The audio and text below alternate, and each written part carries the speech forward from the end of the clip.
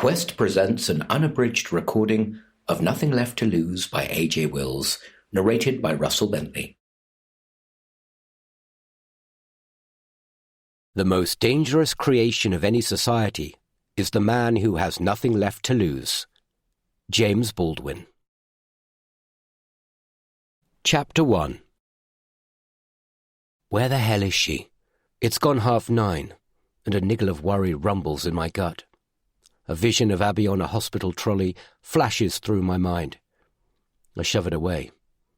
I'm being silly, worrying unnecessarily. I'm sure she's fine. I snatch up my phone and hit the redial button, willing her to answer, hoping for a slurred apology and the sound of music thumping in the background. At least I would know she was safe. I listened to a long, hiss-filled silence, the blood gushing through my ears. A click. Her voice.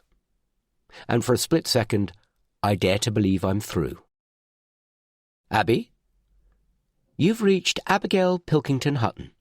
I can't take your call right now, but leave a message.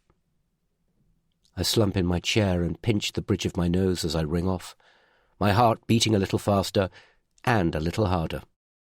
A kaleidoscope of images of my wife's body dumped by the side of the road, bleeding, lifeless, her eyes staring blankly, spiral through my head. Stop it. I refuse to be that husband. She's perfectly capable of looking after herself. She's not a child, and yet I can't help but worry. Of course, the lasagna's ruined. A fiery blast stings my face as I flip open the oven door. I step back to let the curls of steam rush towards the ceiling and peer inside despondently at the charred remains. Shavings of Parmesan cheese are blackened beyond salvation, and crusty tracts of meat sauce have bubbled up and hardened over the sides of the ceramic dish. It's as good as cremated, even though I turned the heat down hours ago. I slam the door shut. Wasting good food irks me, especially when I put effort into cooking. It's not as if it's one of those vile, cardboard-tasting ready meals straight out of a packet. It's an authentic Italian recipe from a dusty old cookbook I picked up in a second-hand bookstore in town. I used a pinch of rosemary and cubes of pan-fried pancetta for the ragu and a sprinkling of nutmeg in the bechamel sauce. A surprise treat to celebrate the end of Abby's trial. I've lost count of the number of evenings and weekends she's given up working on the case, the missed bedtime stories with the girls, the hours going through witness statements one more time. After everything she sacrificed over the last couple of months, I thought tonight we could spend some time together. But she's not come home, and her phone's off. It's not like her. Even when she has to work late, she always calls or messages. But I've heard nothing from her all day, and her phone is going straight to voicemail. I've left at least half a dozen messages, but either she forgot to switch her phone back on when she left court, or she's let the battery run flat. What else can I do but wait and hope she's back soon? Apart from the slow, monotonous tick of the clock and the occasional rumble of a passing car, the house is eerily quiet. I made sure Nora and Katie were in bed early, because I wanted Abby to myself this evening, just the two of us. I'd prepped the lasagna as soon as I'd got in from picking up the girls. Then once they were asleep, I'd lay the table in the kitchen diner and lit a dozen candles, which had slowly melted and flopped until I'd had to blow them all out again. I'm sure she's okay. It's just odd not to hear from her, especially as I thought she'd want to share her news. Instead, I found out from an alert that popped up on my phone. Guilty verdicts on 2 men in torture murder trial. I had to read the story twice, not quite able to believe it. Abby had put her heart and soul into the case while under intense scrutiny from the press, who'd been drawn to court like flies to a rotting carcass. It was one of those 1-in-1,000 trials that had lit up the public's ghoulish imagination and been covered extensively by all the papers and almost nightly on the evening news. Abby probably had her hands full in the aftermath of the verdicts, caught up in the whirlwind of media interviews and, knowing my wife, spending time with the victim's family, ensuring they comprehended what was going to happen next, making them feel included and understood. But where is she now? Probably out celebrating. I only wish she'd pick up her phone and let me know she's safe. It's not too much to ask, is it? With nothing else to do, I sit at the table and peel open the family laptop. I should use the unexpected free time to write up that new pecan and maple pudding recipe I've been working on for my blog. But I can't concentrate. I stare at a blank screen with my mind wandering. While other people like to drink, watch TV or read a book to unwind, I like to cook. I love the creativity and the theatre of it all, losing myself in the rituals of chopping, stirring and tasting, concocting dishes that look, smell and taste divine. And like an actor on stage, revelling in the adulation of an audience hooked on his words and actions, I live for those moments when someone takes their first mouthful of my food.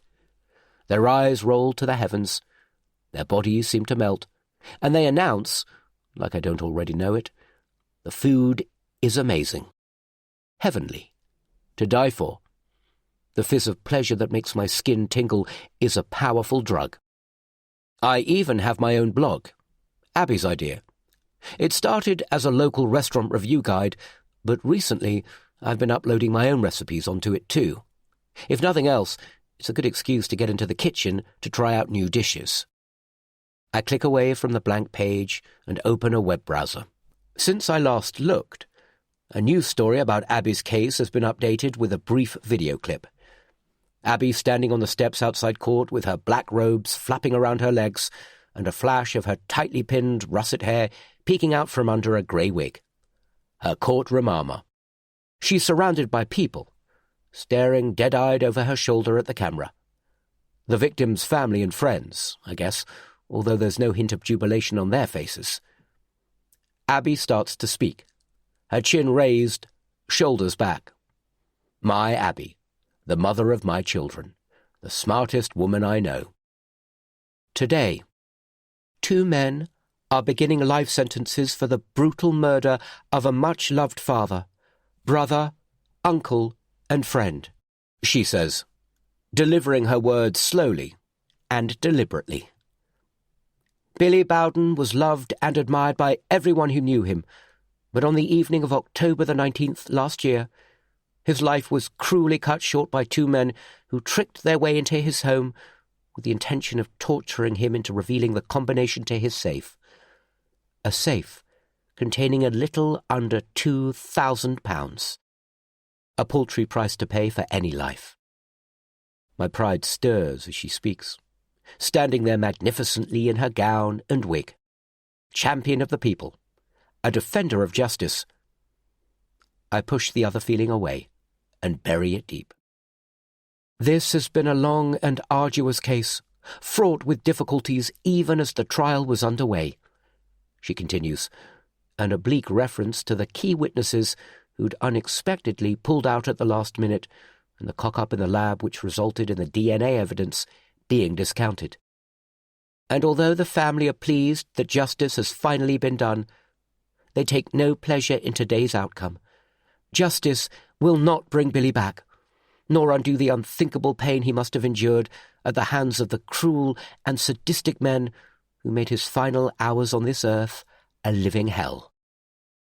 They would like to thank the media for their support during these difficult last few weeks, but would ask now that they are left alone to rebuild their lives.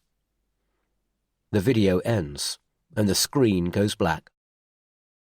Maybe she's hooked up with Felicity, or Colette, and met with them in town. They've all been close since school, and if they've heard about Abby's success on the news, it's possible they've taken her out to celebrate. I already feel better. Abby might be with friends who'll make sure she gets home in one piece. I find Colette's number in my phone. She's the sensible one, the head teacher at Nora and Katie's school. My finger hovers over the dial button. Is that the sound of footsteps on the drive? A key scraping in the lock? I rush into the hall as the front door crashes open and Abby stumbles in, tripping over the doorstep. "You're back. I've been worried. Why didn't you call to let me know you'd be late?"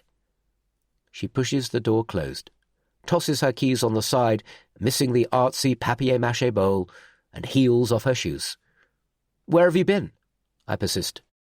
She looks pale and sways unsteadily on her feet. "A few of us went out for a drink after the trial," she mumbles. "Sorry." "And you couldn't find 30 seconds to call or text?" "Don't lecture me, I'm not in the mood." "I was worried, that's all." I catch the bitter claw of alcohol on her breath. "I've been leaving messages on your phone all evening." "My phone died." Her pupils are black and her eyes bloodshot. She avoids my gaze. Something's wrong. She bounces off the wall as she brushes past. "What is it, Abby? What's happened?" I follow her into the kitchen, where she heads for the fridge, hooks out a bottle of Sauvignon Blanc, and pours herself a large glass. I watch her carefully, trying to read her. Her shoulders are tight and her skin pallid. Her lipstick is smudged, and dirty black grains of mascara speckle the dark skin under her eyes.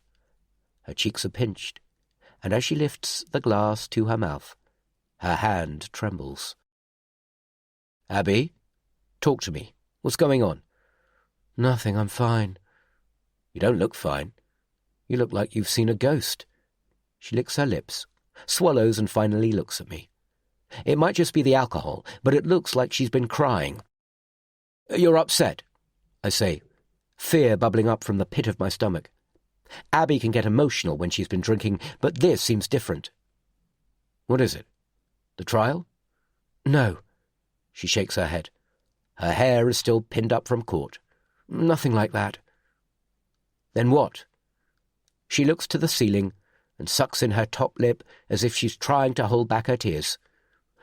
"Don't make a big deal out of it, okay? It was nothing." "Abby, you're scaring me." "I probably imagined it." "Imagined what?" I say, exasperated. Why won't she just tell me? "I think someone followed me home." Chapter 2.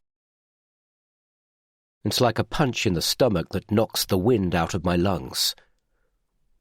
"What do you mean, followed you home?" My head is a blizzard of questions. "I don't know," Abby says, shaking her head. "There was a man." "What man?" "I don't know. I didn't see his face." She bangs the glass on the worktop, and wine sloshes over her hand. "You didn't walk home from town, did you?" "This isn't my fault, Henry. I didn't ask to be followed by some creep." "You should have called a cab." "I thought the walk would clear my head." "Did he say anything? Did he try to touch you?" I know I should be comforting her, reassuring her she's safe now, but the fiery rage of anger is taking hold. I'm conscious of balling my fists and grinding my teeth. I can't help it. "No, nothing like that." "What then? I want to know what happened." "Nothing happened," she replies tartly. "He followed me for a bit and then he was gone. He gave me a scare, that's all." Abby folds her arms across her chest, and her head sags. "We should call the police." "And tell them what? I didn't get a good look at him, and he didn't actually do anything?" "But who knows what he was planning? Maybe you were lucky and he got scared off." "Just forget it," she says. That's easy for her to say. I unball my fists and rub my eyes as Abby pulls up a chair at the table, glancing at the mats and cutlery I laid out hours ago. "I cooked a lasagna for the end of the trial," I explain, "but it's past it now." "Right," she says, coolly, as if I'm trying to score points. "That was thoughtful. I'm sorry." I shrug like it doesn't matter, even though it does. I wanted tonight to be special, and instead we're arguing about how Abby was nearly attacked on her way home. Anything could have happened. I can't understand why she doesn't want to involve the police. What if he attacks another woman? How's she going to feel then? I shudder at the thought. But once Abby's made her mind up about something, I know she'll dig her heels in and won't be convinced otherwise. It's a battle I'll lose. I take a deep breath through my nose, fill my lungs and let it out slowly, releasing the anger and tension inside. I sit at the table and push the laptop to one side. "Where did you go after the trial?" I ask. Just into town with the team. It was supposed to be a thank you for their hard work on the case. I didn't realise the time until Helen and a couple of the others started ordering shots and talking about going on to a club.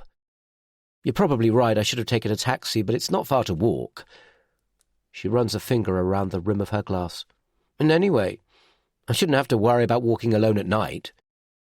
I know, and we shouldn't have to worry about car thieves either, but we still lock our cars. Don't be flippant. I'm just saying. He came out of nowhere. I thought I was imagining it at first, she says. Where? In the housing estate behind the train station. I heard footsteps. He was right behind me, breathing down my neck. You got a look at him then? Abby sighs. No, he had a hood on and kept his head down. I should have taken my trainers in my bag to change into, but I didn't know I was going to walk. And of course my phone was out of charge, and there was no one around. Geez, Abby, he could have... But he didn't.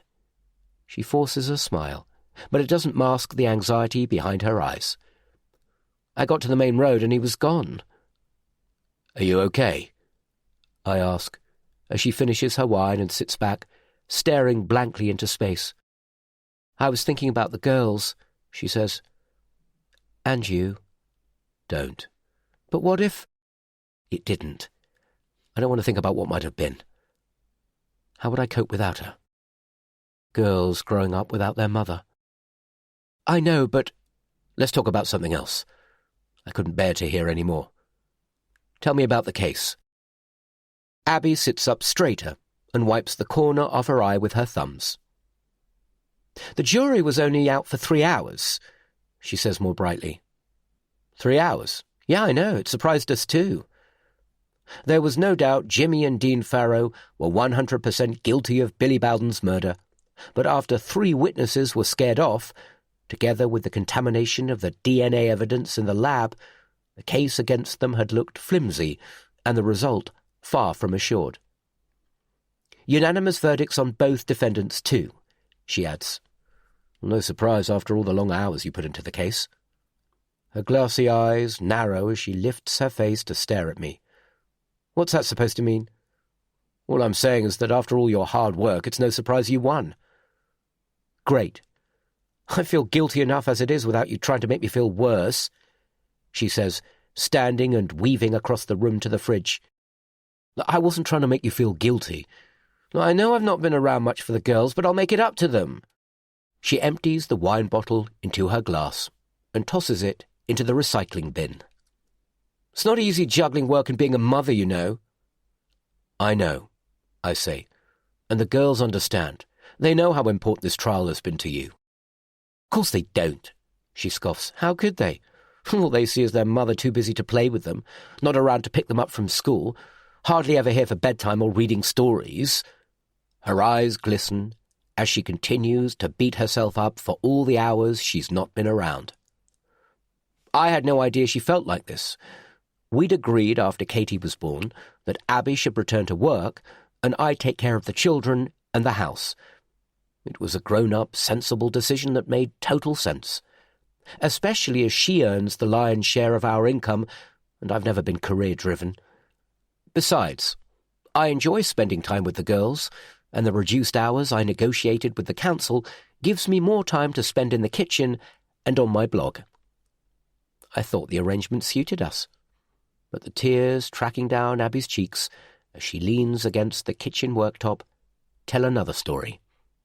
I'm never here for them, she says. Nativity plays, sports days, carol concerts, parents' evenings, I've missed them all. Henry, soon they'll all be grown up, and I'll have missed out on the best part of their childhoods. Hey, what's brought this on? I move towards her and lift her chin with my finger. I hate seeing her upset. You're a great mum and a brilliant lawyer. Don't give yourself such a hard time. But it's true. I'm so wrapped up in work half the time, they hardly ever see me.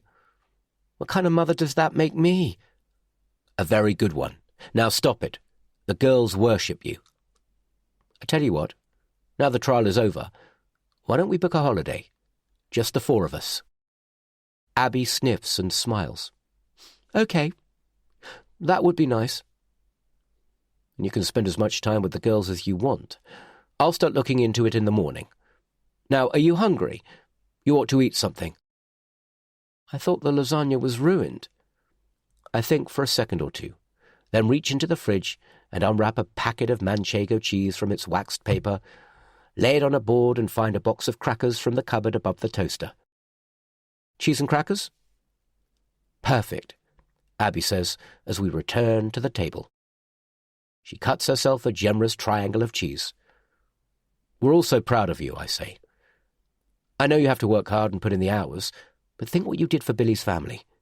You brought them justice. It's as much as anyone could have hoped for." "And to get unanimous verdicts," Abby says, "especially after losing our witnesses. I've been half expecting them to try to nobble the jury."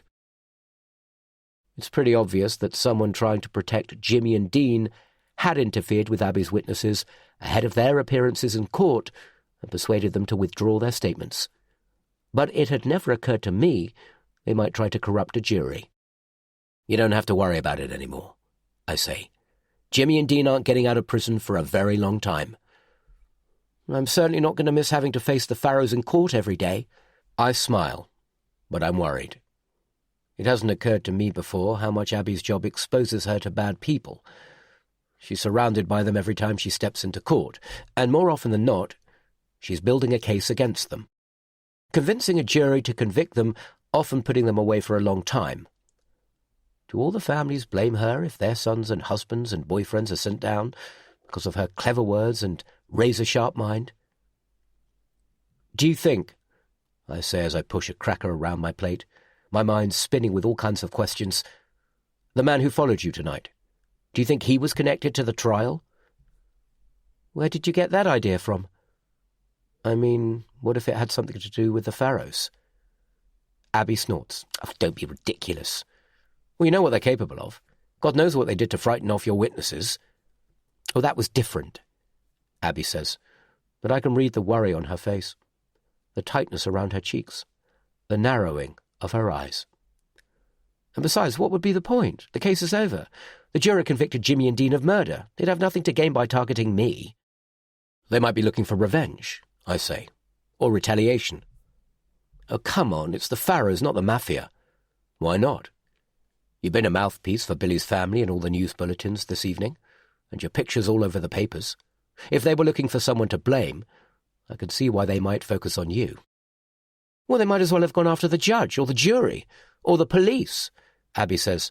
"My role wasn't any more significant than theirs." "All I'm saying is you need to be careful."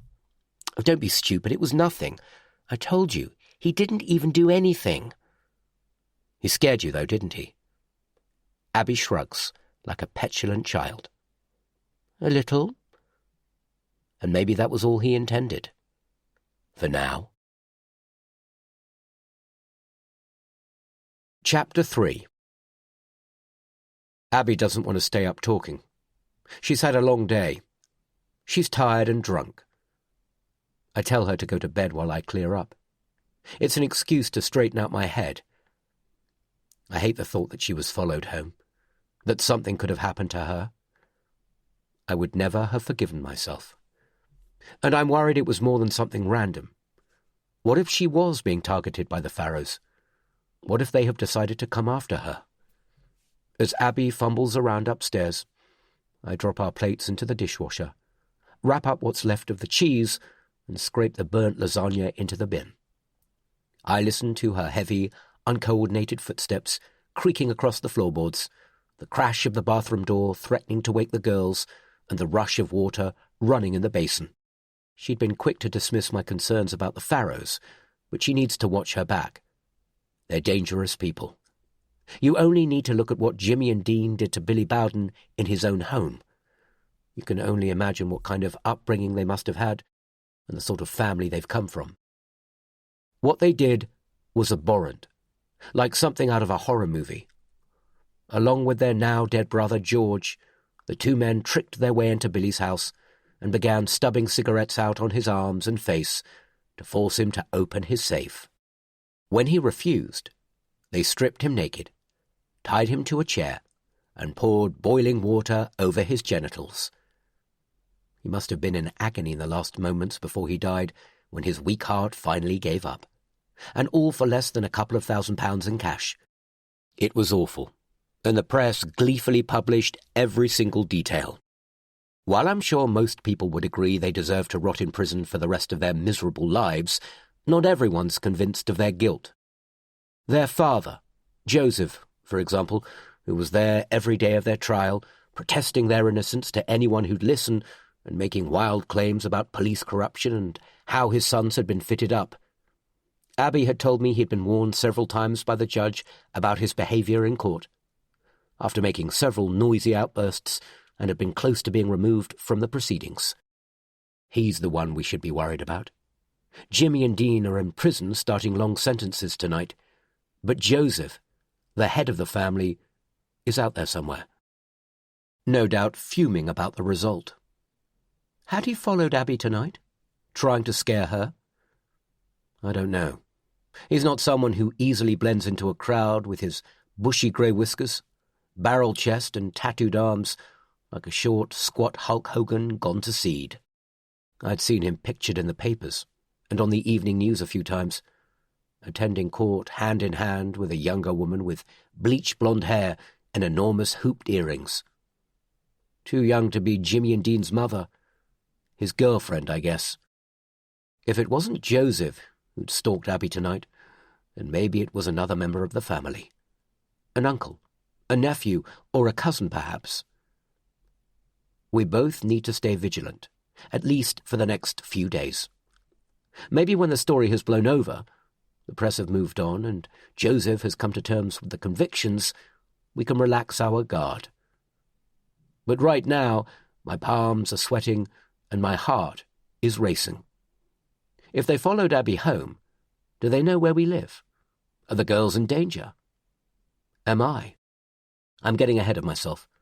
I don't know for sure it has anything to do with them. It could have been a random stranger for all I know, but the timing can't be a coincidence. Still, there's no point working myself up into a state until I know for certain. Even so, I'm not taking any risks. Better safe than sorry. The dishwasher clicks and hums as it floods with water and begins its cleaning cycle. I check the oven is switched off, and before I kill the lights, I lock the back door, slip out the key, and leave it on the side. I'm taking no chances tonight. I won't be able to sleep unless I'm sure the house is totally secure, especially if the Farrows know where we live. I check the window over the sink in the kitchen is shut, put the laptop back on Abby's desk in the corner, and on my way upstairs, stop by the front door. The bolt is gummed up with paint and needs a few sharp thumps with my fist to free it. I force it into its housing, grazing the skin off my knuckles, and secure the deadlock. No one's getting in, short of taking a bulldozer to the door. But as I tramp upstairs to bed, finally allowing myself to relax, I'm jarred by a sudden panic. Are the downstairs windows at the front of the house shut? I can't remember the last time we'd had any of the windows in the living room or dining room open, but I won't be able to settle until I've checked. I steal back downstairs, step into the dining room, and flick on the lights. All the windows are shut and secure, and I'm relieved to find there's no hooded knifeman lurking in the shadows either. It's pathetic. Of course there's no one in the house. My imagination is running out of control. I need to get a grip. I cross the hall into the living room and slip behind the sofa to peer behind the heavy pleated curtains. It's pitch black outside, other than the hazy, flickering orange glow cast by the streetlights. In the house opposite, the lights are on upstairs. I see a shadowy figure pull a blind closed as the moon makes a fleeting appearance from behind a thick blanket of cloud. The window's shut, of course. Why wouldn't it be? We rarely open it, even in the summer. I test it with my fingers just to be sure and make sure the handle is locked. I sigh with relief, happy I'll now be able to sleep. I'm about to step away when I notice Abby's car isn't on the drive next to mine. It takes a second or two to remember she left it in town and walked home. How could I forget? It's all I've thought about since she told me some hooded creep had followed her home. If I get up early, I can cycle in and pick it up before the school run. I don't want her walking to work after what happened tonight. And then something else catches my eye. Movement in the street. I squint. Am I seeing things that aren't there? No. By the lamppost. There's someone out there. I drop the curtain and run for the stairs. I bolt up them 2 at a time, yelling out in panic, completely forgetting Nora and Katie are asleep. Abby! Abby, quickly! I shout, bursting into the bedroom where my wife is climbing into bed. She freezes and stares at me like I'm insane. Henry, what is it? Outside, I gasp, my chest tight. There's someone out there. Where? Out the front, in the street, by the lamppost. I gasp. There's someone out there watching the house. Abby's eyes open wide, but she doesn't move. She stays in bed, half in, half out, clutching the duvet tightly in one hand, as if my words have cast a spell on her, turning her to stone. Look for yourself, I say, switching off the main light and hurrying to the window. I yank back the curtain an inch and peek through the crack, my breath frosting the glass. Abby creeps out of bed in her pyjamas and pads slowly across the carpet towards me. It's the man who followed you earlier, I say, my breath coming slowly back under control. Where? There's a tremor in Abby's voice. It can't be. It won't settle her nerves, but I need her to see. If this is the same guy who followed her home, and now he's turned up at the house, we definitely need to involve the police. There, I say, pointing to the lamppost where I'd seen a hooded man loitering. Head down, hands in his pockets, casually leaning, watching our house, watching us. But as I stare into the gloom, there's no one there.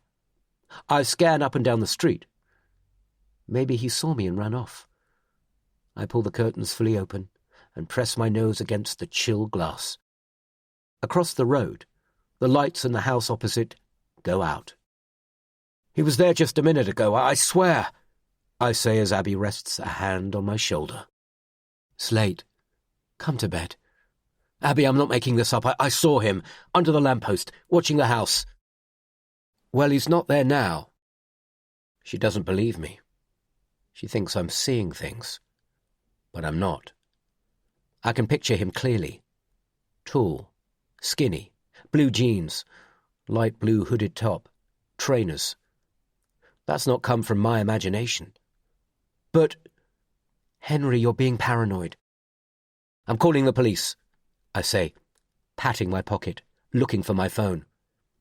Look, there's no one there. You're tired. Get some sleep. Things will be clearer in the morning. She thinks I'm projecting my fears. But I definitely saw someone, didn't I? A thumping tension headache is building behind my eyes, but I'm not going mad. I know what I saw. But if Abby doesn't believe me, how can I possibly expect the police to take me seriously? I slip my phone back in my pocket and reluctantly draw the curtains. Abby climbs back into bed, plumps up her pillow, and pulls the duvet over her shoulders while I slope into the bathroom to wash my face and clear my head. I know what I saw. There was someone out there in the street, staring up at the house from under the darkness of a hood. The chances are it's the same man who followed Abby home, who now knows where we live. But what does he want? Is he just trying to scare us?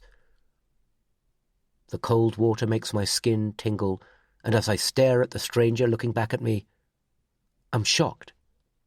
My eyes are hollow and ringed with dark bags. My face, pallid. I look tired and tense. I brush my teeth, undress, and climb into bed. I can tell Abby is already asleep from the way her breathing has become slow and heavy. I don't know how she's found peace so easily. I guess it's the booze.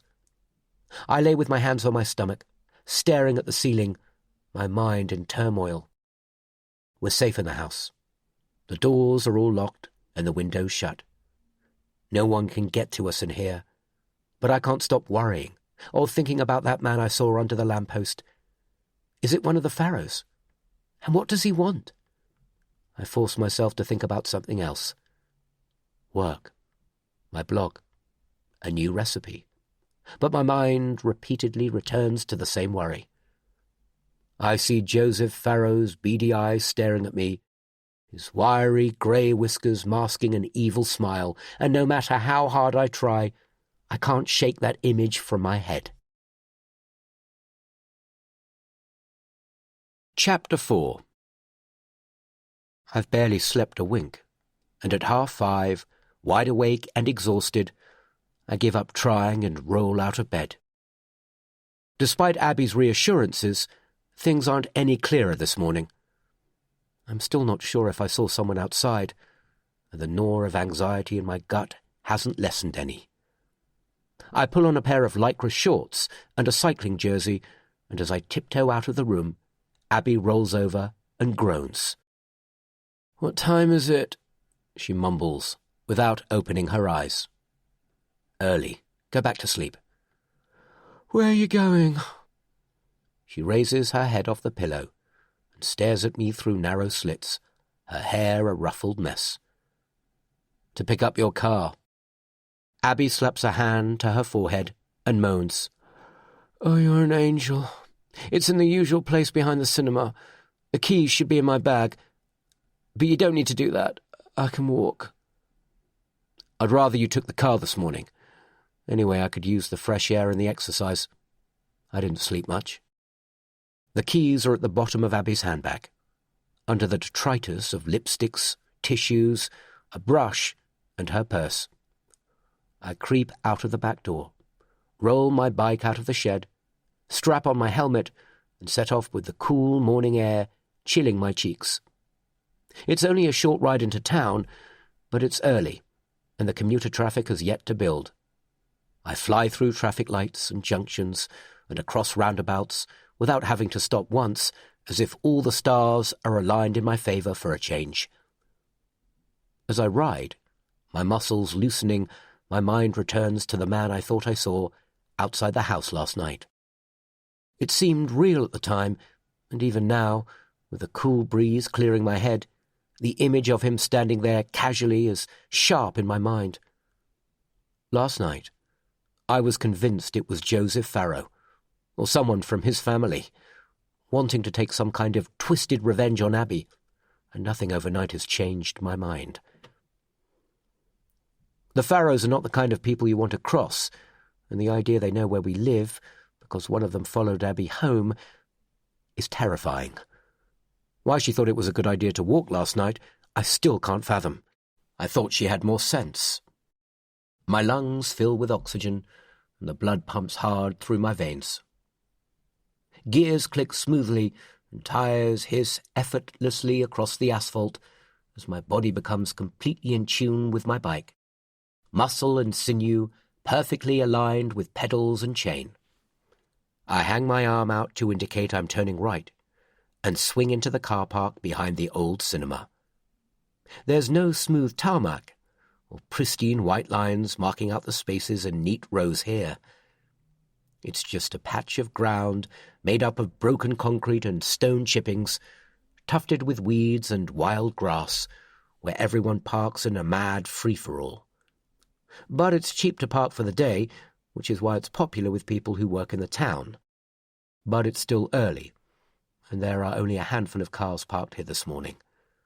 Among them is Abby's Mini, her pride and joy, finished in petrol blue metallic paint with a white roof and matching wing mirrors.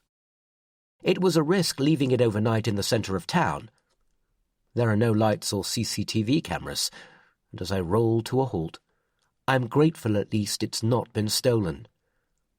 However, I immediately notice the damage to the windscreen. Someone's attacked it with a sharp stone or a screwdriver. It's not an irregular random scratch, but a word deliberately etched into the glass. The lines and curves of each letter have been gone over roughly several times until they've been gouged deeply into the glass. The letters look ragged and aggressive. At first, It makes no sense. The word looks like tore, but with the R flipped and written in reverse. A graffiti tag, perhaps. I groan as I run my fingers over it. Why are some people so incapable of respecting other people's property these days? It was probably kids hanging around the car park at night with nothing better to do. Abby's going to hit the roof, but it's her own fault. She should have paid to leave it overnight in the secure multi-story.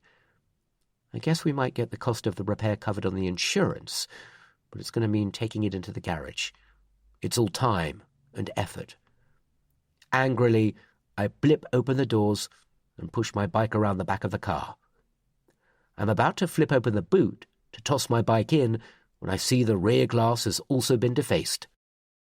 2 more words etched in capital letters, similar to the graffiti on the windscreen. It's been done by the same person. In hell, it says. A cold shiver runs from the back of my neck to the base of my spine. Stunned, I glance around as if whoever did this might still be hanging around, watching for my reaction. But the car park's empty. They've long gone. How am I going to tell Abby? I can't hide it from her. She's going to notice it as soon as she sees the car. Hastily, I remove the front and back wheels from my bike and shove them in the boot, wrapping them in an old sheet with the frame. And then, with my heart still pounding, I jump in behind the wheel and slot the key in the ignition. The word scratched into the windscreen is directly in my eyeline. I gasp. The word isn't tore, as I first thought, and I'm pretty sure it's not a graffiti tag. It's been written in reverse to be legible to anyone sitting in the car. When I glance up, the words etched into the rear glass fill the overhead mirror. Only now does it become obvious that the words are intended to be read together and deliberately scratched into the glass where they can't be missed. I try to swallow the lump that's formed in my throat, fighting the panic like fire rushing through my veins. Rot in hell. A message, not random graffiti. This isn't good. This isn't good at all. Chapter 5. Abby sits behind the wheel of her car on our drive, staring at the letters etched menacingly into the windscreen. Oh my God. My poor car. Who could have done something like that? It's worse. Look in the mirror. It's better to show her than to try to explain. Rot in hell? What's that supposed to mean? I don't know, I say, but don't worry. I'll get it sorted for you. It'll probably need replacement glass front and back. How much is that going to cost? Well, the insurance should cover it, but I'll need to report it to the police to get a crime number. Abby hauls herself out of the car and slams the door shut. She's erased any evidence of a hangover behind a perfect layer of makeup. Bloody kids, she mumbles. Or maybe it wasn't kids. She frowns. What if it was the Pharaohs? I heave my bike out of the boot and reassemble it on the drive. She shakes her head, but I can see the doubt in her eyes.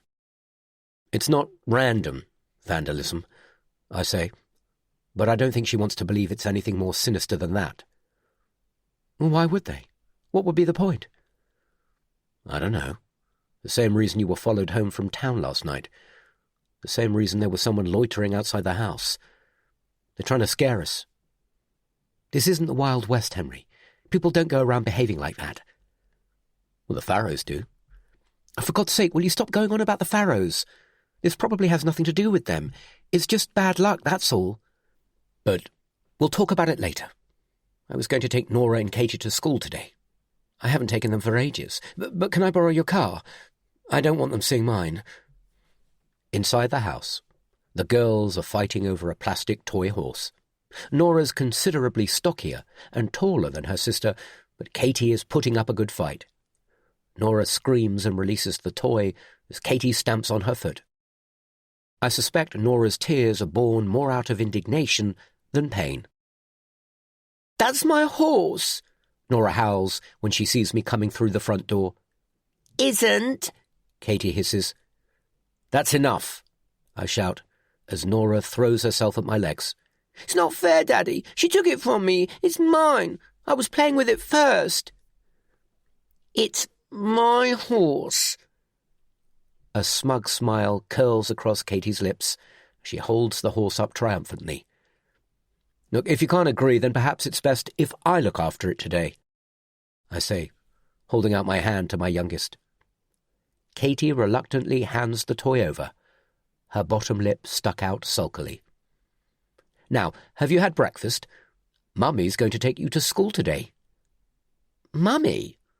Nora's brow furrows. Abby appears at my side. "That'll be a treat, won't it, girls?" "But Daddy always takes us to school." I wince. Abby's desperate to reconnect with the girls, but we've established a routine. We're always out of the door by 8:30. I let Nora sit in the front seat of the car, and we sing along to Little Mix songs all the way to school. We park on one of the side roads and walk to the playground, playing games or chatting about their day ahead. We repeat the same routine in reverse on the way home. "But Mummy wants to take you today," I say. "Won't that be lovely? All the girls together." "Not fair," Katie harumphs. "Oh, don't be silly. You'll hurt Mummy's feelings." "Well, it's nice to be so popular," Abby says, bristling. They're only kids. She should know better than to take anything they say seriously. But I remember what she said last night when she was drunk. She feels like a failure because she doesn't spend as much time as she'd like with them. Look, don't take it personally.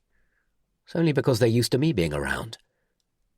I kiss her on the cheek, inhaling the scent of her perfume. "Get off, you're all sweaty." She pushes me away. "Go and have a shower." I check my watch. "You need to have them out of the house by 8:30. Yes, I know. Right, girls. Kitchen, you need to have breakfast. Otherwise you're going to be hungry."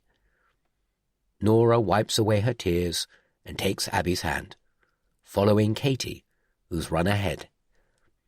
"Oh, and don't give Katie toast," I say. "That bread brings out her eczema." "Right," Abby says.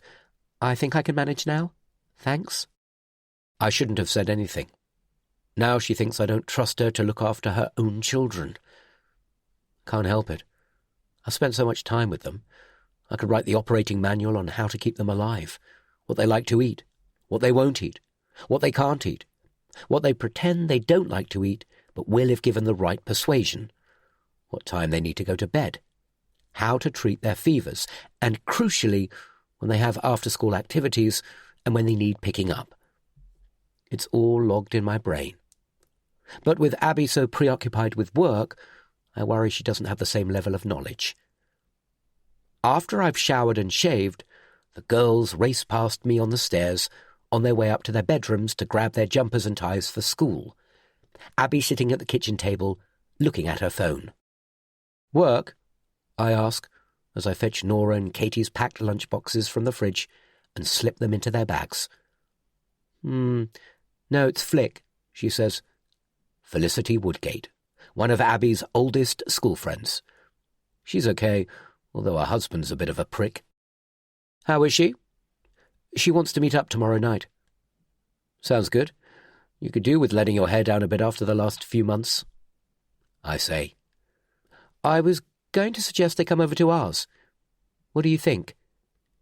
She stands and sidles up to me, biting her bottom lip. I know that look. She puts her arms around my waist and presses her body close to mine. "That's fine." I kiss the soft skin on her neck below her ear. "Would you cook?" "Dinner? Well, I know how much you like to show off in the kitchen." I groan. "Tomorrow night? There's not much notice, Abby." I love to cook, but I also like to have time to plan things properly and to think about menus and ingredients. It's a creative process that can't be rushed. You don't have to do anything special, but we haven't had the gang around for ages. The gang? That meant she also wanted to invite Felicity and Colette's awful husbands, and I couldn't stand them, especially after the last time we'd all been out. That had been a fiasco of epic proportions. But how could I say no? After all the stress Abby had been through in the last few months, it was the least I could do. If it meant keeping Abby happy, I'd have to bite my tongue. "We've not been together since Meld," Abby says. "Don't remind me." "Oh, come on, put it behind you. You can't stay cross with Johnny and Ralph forever." I would never forgive them for what had happened that night. But she was right. It was petty to hold a grudge. "Fine," I say. "Invite them. I'll have a think about what I can knock up." Her face cracks into a wide, beaming smile as her fingers tap on the screen of her mobile. "Great. I'll let them know." Chapter 6. Without the hassle of the school run, I arrive at the office 10 minutes early and use the time to brew a strong coffee before making it to my desk and firing up my computer. I'm so tired, my eyes gritty and sore, that I need something to keep me awake through the morning. My ancient PC chugs and whirs and eventually springs to life with a welcoming, chirruping chorus. 50 new emails since I last logged on. Where the hell have they all come from? I close my inbox down again, my mind distracted. I can't focus on work this morning. I have bigger things to worry about, like the attack on Abby's car and what, if anything, the Pharaohs have to do with it. I glance over my shoulder, but no one's paying any attention to me, so I open an internet browser and search for news items about Abby's trial. I'm surprised by how many articles there are, many with the same or similar headlines. Sadistic brothers who tortured man to death, guilty of murder. I run a cursory eye over a few of the stories, but I'm not interested in the details of the case. I know it inside out. Abby and I have talked about little else in the last few weeks. It's taken over her life, and so, by extension, mine. What I'm looking for is background information on the convicted men, Jimmy and Dean Farrow, and the wider family. The Farrow name was vaguely familiar to me before the murder. I know they're a notorious criminal family, but that's as far as it goes. I guess if I can find out something about their past, I'll better understand what they're capable of, although part of me wonders whether I really want to know. A few reports carry pictures of Jimmy and Dean's father, Joseph, flicking 2 fingers up at the camera. At least, I think that's what he's doing, as that part of the image has been pixelated. When I run a search on his name, a long list of historic court and crime stories comes up. He's like a one-man crime wave. He has convictions for assault, possession of offensive weapons, burglary, and extortion. Plus, interestingly, several convictions for intimidating witnesses. The man's been in and out of prison more often than I've been to the supermarket. It makes me think it's more and more likely that Joseph Farrow was behind the damage to Abby's car. At the very least, he sanctioned it. Looking at his past, it's exactly the nasty, vindictive kind of thing he'd do. "What are you looking at?" The voice over my shoulder makes me jump. I snap the web page closed as Zena, one of our junior assistant planning officers, sits on my desk, swinging her legs. "Nothing," I say, sounding as guilty as Adam in the Garden of Eden. "Reading up on your wife's case?" Zena joined us straight from university, but is stuck in that awkward transitional phase between being a student and an employee. Her clothes are more bohemian than professional. She has striking, raven black hair, cut in a severe fringe just above the arch of her eyebrows. She always wears bright, letterbox red lipstick and heavy eyeliner. She thinks it makes her look alluring. Kooky, like a wild siren. But it's a front.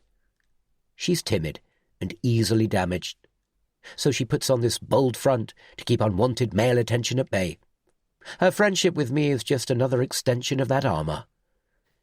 She sees me as some kind of father figure, safe, non-threatening, very much married, but someone who can guide her through the peculiarities of working in a council planning office. I should be flattered, but with my 40th looming in a matter of days, She just makes me feel old. Christ, she probably can't even remember the millennium. Just checking the coverage, I say. You okay? You look terrible. Thanks. Didn't sleep much last night. I run a hand over my face. Oh, she says, but doesn't ask why. She's more interested in what other people are saying and thinking about her. It's an age thing. Another one of the Instagram generation more interested in her likes and follows. The modern-day yardstick of popularity. You coming to this meeting? I look at her blankly for a second, my sleep-deprived brain working in slow motion. God, yes, I'd almost forgotten, I say, glancing at my watch. The rest of the office is already shuffling towards the conference room. I was so focused on the Pharaohs that the departmental meeting has slipped my mind. I jump up as the phone on my desk rings. It'll have to wait or I'm going to be late. I ferret through a drawer in my desk for a notebook, and after 4 rings, the phone diverts to my voicemail. A recording of my nasally voice cuts in, announcing I'm unavailable, and giving out my mobile number to try. It reminds me to switch it to silent. Zena and I take seats at the back of the conference room together, next to the window overlooking the car park. At least it's something to look at. These meetings are as dull as counting sheep, and about as soporific. It doesn't help that Roger Heathfield, our principal planning officer, has a tone and manner that can cure insomnia. As he stands at the front, clears his throat and mumbles through an introduction, my mind wanders back to the Pharaohs. What do they want? Are they planning anything else? And what do they possibly hope to achieve? As Abby said, the trial is over. Jimmy and Dean have been convicted. Targeting her makes no sense, but I guess these aren't people who think and act in the same way as the rest of us. Roger drones on about budgets and overspends. I glance out of the window and watch a white van swing into the car park. It pulls up outside reception directly below me. By craning my neck, I can see the driver jump out, remove a stack of boxes from the back, and wheel them inside on a sack barrow. It's marginally more interesting than what Roger has to say. He's moved on to health and safety matters and a new set of procedures the council has introduced for all staff. I stifle a yawn, my heavy eyelids fluttering, and pick out Abby's Mini. A mobile windscreen fitter is due out early afternoon to replace the glass. I thought Abby would go berserk when I showed her the damage, but she's been remarkably calm. She loves that Mini, but it's only a lump of metal and plastic. Funny how people attribute such powerful emotions to inanimate objects. I joke sometimes that she loves that car more than me. She's never denied it. She's always taking it off to have it cleaned and valeted. It costs a small fortune. But I don't really mind. If Abby's happy, I'm happy. Henry? I'm vaguely aware of Roger calling my name, but at the same moment, I spot a lone figure standing in the car park, looking up at me. Hood over his head. Hands in his pockets. I narrow my eyes and snatch a shocked breath, wondering again if I'm imagining things. I rub my tired eyes, and for a fleeting second, I think I'm going to faint as the blood rushes from my head to my toes. Henry, are you all right? Zena touches my arm. He's still there, staring up at the window, his face obscured. It's the same man who was outside the house. I'm sure of it. Same build, same height, same hooded top. Or at least it looks the same. He's followed me to work. But why? What does he want? Why can't they leave us alone? I'm sorry, I gasp, jumping out of my seat, aware of the growing sweat patches under my arms. I need some air. I push past Zena's outstretched legs, stumbling, clumsily brushing past people in my haste to get out of the room. I mumble an apology as I stand on someone's foot, my hand grasping for the door handle. Then I'm spilling out into the office, my head spinning. I run past my desk, into the corridor, and shoulder my way into the men's toilets. I'm going to be sick. I barge into a cubicle and and slam the door shut, then pull out my phone and, with shaking hands, call Abby. Chapter 7. Henry? What's wrong? There's a note of alarm in Abby's voice. Take a deep breath and talk to me. He's here. The man who followed you home. The one I saw outside the house. I gasp, my words tumbling from my mouth. All right, she says, but I hear the skepticism in her tone. Why does she never believe me? She has this habit of treating me like an idiot, as if I don't know what I'm talking about. I'm sure she doesn't mean to, but the condescending tone she takes, as if she's superior to me, is like fingernails down a chalkboard. It's bad enough that she's the main breadwinner, without her belittling me. Did you get a good look at him? She asks.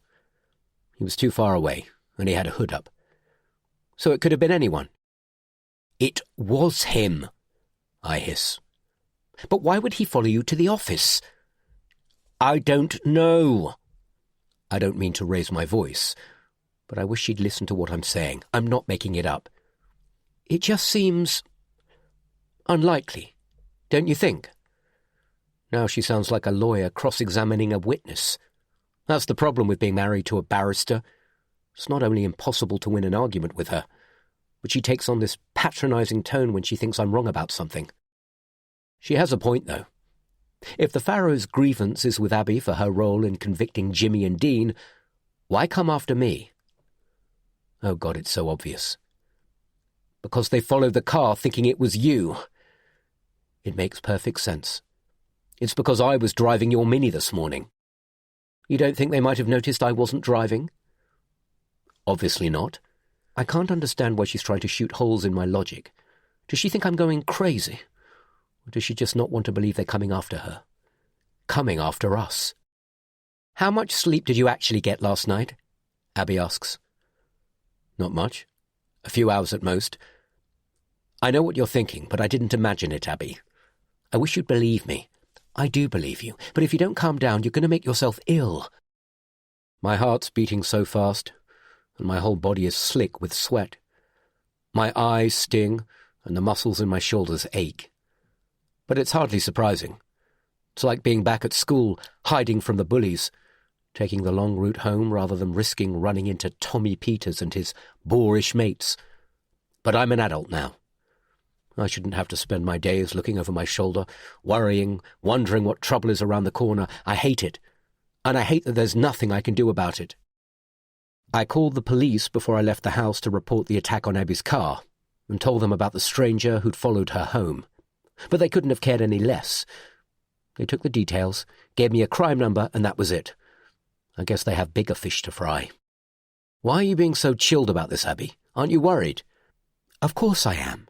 But what good is worrying going to do? She says. There's no point both of us getting worked up, imagining every face in the crowd is out to get us. Is that what you think I'm doing? No, I'm just saying one of us needs to keep a level head. If this is Joseph Farrow, we need to be worried. You know what that family's like. They nobbled 3 of your witnesses for a start, I say. You know what Joseph Farrow looks like, right? Abby asks. You've seen pictures of him. You wouldn't be able to miss him if you saw him in the street. Yeah, I say, thinking of the pictures I've seen in the papers. Of course, why? So you'd recognize him if he was standing in the car park? I shuffle my feet anxiously. I know where she's going with this. It wasn't him, I mumble. But he might have put someone else up to it. It could be a cousin, or a nephew. I hear Abby's high heels clatter across the wooden floor of her office. I tell you what. Is he still out there? I don't know. I can't see from here. I let myself out of the cubicle, but the window in the gents' toilets has frosted glass, which I can't see through. Why don't you go outside and speak to him? Find out what he wants. What? Talk to him. Put your mind at rest, Abby says deadpan. She's serious. I can't do that. Why not? It could be dangerous. Abby sighs. What about seeing if you can take a picture of him? Typical of Abby to be so practical. I'd have never thought of that. I could probably snatch a picture on my phone if I could get close enough without scaring him off. Then we might at least be able to identify him. We could even go back to the police. It's evidence we're being harassed. Okay, I'll give it a go. Let me know how you get on. Listen, I've got to go. I'm supposed to be in court. I'll speak to you tonight. Abby hangs up without even a goodbye, and I'm left holding a silent phone to my ear. Trying to get a picture of the guy outside isn't a bad idea, though. At least it's something practical I can do, and if I can get the picture, maybe Abby will take me more seriously. I wash my face with cold water and take a moment to compose myself before returning to the office. I'm dismayed to see the meeting hasn't finished yet, and I creep back into the conference room with an apologetic nod to Roger, who's still going strong, even though I can see he's totally lost the room. Everyone's slumped in their seats looking bored. "Everything okay?" Zena asks as she tucks in her knees to let me past. I glance furtively out of the window, but there's no one out there. The man's gone, for now at least. "Did you see that guy out there earlier?" I ask. Zena follows my gaze out of the window, frowning under her perfect fringe. "What guy?" "A guy in a hooded top, watching us. Oh, it doesn't matter," I say as I retake my seat. "Are you sure you're okay? You look like you've seen a ghost." "Is there a problem back there?" Roger has stopped talking and is staring at us with eyebrows raised. "No, sorry, Roger," Zena answers before I can speak. "Then perhaps you could show a little courtesy and not talk all the way through my meeting, please, Miss Edwards. There'll be plenty of time over lunch to catch up on the latest Love Island gossip." The room titters. What a patronising prick. My skin prickles with irritation as Zena stiffens. Embarrassed. Fancy speaking to her like that in front of everyone. "That's out of line, Roger," I say before I can stop myself. I'm in no mood for it today. I'm tired, irritable and stressed. It's my fault. I'm not feeling so good. Zena was only asking if I'm okay. "I wouldn't mind Zena checking if I was okay." Connor, another junior member of the team who really ought to know better, quips. He's always fancied himself as the class joker, the smart kid at the back with the witty put-down and an over-inflated opinion of his own importance. The smart-ass who always writes offensive rather than amusing comments in people's birthday and leaving cards, and who loves to come in on a Monday morning bragging about his weekend conquests. Desperately trying to be loved. Hopelessly ill-equipped for office life. I'm fed up with his sexist bullshit, especially when it's at Zena's expense. "What did you say?" I ask, fixing him with a stare. Connor shrugs, his boyish cheeks turning rosy. "Nothing," he mumbles. Not so smart now as all eyes in the room turn on him and he squirms uncomfortably. "Apologise," I demand. "What?" He looks horrified. "Apologise to Zena for being a male chauvinist pig," I say. "All right, Henry, that'll do," Roger says, trying to defuse the situation. Not until he's apologised. I keep my eyes fixed on Connor, enjoying his obvious discomfort. "Connor, just apologise, will you?" Roger says, rolling his eyes. "Then we can get on." Connor folds his arms defensively across his chest. "All right, I'm sorry. Happy now?" "Watch your mouth in future," I tell him. "Thank you, Henry, that's enough. Leave the discipline to me." That's it. I've had it. I can't concentrate on work anyway. I shouldn't be here. I pinch the bridge of my nose to relieve the pressure behind my eyes. "You know what?" I say, standing. "I'm going to take the rest of the day off. I'll be on my mobile if anything urgent crops up." Chapter 8. The letter is lying on top of a pile of bills, pristine white against the mud-coloured qua mat. There's nothing ominous about it, other than it has no name or address on it, and no stamp, which means it's been hand-delivered. I don't even give it a second thought as I let myself into the house, sweep it up with the other post, and put it on the side while I make myself a cup of tea. My head's pounding, and I'm nauseous with exhaustion. My neck is knotted with stress, and my energy has dipped. Maybe I'm coming down with something. There was a nasty bug going around the office a few weeks ago, and it would be just my luck that I've picked it up. I'd have been useless if I'd stayed at work. Better to take the day off to rest and recuperate. And with Colette and Felicity coming to dinner with their dreadful husbands tomorrow, I need to be fighting fit. Otherwise I'll never cope, especially as I'm supposed to be cooking. Which reminds me, I need to think about menus. Maybe seafood to start, nothing too heavy. Oysters or scallops, perhaps. Something oozing with taste that leaves them wanting more. And for the main, a twist on a classic. I could do steaks with a celeriac puree. Simple, elegant, classy. I don't need their approval, and yet I crave it. And of course, all the talk will be about how amazing Abby was to win her court case, and how she was all over the news. Nobody could be prouder of her than me. She pulled that result out of the bag even with her case falling apart. She deserves a bloody medal. But honestly, I could do without an evening of Colette and Felicity fawning all over her, telling her how simply wonderful she is.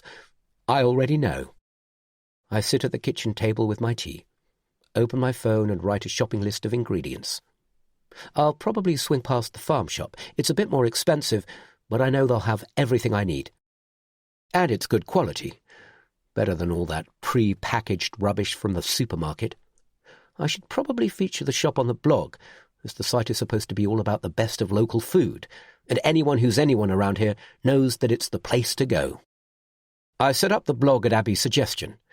The original plan was to provide honest, no-holds-barred reviews of the best and worst restaurants in the area. We called it Nosha Bites Back, and kept the reviews anonymous so they could be genuinely critical without fear of comeback. I intended Nosha to become a trusted online food critic, who lifted the lid on the restaurant scene around here in the same way Belle du Jour had once revealed the seedy underbelly of prostitution in London.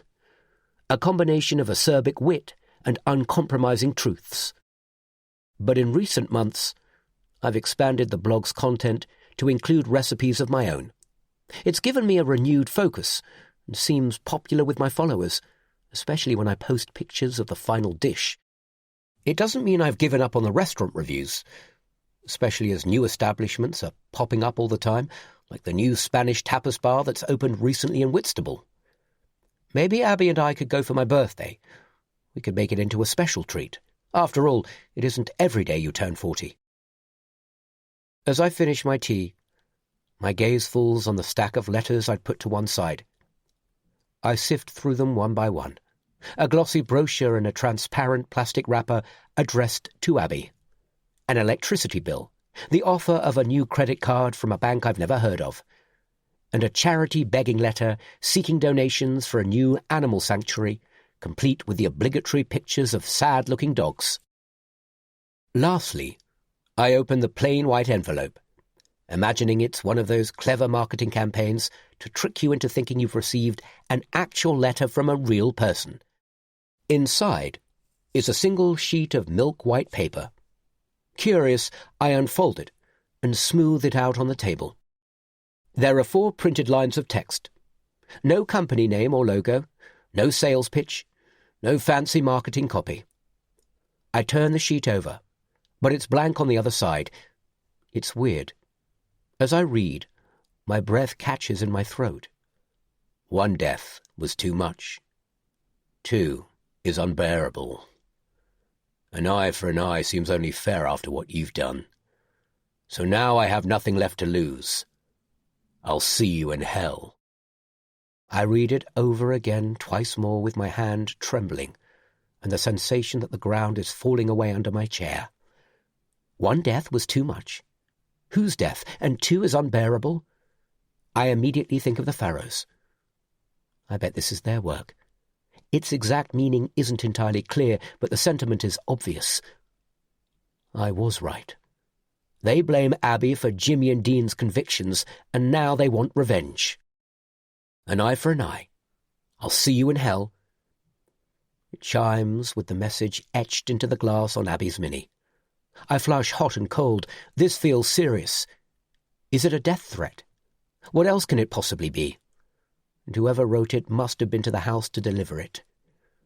That means they came right up the drive and stood on the doorstep. I should call Abby. But what about the girls? Are they in danger? Should I collect them from school early, just in case? Or am I overreacting? It's only a letter. Words on a piece of paper, but the tone and the language are deeply disturbing. Perhaps I should call the police. Or is it better to ignore it? I have absolutely no idea what to do. I resist the urge to call Abby at work because she'd only worry, and there's nothing she can do about it.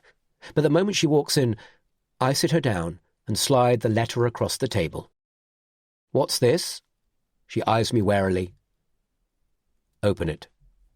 She slips the sheet of paper out of the envelope and gingerly unfolds it.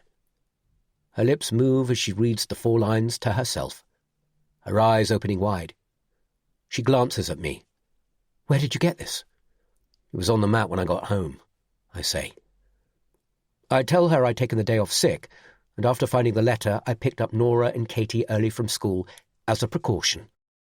She puffs out her cheeks as she reads the letter again, then drops it on the table and folds her arms. I wouldn't worry about it. What? Why? They're threatening us, can't you see? She shrugs. The world's full of weirdos who get a kick out of sending shit like this. We get loads of these in the office. Well, you're not worried? No. I've spent most of the day pacing up and down the house, my mind in turmoil, unable to think about anything else. The only brief distraction was the arrival of the windscreen repair technician to fix Abby's car. Why is she being so relaxed? Isn't she worried? But what if it's from the Farrows? Look, people get fixated on big cases, especially when there's been so much media coverage. It'll be some sad little man who still lives with his mother, cloistered away in his bedroom on his computer with nothing better to do. I can't believe what I'm hearing. Yeah, but it was hand-delivered. Whoever wrote it knows where we live and has been to the house. Doesn't that concern you even a bit? Aren't you worried about the girls? Abby carefully folds the letter back into its envelope and pushes it my way. The best place for it is the bin, she says. It's a letter from a crank. Ignore it. But the threat, I say, wanting to shake her to her senses. An eye for an eye. I'll see you in hell. It doesn't mean anything. It's gibberish. 1 death was too much. 2 is unbearable. That has to be a reference to the court case. Billy Bowden's death first, followed by George's death in custody.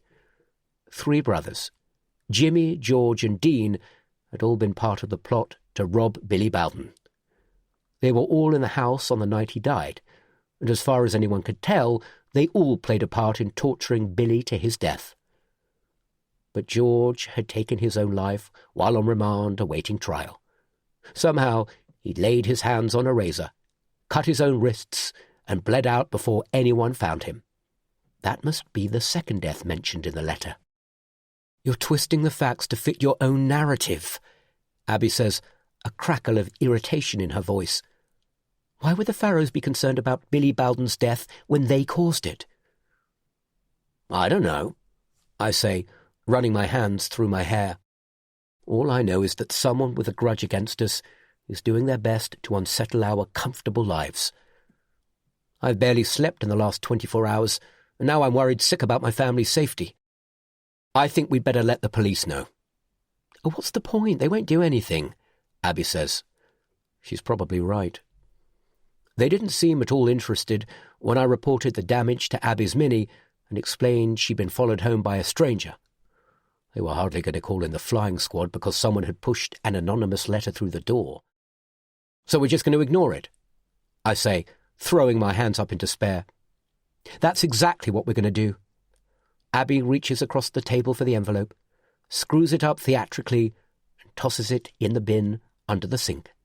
There, it's gone, she says, rubbing her hands as if she's cleaning them. Now I suggest you forget all about it and stop stressing. I'd feel better if we reported it. At least the police would have a record if something happened, I say.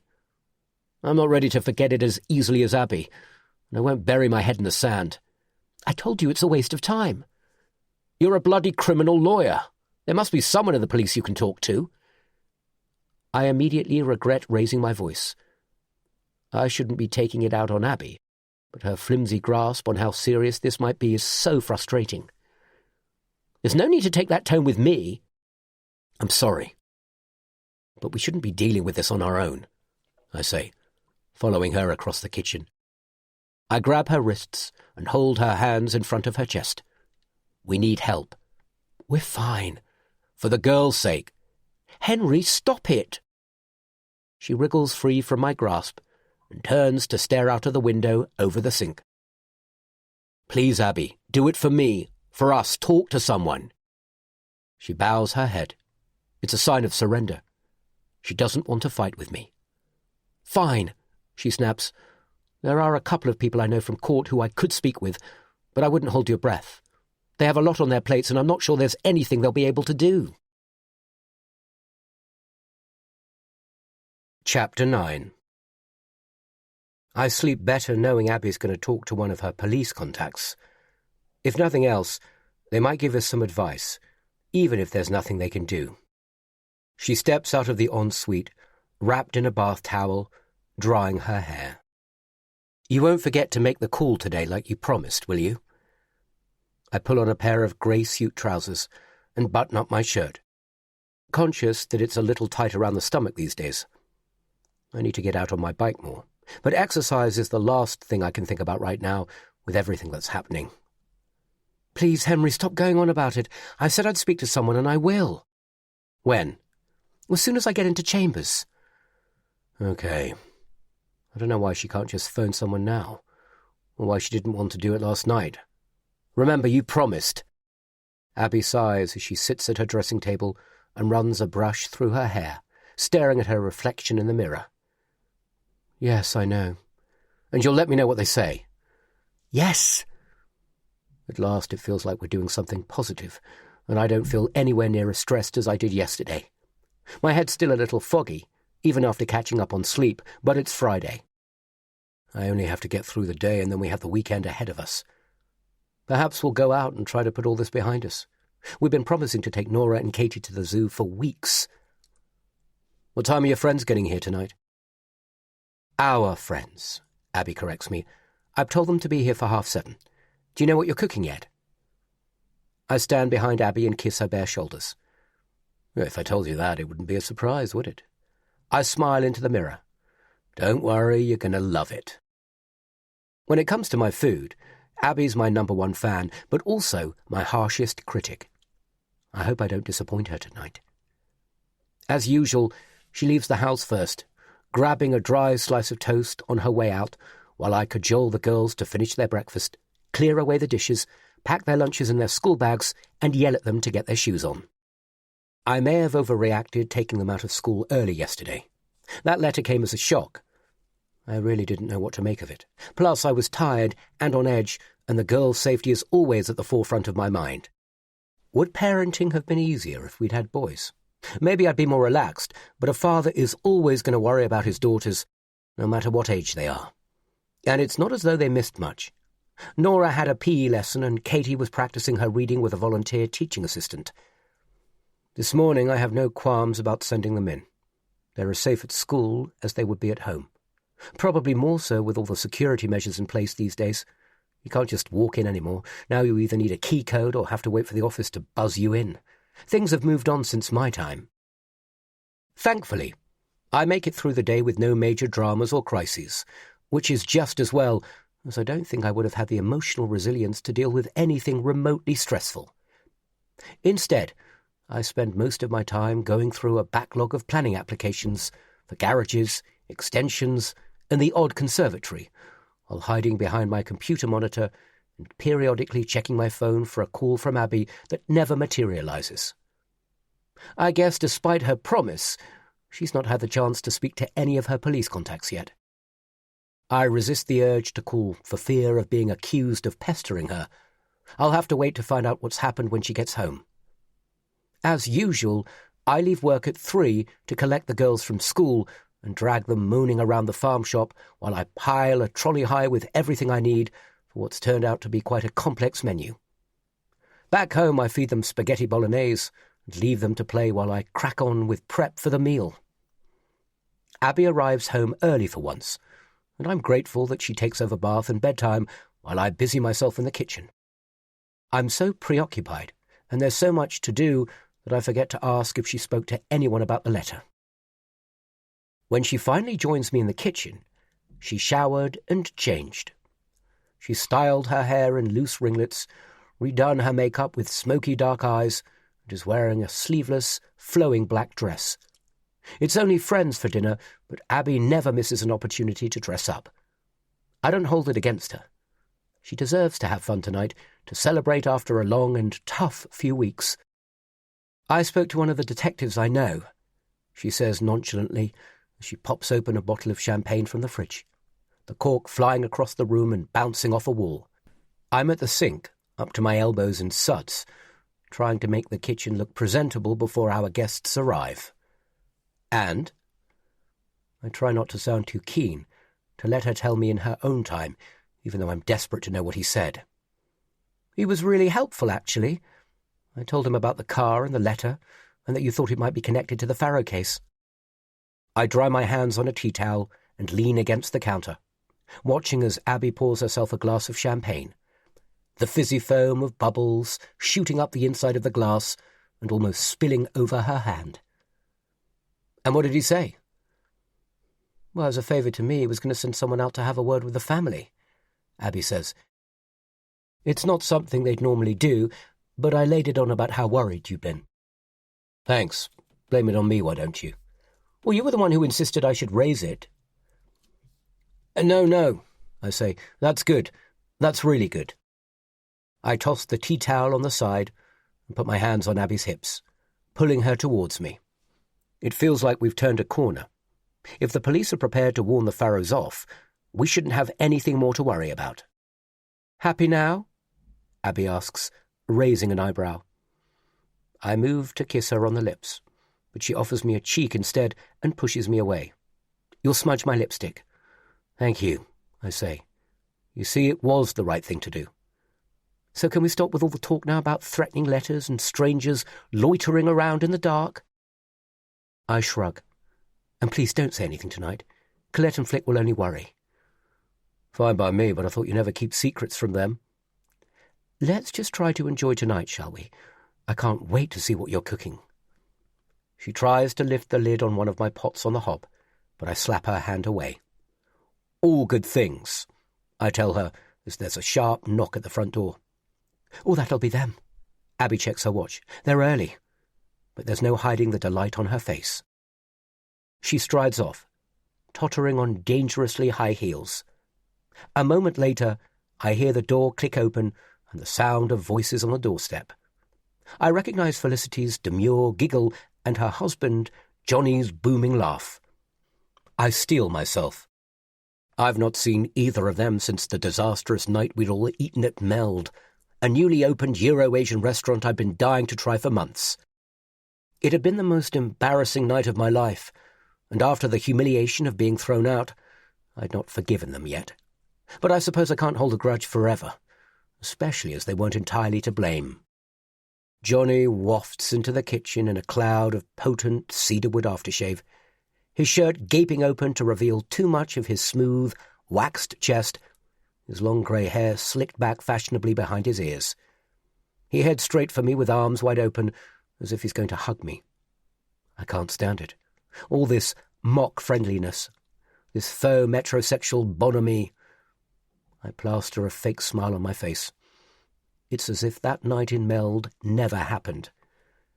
Johnny, good to see you, I say with as much enthusiasm as I can muster. I'm only doing it for Abby's benefit. She deserves to have a good night, and I don't want to be the one to spoil it. I hold my arm out to shake Johnny's hand, but he nudges it aside and pulls me into a bear hug. My face presses into his muscular shoulder as he slaps my back with stinging blows. He's in annoyingly good shape for a man in his 40s. Must be all the time he spends sculpting himself in the gym. I can just imagine him standing there with heavy weights in both hands, admiring himself in the floor-to-ceiling mirrors. Behind him, Felicity, a blonde waif with porcelain skin who can't look anyone in the eye until she's at least 2 glasses of wine into the evening, steps into the room with Abby, hanging back like she's a little embarrassed, cast in the shade by her husband's over-friendly enthusiasm. "I brought you a gift," Johnny says, grinning with big Hollywood whitened teeth. He produces a bushy potted plant from behind his back. "Thanks," I say. "There was no need." I immediately recognize the wrinkly orange fruits hanging from curled stems under the leaves. "It's a chili plant," Johnny says. "Yes, I know." I'm not an idiot. I can recognize a chili plant when I see one. Johnny's grin grows broader as he glances over his shoulder at Abby, making sure he has her attention. "And not just any chili," he says. "It's a naga plant because I know you like your food spicy." "Naga?" Abby says, heading for the fridge. She fetches the bottle of champagne, pours 2 glasses, and hands them out to our guests. "Henry knows, don't you, mate?" Johnny grips my bicep and gives it what I guess is supposed to be a friendly squeeze. I wince. Why does he have to call me mate? "It's a really hot chili. The hottest." He looks so pleased with himself. I'm almost loath to correct him. It's actually a really thoughtful gift, something practical I can use. "Not quite the hottest, but still pretty potent," I say. I can't help myself. It's a rare chance to put him in his place, not that he even seems to notice. "Put it this way, you wouldn't want to touch one and then rub your eyes. You'd be screaming for your mother to put you out of your misery." Johnny finds this hysterical. "Yeah, good one, mate." I cringe. "Why don't you take Felicity and Johnny through to the lounge while I crack on?" I say to Abby. Anything to avoid small talk with them. Another knock at the door. I make a space on the kitchen windowsill for the naga plant as Abby trots down the hall. My jaw tenses when I hear Ralph's braying laugh, followed by Colette simpering over Abby's hair and how wonderful she looks in her dress. I can't put off seeing them by hiding in the kitchen. They'll think I'm being rude, so I reluctantly trudge into the lounge where Ralph and Johnny are sharing a manly embrace like 2 bear cubs, almost knocking each other off their feet.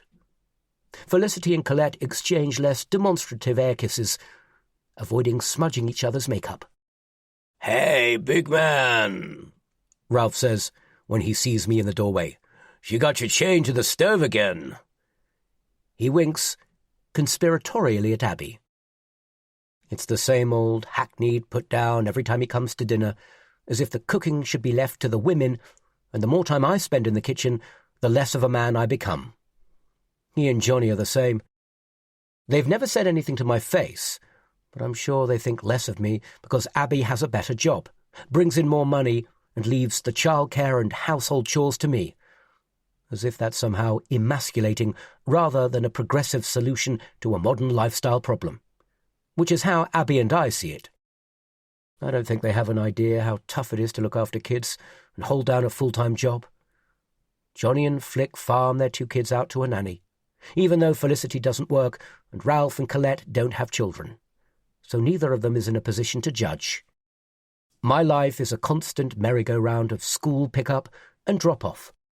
Feeding, bathing, dressing, playing, reading, helping with homework and preparing packed lunches, even before I think about my job at the council. It's a never-ending, thankless roller coaster, and on top of all that, there's the food blog that takes time and effort. Johnny and Ralph might both run their own companies, but I reckon that would be easier in comparison to what I do. As Ralph shakes my hand, he grips it so tightly it feels like he's going to crush it. He grins. Does he share the same orthodontist with Johnny? They have the same impeccable white veneers. It's the kind of smile only money can buy. "I bought some of the decent stuff," he says, handing me a bottle of red wine. I give the label a fleeting glance. I won't fall into the trap of sounding so grateful that he launches into a long monologue about how he discovered the vineyard in a secret corner of Burgundy on his travels to find himself, and now he has a personal supply flown in twice a year. I've made that mistake before. Great. I'll open it and put it on the table. It's a good excuse to get away. I return to the kitchen, stopping only briefly to kiss Colette's cheek. I like Colette, despite her choice of husband. She's the most down-to-earth of all of them, and with her Bowden chic pale pastel loose-knit sweaters and sensible shoes, there's nothing pretentious about her. She's also a bloody good head teacher. Time to finish the starter. I pop the wine on the table in the dining room and hurry back to the kitchen. Bringing all the elements together onto the plate at the right time is the most stressful part of the meal for me, and I want this to go well, to prove a point to Johnny and Ralph. I'm heading for the fridge to retrieve the apple salsa I made earlier when I hear a loud buzzing. Abby's phone is snaking its way across the worktop as it rings on silent, the screen lit up with an incoming call. She must have left it there when she was pouring the champagne. I can't help but glance at who's calling. It's a name I don't recognize. Steve Hicks. Means nothing to me. But why is he phoning on a Friday evening? Must be important. I'm busy. I should ignore it. If it's that important, he'll leave a message. The phone stops ringing, but almost immediately starts buzzing again. "Abby, your phone!" I shout, but she doesn't hear me. So I pick it up and answer it. "Hi, Abby's phone." "Is Abby there? Can I speak with her?" "Who is this?" I ask, wedging the phone between my shoulder and my cheek as I light a flame on the hob. "It's D.I. Steve Hicks. She's asked me to look into something for her. I have an update I thought she'd like to know about." I immediately stop what I'm doing. "Just a minute." I jog into the lounge where Abby is talking animatedly with Colette and Felicity. "Abby," I say, holding my hand over the phone's microphone. She shoots me an irritated look. I hold the phone up. "It's D.I. Steve Hicks. He has an update about the Farrows." She snatches the phone, makes her excuses to her friends, and steps into the hall. I stand close behind her, trying to hear what's being said. I trust it's good news. Hopefully they've confessed and the police have warned them to leave us alone. "Right. Uh-oh. Okay," Abby says as she listens. "Well, thanks very much, Steve. I appreciate it." "Well?" I ask as she hangs up. Abby turns around with a haunted look on her face, her eyes dull and emotionless. My stomach flips. "He said one of his team spoke to Joseph Farrow this afternoon." Abby stares at her phone, unable to look me in the eye. "He wanted to let me know what he had to say for himself. And he denied everything. Everything. Shit." An empty hollowness opens up inside me, and my legs go weak. "What did you think he was going to say? Did you really think he'd make a full confession?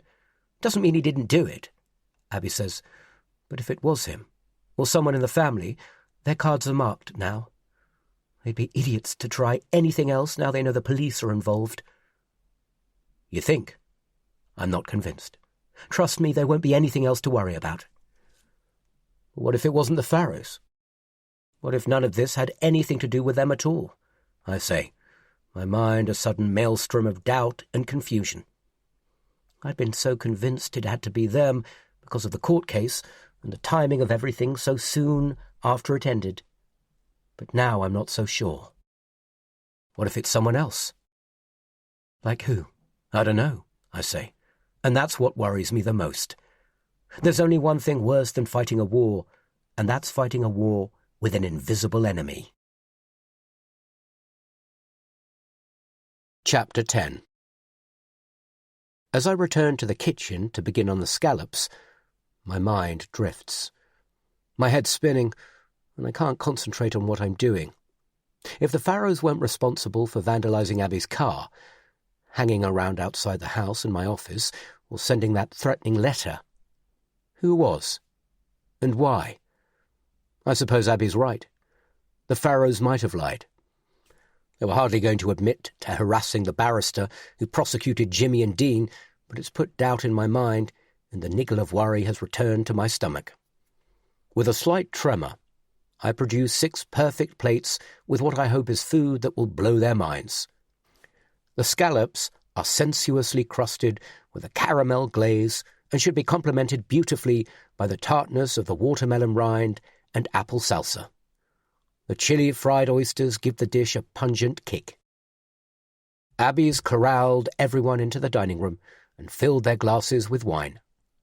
As I walk in, they fall silent and there's a ripple of expectation when they see and smell my food.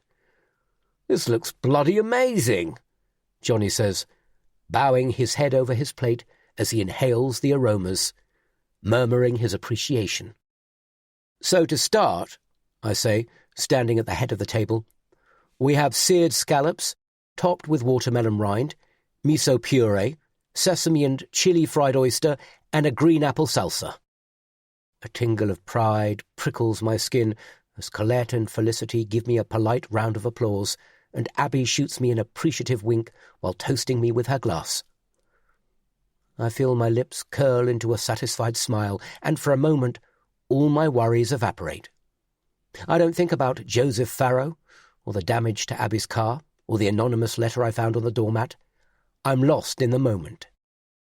And as our guests start to eat, momentarily silenced as they savour the flavours, I'm reminded of why I've put myself through the stress of cooking such complicated dishes. It's because there's something magical about good food that brings universal happiness. Soon the chatter picks up again, and the room comes alive with conversation and laughter, drowning out the clatter of cutlery on porcelain. "Oh, Abby, we haven't even asked you about the trial yet," Colette says, picking up her wineglass. "You were all over the news. I thought you were amazing." Abby lowers her head and looks suitably humble, even though I can tell she's loving it. We all like to be appreciated for the good things we do. "Yeah, well done, Abs," Johnny chimes in. "We wondered whether those scumbags were going to get off when you lost those witnesses. Bloody bad luck, but fair play to you for getting the result. You must be chuffed to bits." "It was my case to lose, really," Abby says, batting the compliment away. "It would have been a weak jury not to have found those two guilty." "Oh, don't be so modest," I say. "She worked damn hard on that case. We've hardly seen her for the last few months." "You must be so proud of her," Ralph says. Of course I'm proud of her, but it's not what he means. I can tell from the way his lip curls fractionally upwards on one side of his face. It's a dig at me. He's never liked me, never thought I was good enough for Abby. They've known each other since university, and he can't understand what a hotshot lawyer like her is doing married to a guy who works for the council and looks after the kids.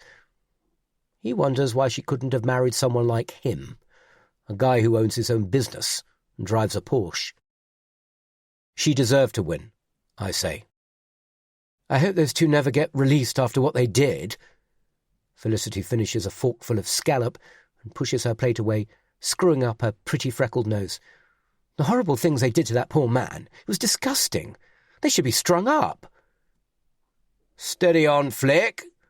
Ralph throws up his hands in mock outrage. You can't go around hanging common criminals. You give all those snowflakes a heart attack. Leave her alone, Colette chastises Ralph with a tap on his arm. No, I'm serious, Felicity continues. I don't suppose they'll serve their full sentences, and before you know it, they'll be out again. It's not right. If you take a life, you should lose your life. Simple as that. Abby stands and reaches for a bottle of wine. Anyone for any more? She asks. She's trying to subtly change the subject. I don't blame her. A full-on debate about the merits of capital punishment is an unsavoury topic for the dinner table. How's that new car of yours, Ralph? I ask, pouncing on the first thing that comes to mind to help her out. I vaguely remember him talking about it when I last saw him at Meld. A big sports utility vehicle, as I recall. Yeah, it's good, he says. What are you driving these days? Not still that hairdresser's car, are you? I ignore the jibe as Abby catches my eye and gives me a thankful smile. I can't drink too much tonight, I hear Colette tell Abby. She tries to top up her glass. I need to keep a clear head. We have the inspectors in next week, so I'm going to have to spend the weekend working. It's going to be a total nightmare, and I need to be on top of my game. I look around. Everyone's plate has been virtually licked clean in a fraction of the time it took me to prepare the dish. I take it as a sign they've all enjoyed it. Abby jumps up to clear the table. I can manage, I say. You're supposed to be having fun. Sit and chat. I collect plates from Felicity and Johnny first, then glide around the table towards Ralph and Colette. But as I step behind Ralph's chair, he throws his arms up and makes a loud noise. Startled, I almost drop the plates. Ralph laughs uproariously. "What the fuck, Ralph?" "Steady on, those plates almost ended up on my lap." This amuses Ralph no end. He looks around the table at the others, as if he's waiting for them to get the joke. "It's funny," he says. "You know, like that silly waitress in Meld." The table falls quiet in awkward silence.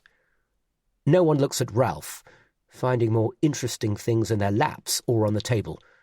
Everyone knows what he's talking about, but only Ralph's crass enough to mention it. "What?"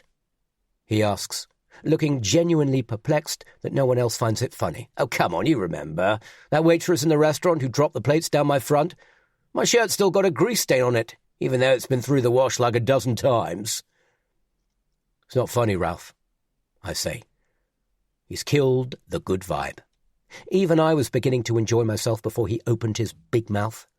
"Oh, it was only a joke." "It wasn't very funny," I repeat. "Nothing about that night at the restaurant is remotely amusing. I can't believe he brought it up. Actually, it's Ralph. I can." "All right, I'm sorry. I shouldn't have mentioned it." "No, you shouldn't," I agree as I collect his and Colette's plates. "What's your beef, Henry? I was only messing." "It's been a stressful few days, if you must know," I say. I can feel the virtual daggers flying across the table from Abby. She thinks I'm going to tell them about the letter and the attack on her car when she specifically asked me not to. "School run getting a bit much for you, is it?" Ralph looks to Johnny, who obliges by laughing at his stupid joke. "Parents in the playground giving you a hard time again?" Johnny retorts. Apparently this is hilarious, as both men fall about laughing. I glance at Abby. She's watching me with a steely expression, willing me to keep my cool, not to blurt out what's really on my mind. "So what is it?" Ralph asks. "Why's your week been so stressful?" I hate the challenge in his tone, but nothing I've been through could compare to anything he's had to deal with. Or does he just think I'm weak and pathetic? "Doesn't matter." "Oh, come on, tell us," Ralph presses. "Henry?" There's a warning in Abby's tone. She really doesn't want me to tell them, but if they knew, perhaps they'd be more understanding. "Someone sent us a death threat," I say, the words tripping carelessly off my tongue. "That's what we've been having to deal with this week. Okay?" Chapter 11. Mutunda Yaboa had made the semi-finals of a popular TV cookery talent show with his uniquely flamboyant style, model good looks, and a devil-may-care attitude. He'd been the hot favourite to win the whole thing until a disaster with a lemon souffle had seen him crash out one show short of the final. 8 months later, he announced he was opening Meld, his first restaurant. Not in London, but in rural Kent, at a location by the sea and a 20-minute drive from our house. Thanks to the huge amount of press coverage, it had become the place to eat. Obviously, I had to review it for the blog. Abby booked the table months in advance because of the long waiting list, but for some reason invited Felicity and Colette and their husbands. "It'll be fun," she promised, "as long as they don't get drunk and ruin the evening." "They won't. They'll be on their best behaviour." I should have known better. The evening started on the wrong foot when Abby arranged for us to meet at a nearby pub for a few drinks. Johnny and Ralph were already 2 pints down when we arrived. By the time we left for the restaurant, they were boisterously drunk. We turned up on the dot of 7:30, but I guess it was bad luck our table wasn't ready. The maitre d' couldn't have been more apologetic, but Johnny hit the roof, ranting like an entitled arsehole about their lack of respect and professionalism. It wasn't a big deal, but Johnny being Johnny had to make a scene in front of everyone. When we were finally seated 30 minutes later, Ralph decided whatever Johnny could do, he could do better and louder, turning his ire on the poor waitress who'd been allocated to our table. She was only young, with mousy brown hair and a nervous manner, like she was afraid someone was about to jump out and shout boo in her face. Her nails were chewed to the tips of her fingers, and the backs of her hands were inflamed with eczema. She wasn't the most engaging waitress I'd ever met, and her smile was hard-won. but she didn't deserve the way Ralph spoke to her, even if she hadn't come running to take our drinks order the moment we'd sat down. No, no, no, he'd yelled when she began pouring water from a jug. We don't want fucking water. We need wine, and lots of it. Now run along and bring us 3 bottles of your most expensive red. I cringed, not only at the dismissive way he'd spoken to her, but because Abby had promised them it was our treat, and we'd be picking up the bill. Eventually the waitress, Sally Ann, I found out because I actually took the time to talk to her, came with our starters. It was another stroke of bad luck that there had been a mix-up in the kitchen. "The roasted meso-celeriac?" she asked, skillfully balancing 6 plates. We all looked at her blankly. Nobody had ordered the celeriac. Sally Ann flushed with embarrassment. "What about the crispy sesame squid?" Colette and Felicity put their hands up. "Should be 2 of those," Colette said. "I only have 1," Sally Ann said, flustered. "I'll have to check with the kitchen." "What a fucking shambles," Ralph muttered as she scurried away. "Give her a break, she's doing her best," I said. We were supposed to be enjoying the food, not stressing about the service. Ralph grumbled something under his breath I didn't hear. "It is a fucking shambles," Johnny agreed, knocking back half a glass of wine in one mouthful. "Frankly, I expected better given the prices they charge." It wasn't even as if he was paying. A couple at the next table shot us a look that could have cut diamonds. Johnny and Ralph had become louder and louder the more they'd drunk, egging each other on. They were spoiling the evening not only for me, but for everyone within a 10-metre radius of our table, which was most of the restaurant. I tried to distract myself from their loutish behaviour by watching Matunda working in the kitchen, directing operations like a drill sergeant. The building had been designed with open-plan kitchens, so diners in the restaurant could observe the chefs preparing the food. It was all part of the theatre of the experience, and a big lure for me. Matunda was every bit as impressive in the flesh as he'd been on TV. A towering presence in the kitchen. His chef's whites dazzled against his dark skin, and he never stopped for a second. He was constantly on the go, orchestrating dishes and giving his final approval before anything left the pass, all while remaining ice-cool and unflappable. He'd shot a couple of sour glances at our table as the evening progressed, and I could see he was becoming increasingly annoyed by the noise and general rowdiness. It wasn't a nightclub after all, it was where people were paying good money for a sophisticated evening out. "I can't believe it! He's coming over!" Colette screamed with excitement, pointing towards the kitchen. Sure enough, Matunda had abandoned his post and was heading across the restaurant towards our table with long, languorous strides. He rested a meaty hand on the back of Ralph's chair and leaned in. "I'm Matt," he said, "the owner. How are you enjoying your evening so far?" "Well, as soon as your stupid waitress pulls her finger out and gets her act into gear to bring us some food, I'm sure we'll enjoy it," Johnny said. He didn't suffer fools or celebrity chefs gladly. Matunda stiffened. I doubt anyone had ever had the front to be so rude to his face before. "I'm sorry to hear not everything's to your satisfaction this evening. We do our best to make sure everyone has a good time at Meld." He pointedly stressed the word everyone, and I had the impression he was holding himself in check, not letting his irritation with us show. "It's fine," I said. I didn't want him to think we were disrespecting him or his restaurant, although it was a little late for that, and there was no need to be rude. "Actually, it is a problem," Ralph slurred, swaying on his chair. "If you want my honest opinion, this place is a shit show. We had to wait over half an hour for our table, even though Abby booked it more than 4 months ago, and then the waitress totally fucked up our order, and now she's disappeared altogether. Now, if I was to run my business like that—" "Yeah, I'm afraid we've had a few staffing issues this evening," Matunda said, cutting him off. "We've been hit by a sickness bug, and I've had to send half of the staff home and call in some agency staff. The rest are doing their best, so my apologies that you've had to wait a little longer than we'd normally like, but I hope you'll bear with us." His lips peeled back into a forced, gappy smile. "Let's hope the food's worth the wait, then," Ralph mumbled into his glass. "And while we want you all to have a good time, please be mindful that there are others dining with us tonight, and your behaviour is upsetting a few people." He picked up one of the empty bottles of wine from the centre of the table and gave an appreciative shrug. "And maybe go easier on the booze? I'd hate to have to ask you to leave." "Leave?" My cheeks flushed with embarrassment. "You threatening us?" Johnny asked, his jaw tightening. "Not at all. All I'm asking is that you remember where you are, and that people are paying a lot of money for a fine dining experience in peace." And as unexpectedly as he'd arrived, Mutunda withdrew.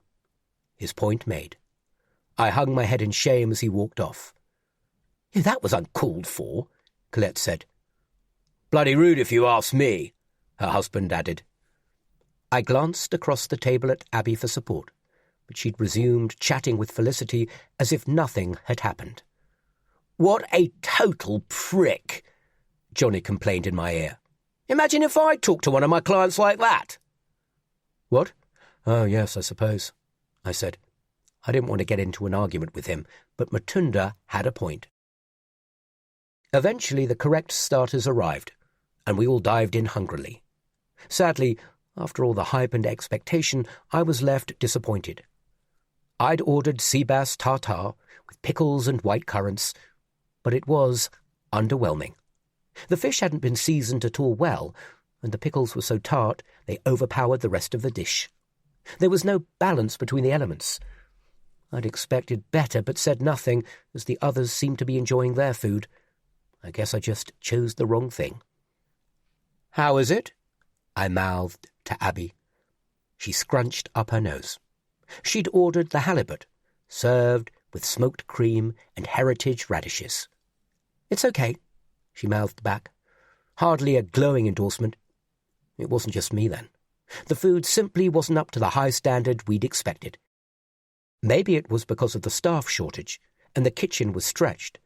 At least, on a positive note, Johnny and Ralph had toned down their behaviour, obviously feeling suitably chastened by Mutunda's warning, despite their bravado.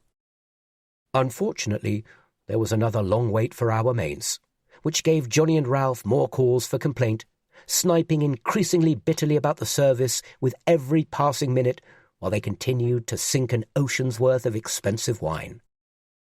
When Sally Ann did arrive with the next course, her face pinched with the strain of a busy evening service, I was relieved there was no repeat of the mix-up with our starters. No mistakes this time. Everyone was happy. Or so I thought. My sous vide grouse with beetroot was adequate, without being mind-blowing, and was served lukewarm. But I bit my tongue and kept my disappointment to myself. Nobody else took issue with their dishes, so I didn't make a fuss. Felicity was the last to finish. She always picked at her food, taking tiny morsels on her fork, as if she was worried every mouthful was going to pile on a pound of fat to her emaciated frame. Eventually, we were all done, but what happened next, I'm still not sure. Sally Ann was clearing the table behind ours, and whether Ralph tried to grab her arm or made some inappropriate comment, I don't know, but she spun around, startled, and lost her balance.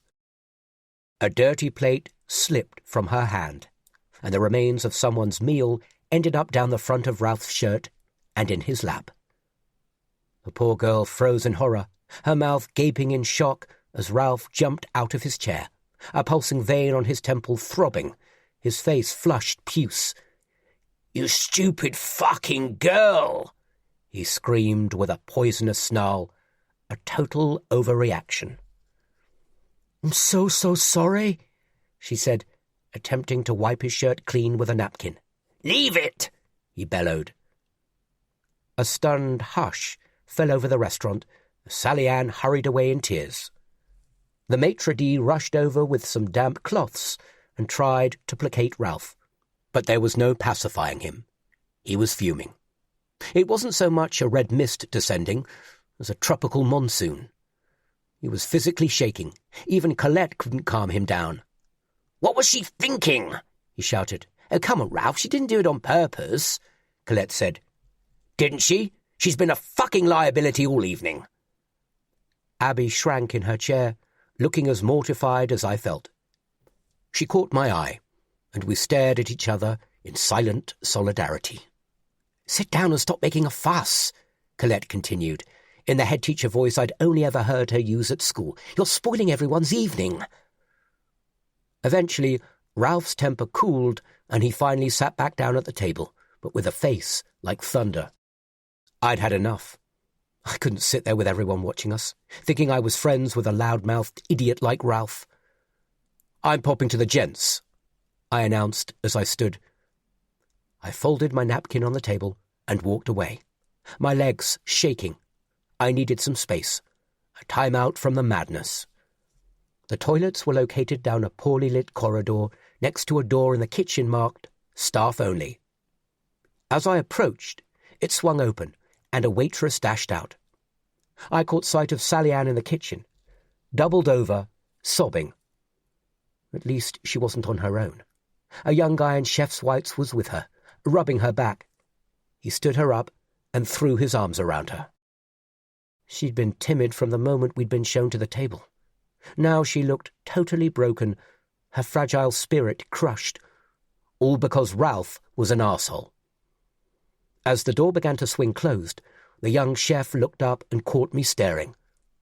I looked away and hurried on with the shame of a voyeur caught peeking at something I wasn't supposed to have seen. I pushed open the toilet door, but a hand clamped on my shoulder, spinning me around. I turned to find myself nose to nose with the chef who'd been consoling Sally Ann. His eyes were speckled red with tiredness, his jacket stained with gravy smears. He stood so close, studying my face, that I could smell the vinegary tartness of his breath. I braced myself for an earful, expecting him to tear strips off me for Ralph's unforgivable behaviour. I'm sure he must have recognized me from the same table. Instead, he stuck out a hand, grasped mine, and clasped it tightly. "I'm Marcus," he breathed, tight-lipped, "one of the sous chefs." "Hi," I mumbled, my heartbeat hastening. "Sally Ann's a bit upset. I'm sorry We're short-staffed tonight. She's doing her best. All the waitresses are having to double up. It's a nightmare. Yes, So cut her some slack, okay? And tell your friends." He slapped me on the shoulder to emphasize his point. "Of course. Sorry. How's the food?" "What?" His manner had changed in a beat. "The food. Is it good?" I nodded enthusiastically. "Superb." For a moment I couldn't recall what I'd even had. It was... I floundered. "Yes?" "Amazing," I lied. "The sea bass tartare was divine," I continued, as it came back to me. It didn't seem the moment to get into a debate about how to season fish properly, and the grouse was perfection. The chef sighed. "Oh, I'm glad you enjoyed it." We stood for what seemed like minutes, staring at each other until my mouth was desert dry. "I need the, I said, nodding to the toilet door. "Right, yes, hope you enjoy the rest of your evening," he said, and then he was gone, disappearing back into the kitchen, leaving me to wonder what the hell had just happened.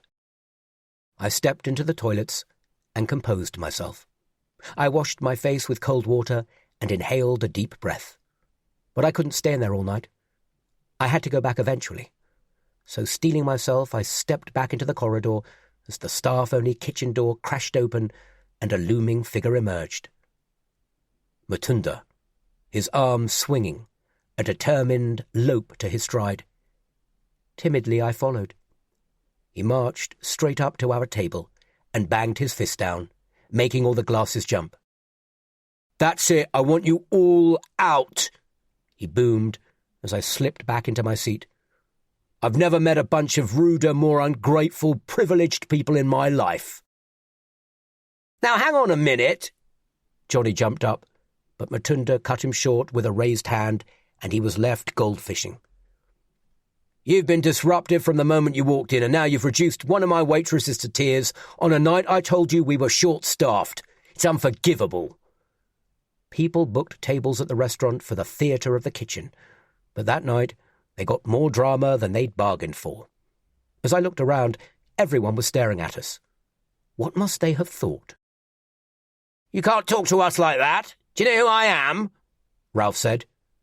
"No, and I don't care. This is my restaurant, and I won't stand for it. You're going to pay your bill, you're going to leave Sally Ann a big tip as an apology for the way you've treated her, and you're going to leave." "But—" Matunda waved a finger at Felicity, stopping her protestations. "This is bullshit." Johnny pushed Matunda in the chest. The chef stumbled back, his expression twisting in anger before he came back at Johnny, getting right up in his face. For a moment, I thought they were going to come to blows. "You'll leave now or I'll call the police," Matunda said, lowering his voice. "So that's it? You're throwing us out?" Abby balled up her napkin and threw it on the table. She was on the verge of tears. "Yes, and don't come back. Ever." "Fine," Ralph said. "The food was shit anyway. I wouldn't come here again if you paid me." He pushed his chair back and stormed off with Johnny, Colette, and Felicity following behind. "I'm so sorry for all the trouble," I began. "Just pay and get out." The maitre d' appeared with the bill. I didn't check it. I just shoved my credit card in the reader and paid. All I wanted was to get as far away as possible from Meld and everyone who'd watched us being humiliated. I shrugged off Abby's attempts to take my hand, put my head down, and followed the others out as some diners applauded. It was the most demeaning experience of my life. What made it worse was that by the time we'd caught up with the others, Johnny and Ralph were laughing about it. It was a big joke to them. The blood boiled in my veins. I couldn't look at them. Couldn't stand to be breathing the same air. The evening had been a disaster from beginning to end, and they were primarily to blame. So when I saw a line of taxis waiting outside a pub, I pulled Abby away and jumped in the first one in the queue. We drove home in silence, neither of us saying a word. I was too angry to speak, physically shaking with rage. "Well, that went well," Abby finally said, as we pulled up at home and I paid the driver. "I never want to see or speak to Johnny or Ralph again," I said as I stormed up the drive, fishing for the house keys in my pocket. "I mean it. I never want to set eyes on them again." Chapter 12. A death threat? Colette's mouth drops open, while Felicity glances at Abby and back to me, the glass in her hand frozen in midair. "What are you talking about? What death threat?" Ralph screws up his face. "Henry's joking," Abby says. "You know what he's like." "I'm not joking. I can show you." I'm glad now I hooked the letter out of the bin after Abby went to bed last night. I don't know why I felt the need to hold on to it, but it seemed important. "Henry, no," Abby says sternly. But it's too late. The cat's out of the bag. Anyway, I'm sure it's a good thing to share what we're going through. I grab the rest of the plates and hurry into the kitchen. The letter's in the drawer where we keep all the junk we don't know what else to do with. Old batteries, packs of playing cards, unused mobile phone protective screens, birthday candles melted down to half their size, as if we're ever going to use them again. The envelope is crumpled and smeared with jam. I pull it out, smooth it against my leg, and march back into the dining room. "It was a silly crank letter," Abby's telling them. "But Henry's got all worked up about it. It's nothing, honestly." All eyes fall on me as I walk in. "Did you tell them about your car?" Now she's really going to be mad, but I don't care. If someone's targeting us, we need the support of friends, even if the friends are Colette, Felicity, and their stupid husbands. "Your car?" Colette asks. Everyone's staring at Abby now, totally focused on her, waiting for her to explain. She sighs and shoots me a look that tells me I'll probably be sleeping on the couch tonight. "I went out for a few drinks after the court case and left the car in town," she says. "Someone vandalised it overnight." "They wrote rotten hell on the windscreen and the rear glass," I elaborate. "And then yesterday I found this pushed through the door." I hold up the letter. Colette reaches across the table and takes it from me. "You don't need to read it," Abby says. "Why didn't you say anything before?" Felicity's alabaster face is even paler than usual. "There's nothing to tell. Henry thinks my car and the letter are connected, but I'm sure it's just a coincidence." I raise my eyebrows. Does she really still think that? "And the man who followed you home and was loitering around outside the house?" I say. Felicity clamps a hand over her mouth. "Abby, what the hell?" I sit down. The main course will have to wait. "Honestly, it's all in Henry's head." "What? Even the damage to your car and that letter?" I nod at Colette, who's pulling the single sheet of paper out of the envelope and squinting to read the small typed print in the glow of the candles on the table. "What's it say, Carl?" Johnny asks, leaning forwards, his hands clasped together as if in prayer. Colette reads it out slowly, in the same tone she might read out a clue to a treasure hunt or a riddle, which I suppose in a way it is. "1 death was too much. 2 is unbearable. An eye for an eye seems only fair after what you've done. So now I have nothing left to lose. I'll see you in hell." When she's finished, she looks up at me over the top of her glasses. "What's it mean?" "Who knows?" I say. "Any idea who sent it?"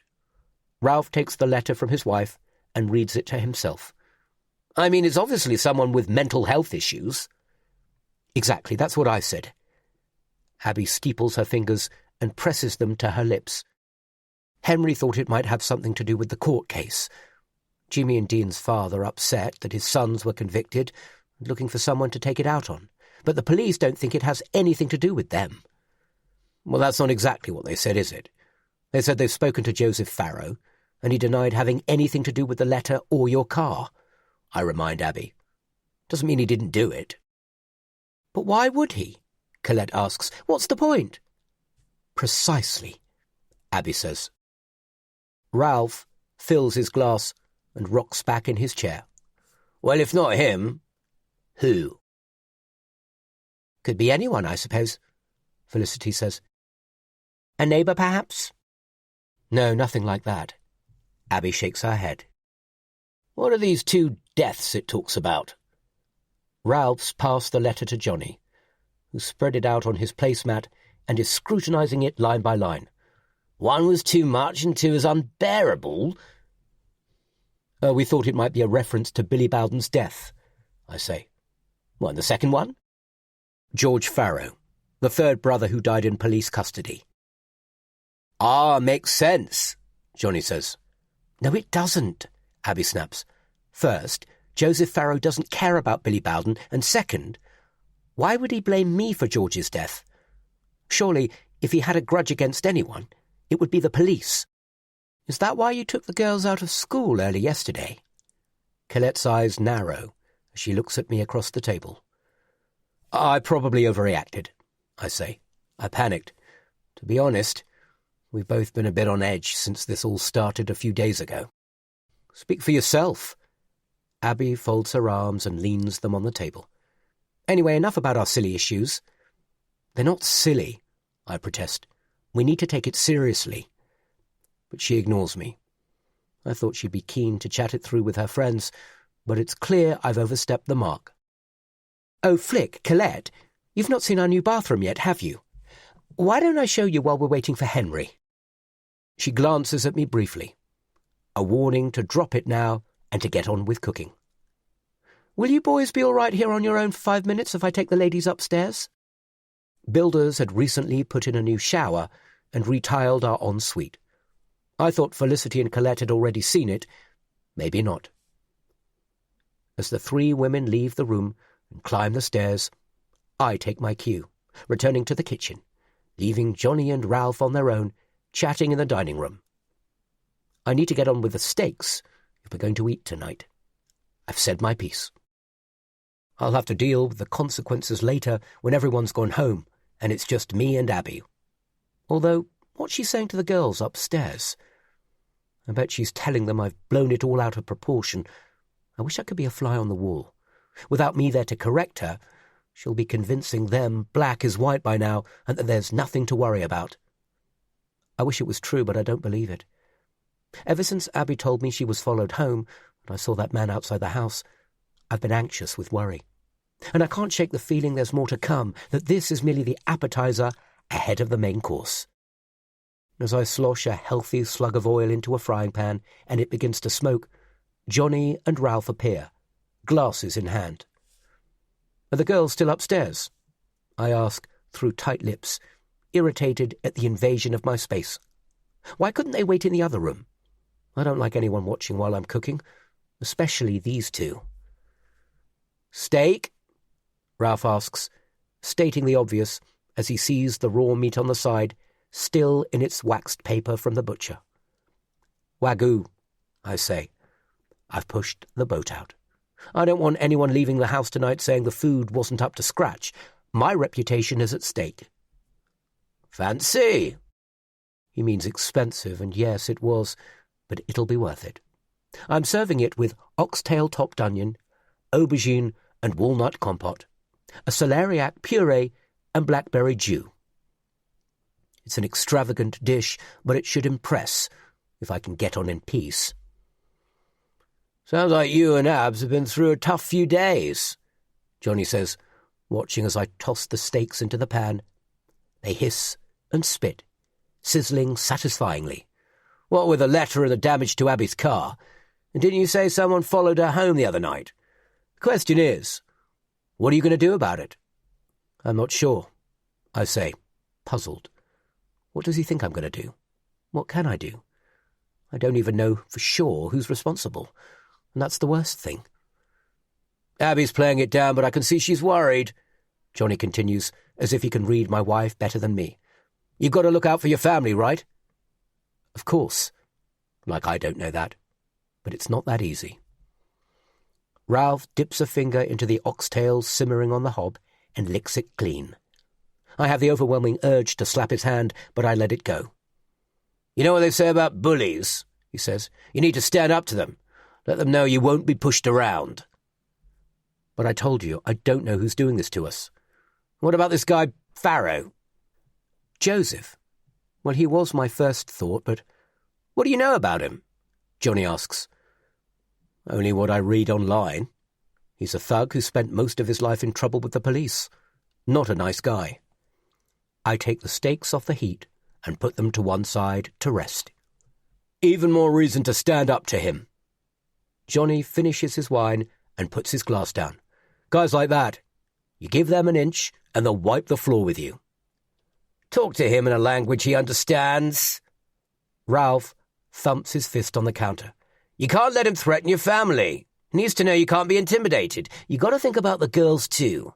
How would you feel if something happened to them? It's my worst nightmare. If Farrow so much as touched a hair on their heads, I'd happily kill him with my bare hands. But what am I supposed to do? Think like a street fighter, Johnny says, taking a boxer's stance and punching the air with a series of rapid jabs. Go in hard and fast and land a knockout blow. What you can't afford to do is trade punches with him. A guy like that is always going to win a slugfest, but if you can surprise him and hit him hard enough, he'll go down and stay down. He's talking in riddles. I'm certainly not going to get into a boxing match with Joseph Farrow. Well, I don't understand what you think I should be doing. Oh, come on, Henry, Ralph says. What's the knockout blow he can't come back from? I stammer. I don't know. I'm sorry. I don't know what you're trying to say.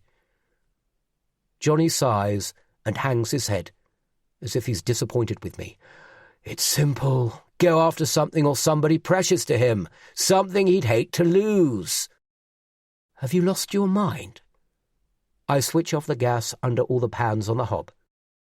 I really need to start plating up, or we'll never eat. Johnny and Ralph are talking drunken nonsense, and frankly, I wish they'd leave me alone to get on with it.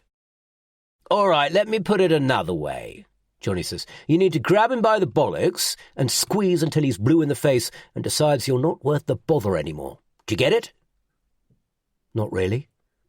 Swat him like a mosquito, Ralph says. If it was me, I'd go for the easy option. A can of petrol and a box of matches.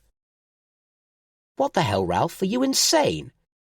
Is he really suggesting what I think? Why not? It would be a big statement. A couple of glugs of petrol through the letterbox while he's asleep, light a match, and it's good night, Vienna. Boom. Ralph throws his hands out wide, making the gesture of an enormous explosion going off. It's madness. The booze talking, they're drunk and they don't know what they're saying, or they're teasing me. Either way, they can't be serious. They can't really be advocating setting fire to Joseph Farrow's house. I might be desperate, but I'm not an idiot or a criminal. Chapter 13. Abby and her friends traipse back down the stairs in a conspiratorial huddle as I carry the plates through to the dining room. Just in time. I smile, my chat with Johnny and Ralph still rolling around in my mind. What have you been talking about? Never you mind, Abby says, tapping the side of her nose. Women's stuff. Why do I feel she's hiding something from me? They retake their seats around the table and start raving about the food. Oh, Henry, this looks amazing. Looks like a picture on a plate. Smells so good. But I hardly take in their compliments. Nor do I get that usual frisson of satisfaction from all the positive comments. There's an atmosphere in the room hanging heavy like smog. It's infected everyone. They're pretending as if nothing has happened, but everyone's subdued, even Abby. And the conversations become stilted and awkward as they all make an obviously conscious effort not to mention night stalkers or death threats. Oh, I love your dress, Felicity tells Abby. Thank you. It's Roxanda. How are the kids? Oh, Martha's learning the violin and Victor started rugby on a Saturday morning, Felicity says. It's the staid, dull conversations of the middle classes who have nothing better to talk about. And when Johnny asks me, how's work? I know the evenings hit rock bottom. Yeah, it's fine, I tell him. What else can I say? He has no more interest in my job than I do in his or Ralph's. Best to kill the conversation stone dead before it starts, even if I do come across as rude. The evening doesn't get any better after that, and as I sit back, listening to the inane, pointless chatter around the table, all I can think about is what Ralph said earlier. He was joking, right? He had to have been. You can't go around setting fire to people's houses just because you don't like how they've behaved towards you. I watch him as he chats, his easy confidence and charm like sticky treacle, retelling the same anecdotes I've heard before, mocking the patients who flock to his ophthalmic surgery and who pay for his extravagant lifestyle, moaning about the roadworks on the A2, telling everyone about the amazing fuel consumption of his new car. Nobody else seems to notice how vacuous he sounds. They all laugh and smile, encouraging him. I wish he'd just shut up. Johnny's as bad, always with a better story than Ralph up his sleeve. I've never noticed the raw rivalry between them before. Like Johnny can't stand Ralph outperforming him in anything, whether it's in business, sport, or socially. It's all quite exhausting. While the chit-chat continues to flow, the conversation is more muted than usual. It's as though the evening's good humour has been sucked out of the room by my stupid decision to tell everyone about the death threats and the stranger outside the house. And just after 11, Felicity announces they need to leave, apologising that she and Johnny have to get back for the babysitter. It's early for them, but Colette and Ralph follow soon after. We've had evenings with the four of them that have gone on into the early hours, but tonight it's as if they can't get away fast enough. Think about what I said, Ralph says, stepping outside and turning to shake my hand. He winks at me and I shrink away. Don't let the bastards get you down. Thanks for a lovely evening, Colette says, pulling her husband towards the taxi waiting in the road. I leave Abby at the door, waving her goodbyes. Grateful we have the house back to ourselves. The evening wasn't as bad as I'd been expecting, especially as everyone seemed to appreciate the food and they all left early. In fact, I'm glad they came. I've been holding on to this bitterness and anger ever since that night in Meld. We haven't exactly cleared the air, and Ralph and Johnny would never be close friends, but for Abby's sake, it's better we're at least able to be in the same room together. I've not completely forgiven their behaviour, but at least I'm able to put it behind me. I returned to the kitchen to finish clearing up. Most of the dishes had fitted in the dishwasher, but I had washed the glasses and some of the dirtiest pots. Nothing worse than coming down to a messy kitchen in the morning. Abby joins me, grabs a clean tea towel from a drawer and dries up the glasses as I line them up on the draining board. She's tense and silent. Now I know I really am in trouble. "Did you have a nice time?" I ask, testing the water. It was fine. She can barely bring herself to speak, let alone look at me.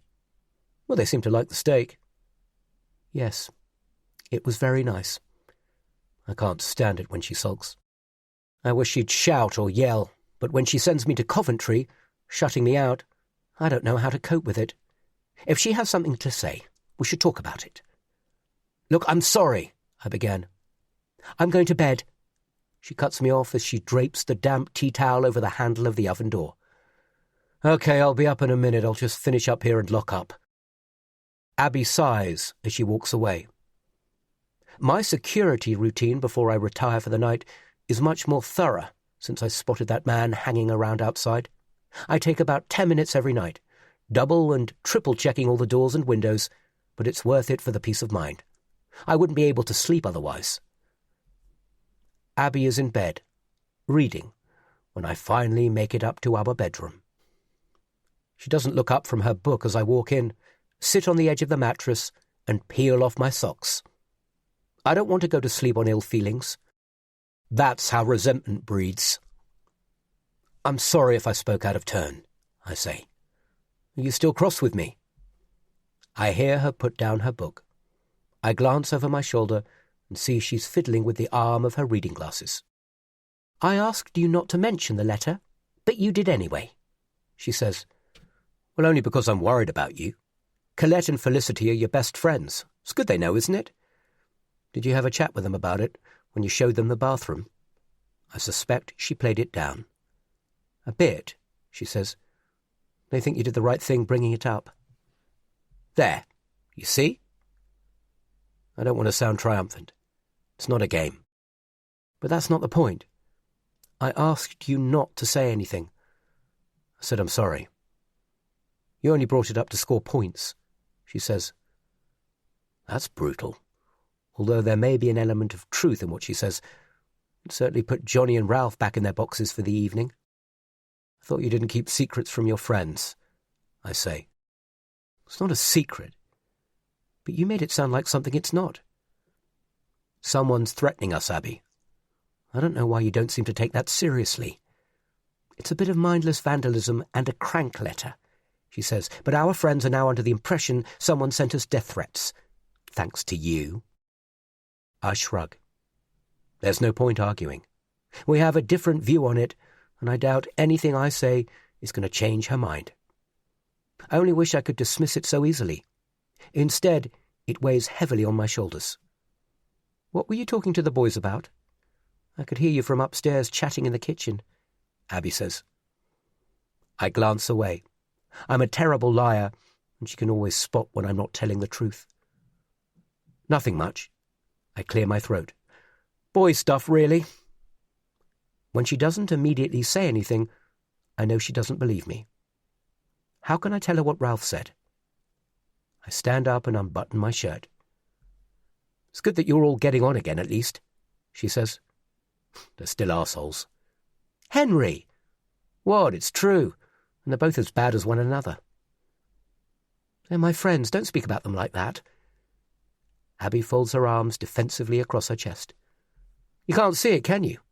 Where they've always got to get one over the other, like a pair of silly schoolboys. It's pathetic." Abby shakes her head.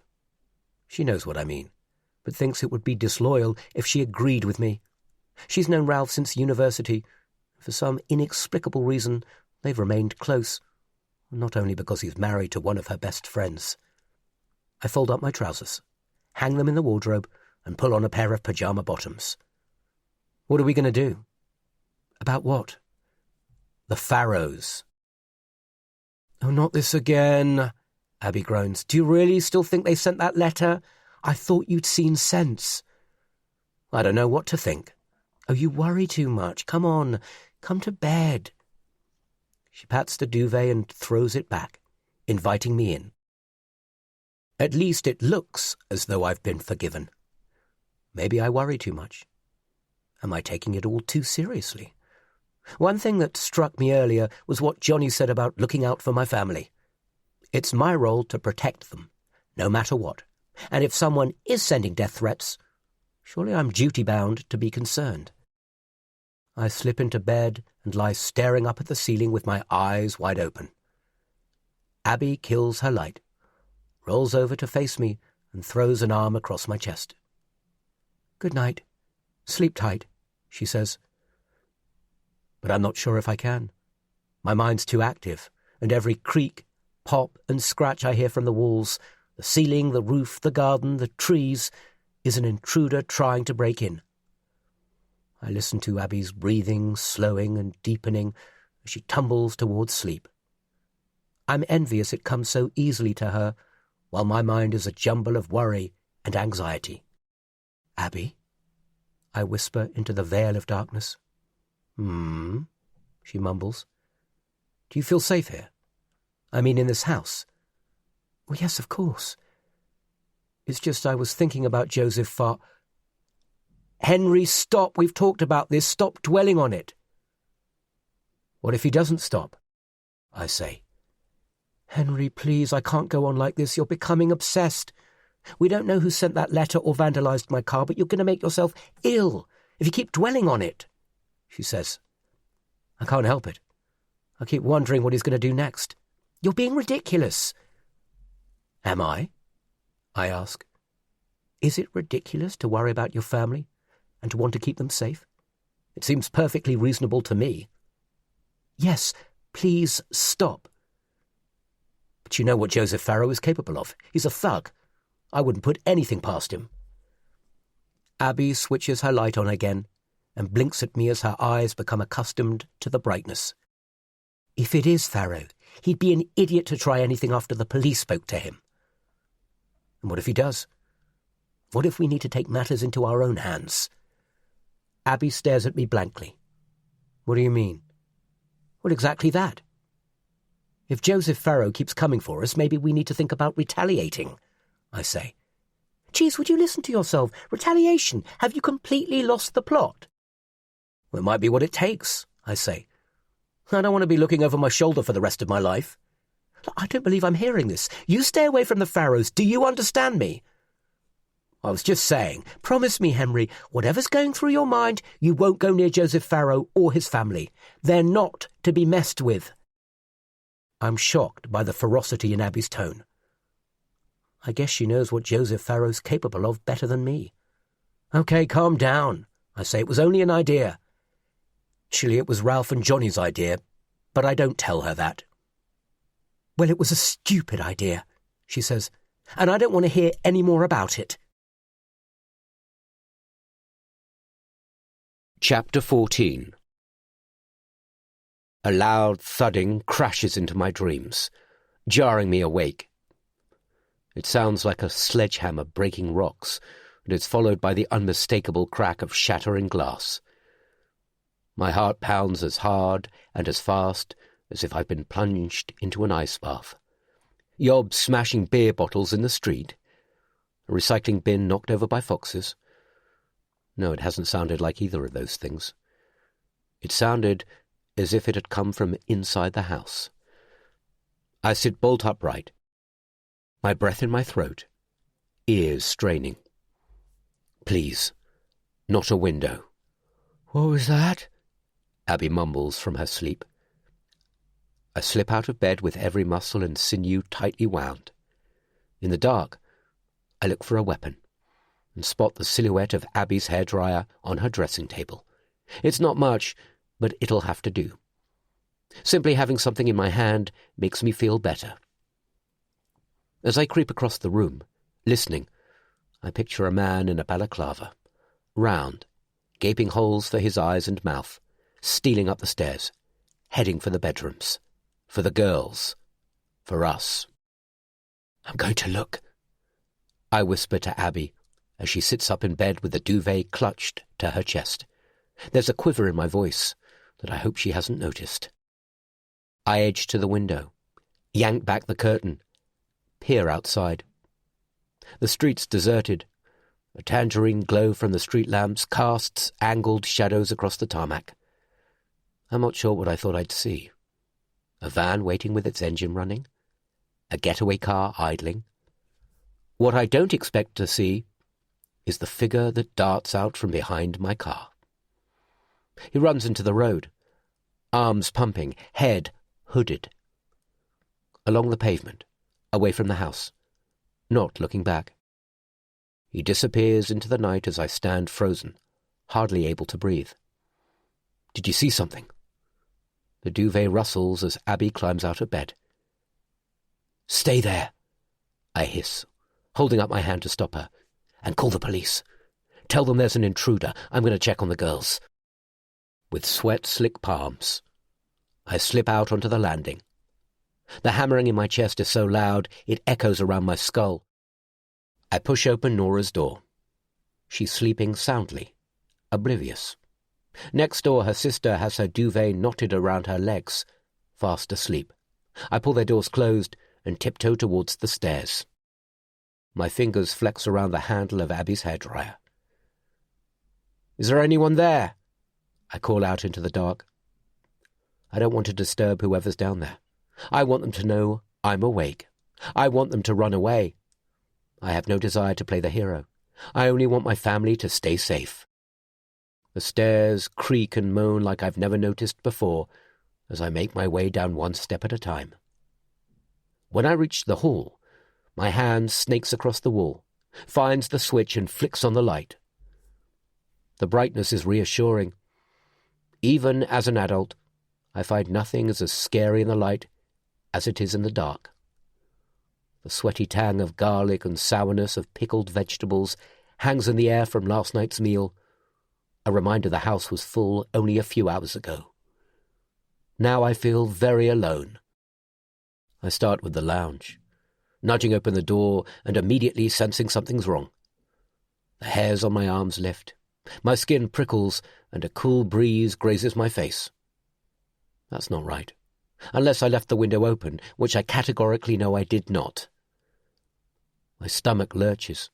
I turn on the lights, and the curtains billow as if caught in a draught. I rush to the sofa and behind the drapes find a jagged hole the size of a football.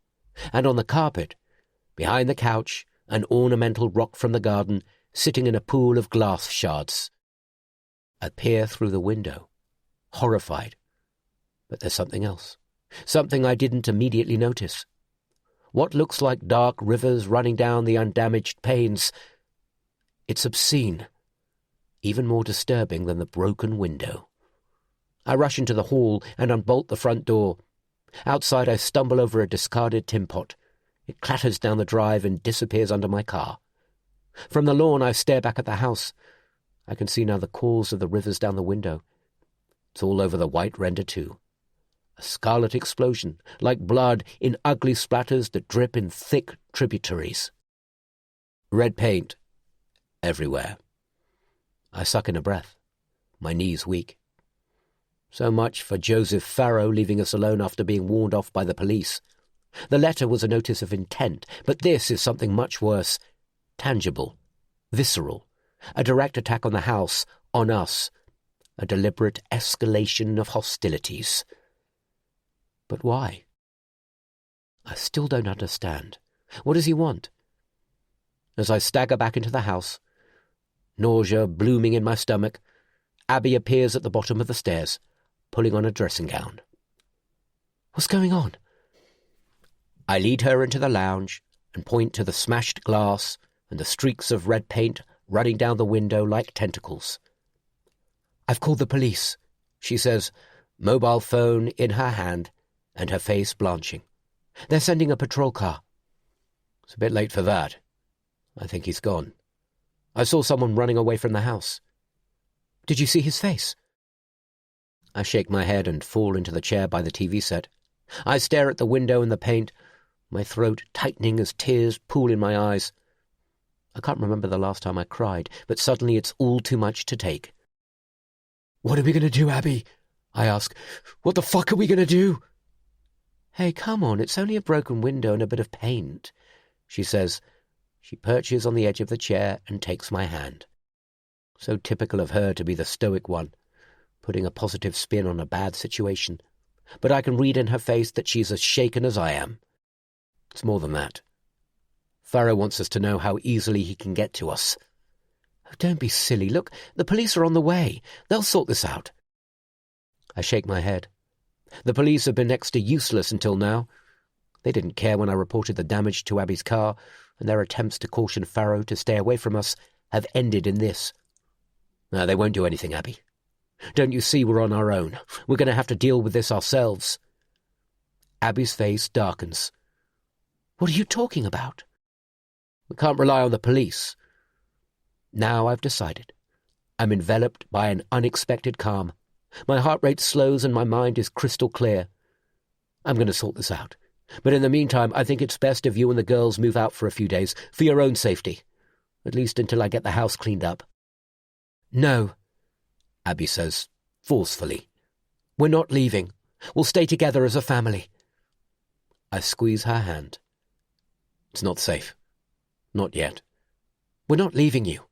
"Just for a few days, Abby, please," I implore her. I know she doesn't want to leave, but it's best if they're out of the way. "What about you? What are you going to do?"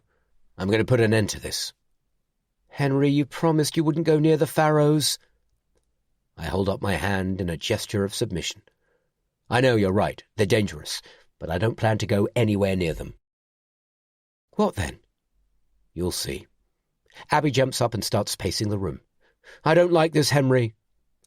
I heave myself out of the chair and hold her tightly. "It's going to be okay. Trust me." She pulls away and looks me in the eye, trying to read my expression. "Where would we go?" Now she's coming around to the idea. She's seen it make sense, that the girls aren't safe here. I really don't want them to leave, but I have no choice. "We'll find somewhere," I say. "Maybe a hotel. And then in a few days, when this is all over, you can come home and we can get on with our lives." "Well, I still don't like it," she says. "I know. But do you trust me?" She stares at me for a moment. I'm asking a lot, I know.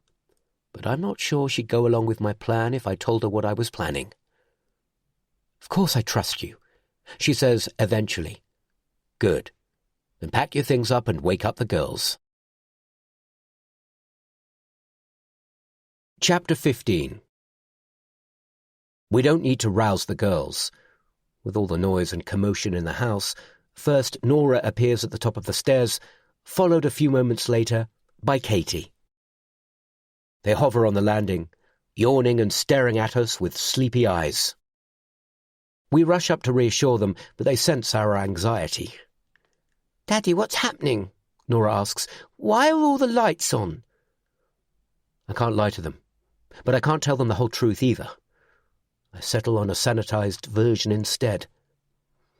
"The window downstairs got broken," I say as Abby tries to steer them back into their rooms, but they're having none of it. "Where? I want to see," Nora says. Abby glances at me, and I shrug. We can't hide it from them. I take Nora's hand and lead her into the living room. Abby follows, carrying Katie on her hip. She's clutching a rag doll, and her pyjama top rides up over her tummy. I pull back the curtain and show them the hole in the glass that's letting in a chill stream of air. "Did a bad man do it?" Nora asks, her brow knotting with worry. "It was just an accident," I say. I've always vowed not to lie to my children, but there are some truths they need protecting from. Nora tries to climb onto the sofa for a closer inspection, but I grab her and pull her away. "Careful," I say. "There's broken glass everywhere. You wouldn't want to cut yourself, would you?" A wash of pulsing blue light sweeps across the room, bathing our faces, the walls and the carpet. Nora stands on the tips of her toes to peer out of the window, and Katie stirs from Abby's shoulder. "What's that?" Nora asks. I'm not sure how I'm going to explain to an 8- and a 6-year-old why a police car has turned up without troubling them. "It's the police," Abby says. "They're here to look at the window to see if they can work out what happened." "Oh," says Nora, still staring outside, apparently satisfied with this explanation. "I'll go. You stay here with the girls." I rush outside to meet 2 police officers as they climb out of a patrol car parked at the end of the drive. "Mr. Hutton?" A female officer with blonde hair tied back in a ponytail asks. "Reports of an intruder?" "Yes, but I think they've gone now. I saw someone running off, but one of our windows has been smashed where I think they tried to get in, and as you can see, they've thrown paint over the front of the house." The officer casts a glance at her male colleague. He's tall and athletic-looking, with bright eyes and a kind face. "Is everyone out of the house?" he asks. "No, my wife and kids are inside." "Mind if we take a quick look around?" the female officer says. "Then we can take a statement." "Be my guest." As the 2 officers head for the door, a voice calls out over the low hedge to my left. "Is everything okay, Henry?" Our elderly neighbour, Paul Lamb, is standing in his dressing gown, hands in his pockets, looking concerned. What am I supposed to tell him? I don't want him to worry, but he's seen the paint and the broken glass. "Everything's fine," I say. He raises a bushy eyebrow. "Sorry if we woke you," I add. He's still staring at me, waiting for me to elaborate. I sigh. He might as well know. Someone put a rock through the window. We've been having a bit of trouble lately, but it's nothing to worry about. "You all okay? Abigail? The girls?" "We're all fine. It was a shock, that's all. We thought we'd better call the police, to be on the safe side." "Can't be too careful," he says. "Is there anything I can do?" "No, thank you." I watch the 2 police officers nosing around in the lounge through the window. They'll have to take us seriously this time. I can show them the letter, and they'll have a record of the report I made about Abby's car. At least they're here and can see the damage for themselves. "Actually, there is something, if you don't mind." "Anything," Paul says. "Name it." "Would you look after Katie and Nora while we speak to the police? They're wide awake wondering what the hell's going on, and I don't want them listening in. We told them it was an accident." "Of course. They can spend the rest of the night here if you like. They can sleep in the spare room. No problem at all." Abby and I sit at the kitchen table with the 2 officers and explain everything that's happened over the last few days. They nod and diligently take notes as I tell them about Abby Stalker, the man who was loitering outside the house, and my office, the damage to Abby's Mini, and the letter that was hand-delivered to the house. I retrieve it from the junk drawer and give it to the female officer. It's been passed around so much now, I doubt there's any realistic chance of pulling any fingerprints from it. The officer removes the letter from its envelope and reads the 4 lines of text before handing it to her colleague and making a note in her book. "Does this make any sense to you?" she asks. "Not really, but Abby's a barrister," I explain. "We think this might be connected to a court case she was involved in." "The Billy Bowden murder case," Abby adds. The female officer's mouth forms an O of surprise. "I thought you looked familiar," she says. "I think I saw you on the news." Abby bows her head, embarrassed. "We think." "You think," Abby corrects me. "I think it might be the Farrow family. Angry at Abby after the 2 sons were found guilty of the murder. I spoke to D.I. Steve Hunt, and he said he sent someone around to speak with them. Of course, they denied everything," Abby says. She's leaning across the table, fiddling nervously with her fingers, her knuckles white. The female officer smiles sympathetically. "I see. Is there anything else that makes you believe this might be connected to the court case?" Here we go, the same old fob-off because we can't prove anything. "For example, did you get a good look at the man who followed you? Or the one who was outside the house?" she asks. "No, but And you said you saw someone running away from the property tonight? Yes, I say, but it was dark, and I only saw them briefly. So you wouldn't be able to identify them if you saw them again? No. The male officer scratches his face. Is there any CCTV footage that might help us identify them? No, we don't have cameras, I say. Are you aware of any witnesses? Isn't finding witnesses their job?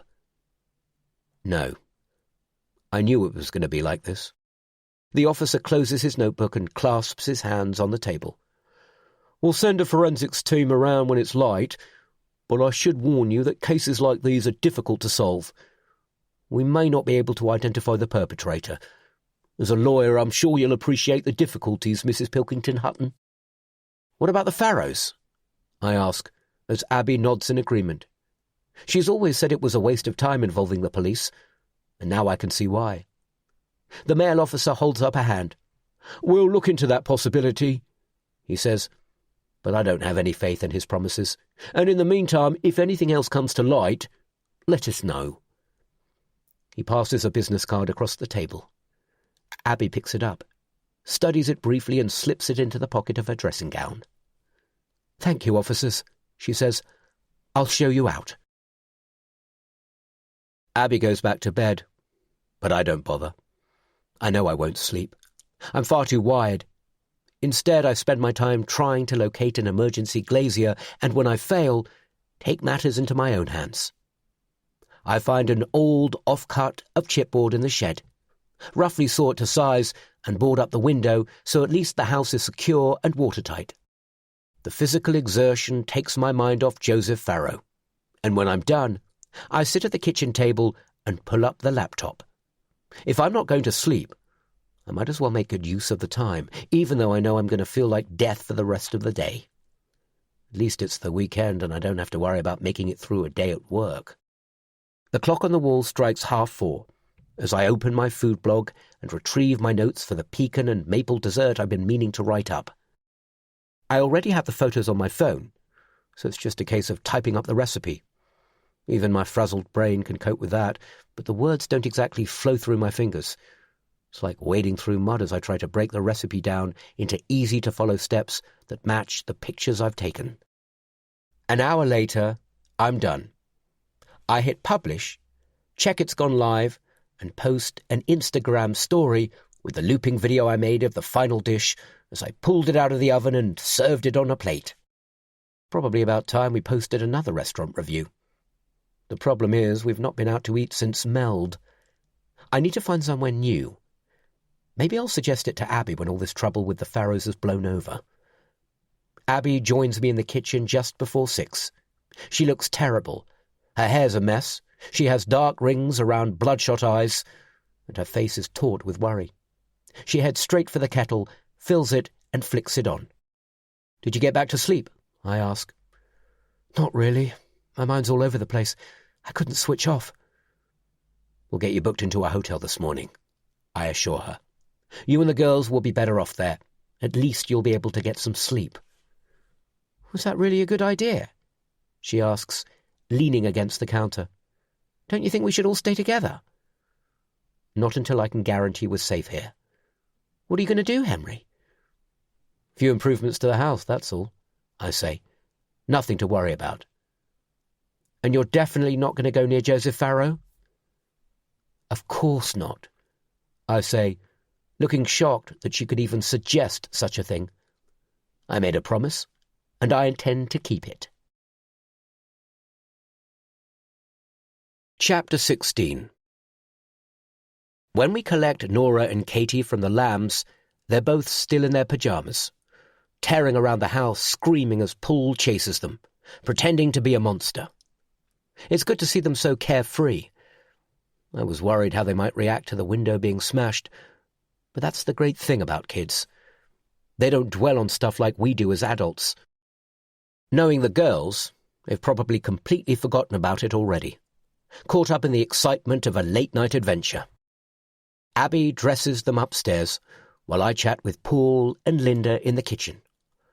What's going on, Henry? Paul perches on a stool, wheezing. He doesn't have much hair, and what is left sprouts wildly. Little wispy strands that seem to have a mind of their own. I take a deep breath and tell them everything. Neither of them says anything, but Linda, a frail old lady with a curved spine and a shuffling gait, pats my arm sympathetically. She's never been tall, but in the years we've known her, she seems to have shrunk. Her head now barely comes up to my chest, but there's still a sparkle behind her milky eyes. "What are you going to do?" she asks. "I'll check Abby and the girls into a hotel for a few days, and then I'm going to make sure they can't touch us again." Paul nods sagely. "You know they're welcome to stay with us for as long as you need." "You've done enough already. I want them somewhere they can't be found, and anyway, Abby didn't sleep much last night. A hotel bed will do her good," I say. "And what about you?" Linda asks. "You look tired, Henry. You need to look after yourself." My family's my priority. We find a cosy hotel on the outskirts of town. After Abby and the girls check in, I return home to begin work to make the house safe. I don't want to be apart from my family a minute longer than necessary, so there's no time to lose. The outside of the house looks worse in the daylight. The splatter of paint has dried in dark, angry streaks, and the ugly chipboard square I put up over the window does nothing but draw attention to the damage. A police forensics officer arrives mid-morning and asks me to stay out of the way while she dusts the window frame for prints and checks the rest of the garden for footprints and any other clues. I remember the tin of paint I kicked under the car last night. She drops it into a clear plastic bag, and together with the rock that was used to break the glass, she stows it in the back of her van. When I ask her if she's found anything else, she shakes her head and tells me that in most cases like these, conclusive forensic evidence is hard to find. No sooner has she left, and with impeccable timing, the emergency glazier arrives. He takes less than 30 minutes to replace the broken glass and clean up the mess. Later that afternoon, after I've scrubbed the worst of the paint off, leaving only a faint pink stain on the white render, an engineer from a home security company I called turns up. He'd agreed to come out at short notice on a weekend after I poured my heart out over the phone and convinced him it was an emergency. I immediately warm to Sanjay. He has a sunny smile that seems permanently fixed on his face. I tell him about the rock through the window and the tin of paint that was thrown at the front of the house, but I don't elaborate. I don't tell him about the letter or the vandalism to the car, or my suspicions about Joseph Farrow and his vendetta against my wife. He sucks in air through his teeth and shakes his head. "Nasty business," he says. He asks to look around so he can make a detailed assessment and roams through the house with a clipboard, studying all the windows and doors with a knowing nod. Finally, we sit at the kitchen table to discuss his recommendations. "I don't want to turn the house into a fortress," I say, "but I need to know my family's going to be safe." He nods, as if he understands perfectly. "Absolutely," he says. "I was thinking a few extra locks on the doors, some locks on the windows, and maybe some CCTV cameras front and back," I say. Sanjay nods and makes another note on his clipboard. "Well, we could do that, sir. We can make you secure and fit a few gadgets too, so you can monitor the house remotely if you wish. Oh, there's one other thing. I'm worried how easily they smashed the glass in the window at the front of the house." "I doubt it was easy," Sanjay says. "It's double glazed. It would have taken a big effort to smash it because of that cushion of air between the panes. You see." That explains the loud banging I heard before the sound of shattering glass. "But they did it," I say. "And if they did it once, they can do it again. If they want to get into the house, the windows are a weak point. I need peace of mind if I'm going to allow Abby and the girls to return home, and if I'm ever to get a decent night's sleep again." Sanjay tilts his head. "I wouldn't exactly say a weak point. I want bars fitted to all the windows." For the first time, Sanjay's smile slips and his jaw drops. "Bars? Yes, on all the windows. I want the house totally secure." A shadow of a smile creeps across his lips, as if he thinks I might be joking. I would suggest your best bet is triple locks on all the doors, and maybe even an alarm system to complement the cameras. If anyone tries to break in... Well, I don't care about the doors. They're solid enough. It's the windows that concern me, I say. But really, bars on all the windows? Well, that's right. Can you do it? Of course I can do it, sir, Sanjay says, although it's a little unusual. It's an unusual situation. Of course I understand. He chews the end of his pen while he studies his clipboard. So to confirm, you want me to fit bars to all the windows in the house? Yes. Like in a prison? That's right, I say. I don't want anyone to threaten my family while they're in this house again. That night, I sleep fitfully. The house feels empty without Abby and the girls. It's too quiet, and every time I hear a car rumble past, or the sound of the pigeons on the roof, or the creak of a tree branch, I snatch a breath and hold it, fearing the Pharaohs are back. I try to tell myself it's an irrational fear, but my subconscious won't let it go. Last time, it was a rock through the window. The next time, it'll be something worse. I'm sure of it. I try not to think what it might be, but my mind runs riot.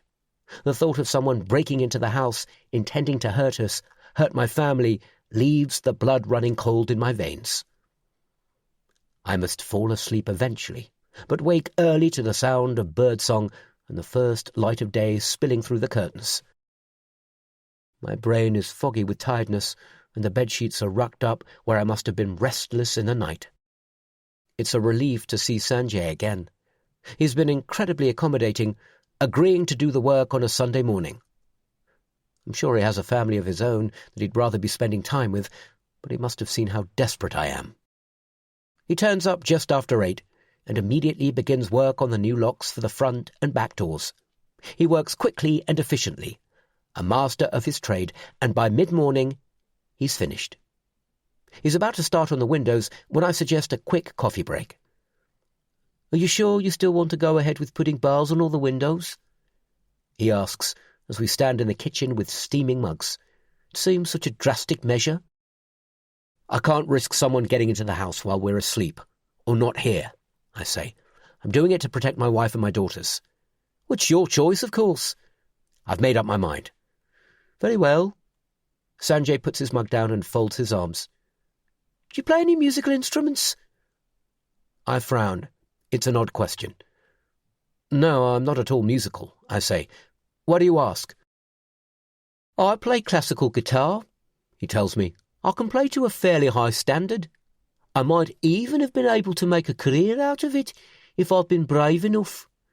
Might have worked out, but it might not. The point is, I'll never know because I didn't have the guts to try. I was afraid of failing. Instead, I stuck with what I knew. Security systems, locks, bolts, cameras, alarms. I nod, confused. I don't know why he's telling me this. I guess he's just trying to make polite conversation. What I'm saying is fear has a funny effect on people's behaviour. It's like glue that gums up their heads. In my case, it stopped me from following my dreams. I was afraid I would fail, that I wasn't good enough. You see, fear stops a lot of people from doing the things they know will make them happy. Do you see what I mean? I nod. I wanted to be a chef when I was younger. There you go. Sanjay throws up a hand as if to say I told you so. What happened? My father didn't approve. He didn't think it was a proper job, and I was too scared to go against his wishes. I say, the bitterness and regret rising from the deep recesses of my memory. What did you do instead? I laugh bitterly, thinking about what might have been. I became a planning officer, I say. It's a steady job, and the pay's not bad. I add, as if I need to justify it not only to Sanjay, but to myself. I see a lot of scared people in this business. People call me all the time because they want more locks or CCTV covering every angle because they're scared of something. Their fears might be real or not, but in my experience, More security is rarely the answer. It's another odd thing for Sanjay to say. You'll do yourself out of business if you go around telling people that. Do you really want to turn your house into a prison because a couple of thugs smashed a window? What does your wife think? She doesn't know. I see. The air whistles as he draws it in between his teeth. He tilts his head to one side. She'll be fine, I say, as long as the girls are safe. Anyway, it's not only the smashed window, other things that have happened too. And I tell him everything, starting with the threatening letter, letting it all out in a flood, hardly stopping to draw breath. I tell him how it made me feel angry, fearful and anxious. I tell him about the Farrows and Billy Bowden and the court case, how I suspect they've been responsible for everything. And I tell him how worried I am that at some point soon they're going to come back to finish what they've started. I'm sure he has no interest in hearing it, but he listens patiently. Nasty business, Sanjay says. He says it so often, it's almost become a catchphrase. If I was in your shoes, I'd be worried too. But if you put bars on the windows, it'll only stop people from getting in. It could stop you from getting out too. What if there was a fire? Now my mind's made up. Maybe in time when this is all over we can remove them, but for now it's the right thing to do, for the sake of my family. All right, if you're totally sure. Let's get started. The noise of drilling, as Sanjay starts on the windows, is obscenely loud for a Sunday morning. Worried it might be disturbing Paul and Linda, I leave him to it and head next door to apologise. I knock and wait. Paul answers and immediately invites me inside. Is everything okay? He asks. Oh, everything's fine. I just came around to say sorry about the noise. Paul waves his hand dismissively. Oh, don't worry about it. Nothing else has happened, has it? No. Linda shuffles into the hall, holding a bundle of wool and a pair of knitting needles. She smiles when she sees it's me. Hats and gloves for the grandchildren, she says, holding up the wool. But I'm not as fast as I used to be. They usher me into their lounge, and I sit on the edge of an old green floral sofa. The television is on, the volume painfully loud. Paul switches it off and sits in an armchair by the window. Linda joins me on the other end of the sofa and continues knitting. I was lucky to find someone who could come out at short notice to look at the locks, I say. Paul nods. I saw the van outside. I found him online, I explain. He's putting some more locks on the doors and making the windows secure. I've also asked him to put up some CCTV cameras. I'm not sure what else we can do. We'll be safer than the Bank of England by the end of the day. Paul chews his lip. He looks worried. Actually, I'm glad you popped in, Henry. With all the trouble you've been having, it's made us think about how safe we are here. What do you mean? Well, I was reading about a court case Abigail was involved in. You know, the old man who was attacked in his home. Paul folds his leathered, liver-spotted hands in his lap.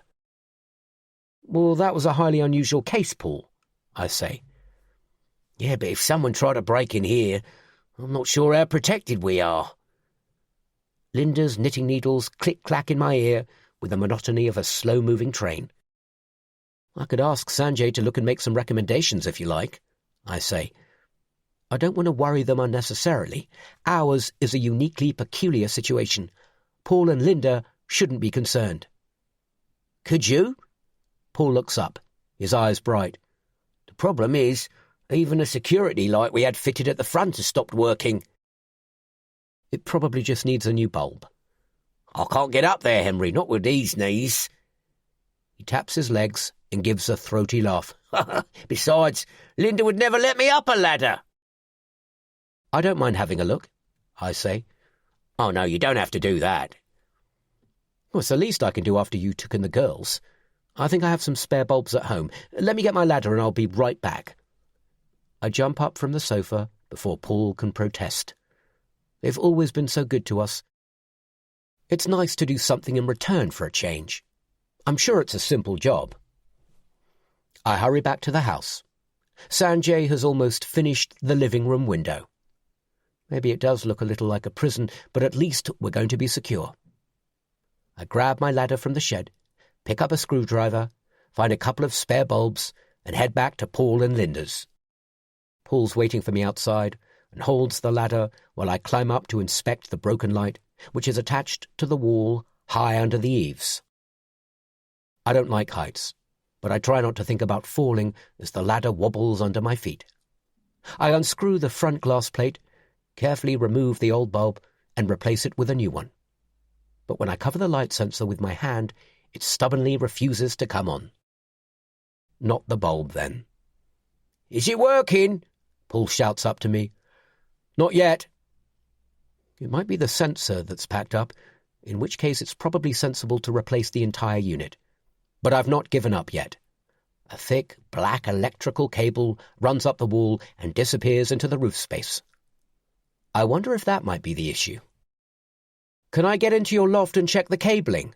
I ask Paul as I carefully descend the ladder on watery legs. I carry the ladder inside and set it up under the loft hatch. I use the torch on my phone to peer into the attic and haul myself up into the dark. There's hardly room to move. The loft is full of a lifetime's worth of belongings spilling out of cardboard boxes. Books are stacked up in piles. Paintings in gilded frames are propped up against the rafters, and there's even a table and set of wooden chairs stacked up. I scramble into the eaves, where I guess the cable from the security light must enter the house. I dig around under a thick carpet of insulation, holding my breath against the tiny fiberglass particles, and finally locate the electrical lead. The problem is immediately apparent. Something has chewed through it, exposing the coloured wires inside. Probably mice. And now I look harder, I can see telltale black droppings everywhere, gnawed holes in the bottom of boxes and shredded piles of foam and plastic. I've no idea how they've managed to get in, but the whole place looks infested. Paul sticks his head up through the loft hatch, holding up a mug of tea. "Any luck?" he asks.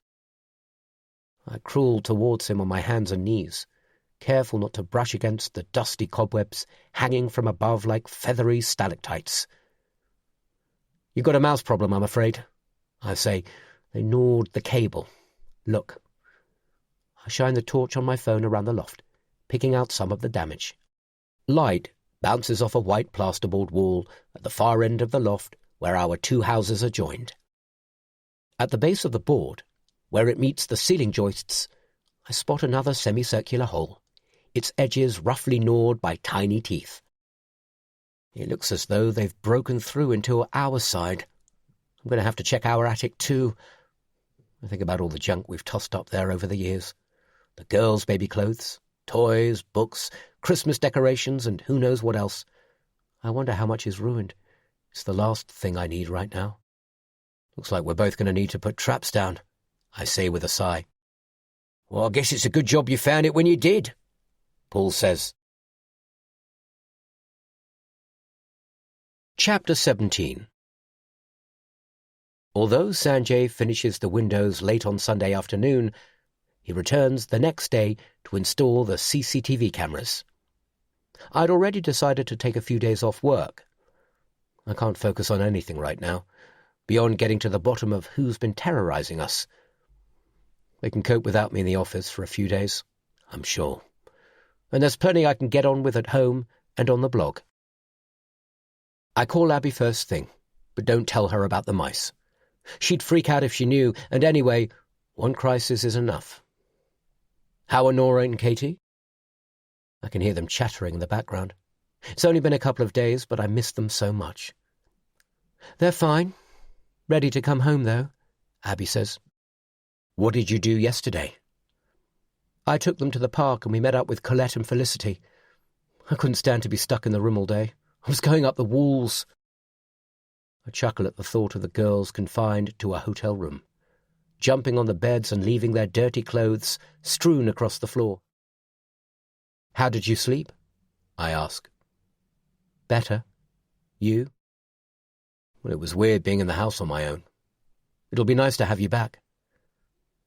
I hesitate, fearing the answer to the question I need to ask. And has everything been okay? You mean, has anything else happened? No, it's been quiet. We're fine. Anything at the house? No, but I've had a guy here fitting new locks and stuff most of the time. I deliberately don't elaborate on all the work I've had done. I want it to be a surprise. I'm looking forward to getting back. Listen, I'm taking a few days off, so I'll pick up the girls from school tonight and bring them back here. I'll see you when you finish work. Okay, I shouldn't be too late. I love you, Abby says. I love you too. The rest of the morning is taken up working with Sanjay on where best to fit the cameras to eliminate any blind spots around the house. Then he shows me how to access the live feeds and historic footage through an app on my phone. So even if you're away, he says, you can check on the property and the servers will store all the old footage for 7 days before it gets wiped. It's the last piece of the jigsaw, and finally, the house feels secure. While we're inside, the Pharaohs, or anybody else, can't touch us. I can sleep easy in my bed, and hopefully, in time, they'll lose interest. I can't wait to see Abby's face. When Sanjay's gone, I call a pest control company who promised to send someone out later in the week to sort out our mouse problem. I don't want them chewing through electrical cables or anything else in our loft. It's a shame they can't send anyone sooner, but at least it's in hand. Nora and Katie come screaming towards me when they're let out of class at the end of the day. I pull them close and drink in their familiar scent. I missed you, Daddy, Katie says, pushing her rucksack into my chest. Nora is less demonstrative, but I can tell by the way she clasps my hand as we walk back to the car that she feels the same. Are we going home to our house now? She asks. Yes, back to your own room and all your toys. And Mummy too? Yes, when she finishes work. The girls clamber into the back seat of the car, and I make sure they're securely strapped in. My precious cargo. I throw their bags on the front seat as I hop in behind the wheel and spot a brown, padded envelope sticking out of the top of Nora's satchel. With curiosity getting the better of me, I pull it out for a closer look. I don't know how long I sit with it in my lap while the girls bicker in the back. It could be a minute. It could be 10. But I can't tear my eyes away from the name scribbled roughly on the front in capital letters and black ink. I instantly think about the letter that was pushed through our door, even though that was in an unmarked plain white envelope, and this is a padded package. Just Henry. No surname, no address. I shudder as a chill coils down my spine. Nora, where did you get this? I ask, holding the package up.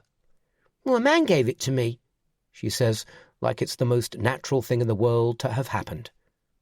What man? I watch her in the rear-view mirror, my mouth dry.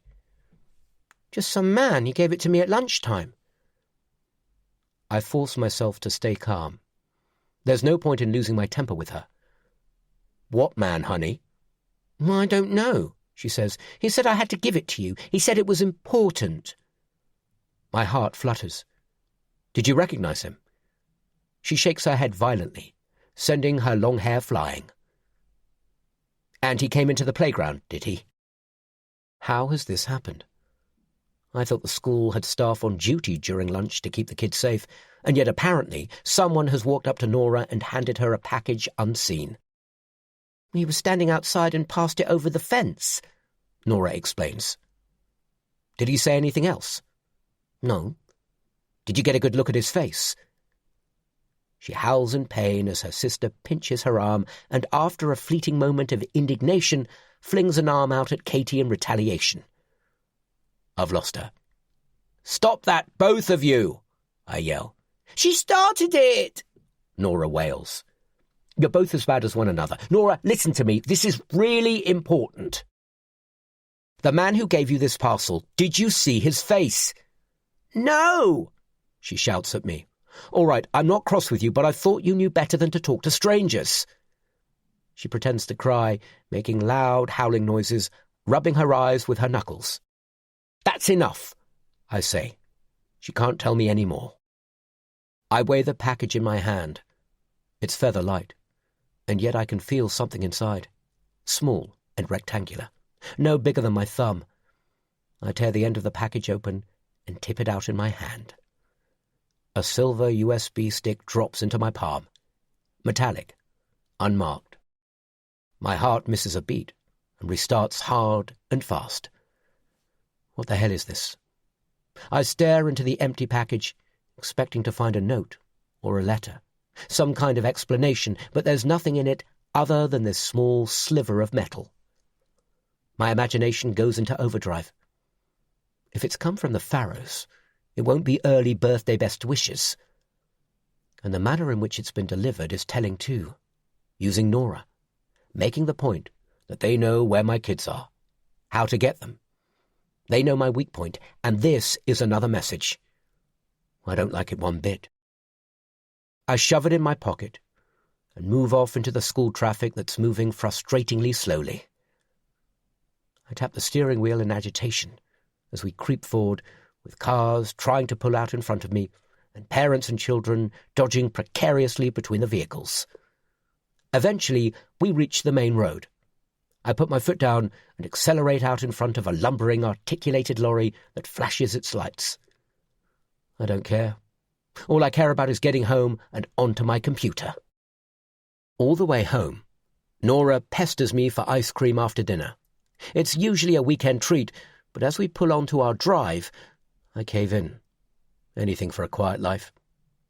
As I struggle with the keys for the new locks, Nora stares at the outside of the house. "What's happened, Daddy?" "Well, it's so no more windows get broken," I say, shepherding the girls inside with a cautious glance over my shoulder.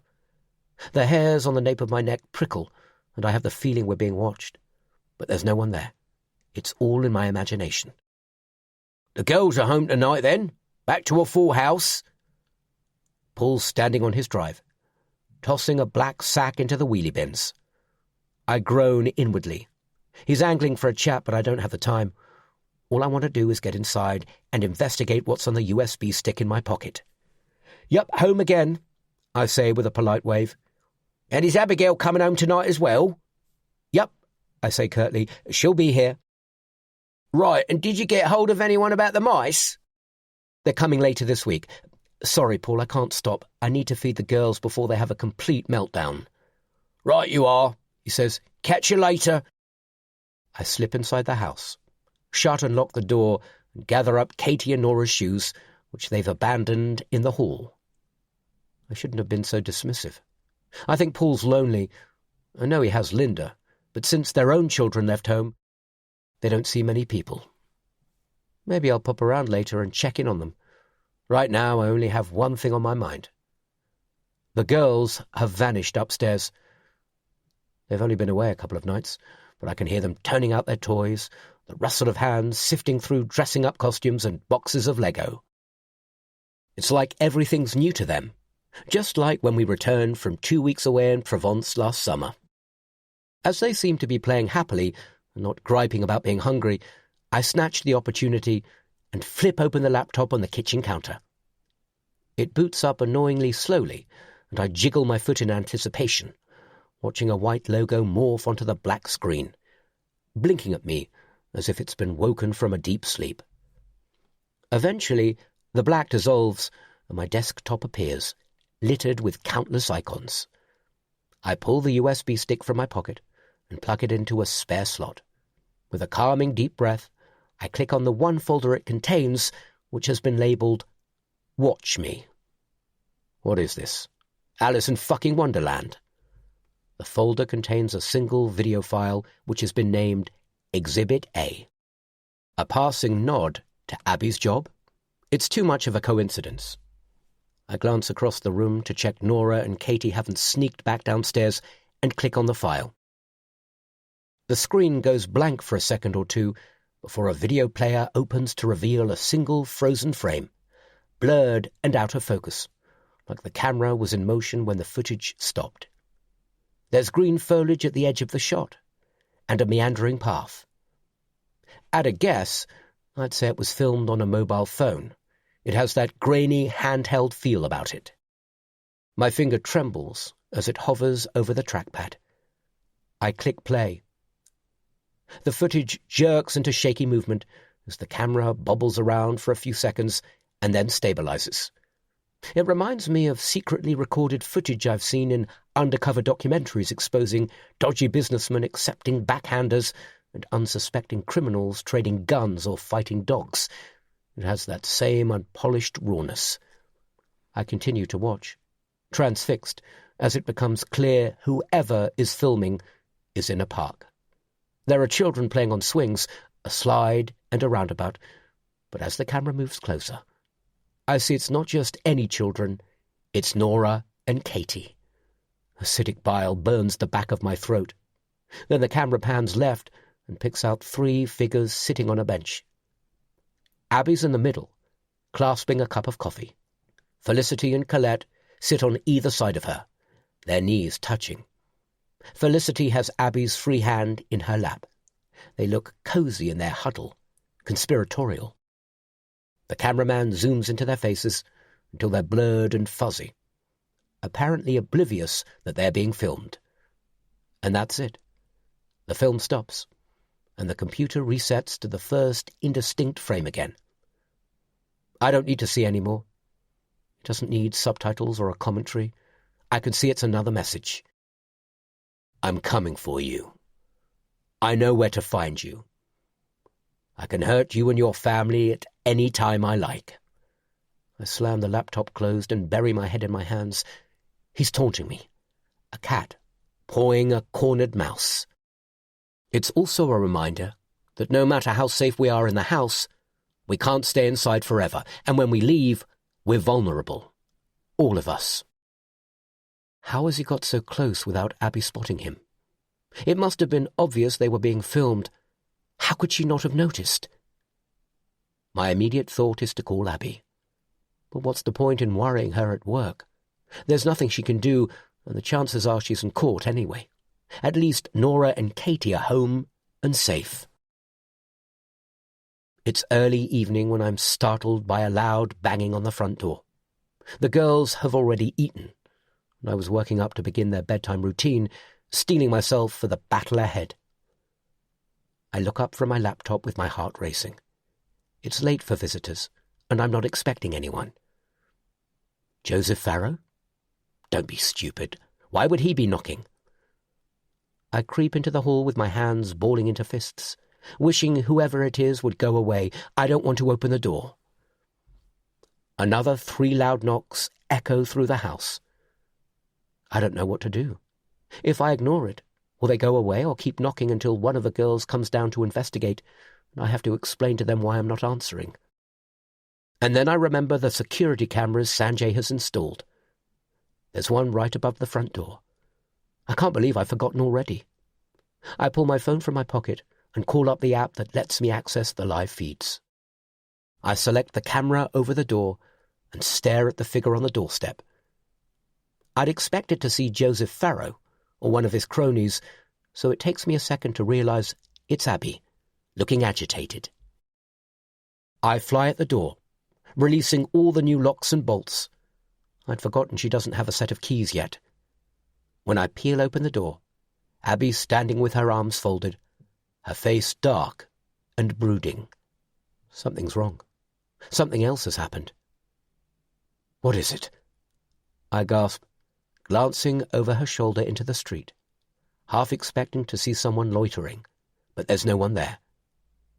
Henry, what the hell have you done to the house? Chapter 18.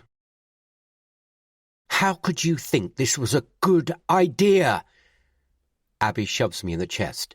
She barges her way inside. But it's an absolute eyesore. The house wasn't safe, I say, stunned by her reaction. I thought she'd be pleased I'd taken steps to protect her and the girls. She's totally overreacting. No one's going to get in now, short of bulldozing through the front door. It's too much. We can't live like this, like prisoners. It's absurd. I want you to feel safe. I want them taken down. All of them. Abby says, tossing her briefcase and handbag down and shrugging off her coat. "I've only just had them put up," I say. I can't believe she's being so unreasonable. "What if Farrow comes back and tries to break in again?" "Henry, I won't say it again. I'm not living like this. We're only a length of razor wire and a guard tower away from having our home turned into a maximum security jail. I mean, what must the neighbours think?" "I don't care what they think. I only care about my family," I say. "I should never have gone away. It was a mistake. What else have you done?" "Nothing." She's made me all defensive, questioning myself. I thought I was doing the right thing to protect us all. "Well, you've obviously changed the locks." Her eyebrows shoot up. "Sorry, yes, I've had new locks put on the front and back doors." I pluck a new set of keys from the papier-mâché bowl on the side. "Here, these are for you." She snatches them and loops them onto her keyring. "Is that it?" "Well, I've had CCTV cameras installed around the house as well. You can view the footage on your phone. I can show you." I hold up my phone, but she doesn't seem interested. "Where are the girls?" "Upstairs. I was about to start bath." "I'll do it," Abby snaps. I can't believe she's getting this worked up about a few bars on the windows. "They've had their tea," I say. Abby turns away from me, heading for the stairs, but stops and spins around, her eyes narrowing. "What if we need to get out in a hurry? What if there's a fire? What are we supposed to do then?" I scratch my head. As Sanjay pointed out, there's no way out through the windows in an emergency. "It won't be forever," I explain. "And when this all blows over, we can have them removed." Abby shakes her head, like she can't believe what she's hearing. "No, Henry, get them taken off tomorrow." "I can't, not just like that." "I mean it." I hang my head. There's no arguing with her when she's like this, and she's not going to see sense, unless... "Maybe this will change your mind," I say, striding into the kitchen. If she wants persuading that we're not safe while Joseph Farrow is out there looking for some kind of twisted vengeance, maybe what I discovered on the USB stick will make her think again. "I found this in Nora's school bag," I say, holding up the empty brown package. "She says a man handed it to her over the playground fence at lunchtime." Abby has followed me into the kitchen and glances suspiciously at the envelope I've ripped open at one end. "Who?" "She didn't recognize him." Abby shakes her head in disbelief. "This was inside," I say, holding up the USB stick. "You're going to want to watch this." I plug it back into the computer and pull up the video file. I hit play and stand back, so Abby has an unobstructed view of the screen. "What is this?" she gasps as the footage focuses on Nora and Katie chasing each other up a playground slide, down again, and onto a roundabout. I say nothing, letting her take it all in as the camera pans around and zooms in on Abby and her friends. "Turn it off," she says. "I don't want to see any more." "He was there," I say. "Joseph Farrow was in the park with you filming. I can't believe you didn't see him." Abby puts her hand to her forehead and runs it over her hair. "I didn't see him," she says. "I didn't see anyone." "Are you sure? He must have been right there in front of you." "I didn't see anyone," she repeats, raising her voice. "If it was Joseph Farrow, I would have recognized him. He doesn't exactly blend in." It's exactly what I thought. I'd have recognized him anywhere with that bushy beard and all those tattoos. "It could have been an accomplice," I suggest. "But why were they filming us? And the girls?" I shrug. "They're playing mind games, letting us know how easily they can get to us. It's the only reason I can think of." "I don't like this, Henry." "No, neither do I. I better let the police know. Do you still have that officer's contact details?" "Somewhere." Abby disappears into the hall where she left her handbag and comes back with the business card the police left with us. "I'll call him," I say. "The problem is there's nothing to link the footage to the Farrows, just like the letter and the vandalism to your car. But maybe they'll be able to pull some prints off that stick." "What, after you've had your hands all over it? I doubt it." Abby pulls out a chair at the kitchen table and slumps down, raking her fingers through her hair. "I can't stand it," It's the first time I've seen her get properly upset since the night she was followed home. She doesn't easily let her guard down, but I can see now it's getting to her. She's always been so strong, so composed. I'm not used to her being like this, and I'm not sure how to handle it. Why are they doing this to us? When she looks up, she has streaks of mascara running down her cheeks. What are we supposed to have done? If this is the Farrows, why me? Why us? Why not the police or the judge? There were 12 men and women on the jury. Why not them? It's not fair! I kneel at Abby's feet and take her hands, pulling them away from her face. Hey, we're going to get through this. We're in it together, I say. Everything's going to be fine. She shakes her head. It's not, though, is it? And what if it's not the Farrows? I've prosecuted hundreds of cases. It could be something to do with any one of those. I just can't see a way out of this. It's going to go on, and how does it end? That's why I wanted us to be safe inside the house, at least. Whatever they do, they can't touch us here. Look, I know the windows are a bit much, but I don't want to take any chances. Not until we've sorted this out. Abby sits back and puts her fingers to her lips. I don't know what we're going to do. Neither do I, but we're going to get through it. I promise.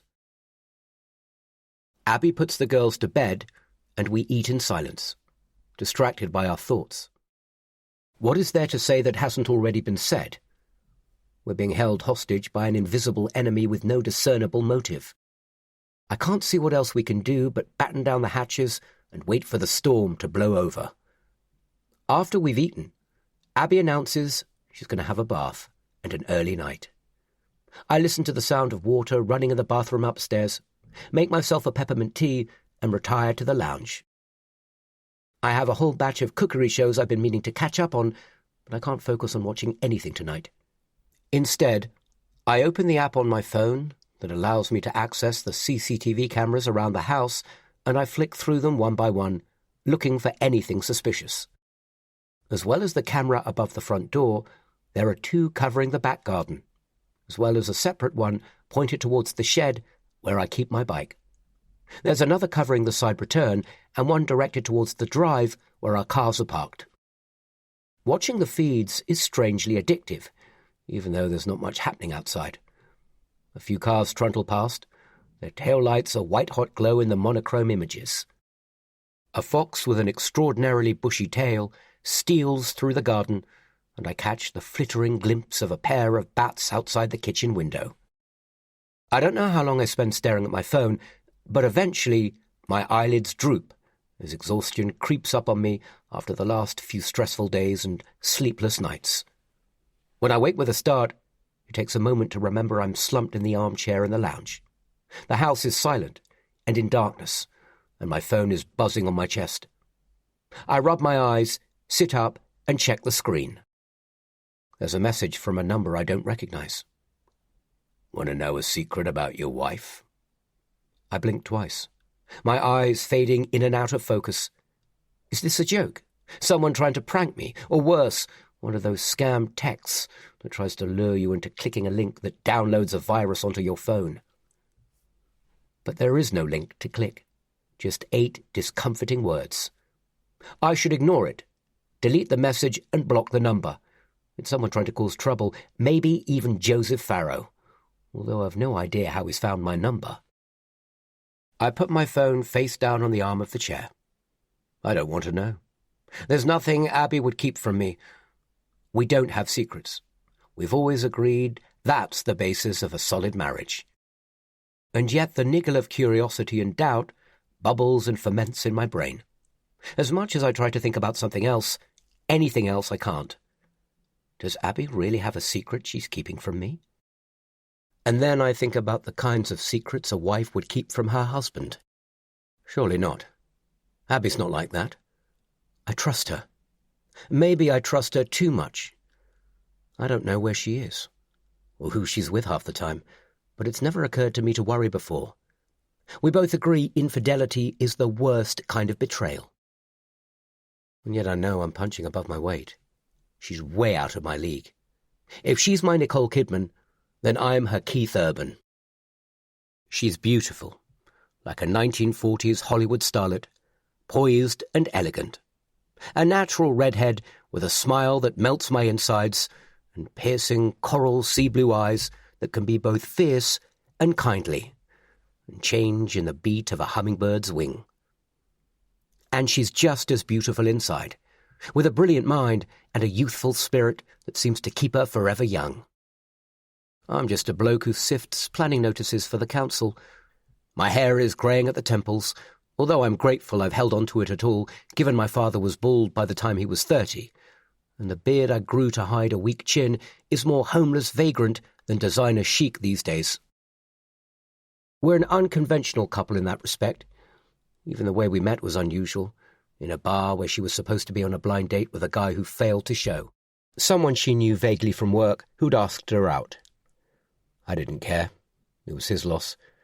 She was nervously twiddling an olive-speared cocktail stick around her martini glass, with one eye on her phone and the other on the door. I smiled when our gaze met. Embarrassed I'd been caught staring, but I guess she was used to that.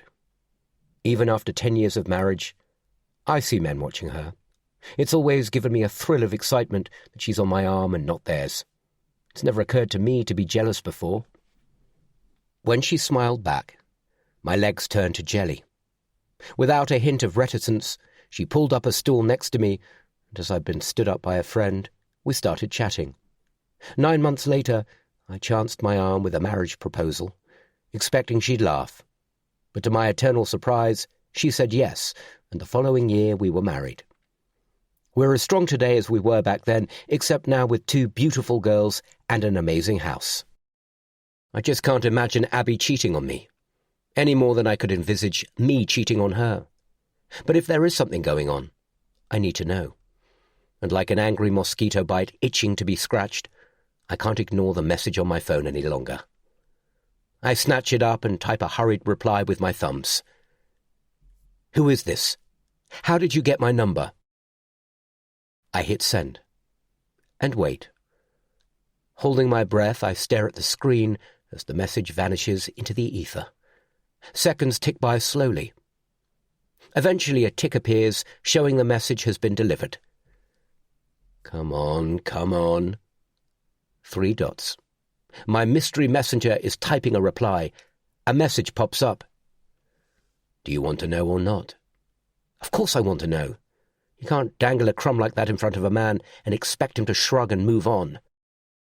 Whoever is texting me knows this full well. I know they're playing with me, but I'm hooked. It's probably nothing. But my neurosis doesn't know that. I think back to all those nights in the last few months that Abby stayed late at the office. She said it was to prep for the Billy Bowden case. Was she lying to me? Using it as an excuse to carry on behind my back? My gut turns to mush. No, she'd never do that. Would she? I squeeze my eyes shut as an image of Abby on her back with another man between her thighs pops into my head. I push it away. There's nothing to suggest she's been anything other than faithful, other than this anonymous text that's come out of the blue. And why would I believe that? I type another message. Yes, tell me.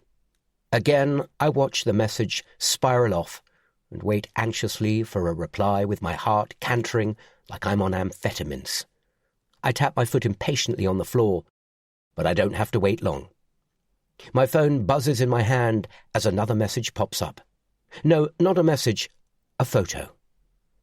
I stare at it, wondering if I dare to open it, fearing what I'm going to find. A picture of Abby that I'll never be able to unsee. But now I have it, I can't ignore it. With a sick feeling in my stomach, I click on it.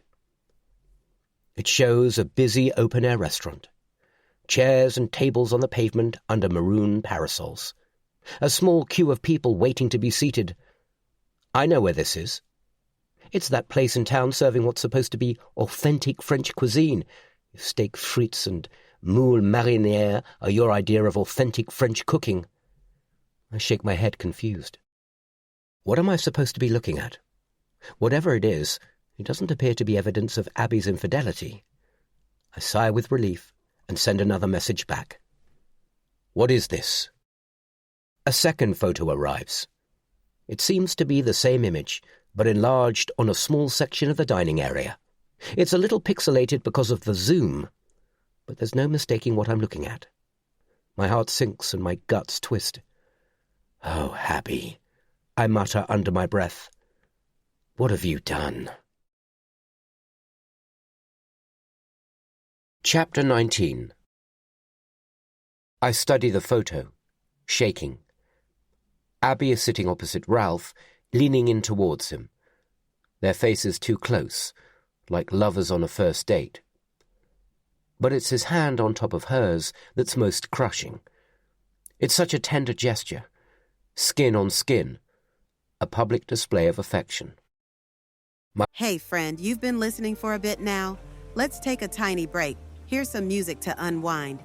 This is a free audiobook experience, and we're glad you're here.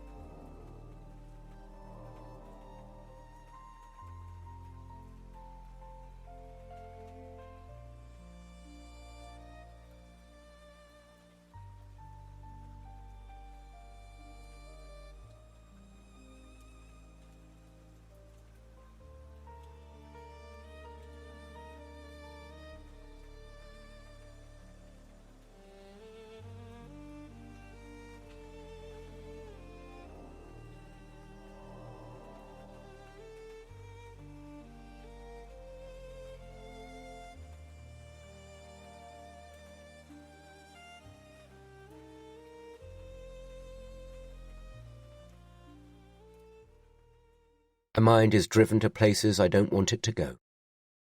Imagining Ralph's clammy hands all over my wife's naked body, their limbs entwined, seedy hotel rooms, the back of Abby's Mini, a horrific montage of their infidelity. How could she do this to me? Haven't I always been there for her? The embodiment of loyalty and devotion, and this is how she repays me? With Ralph of all people? How have I missed it? And how long has it been going on? I'd never had the faintest suspicion. My throat tightens, and my stomach wrenches with nausea. How could they do this to me? And what about Colette? I presume she doesn't know either. They've played us both for fools. It's the most complete betrayal I can imagine. A husband and a wife stabbed in the back with the same filthy knife. How am I going to explain it to the girls? They're too young to understand, too innocent. It's the sort of thing that could damage them for the rest of their lives, a legacy that will probably taint their relationships for years to come. How could Abby have been so selfish? I click away from the image and tap out another message, my hand trembling with shock and anger. How did you get this? And when was it taken? It looks recent, but I can't be sure. So many questions tumble around my brain. I need answers, or I'm going to lose my mind. The message has been delivered and read, but there's no response. This has to be Joseph Farrow's work. He must have known this would rip us apart. Is he sitting at home laughing at me, reveling in my world collapsing? Well, I hope by destroying our lives, he's happy now. In frustration, I type another message. Just tell me. This time it's not delivered. Now he's dropped the grenade. The bastard's probably switched off his phone. In desperation, I try calling the number. A hollow silence echoes in my ear, and the blood hammers through my veins. Eventually I get an automated response, a robotic voice telling me the person I'm calling is not available. I slam the phone down on the arm of the chair. How have I been so blind? The last time I saw Abby and Ralph together was when everyone came to dinner on Friday night. After everything that's happened since, it seems a long time ago. I didn't notice anything going on between them that night. Certainly nothing to arouse my suspicion. In fact, they barely exchanged a word while I was in the room. Perhaps that in itself should have given me cause to suspect something was going on, but I was so focused on the meal and anxious about seeing Johnny and Ralph again. Maybe I'd been blinkered to what was really going on. As I stare into space, my mind and body numb, the door creaks open. Henry?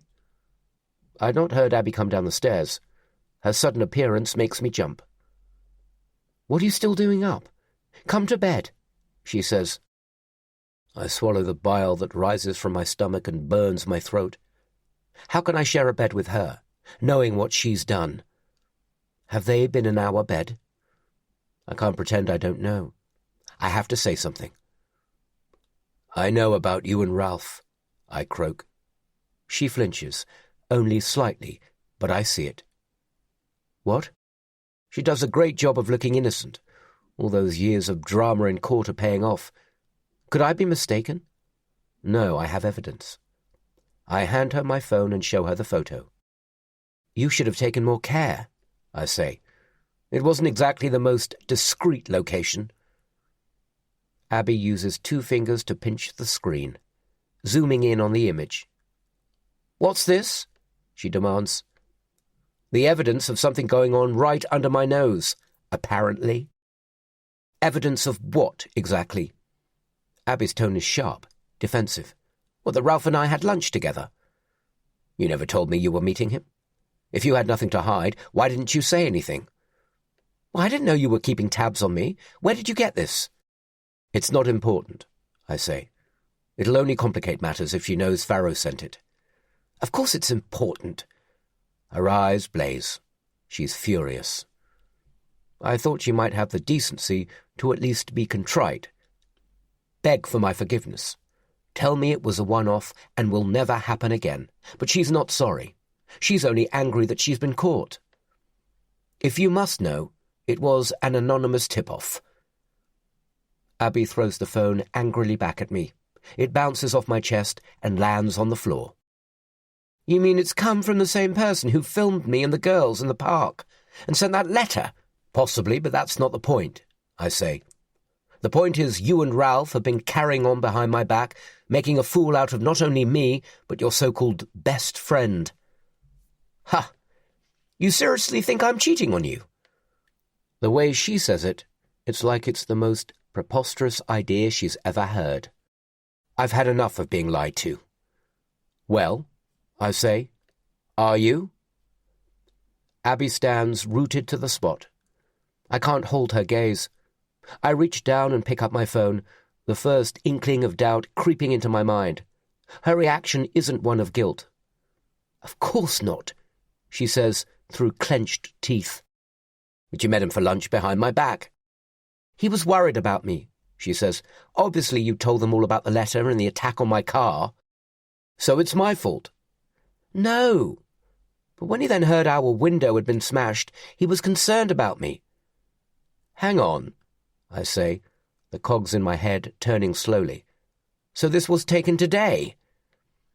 I don't really see what the big deal is. Sometimes Ralph and I have lunch together if we're both free. It doesn't mean I'm screwing him. Keep your voice down, I hiss. You'll wake the girls. And frankly, I'm disappointed you think I do something like that to you. So why's he holding your hand? I told you he was concerned. There's nothing more to it, she says. Does Colette know? Oh, for pity's sake, Henry, there's nothing to know. So she's aware of these cosy little lunch dates the two of you have been sharing? Can't you see what's going on here? Someone's trying to get inside your head and make you believe something that isn't true, purely to destroy us. Are you really going to let them win that game? This has Joseph Farrow's fingerprints all over it, but it doesn't mean she's not having an affair with Ralph, although I'm feeling less sure than I was. If you seriously think I could cheat on you, then you don't know me at all, Abby says. What am I supposed to think? You're supposed to trust me. Abby breathes out heavily through her nose, her demeanour softening. I promise there is nothing going on between me and Ralph. She comes closer and perches on the arm of my chair, taking my hand. I could never hurt you like that. I want to believe her. I really do. Now more than ever, we need to be strong, she continues. We can't let Joseph Farrow, or whoever this is, come between us. Ralph and I are friends, and that's all. You have to believe me. I'm so confused. I don't want to be played for an idiot. I don't want to be that guy who lives in happy ignorance while his wife's screwing behind his back. But I can't let Farrow sabotage our marriage if she's innocent. I don't know what to think anymore, I say. I guess it comes down to whether, after 10 years of marriage, you still trust me. Chapter 20. I really want to trust her, but how can I ignore that picture? There's something about the way they're looking at each other, how Abby appears to be hanging on Ralph's every word. And of course, there's his hand on top of hers in the middle of the table that leaves me feeling queasy. But it is only one photo, and photos can be deceptive or staged. I should know better than to put my entire trust into a single image. I can't throw my marriage away that easily. What I need is more proof.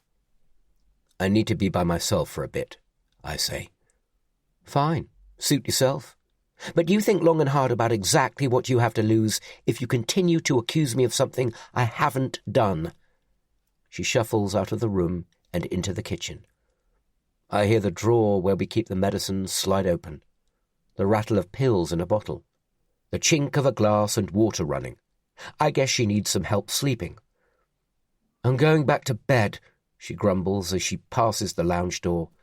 I can't bring myself to wish her good night. Her footsteps fade as she trudges up the stairs. Our bedroom door clicks shut and the floorboards creak as she climbs into bed. I know what I have to do, but I need to bide my time. I give it the best part of an hour, pacing up and down, thinking through everything Abby said and picking over the details of that photo. Eventually, I creep up to the bedroom in the dark and crack open the door. I can just make out the outline of Abby on her side, cocooned under the duvet, her breathing slow and deep. "Abby," I whisper, "are you awake?" She moans as she stirs, but rolls over and falls back into a peaceful slumber. Do I really want to do this? Is this how husbands behave, even if they do think their wives are cheating? Probably not. But my trust in Abby has been severely tested tonight. This is the only way I might restore it. Or I can't think about the alternative. It's too painful. Abby's phone is on charge on her bedside table. I tiptoe to her side of the bed, carefully lift the duvet to expose her arm, and gently grab her wrist. Wincing, I pull her hand out, spread her fingers and press her thumb onto the fingerprint sensor on her phone. It instantly unlocks to reveal a home screen crowded with icons. If there's any evidence of her infidelity, this is where I'm going to find it. I place her hand back under the duvet and steal into the ensuite bathroom, locking the door behind me. If she finds me snooping through her mobile, she'll go berserk. Sitting on the edge of the bath, I explore her text messages first. Many of them are from me. A few from her bank with access codes from her online account, one from the garage reminding her the mini-service is due, and another about a forthcoming doctor's appointment. Nothing from Ralph. There's much more of interest in her WhatsApp account. Messages from all sorts of people, some of whom I recognize, like Colette, Felicity, and Abby's clerk, Helen. But many I don't. I can't believe how many people she knows. My contact list stretches to maybe 50 people, but Abby has what looks like hundreds of contacts. But I only care about one. Ralph's name appears high on a long list of exchanges, showing they've been communicating recently. This is where I'm going to find proof of their relationship, if it exists. But once I've read it, there's no turning back. I never imagined I'd be the sort of husband who checks his wife's phone behind her back, but here I am. I need to know for sure. I hesitate, but only briefly. I click open their chat history, preparing myself for the worst. I half expect to find a long series of messages detailing sordid rendezvous and intimate declarations of love, but there are less than a dozen exchanges. Abby isn't stupid. She'd have deleted anything incriminating. But as she's often pointed out to me, an absence of something isn't proof it didn't happen. The oldest message appears to have been sent last week, after the Farrow trial had ended.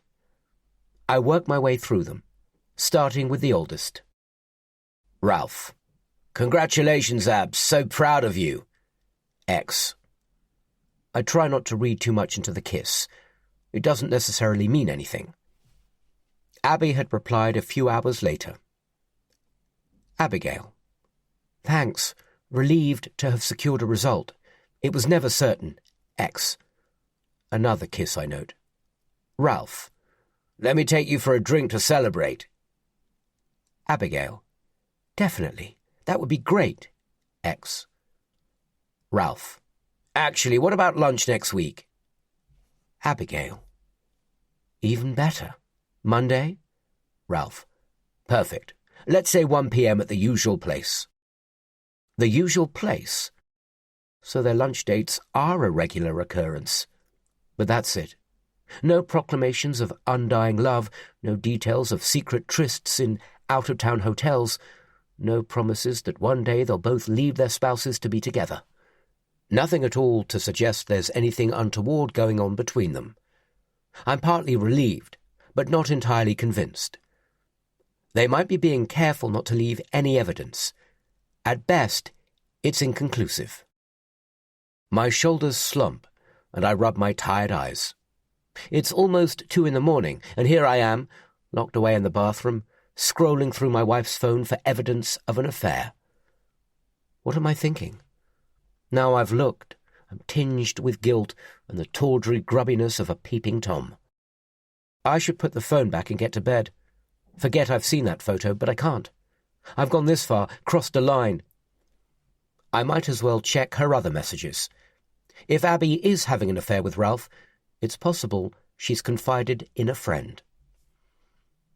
And before I know what I'm doing, I've clicked on a string of messages between Abby and Felicity, the one person she never keeps secrets from. Mostly it's inconsequential chatter and gossip. Congratulations from Felicity after Abby won her case.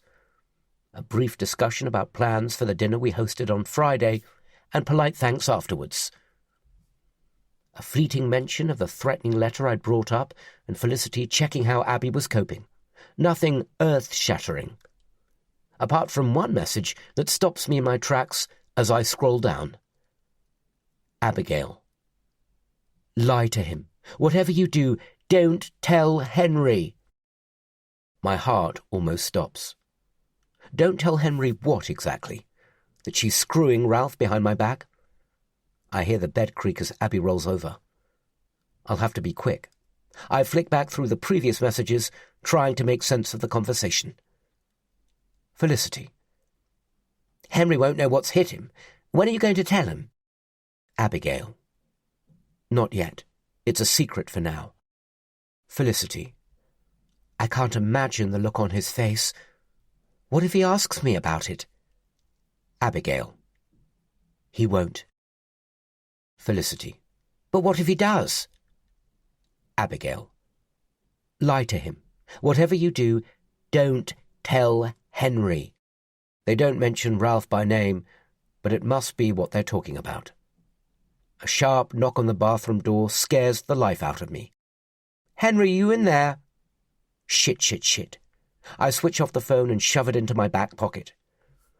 Yeah, just coming. What are you doing in there? Abby rattles the handle, trying to open the door. Nothing, just cleaning my teeth. I grab my brush and squeeze a dollop of toothpaste onto it. Let me in, I need the loo. I hurriedly run the brush over my teeth and spit out the foam before unlocking the door. Abby stumbles in, bleary-eyed. It's late. Why are you still up? It's almost as if she's forgotten about our argument. She pushes me out of the door and shuts it behind her. Hopefully she was so groggy she didn't notice her phone was missing. I sneak around to her side of the bed and plug it back in before peeling off my clothes and climbing into bed with my heart thumping. The bathroom door clicks open and I hear Abby's bare feet pad across the bedroom floor. As she hops into bed and the mattress rocks, I pretend to be asleep. But sleep isn't going to come easily now. I lay there wide awake, my mind turning circles on itself with torturous thoughts. All I can think about is that photo of Abby and Ralph and the message Abby had sent to Felicity. Lie to him. Whatever you do, don't tell Henry.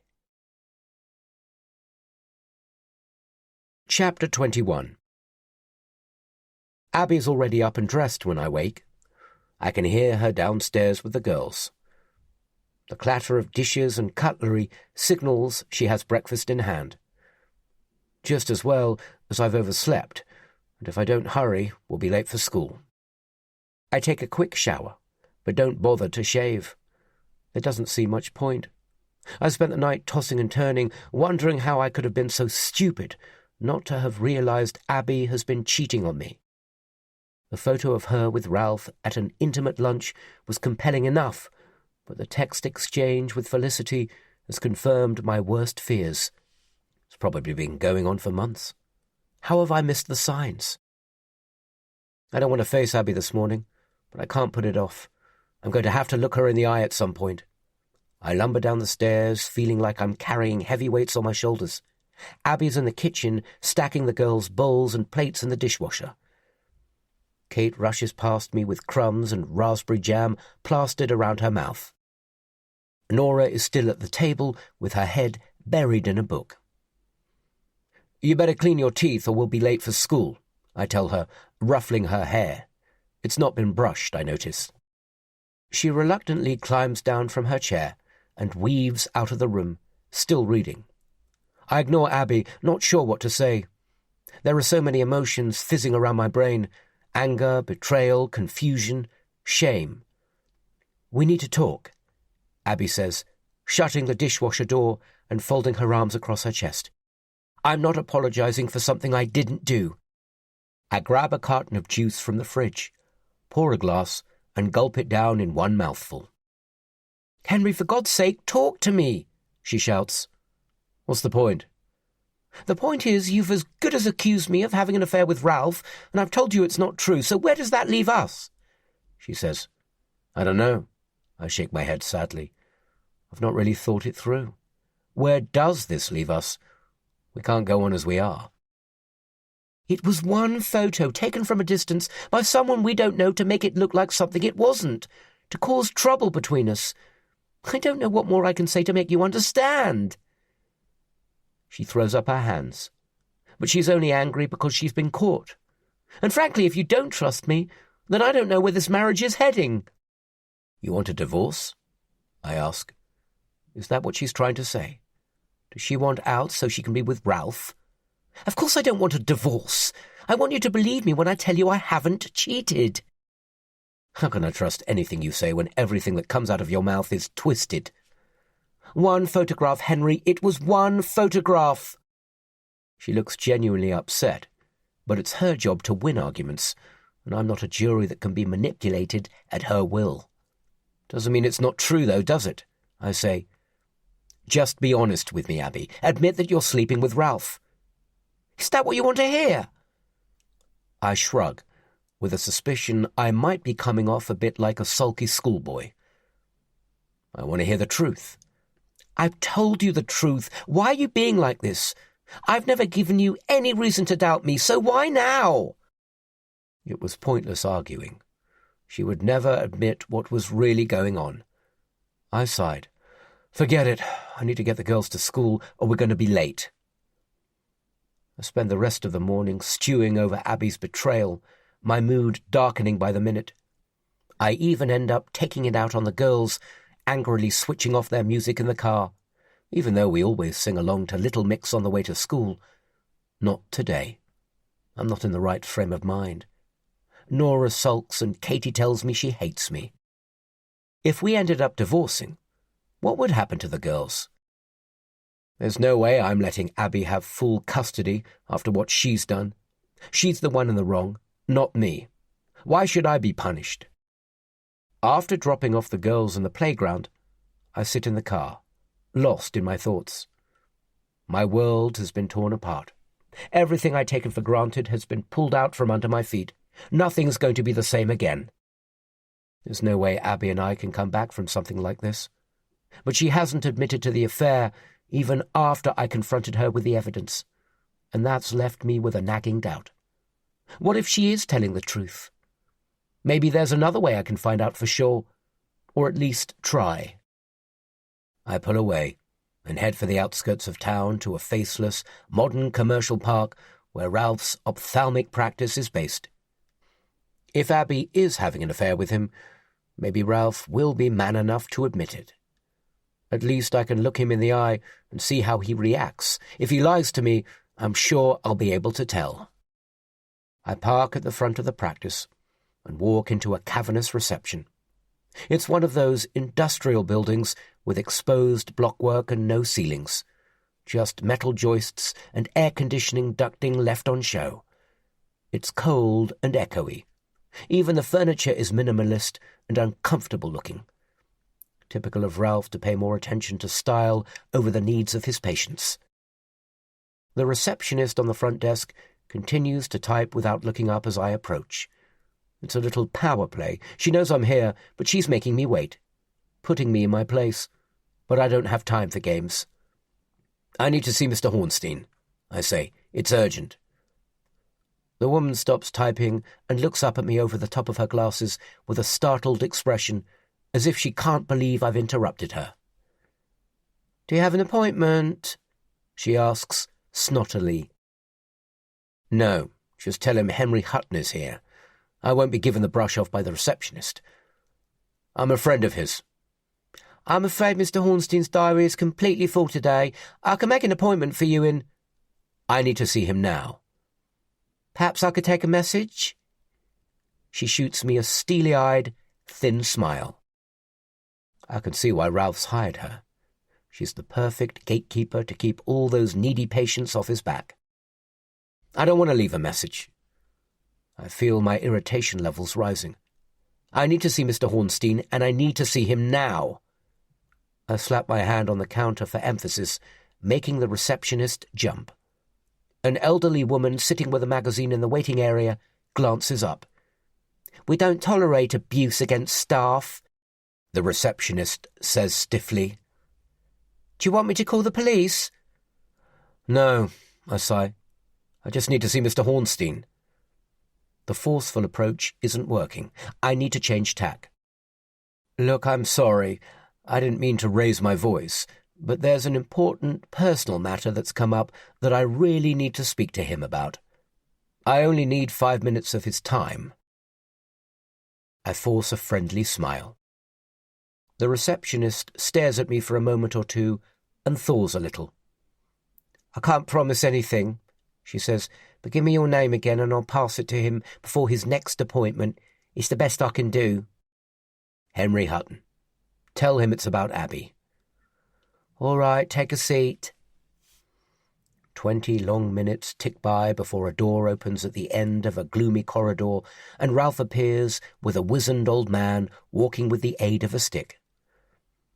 I vault out of my seat before the receptionist has a chance to warn him. "Ralph!" If he's surprised to see me, he doesn't show it. Maybe Abby's already spoken to him. "Henry, what are you doing here? Is everything okay?" Ralph guides the old man to the reception desk. The receptionist is already out of her seat. "I'm so sorry, Mr. Hornstein. I told him you were busy, but he wouldn't take no for an answer." "It's okay." Ralph waves her away. "Can we go somewhere quiet? I need to talk to you," I say. Ralph glances at a faceless clock on the wall and nods. He takes me into a compact consulting room and sits at a desk. I remain standing. "I know about you and Abby," I say. "There's no point beating around the bush." He stares at me blankly. It's a pretty good poker face. "What do you mean?" He sits up straight and clears his throat. It's not much of a tell, but I think he knows exactly what I'm talking about. I continue to look at him, watching his face, saying nothing. An awkward silence hangs heavily between us. He can't stand it. I know he'll feel the need to fill it. I'm right. He sighs. Look, it was a long time ago, okay?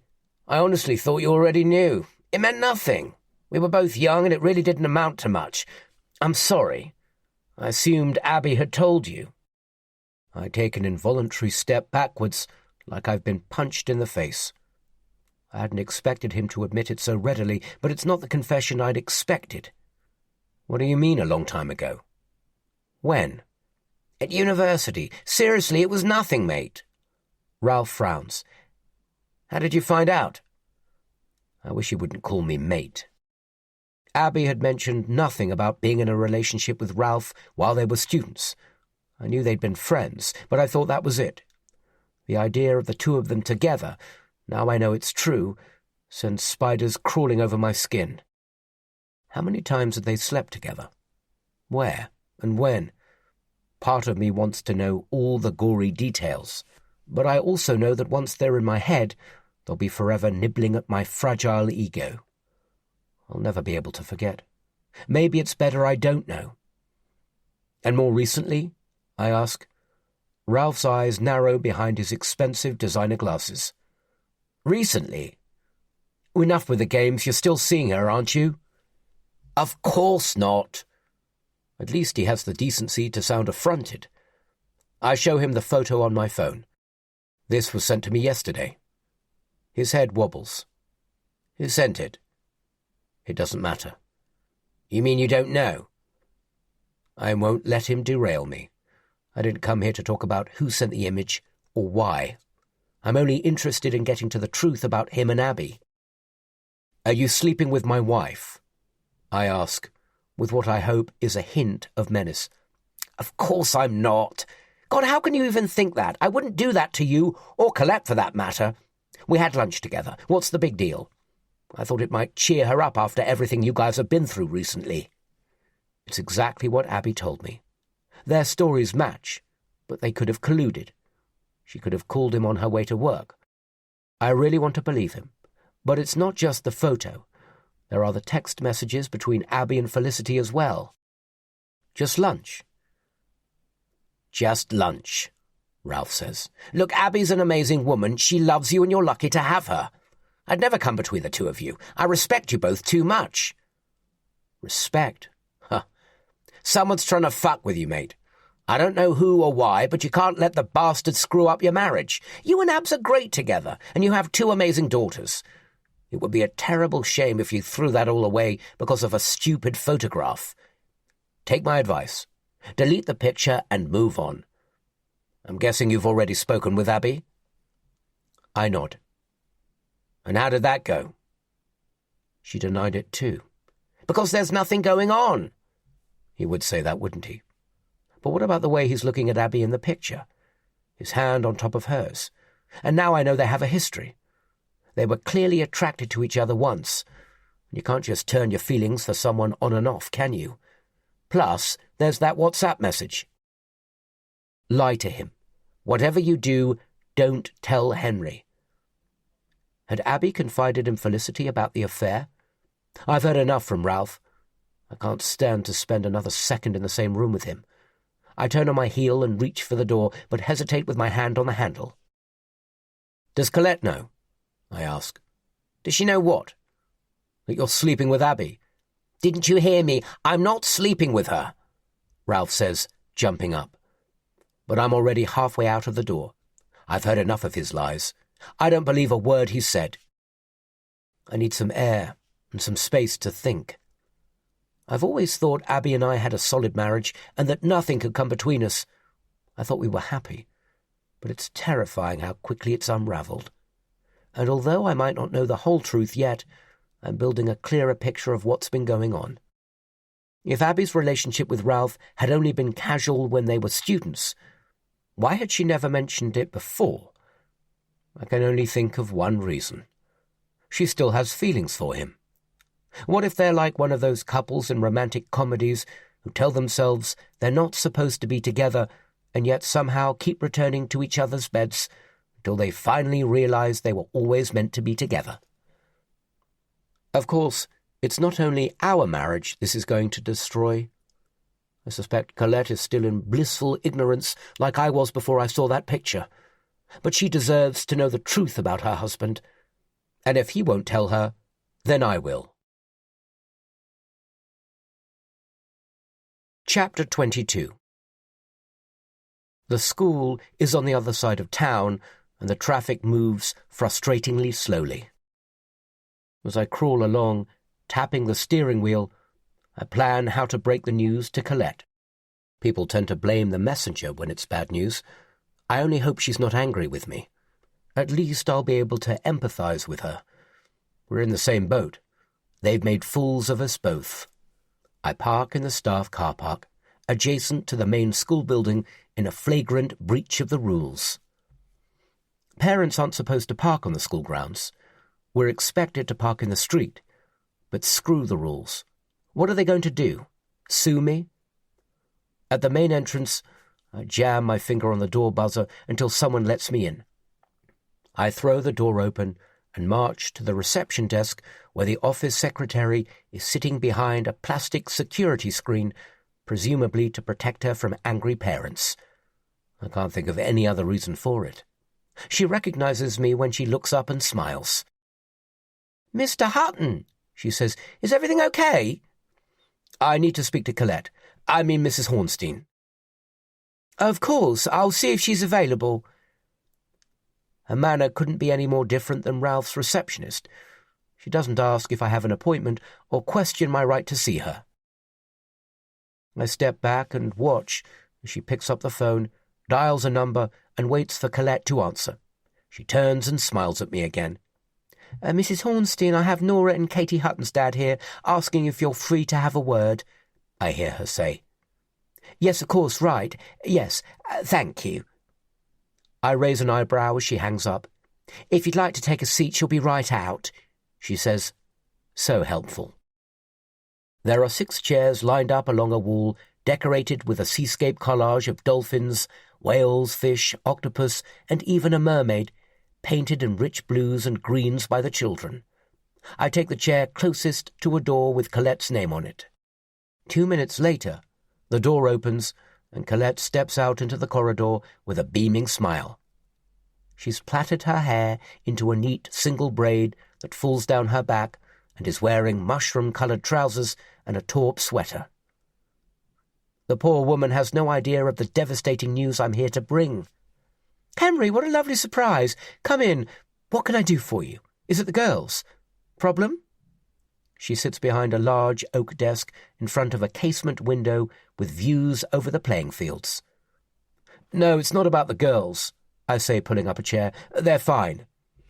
"Oh, I'm glad to hear it." She laces her fingers together and rests her elbows on the desk, her head hung to one side, waiting for me to elaborate. There's no point prevaricating, so I come right out and say it. "Do you know about Abby and Ralph?" Her eyebrows shoot up like I flicked the end of her nose. "What about them?" "Did you know that they had a thing going at university?" "Oh, yes, that," she says, sounding relieved. "Absolutely. Water under the bridge. All happened a long time ago." "Why?" "Oh," I say. "You did? Am I the only one who's been kept in the dark?" "Of course, I don't think it was ever serious. Didn't Abby ever mention it?" I shake my head. What an idiot I am. "No," I say, "she didn't. I think they still have feelings for each other." I show her the photo on my phone. "What do you make of this?" Colette studies the picture through round spectacles that reflect the light so I can't see her eyes. Her brow furrows. "Where's this come from?" she asks. "It's Abby and Ralph together," I say, somewhat unnecessarily. "Yes," she shrugs, "they're old friends. They meet up for lunch in town from time to time if they're free. It's what friends do." Colette hands the phone back to me. "And it doesn't bother you?" "Not really. Why does it bother you?" she asks. I sigh. I think they're having an affair. I didn't want to be so blunt, but Colette's missing the point. She stares at me for a second or two and then laughs. "What's so funny? Don't you believe me?" "I'm sorry, Henry, but I've known Abby for a long time. There's no way she'd cheat on you, especially not with Ralph. But the photo. Did you see how he was looking at her? He's even holding her hand. Colette waves in the air dismissively. Oh, you're reading too much into it, she says. I can't believe you'd even think it. Is that why you came here? To tell me that? I hang my head. Have I really got it so wrong? Colette doesn't even seem open to the idea that there could be anything going on between them, which would have been my reaction until last night. You never told me where the photo came from, she says. It was sent to me anonymously. Ah, I see. That makes sense. What do you mean? I guess it's come from the same man who sent that horrible letter and who damaged Abby's car. What's his name? Farrow? Probably, but so what? The point is, Abby and Ralph have been carrying on behind our backs, and you don't even bat an eyelid. Oh, come on, Henry, you don't believe that any more than I do. It's absurd. Is it? Yes, of course it is. You need to ask yourself why the photo was sent to you. What were they hoping to achieve? Yes, I know, but it doesn't mean it isn't true. But you can't jeopardize your marriage because of one photograph that's clearly been sent intending to cause a rift between you and Abby. There's something else, I say. I'm on the verge of telling her about the text messages between Abby and Felicity, the proof that Abby's hiding something from me. If I tell her, it means admitting I've been going through Abby's phone and raises the spectre that she's been betrayed by not only Abby, but Felicity too. She arches an eyebrow. Yes? It doesn't matter. Have you talked to Abby? Colette asks. She denied everything. Well, there you go, then. But she would, wouldn't she? Then she can't win. You won't believe her, no matter what she tells you. I think you'd be better off finding out who's behind all this nonsense, Henry, rather than worrying about Abby's fidelity. It strikes me your priorities are all wrong. Now, I'm sorry you'll have to excuse me. I'm supposed to be talking to the chairman of governors at 11. She stands, walks out from around the desk, opens the door and steps to one side. Well, that's it. I'm sorry, Henry. I think you're behaving like a child. I suggest you go home. Have a good think about everything you're about to throw away, and then make peace with your wife. I only hope for your sake it's not too late. Fine, I say, getting up and brushing past Colette angrily.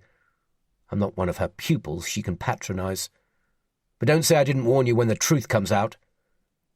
I stomp down the corridor and rattle the main doors until the office secretary buzzes me out. The bloody school is more like a prison these days. I hurry to the car and sit with my head on the steering wheel and Colette's words hammering around my brain. They meet up for lunch sometimes in town from time to time if they're free. It's what friends do. If Colette knows they're meeting up regularly and doesn't worry, why should I? Ralph and Abby are friends. They've known each other for years. Is it that Abby's not keeping secrets from me? But her lunch dates with Ralph are so regular she doesn't feel they're worthy of mention? In which case I've overreacted and maybe been too quick to cave into my paranoia, nearly hitting the nuclear button on my marriage. It's not as though Abby has been sneaking off for unexplained weekends away. I haven't stumbled across any mystery payments from our bank account. As far as I'm aware, she doesn't have a secret second phone, and there's been no sudden loss of interest in sex.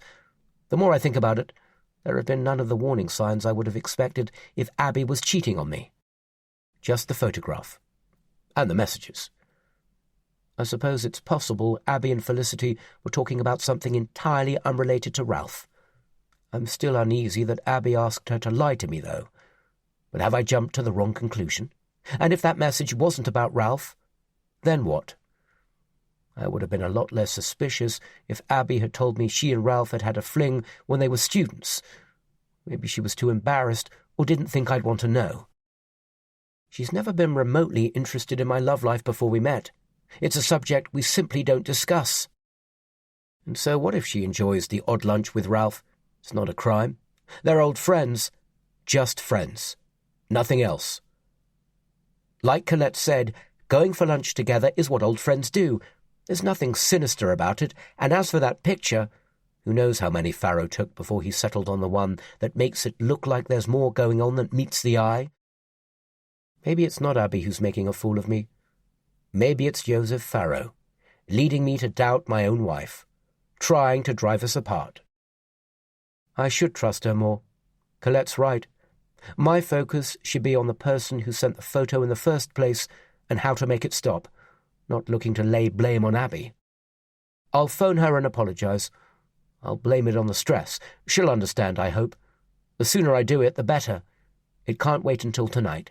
I need to clear the air before she gets home. I try her number, but it goes straight to voicemail. She's probably in court. "Hi, it's me," I say. "I just wanted to say I'm sorry. I've been doing a lot of soul-searching today. I realized I've been what? Rude? Judgmental? Distrustful? Dismissive? Probably all those things and more. Stupid. I shouldn't have accused you of cheating with Ralph, but I realize now I was wrong and, I hope you can find it in your heart to forgive me. That's all. See you tonight. Love you." I drop my phone in my lap and bang my head with my hands. Idiot. I don't fancy spending the rest of the day cooped up on my own in the house, and it's too early to pick up the girls, so I go for a drive instead. I have nowhere to be, but driving always helps me to think. I head out into the countryside, through lush green lanes and rolling hills, letting my mind drift. I hate fighting with Abby. It's not good for the girls either, to see their parents at each other's throats. My phone on the passenger seat buzzes. I glance over. It's a message, but I can't see who it's from. Hopefully it's Abby letting me know she's picked up my voicemail. I pull over in the entrance to a cow field to check. My stomach twists. It's not Abby. It's from the number that sent the photo of Abby and Ralph together. What now? Why can't he just leave us alone? It's another photo. I think about deleting it and blocking the number. That's the sensible thing to do. But I can't. My curiosity is an invisible force that drags my finger to the screen and taps in the unlock code. I don't want to see what he sent me now, but there's a part of my brain that has to know. I can't help myself. I click on the icon and open the image. Chapter 23. The photo has been taken through the chain-link fence around the grounds of the school. It shows dozens of children running and playing with their coats hanging off their shoulders and socks bunched around their ankles. And there in the center of the image are my two beautiful girls. Nora, in a huddle with two others, showing them something in her palm. And away to her left, Katie, chasing after a boy, her arms outstretched like she's about to catch him. What the hell? I clenched the phone so tightly my hand hurts. The phone buzzes with a follow-up message. Such pretty girls, just like their mother. A sickly burn scorches the back of my throat. Please, not the girls. Whatever this is, don't involve them. They're only children. I type a rapid reply. The first thing that comes into my head. I'm warning you. Stay away from them. I wait anxiously for a response. A confirmation, at least, that Farrow's read and understood my message. That I won't stand for the girls to be involved in this. When there's no response, I try again. Do you understand? Whatever this is about, leave the girls out of it. I grind my teeth as I watch and wait for confirmation the message has been delivered and read. Another minute passes before my phone buzzes again. Finally, it's a single emoji. A laughing face. Bastard. If he lays a finger on my daughters, I'll kill him. I'll hunt him down and break every bone in his body until he's begging for mercy. It must be Joseph Farrow, although I still don't know for sure. He's the only one with any real motive. He's targeting me to get to Abby, but he's been careful not to reveal himself. Maybe I can get him to confirm his identity if I can string him along a bit. I compose another message. I know who you are, and you don't scare me. I wait with sweaty palms. I think I do, and you're terrified of how easily I can destroy your family. I stab at the keyboard in frustration. I know it's you, Joseph. Game's over. This ends now. His reply makes me shudder. This ends when I say it ends. The message is accompanied by an angry face emoji, as if we're engaged in a teenage spat. I lower my phone and glance out of the windscreen with a stalking sense of dread. I'm in the middle of nowhere, so why do I feel as if I'm being watched? The hairs on my neck lift and my skin crawls. Has he been following me? No, I'm being stupid. Of course he hasn't. He's at the school watching the girls. I slam the car into gear and aggressively pull away, plotting the shortest route back in my head. It's nearly pick-up time anyway. I race back to the school, ignoring all the speed limits, and find a parking space on a side road. I sprint towards the playground, weaving around the early arrivals, young mothers ambling along with pushchairs and screaming toddlers. Everyone is a potential threat. Joseph Farrow or one of his cronies could be here right now, waiting for Katie or Nora, plotting to snatch them. I scan the playground, looking for a glimpse of a hooded top, someone lurking in the shadows, someone who's not supposed to be here. The problem is, I recognize some of the parents' faces, but not everyone. And as more and more parents arrive, it's clear how easy it would be for someone to hide in plain sight. If he's here, I'm going to find him and I'm going to confront him. I've had enough of this. It's time to end it now. Slowly the playground fills up, a broiling mass of parents chattering, the hum of small talk growing louder. It was bad enough that he approached Nora and handed her a package during school time, but he's crossed a line now, and I won't let him get away with it. A snaking line of children emerges from the rear of the school, accompanied by a teacher. The reception class is always first out. The children in the line look so young, hardly old enough to be in school, with their oversized uniforms hanging off their tiny frames and bags bigger than their bodies. 2 more classes follow, processing out in single file. The children wait until they've spotted a parent, and only then are they allowed to run off. It's an excellent system to keep them safe. Soon the playground is a chaotic shamble of children, coats, bags, and parents. Like a swarming mass of ants, everyone heads for the gates to leave. Nora and Katie's classes always seem to be the last to be let out. While I wait, I continue to scan the playground for someone who shouldn't be here. And then I spot him. He's by the gate with his back to me. A dark hood pulled over his head, scruffy jeans. It looks like the same figure who was loitering outside our house a few nights ago. The same man I saw in the car park at work. Probably the same man who followed Abby through the estate. He's got some nerve coming here. I don't want to make a scene in front of everyone, but I have to tackle him. There's no point in calling the police. He'll be long gone before they get here. I step out from the shadow of an oak tree and walk towards him, my eyes fixed on his back. When I lose sight of him for a few seconds among the milling throng, I panic and break into a jog. There are so many people in my way.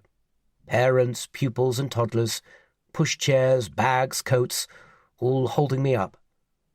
I slalom through the crowd, hurrying, panic and fear squeezing my chest. I spot him again. He's leaning against a wall now, casually trying to blend in, hands in his pockets. I almost trip over a rucksack abandoned on the ground, but catch my balance, bumping into a heavily pregnant woman. "I'm so sorry," I gasp, but I don't have time to stop. I have a far bigger concern. As I draw closer, I'm surprised he doesn't move. If he was here watching me, he isn't doing a very good job. I reach out, grab him by the shoulder. At last, I'm going to face him eye to eye. I spin him around, my fists clenched. "Hey, what are you doing?" I'm sorry," I stammer, as a woman stares back at me horrified. Her hair scraped back from her face and tucked into her hood. A boy runs up to her, swinging a bag. "Hey, Mum," he says. "Hey, babes, did you have a good day?" She leans down to kiss his cheek, glowering at me. I thought you were someone else," I mumble. "What do you think you're playing at?" She hisses at me, big gold hoops swinging from her ears. Her son runs off and she prods me in the chest with a bony finger, her fake nail digging through my shirt. "That's assault, that is." Several other parents have fallen silent and are watching, horrified. I didn't mean... What are you, some kind of pervert, grabbing women like that? I should report you. I back away with my hands up in apology. The phone buzzes in my pocket. Grateful for the distraction, I pull it out and read the new message. Tut, tut. It's followed a second later by another photo. It's a picture of me with my hands on the woman I've just accosted. It looks like I'm about to punch her, but that's the least of my worries.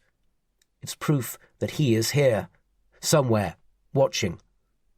I look up and around, desperately hunting for his face in the crowd, but it's like he's a ghost, invisible but omnipresent. "Daddy, Daddy!" Katie screams, running up to me from nowhere and grabbing my arm. "I want an attendance certificate!" But I'm not listening. I'm looking. All my energies focused on hunting out the man who's made it his mission to terrorize my family. Now Nora arrives, barely acknowledging me as she walks past, chatting with her friends. A group of 8-year-olds going on 28. I stand frozen to the spot, my limbs heavy and my heart pounding. "Come on, Daddy, let's go home." Katie's pulling me away. "I'm hungry." I put a protective arm around her shoulder and pull her close. Then I give one final quick look around the playground, hoping to spot something I've missed. But wherever he was, he's gone. "All right, I'm coming," I say, letting my daughter tug me towards the gates. I can't get out of the playground fast enough. Chapter 24. Abby's home by 6. I greet her in the hall with a chilled glass of Chenin Blanc. I have a lot of making up to do if she's going to forgive me. "How was your day?" I ask cheerily as she slips her jacket off and hangs it on one of the pegs with the girls' coats. "It was okay," she says. "Did you get my voicemail?" "Yes." And what, Henry? What do you want me to say?" "Am I forgiven?"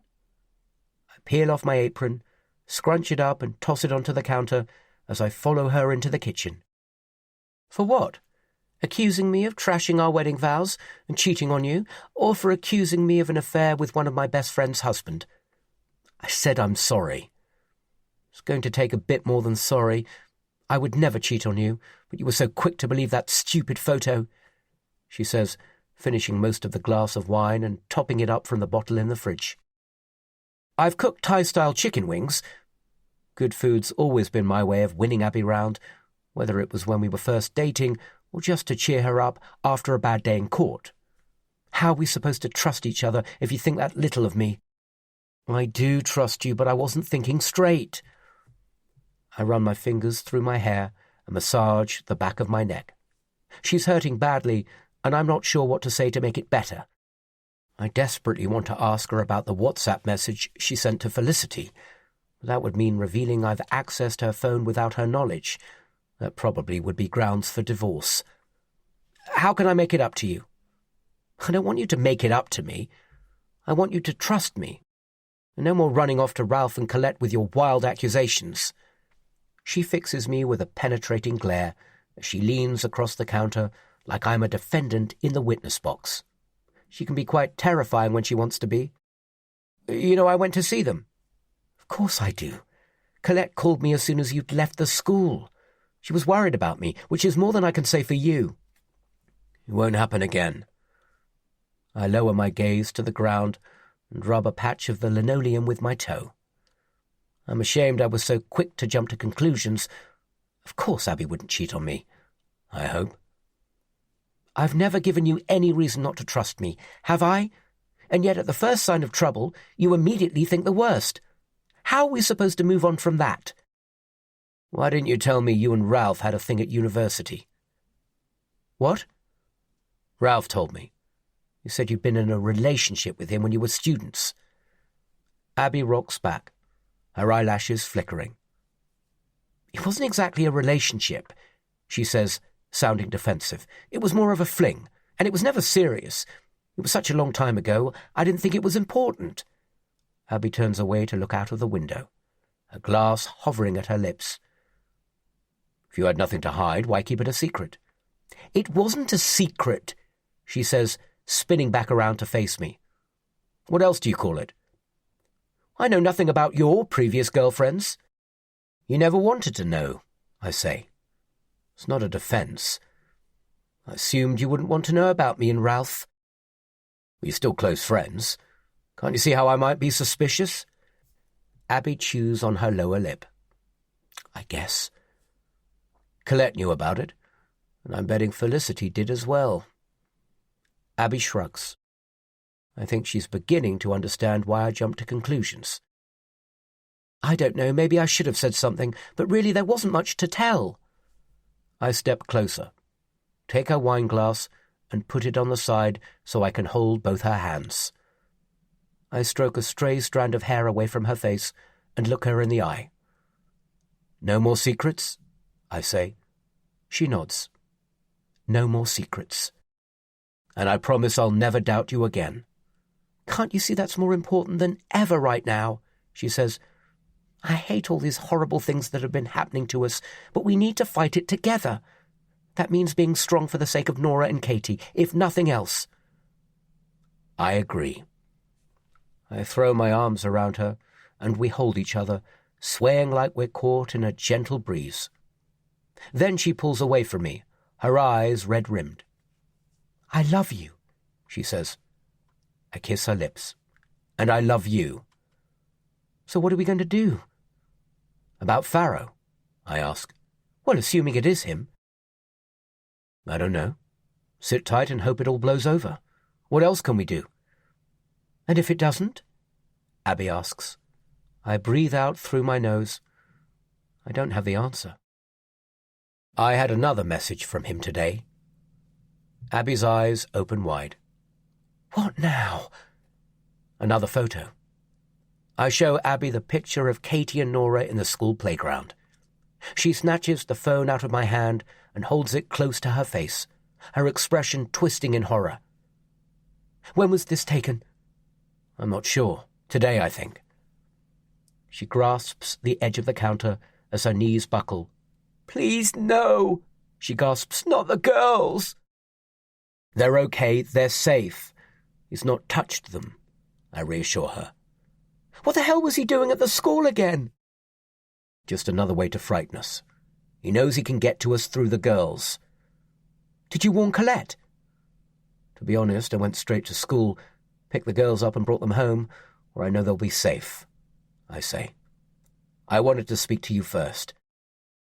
Well, I better let her know. Abby staggers off to look for her phone. We ought to let the police know as well, I say when she returns. In fact, I suppose we should also let them have the number it was sent from. Maybe they can trace the phone or something. Abby nods as she taps at her mobile, typing out a message, I assume to Colette. I thought I spotted him this afternoon, while I was waiting for Katie and Nora, I say. Turned out to be the wrong person, but then he sent me another picture of me and this woman in the playground. He was in the school? Well, he must have been. He could have been hiding among the other parents. Who's to know it's not someone with a child at the school? I don't recognize everyone. Well, he could have taken the girls, Abby says. I don't think so, I say, although I'm not so sure. In the confusion of pickup, it wouldn't be that difficult to snatch a child, although I'd like to think neither Nora nor Katie would go off willingly with a stranger. But it won't harm to talk to them again about stranger danger. The thought of someone taking either of the girls was too horrible to imagine. I don't like this, Abby says, putting her phone down and folding her arms. He's got us running around in circles, First trying to split us up, and now threatening the girls. What's he going to do next? Perhaps we should try to get away for a few days, I suggest. Just the four of us. Somewhere he can't find us. It would give us a chance to plan what we're going to do. I don't know, it's a nice idea. We can't really justify taking the girls out of school, and I have so much work on at the moment. I'm sure if we explain to Colette, she won't object to the girls missing a few days of school. I was going to suggest Abby could find someone to help with her caseload, but I'm interrupted by an intrusive knock at the door. "Who's that?" I hiss. "I don't know. Check the cameras. I thought that was why you had them installed." "Yeah, good point." I open the app on my phone and inspect the feed from the camera over the door. It's Johnny. What's he doing here? Abby relaxes like she's been deflated. "Well, I'm not psychic. Why don't you find out?" Johnny's the last person I need to see tonight. Well, maybe not the last person. It would be worse if it was Ralph. I slowly unbolt and unlock the front door. Johnny's standing on the doorstep with his hands in his pockets, chewing gum. "Hey, Henry," he says, like I'm a long-lost friend.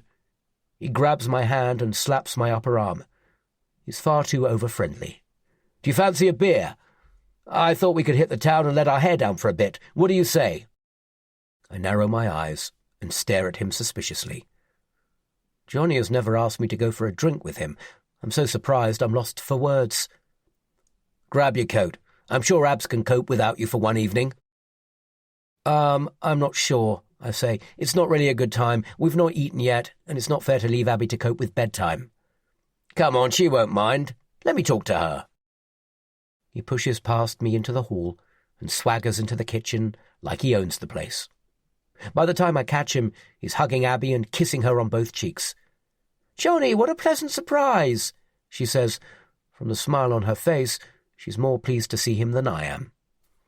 Johnny wants to go for a beer, but I explain that we've not eaten yet, and the girls are still up. "Abs, you can cope on your own for one night, right?" Johnny says. "Of course. You should go. Have fun." I try subtly shaking my head at Abby. She either doesn't see or she ignores me. "I was going to get an early night," I protest. "It's been a trying few days." "All the more reason to come out and blow off some steam. Come on, don't be a wet blanket." "Maybe just for an hour," I say. He won't take no for an answer. "That's the spirit. Don't wait up," he says to Abby. And the next thing I know, I'm pulling on my shoes and coat and heading out of the house. Chapter 25. The bar is hot, noisy, and full of students. I thought we'd be going to a quiet pub where we could talk, but the place Johnny's chosen is more like a nightclub. A basement dive with ornate arches supporting a curved brick ceiling. Garish neon signs decorate the walls, and there's even a DJ playing pumping music that's so loud I can hardly hear Johnny when he asks me what I want to drink. I lean casually on the bar, trying to look like I fit in, but it feels as though everyone's looking at me, wondering what an old git like me is doing in a place like this. I'm like a fish on a bike. Johnny doesn't seem to share my discomfort in the slightest. He blends in better than I do, with his designer jeans, crumpled linen shirt open halfway down his chest, and his hair styled and waxed in a fashionable, tousled rough crop. I'd have made more of an effort if I'd have known where he planned to take me. I'd have to put on a clean pair of jeans for a start, and I'd definitely have left my jumper and waterproof at home. Not cool at all. I hop up onto a bar stool and try to relax with the throb of a banging dance tune ringing in my ears. Johnny picks up his pint with a practised nonchalance and raises it to a group of young women who approach the bar. "Evening, ladies," he says with a smarmy smile. What a creep. They giggle, order drinks, and move away. "Tough day?" he says, returning his attention to me. "I've had better." I sip my Coke. I can't risk a fuzzy head drinking alcohol. I need to keep my brain focused until we've resolved our problems with Joseph Farrow. Johnny nods sagely, like he understands exactly what I've been going through. but how can he understand how impotent I feel? How completely helpless, vulnerable, and emasculated it's left me? What would he have done in my shoes? I'm sure a man like Johnny wouldn't have let things spiral out of control in the way I have. He'd have confronted it head-on, like a bull defending its calf. I doubt he'd have put bars on his windows and ended up feeling like a prisoner in his own home. It's not his style. "I heard about the photo," he says. "Abby and Ralph?" He nods. "You still reckon it's this guy, Farrow?" I can't think who else it could be. It's disconcerting to have to shout to be heard. "Poor Abby." "What? Poor Abby? What about me? I'm the one who's been messaging with creepy texts and photos." "You must be worried about the girls too," he says. "You heard he was at school taking pictures of them." "What a sick bastard." Johnny checks his watch. It's the third time in less than 3 minutes. "Waiting for someone?" I ask, but he's already climbing off his stool. I follow his gaze and spot Ralph sidestepping through a crowd on the dance floor. What the hell is he doing here? He heads straight towards us as if he knew we'd be here, which clearly he did. I've been set up. "I didn't realize Johnny had invited you too," I say. "He thought it would be a good idea for us to meet on neutral territory to clear the air." I groan inwardly. Clear the air? And Johnny had chosen this place. What was he thinking? Ralph holds out his hand. "No hard feelings?" What could I do other than accept his olive branch, beyond storming out and making a scene? Abby would never forgive me. "No hard feelings," I say, as he grips my hand and nearly crushes my fingers. It's his way of reminding me who's the alpha male. "Did you really think Ralph was shagging Abby?" Johnny slaps us both on the back and laughs. I wince at his crassness. I'm still not entirely happy that Abby hadn't mentioned they'd been together romantically at university, or that they were meeting regularly for lunch. "It was a misunderstanding," I mumble. "I've had a lot on my plate." "No, I'm done, eh?" Johnny yells. "All friends together again." Friends? That's pushing it. I have next to nothing in common with Johnny or Ralph. They're both as loud and boorish as each other, not to mention self-centered, arrogant, egotistical, self-absorbed, and image-obsessed. I only put up with them because they're the husbands of my wife's best friends. And I've still not forgotten how their behaviour got us kicked out of Meld. Their sense of entitlement ruined the evening for us all. Just because you have money and run a successful business doesn't give you the right to behave like you're better than everyone else. I still cringe at how they reduced that waitress to tears. It was unforgivable. No wonder the owner had thrown us out. And yet Johnny and Ralph thought it was all one big joke, a funny anecdote to share. What they didn't seem to get was that people's feelings had been trampled on, and when people get hurt, it leaves scars. "You know I'd never do anything to come between you two, don't you?" Ralph says, standing with a pint of lager in one hand and the other hand in the pocket of his chinos. "We're just good friends." So why does the thought of them together leave me feeling so queasy? I wish I hadn't found out about their past. Now when I see Ralph, all I can think about is his sweaty hands pawing my wife's body, his mouth tracing the curve of her neck. Needles of jealousy prick my insides. "What you really need to worry about is that someone was following Abby and watching us have lunch," he says. "And if it is this scumbag Farrow, you need to do something about it." Well, I don't know if it's him for sure, but I can't think of anyone else who'd have it in for us. He sent me a picture of the girls today. Ralph's eyes widen. "Well, that's not good." "Yeah, but what can I do? I've made the house secure, but I can't watch Abby and the girls 24 hours a day." "Like we said before, you're going to have to confront him," Johnny says. "You need to make him see he's messing with the wrong man." Not this again.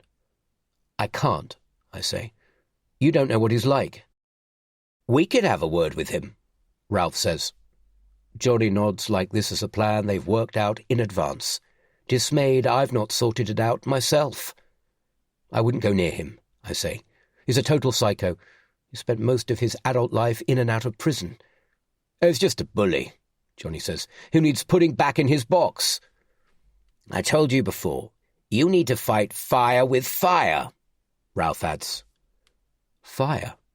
Now I'm nervous. The last time we had this conversation, Ralph suggested I should torch Pharaoh's house. It's the only language they understand, Ralph continues.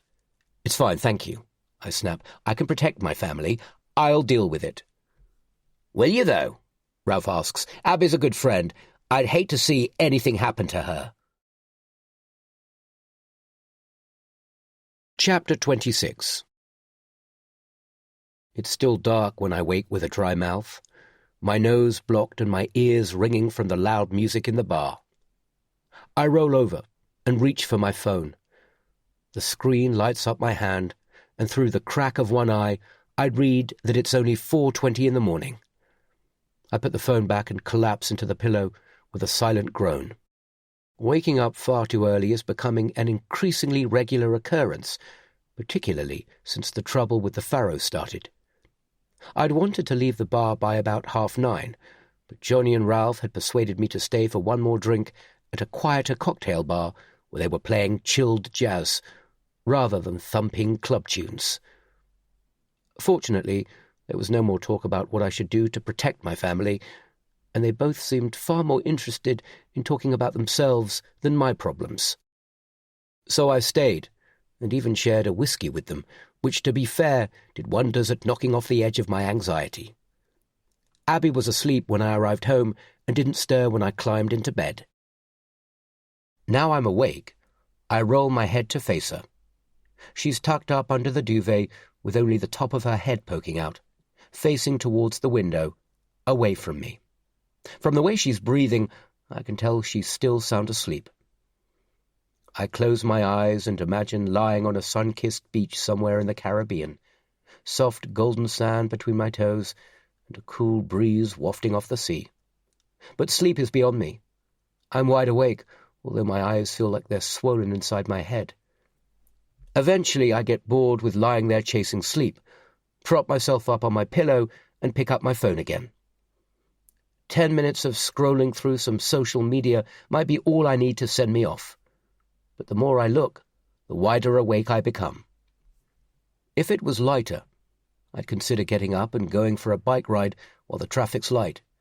But I can feel how cold it is outside the warmth of the bed, and it's easier to lie here scrolling through endless reams of rubbish than to force myself to get up.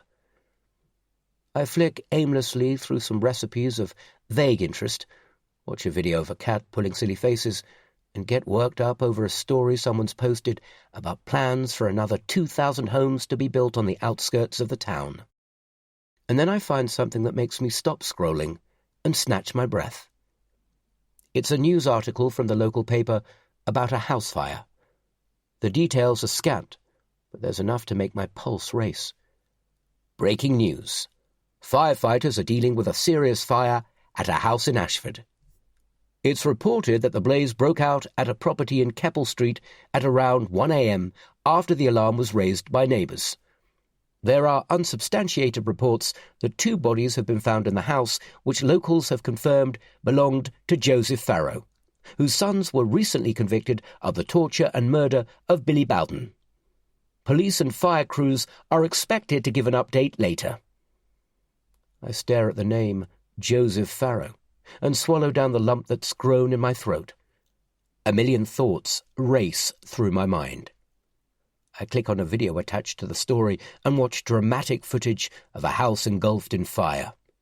Flames lick out of the windows, while mushrooming black clouds of smoke pour from under the eaves of the roof into the ink-black sky.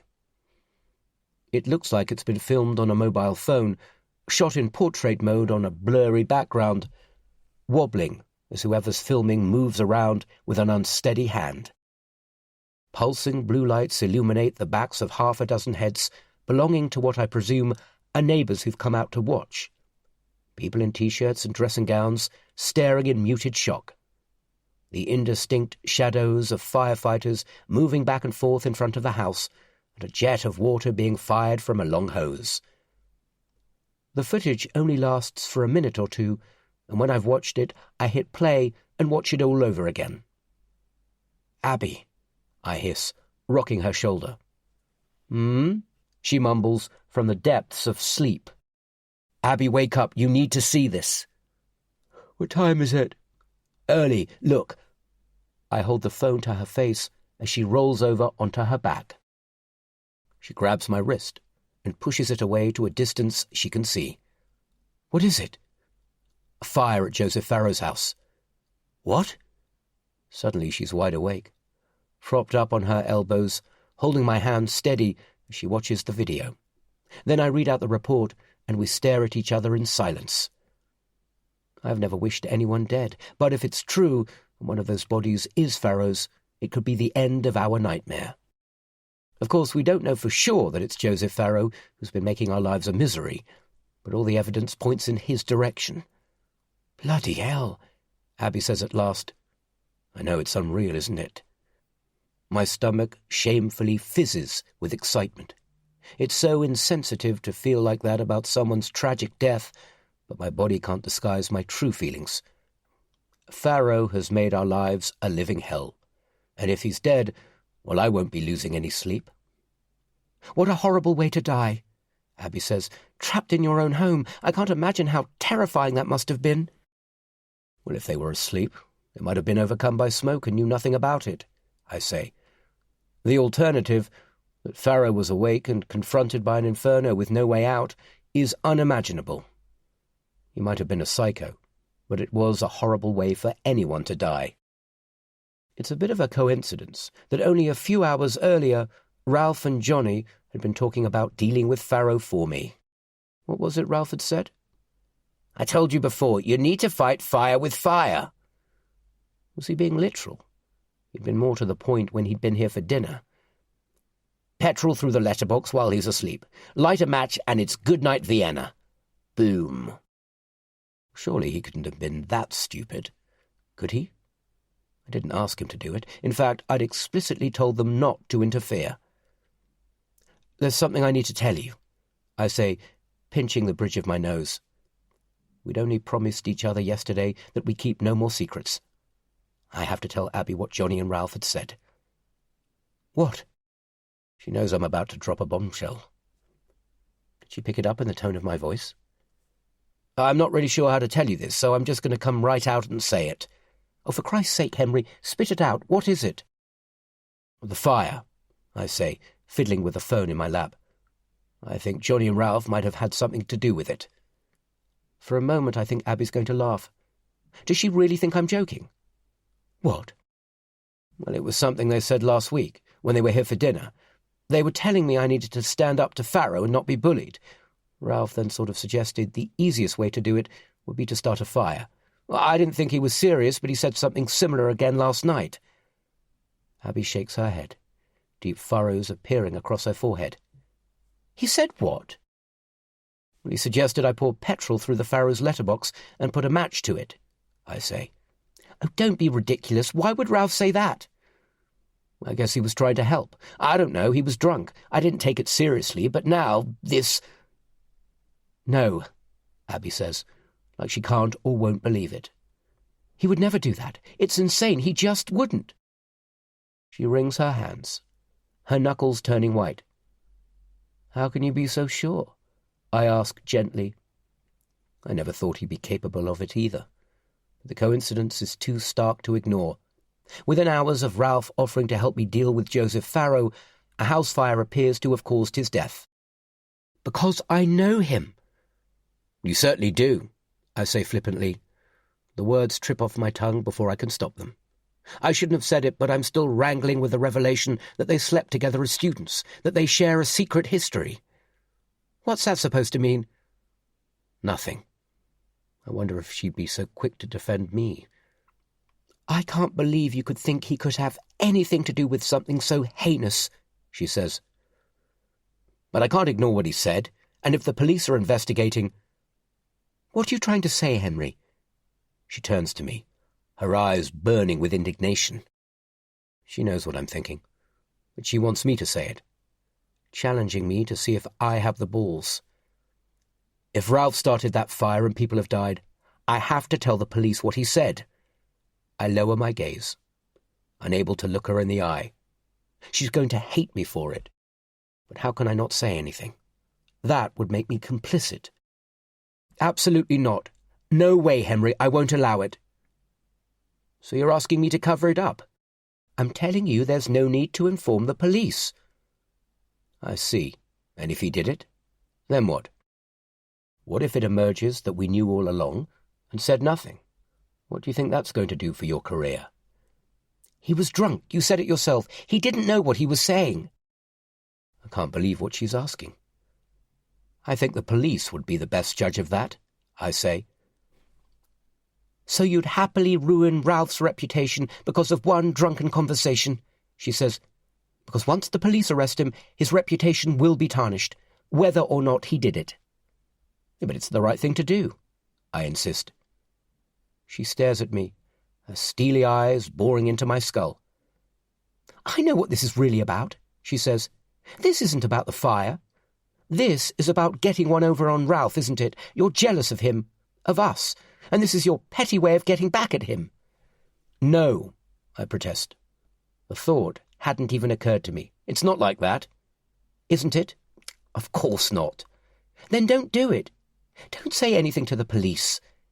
She takes my hand and strokes it. Please, Henry, do it for me, if you love me. I'm damned if I do and damned if I don't. But I can't afford to fall out with Abby again. Not after we've only just made up. Fine, I say. Thank you. But I'm not happy about it. Neither of us gets back to sleep, our thoughts consumed by the fire, Joseph Farrow and the suspicion Ralph may have been involved. Eventually we give up, get up early and have breakfast with the girls. It's rare that we all sit down to eat together, but I can't enjoy it. Not until we know more about what's happened to Farrow. We put the TV on in the kitchen and keep half an eye out for the local news, hoping there'll be an update. Sure enough, it's their top story on the 7:30 bulletin. They show the same grainy footage of the house in flames I'd seen online. But there's no further information about bodies. They don't even mention that there have been any deaths. Abby and I tiptoe around each other, barely speaking while trying to maintain the appearance of normality in front of Katie and Nora. Abby drops her mug in the sink and pulls on her shoes, balancing with one hand on the back of a chair. I'd better get going, she says. Well, let me know if you hear anything. She grabs her briefcase and is about to leave when her phone rings. She answers without checking who's calling. Oh, hi, she says, glancing at me and arching her eyebrows. The way her whole body goes rigid suggests it's someone important. Who is it? I mouth, but she turns away to concentrate on the call. Yes, we saw, she says. Right, I see. Are you sure? Okay, thanks for letting me know. She hangs up and stares at the phone, the colour draining from her cheeks. Abby? She looks up, startled, as if she's forgotten I'm in the room. That was Steve Hicks, my police contact. He was calling about the fire. I slowly put down the bowl I was carrying to the dishwasher. And? What did they say? Well, he's confirmed they found 2 bodies. She hesitates for a beat, sucking in her bottom lip. They're still waiting for formal identification, but they think it's Joseph Farrow and his partner. I release the breath I'm holding. My legs go limp, and a rush of jubilation spreads from my stomach. Joseph Farrow dead. Gone, out of our lives forever. I shouldn't be so thrilled about someone's death, but it's as if a switch has been flipped, and all my worries and anxieties are fading away. I grab the counter for support and shake my head in disbelief. That's it, then, I gasp. It's over. Who's Joseph Farrow? Nora asks, looking up from the book I thought she was immersed in, her mispronunciation bringing a smile to my lips. And nobody, sweetheart. Nobody we have to worry about. Abby stares at me, blinking rapidly. She licks her lips and swallows. She doesn't look as relieved as I feel. She's probably in shock. This calls for a celebration. Maybe I'll pop a bottle of bubbly in the fridge for later. They're treating it as arson, Abby says, Steve said someone poured an accelerant through their letterbox in the early hours while they were asleep upstairs. They found the bodies in their bed. We stare at each other for a yawning age. Neither of us sure what to say, but I guess we're thinking the same thing. "Don't say it," Abby says, as I open my mouth to speak. She waves a stiff finger at me, her eyes pricked with tears. "We need to discuss it," I say. She darts a glance at Nora and Katie. "Not now. We'll talk tonight." There's little point arguing. She doesn't want to hear it right now. Better I let her process it for a while. Maybe she'll see sense when she thinks it through. But we can't sit on our hands and say nothing. If there's any chance Ralph was involved in starting the fire, we're duty-bound to report it, especially as it's now murder. She, more than anyone, must know that. Abby picks up her briefcase and marches out of the house without uttering another word. She doesn't even say goodbye to the girls. Her mind must be in absolute turmoil, which makes me wonder about the depth of feeling she still has for Ralph. I hurry the girls upstairs to clean their teeth. It's funny to think that I've been worried about sending them to school today after receiving that photo of them in the playground. But now there's nothing to fear. The threat's gone, snuffed out like a candle. I recall the words etched into the glass on Abby's Mini and smile at the irony. Rot in hell. Well, exactly. We never asked Farrow to come into our lives. It was his choice to start something, not mine, and not Abby's. I guess it's true what they say. You reap what you sow.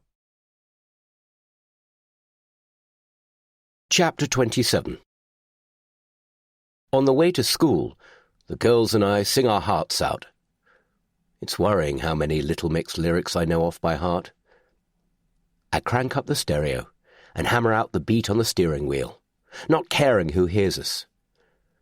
The sun is shining, there's hardly a cloud in the sky, and I'm feeling good. The heaviness I've been carrying on my shoulders for the last week has been lifted, and I feel as light as air. "Shall we have pizza for tea?" I suggest. "Yes!" Nora and Katie chorus. I only usually let them have pizza as a special treat, on birthdays and on holiday, but today feels special. We'll wait until Abby gets home and eat together around the table, or even better, in front of the TV, as it's a celebration. When I get home, I might call Sanjay and see if he's free to remove the bars on the windows. I can smile about it now.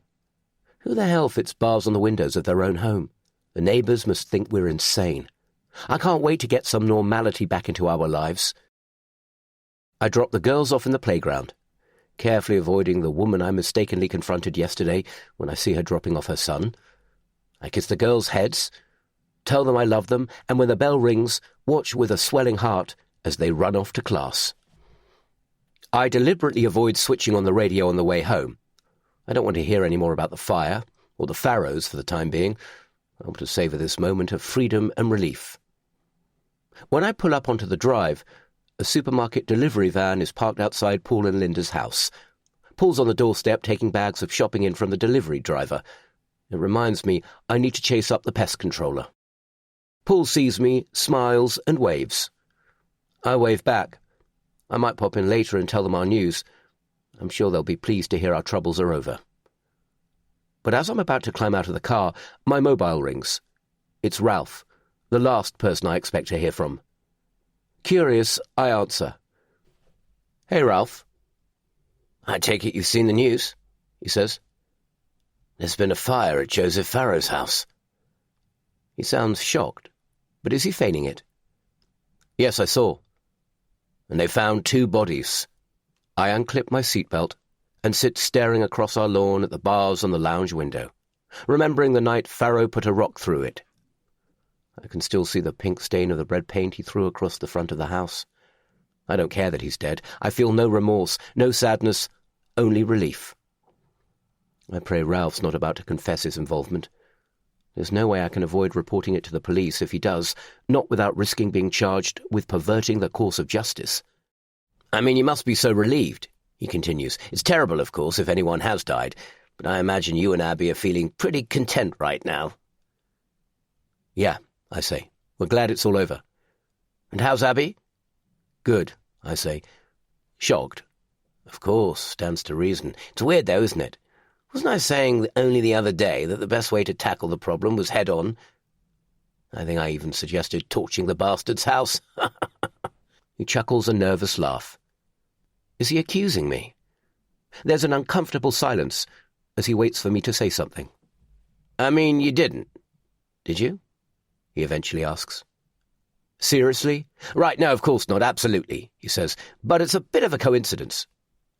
It was your suggestion, Ralph, I say, incensed that he could even think I could do something like that. Perhaps I should ask you the same question. Oh, I was joking. Joking? Yes. Right, I say. Wasn't very funny. No, you're probably right. I start work on the pizza dough as soon as I get in and I've made myself a coffee. As I measure out the flour, Ralph's accusation still rattles around my head. How could he think I'd have anything to do with the fire? If anything, it makes him look even more guilty. Like he's trying to deflect the blame. I still have a hard time believing he'd have it in him. He's an optician, after all, not a member of the mafia. Unless Johnny egged him on. No, it was crazy. One of those strange coincidences. I'm sure a man like Joseph Farrow had lots of enemies, people he'd crossed who wanted him dead. Live by the sword, die by the sword. I sprinkle flour liberally over the counter and knead the dough until it's smooth and elastic. Then I wrap it in cling film and leave it to prove in a warm cupboard. The bars on the kitchen window cast long shadows across the floor as the sun rises to its midday peak. I might as well try Sanjay and see if he's free to come back this week. There's no point waiting, and the sooner the bars are off the window, the happier Abby will be. I find his number in my phone, but it goes straight to voicemail. I leave a brief message asking him to call back and toss the phone on the side. I'm about to fetch the laundry basket to start on the washing when it buzzes. It's probably Sanjay calling back. I snatch it up and freeze. It's not a call, it's a message. Did you read about the fire? An icy shiver runs down the length of my body, and I almost drop the phone. I glance up, as if there's someone in the room with me, and shake my head, trying to understand, to make sense of what I'm seeing. It's impossible. The message has come from Joseph Farrow's number, the same number that sent me the photos of Abby and Ralph and the girls in the playground. What the hell is going on? Farrow is dead. The police as good as confirmed it to Abby. So how the hell is he sending me a message from the grave? Unless I'm losing my mind, there's only one logical explanation. It isn't Joseph Farrow. It was never Joseph Farrow. Does it mean all the time we've been looking in the wrong direction? I can't think of any other explanation, which means something infinitely worse. It means a stranger is terrorizing us, an unknowable menace like an indistinct shadow flitting behind the heroine in a haunted house, or a dark silhouette sliding beneath a stranded boat in the middle of the ocean. If it isn't Farrow, then who? Someone with a grudge. No, it's more than a grudge, a vendetta. Someone who feels so strongly they've taken the time and effort to make our lives a living hell. But I can't think of anyone we've upset. At least not to the extent that would warrant this. Yes, there have been a few occasions where I've lost my cool behind the wheel, may have angrily exchanged crosswords with another driver, but nothing to explain this kind of behaviour. Something to do with work, then. A disgruntled applicant who's had their plans for an extension or conservatory rejected. But I can't think of anyone. No one who's made a complaint, at least. The most likely explanation is still that it's someone who's been prosecuted by Abby. Someone who thinks they're the victim of a miscarriage of justice, perhaps. The fact is, I don't know. And that's terrifying. With trembling hands, I compose a reply. Who is this? The response is almost instant. You really don't know? It's accompanied by a laughing face emoji. Like this is some kind of game, but it's not a game. It's sick. My phone buzzes again. Didn't you think the flames were pretty? I take an involuntary step back, almost as if I'd been punched square in the chest as I'm struck by a terrible realization. It's worse than I ever thought it could be. Slowly I type out a reply. Did you start the fire at the Farrow's house? an instant response. Do you think I did? My head spins. If they did, I can't see any reason for it. Whoever this is, they're completely and utterly, criminally unhinged. I don't know what to think anymore. Who is this? And why are you doing this to us? I hit send, but it's met with cold, hard silence. I stare at the screen, willing a response to appear. I desperately need answers to make sense of this all, but they don't come. I guess whoever this is doesn't want to give me the satisfaction of any easy answers.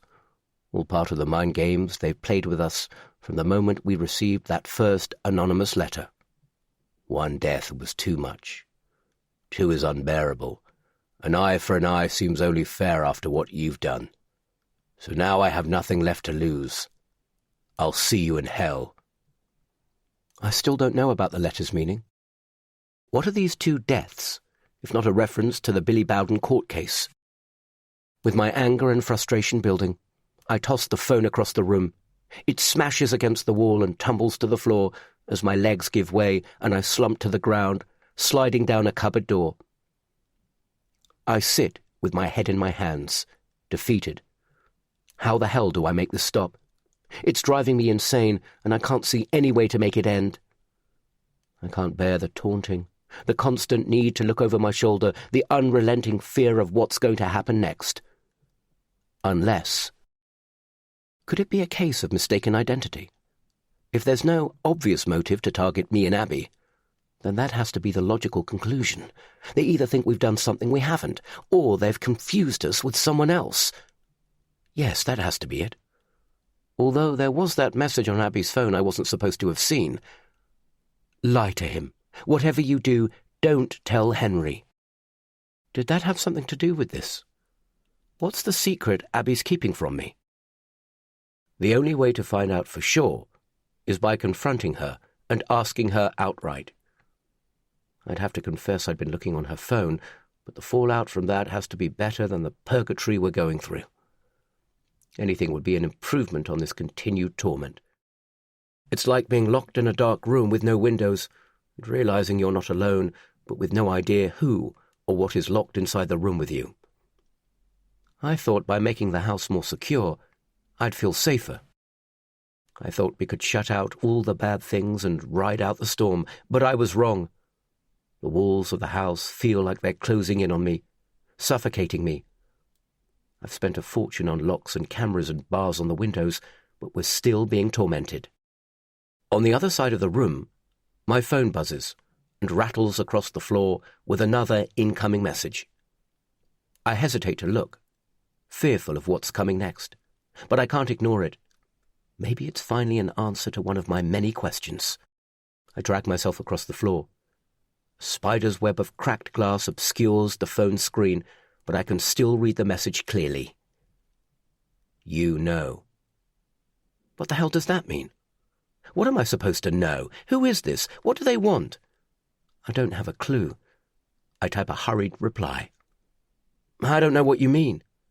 But I get the same response. You know. The point is, I don't fucking know. I scream at my phone. My head feels like it's been clamped in a vice. My whole body shakes. And then there's a knock at the door. Chapter 28. The knock echoes through the empty house, sharp and businesslike, snatching the breath from my lungs. A crazy thought percolates into my head. What if it's them, outside, here at the house? I'm being paranoid. It's the middle of the day. They wouldn't come here. I check the CCTV feed on my phone. There's a man standing outside the door in a scruffy navy blue linen jacket and creased trousers. His tie hangs loose, and a leather satchel is slung across his back. He's studying the front of the house, no doubt wondering why anyone would put bars on their windows.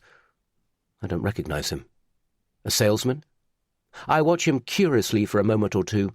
When I don't answer the door, he knocks again, louder. I might as well see what he wants. At least it's a distraction from my anxieties. I unlock and unbolt the door and peel it open just wide enough to peer out. Whatever you're selling, I'm not interested, I say. The guy ignores my stony reception and smiles broadly, his eyes sparkling.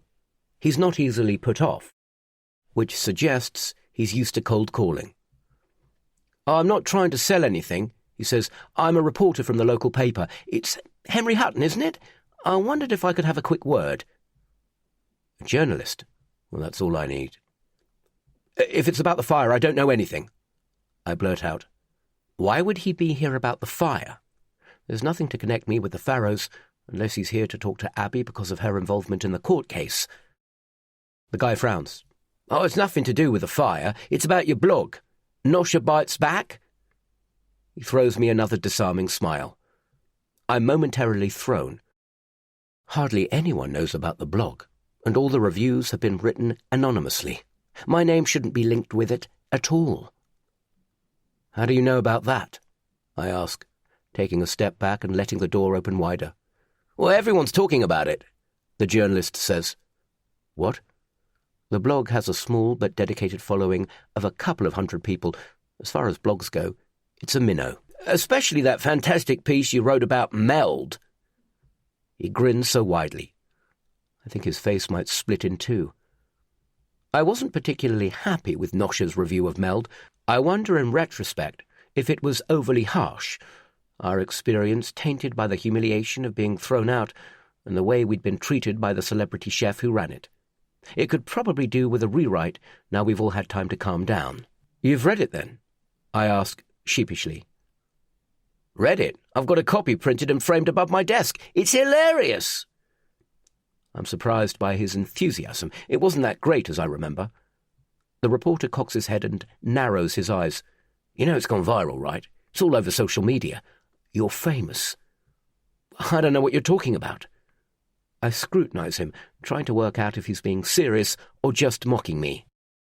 This is priceless, he laughs. You don't know, do you? Here, look. He pulls his phone from his pocket, stabs at the screen, and holds it up for me to see. I stare at an unfamiliar Facebook post someone has created, reproducing elements of the Meld review with phrases pulled out and highlighted. See, this post alone has had 500,000 likes. People are going mad for it. It's like when that woman left a review for her leggings after she slipped down the side of a mountain and they didn't rip. I look at him blankly. I don't know what he's talking about. Anyway, people love it, he continues. There are even copycat spoof reviews doing the rounds. I'd never posted the review on Facebook, but I guess someone had seen it and shared it. I can't get my head around it. The last time I checked, which was probably a few months ago, the viewing figures for the blog hadn't miraculously jumped. This must have all happened in recent weeks, while I'd been completely oblivious. People have been sharing their favourite lines, the reporter says. My favourite is where you said it takes less time for a 40-year-old virgin to get laid than it does to get a table at Meld. I love that, he says, smirking like a lovesick puppy. I wince. That was definitely harsh. How did you find me? The blog's anonymous, I say. It's my job. I figured it had to have been written by someone local, and so I've been doing some digging. It's not much of an explanation. I'm curious to find out how he did it. Abby and I haven't mentioned it to anyone, not even Felicity or Colette. All right, he says, I'll tell you. I worked out there was a link between Nosha's Instagram page and your personal account. It didn't take a rocket scientist. And it was hardly Watergate. My worry is that if he's worked it out so easily, how many other people have done the same? If I'm unmasked, I'll never get a table at a restaurant again. Well, thanks for letting me know, I say, pushing the door closed. The reporter's arm shoots out, and he shoves the door open again. It's not the blog I want to talk to you about, at least, not directly, he says, assuming a more serious expression. The charming smile has slipped. I'm writing a piece on Meld, and I wanted to get a reaction from you as you're intrinsically tied up with the story. Obviously, I'm happy not to reveal your real identity, if you'd prefer. I'm happy for a quote attributed to Nosha. Hang on, I say. What's the story? His brow furrows. Don't you know? Man, you really are out of touch. The restaurant's closed down. He pulls a pen and notebook from his satchel. It was very sudden. Loads of staff have been laid off and people are complaining because they've been waiting months for a table. The speculation is that it's because of the negative publicity generated by your blog, so I wondered if you had a comment to make." You might as well have smacked me around the head with a baseball bat. I had no idea. When? "Well, we only found out last week," he says, "after a few disgruntled customers contacted the newsroom. The owner, Mutunda Yaboa, posted an apology on social media. Do you know him? He's the celebrity chef of that TV show." "Not personally." The reporter shrugs, as if it's of no relevance. "Well, anyway, he didn't specifically mention your blog as a factor for the closure, but I've figured it's been read by so many people, it must have had some impact on business. I mean, you described it as shambolic. And to be honest, after what you wrote about it, I don't think I'd have wanted to eat there." The reporter chuckles, but I can't see anything remotely amusing about it. I'm horrified that a review on my blog could have had such devastating consequences. All those poor people out of a job, and God knows how much money Matunda had sunk into the venture. Surely nobody could seriously blame the blog, though. It must have had underlying problems. I scratch my head, trying to recall exactly what the review had said that was so damning. "The blog piece never said it was shambolic. Well, not in so many words." The reporter flicks back a couple of pages in his notebook. "What you actually said was that the restaurant was massively overpriced, the waiting staff were a joke, and the food overly simplistic and lacking flavour." "Well, you're taking it out of context," I say. The journalist glances up briefly before continuing. I quote, "Even the decor was tawdry and uninspiring. It reminded me of a cross between a cheap Amsterdam brothel and a Peckham bedsit. It was a joke. Admittedly a poor one. An amusing observation." I flushed with shame. "You even had a few words to say about the owner. Let me jog your memory. You said the open-plan dining area provided an innovative opportunity to watch the kitchen staff at work and was one highlight in an otherwise pitiful experience, particularly as it gave you the chance to witness the owner and TV celebrity, Matunda Yaboa, dripping fat globules of sweat into your starter at the pass." Yeah, I could see how that might look. Not exactly a glowing endorsement, is it? I squirmed. What could I say? He was reading the words directly from the blog. I could hardly deny them. "So do you accept your blog must have been, at least in part, responsible for the premature closure of the restaurant?" He asks so innocently, like a hangman asking if a noose is comfortable around your neck. I panic, not sure what to say. "Yes, no, I don't know." I mumble, struggling to think straight as I try to imagine how my response might be interpreted in print. How's it going to make me look? I wish you'd just go away and leave me alone. The reporter scribbles something down. "What are you writing?" "And what would you like to say to Mr. Yaboa?" "What? Would you like to apologise to him? This is your opportunity." "But I didn't—" The reporter's pen is poised, his eyebrows raised. "Go on," he says. "I don't think I have anything to apologise for." "Really? Interesting." With a flick of his wrist, he scribbles down some unreadable hieroglyphics, his pen scratching unnervingly loudly across his pad. "Wait, stop, that's not on the record," I say. I can see how it's going to look. "Don't write that down." "And do you have any words of regret for all the staff who've lost their jobs? Your waitress on the night, for example. You mentioned her in your review. You said, Sally Ann exhibited all the training and customer service skills of someone recruited from the local fast food burger joint. You added she had all the charisma of a floundering wet fish." Fuck. Poor Sally Ann didn't deserve that on top of the way she'd been treated on the night. I should never have posted the review. What a massive mistake. But it was too late now. The damage was done. Meld had gone out of business, and everyone was going to think it was all my fault. "Do you have a comment for our readers?" the reporter presses. My mouth opens and closes silently like a guppy fish. Behind the reporter, a man with a camera and a long lens appears from nowhere and snaps a picture. Instinctively, I hold up a hand to hide my face, but that's only going to make it look like I have something to hide.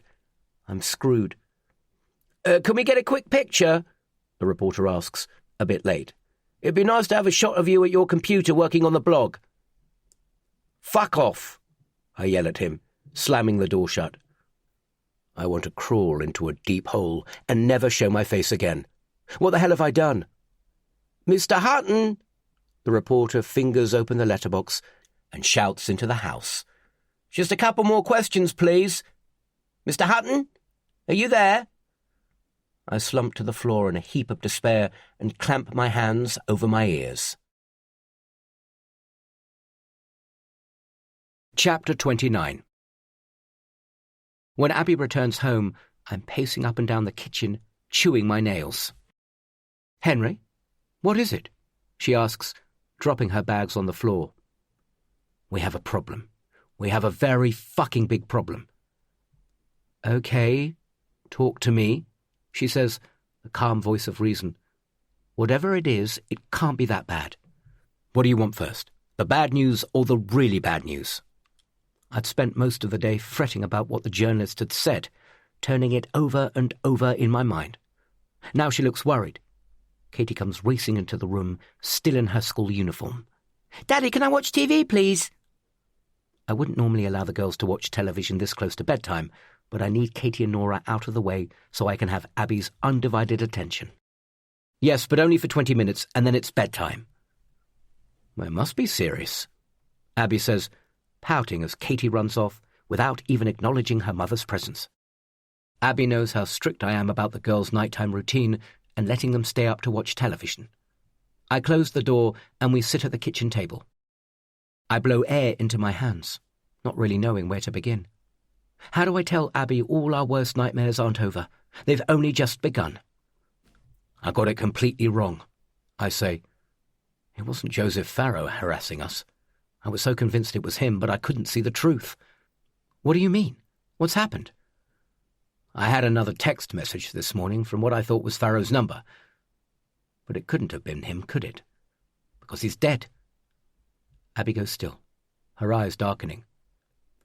The message asked if I'd heard about the fire. I take my phone and show her the texts. And whoever sent it pretty much admitted they started it. Bloody hell, Henry, why didn't you call me? I thought you'd be in court. Anyway, there was nothing you could do. Well, you could have left a message. She frowns. The cogs in her head are turning slowly, trying to piece together what I'm telling her. Why would they start a fire at the Farrows? I don't know, I haven't worked that out yet. Well, there has to be a reason. Abby, there's more, I say. I also had a visit from a journalist earlier. He came to the house to talk to me about the blog. I explain the accusations that he's made and how he's going to write a piece, blaming the sudden closure of Meld on the harsh review I'd posted on the blog. It's been read by tens of thousands of people. He's good as accused me of stitching up Rotunda and all the staff who've lost their jobs, I say. I keep thinking about our waitress. We'd not only ruined her evening, thanks to the way Ralph and Johnny had treated her, but we'd also unwittingly cost Sally Ann her job. Who knows how many others there were? 20, 50. I'd counted at least half a dozen chefs working in the kitchen. There were probably another 10 or 15 waiting staff, plus cleaners and pot washers. There's a lot of people out of work because of one poorly considered review. Well, restaurants fail all the time, Abby says, trying to be the voice of reason. It's a tough business. You don't know the review had anything to do with it. Not according to the journalist who was here. Critics criticize restaurants, Abby says. It's what they do. It happens all the time. And even the famous places get critical reviews. The whole point is they're supposed to be subjective. One person's point of view. Yeah, but the review of Meld wasn't fair, was it? Of course it was, Abby says. The restaurant's overpriced, the staff are a joke, and the food's lacking in flavour. It was a bit harsh. It was a fair reflection of our experience. Coloured by the fact that we were thrown out, I say. I don't think so. The decor was tawdry and looked like a cheap Amsterdam brothel. Abby smirks. Oh, it was supposed to be funny. Well, I should have been more objective. The problem was it was written in the heat of the moment. I should have waited before posting it. Let tempers cool. It was a big mistake, I say, shaking my head. Oh, come on, Henry, you're being melodramatic, don't you think? No, Abby, I don't. You don't see it, do you? Well, I can understand this has upset you, but honestly, you need to put it into perspective. What's the worst that's going to happen? A piece in the local rag outing you as nosher, and a column that no one's going to read, pointing a vague finger in your direction, she says. I sit stunned as she talks, hardly able to believe how someone so sharp in a courtroom can be so obtuse. There are two options, she says. Now she sounds like a lawyer. You either say nothing and keep your head down, hoping the story blows over in a day or two, or we issue an apology taking full responsibility. We start by saying sorry to Matunda and all the staff who've lost their jobs, but explain it was an honestly held view and that we sincerely regret any offence taken or harm caused. I can help you draft it if you like, and we can stick it on the blog. Look, an apology won't make this go away, Abby. I spring out from my chair and slam my hand on the table, making her jump. You don't get it at all, do you? This is what the last week has been all about. The threatening letter, the vandalism to your car, the rock through the window, the paint on the walls, the text messages. It all comes back to this. I'm shouting now, but I have to make her understand. What are you talking about, Henry? It's obvious, isn't it? It's Matunda Yeboah. He blames me for destroying his business and his reputation. He lost everything because of that bloody review. Now he's taking his revenge by trying to destroy us. Chapter 30. Matunda Yeboah? Are you serious? I don't know why Abby finds it so hard to believe. It's absolutely clear in my mind that Matunda is behind the campaign of hate against us because of the review on the blog, which he blames for the closure of his business. Why not? Well, it seems extreme, that's all, Abby says. Well, the man's lost his livelihood and his reputation because of the review. Now he wants us to suffer the same way he thinks he and his staff have suffered. You know what chefs can be like. They're arrogant and hot-headed. It's obviously him. Abby shakes her head. No, I don't know, Henry. It doesn't feel right. I stop pacing up and down the kitchen and stare at her, confused. What's that supposed to mean? I don't know. It's just a gut feeling. You said he's issued an apology to his customers. Have you read it? I didn't see the point, I say. Well, it might at least give us some idea of his state of mind. Let's have a look. She scrolls through her phone while I continue to pace. When she finds it, I watch her lips flicker while she reads it to herself. What's it say? Apology to all my customers, blah, blah, blah, difficult financial conditions. It's been an exciting journey of discovery. One day he hopes to be back, looking forward to bringing joy to everyone with his food again. That's it. She looks up at me over the top of her phone. Nothing about the blog at all. Let me see. I scan the brief statement he's posted on his Instagram feed. There's not even an oblique reference to the blog or the review. It doesn't mean he doesn't blame us, I say. Yeah, but going to all that trouble to get back at us, what would it achieve? Revenge isn't irrational behaviour, Abby. No need to patronize me. She takes her phone back and puts it face down on the table, folding her hands on top of it.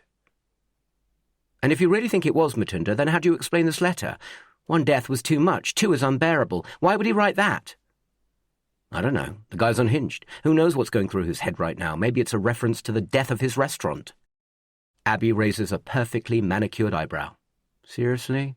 I don't know, I say, irritated at being cross-examined. All I know is that Matunda Yeboah has got it in for us, and I need to make him stop. Fine, Abby says, rocking back in her chair. So what are you planning to do? Burying our heads in the sand and hoping it will go away hasn't worked, so I don't see I have any choice other than to confront him. I'll have to talk to him and make him come to his senses. What else can I do? He could be dangerous. You've changed your tune. Just a minute ago you didn't believe this had anything to do with him. I didn't. I don't. But if by some miracle it is him, you should be careful, that's all. I just want to talk to him and explain, I say. If you're that convinced Matunda is behind all of this, don't you think you should call the police? You've not even told them he's been texting you. You could start by giving them the number to trace. I shake my head. That's a waste of time. They're not interested. They will be if he started the fire at the Faroes. The only way this is going to end is if I can make him understand how sorry we are. I need to apologize to him face to face. If he can see we're genuinely remorseful, there might be enough to persuade him to leave us alone. A night sleeping on it doesn't change my opinion. Matunda Yeboah is the most likely suspect for everything that has happened to us in the last week. The letter, the damage to Abby's car, the smashed window. The threatening texts and pictures. It all points to him, and at least now I know I can do something about it. His behaviour has been completely irrational, bordering on psychopathic. But it's a different prospect dealing with a vindictive chef and tackling a career criminal like Joseph Farrow. I would have never gone near Farrow. He was dangerous and unpredictable. Best left to the police. It was confirmed publicly overnight that Farrow died in the fire at the house alongside his partner, Bridget. But even though I know he had nothing to do with the harassment against us, I still don't shed a tear for his death. I've read too much about the pain and suffering he's caused throughout his pitiful life. It's better he's dead. I'm confident I can look Matunda Yaboa in the eye and make him see sense. The only problem is, I don't know how or where to find him. The obvious place to look is at his restaurant. It closed several weeks ago, but there's a possibility he might still be around while he's winding up the business, and so, as I have no other way of finding him, after dropping the girls at school, I don't go home. I drive back to the restaurant I vowed never to visit again. I park on a street of terraced Victorian houses and approach on foot with my nerves jangling. Matunda isn't Joseph Farrow, but it still won't be an easy conversation. He's a big man, tall, broad, and muscular. If he gets physical, I don't stand a chance. Plus, I haven't been in a fight since school, when Gary Robertson got me in a headlock and bundled me to the floor in front of the whole of Year 9. I can't even remember why. There's an air of desolation hanging over the building. You can tell it's empty even from a distance, partly because the windows are screened with sheets of newspaper and all the lights are out. Coming back stirs unwelcome memories. I have a flashback of Johnny and Ralph stumbling out onto the pavement so drunk they could hardly stand. The embarrassment of a room full of eyes fixed on my back as I was marched out into the rain-drenched night. My blood boiling. Humiliated and close to tears, too angry to speak, as I grabbed Abby's arm and led her towards the nearest taxi. Johnny and Ralph's laughter ringing in my ears, still thinking it was all one big joke. My fury split between Johnny and Ralph, who behaved like asses, and the staff in the restaurant who should have handled the situation better. They'd overreacted when they'd thrown us out. It wasn't our fault they'd been short-staffed, and it didn't excuse the poor standard of food or the way they treated us. It's funny. I had no idea that night it would end like this. I crossed the road and strolled casually up to the building, my hopes of finding Matunda fading. One of the sheets of newspaper taped to the window has come loose, flopping away from the glass and providing a peephole inside. The rows of bottles that had decorated the shelves behind the bar have been cleared away. Chairs are stacked on tables, and the floor is littered with cardboard boxes. It's a sad sight. Although it's still early, a busy, functioning restaurant should be coming to life at this time of the morning, with preparations for the lunch service getting underway. To see it locked up and abandoned is heartbreaking. Although we had an awful night here, there's nothing worse than witnessing firsthand the shattered dreams of someone's failed business. All those chefs and waiters out of a job. A pang of guilt pinches my insides. I put my hands to the window to shade my eyes as I peer through the gap in the newspaper screen. It's bigger inside than I remember, more cavernous, but maybe that's because the tables and chairs have been stacked up and pushed to one side.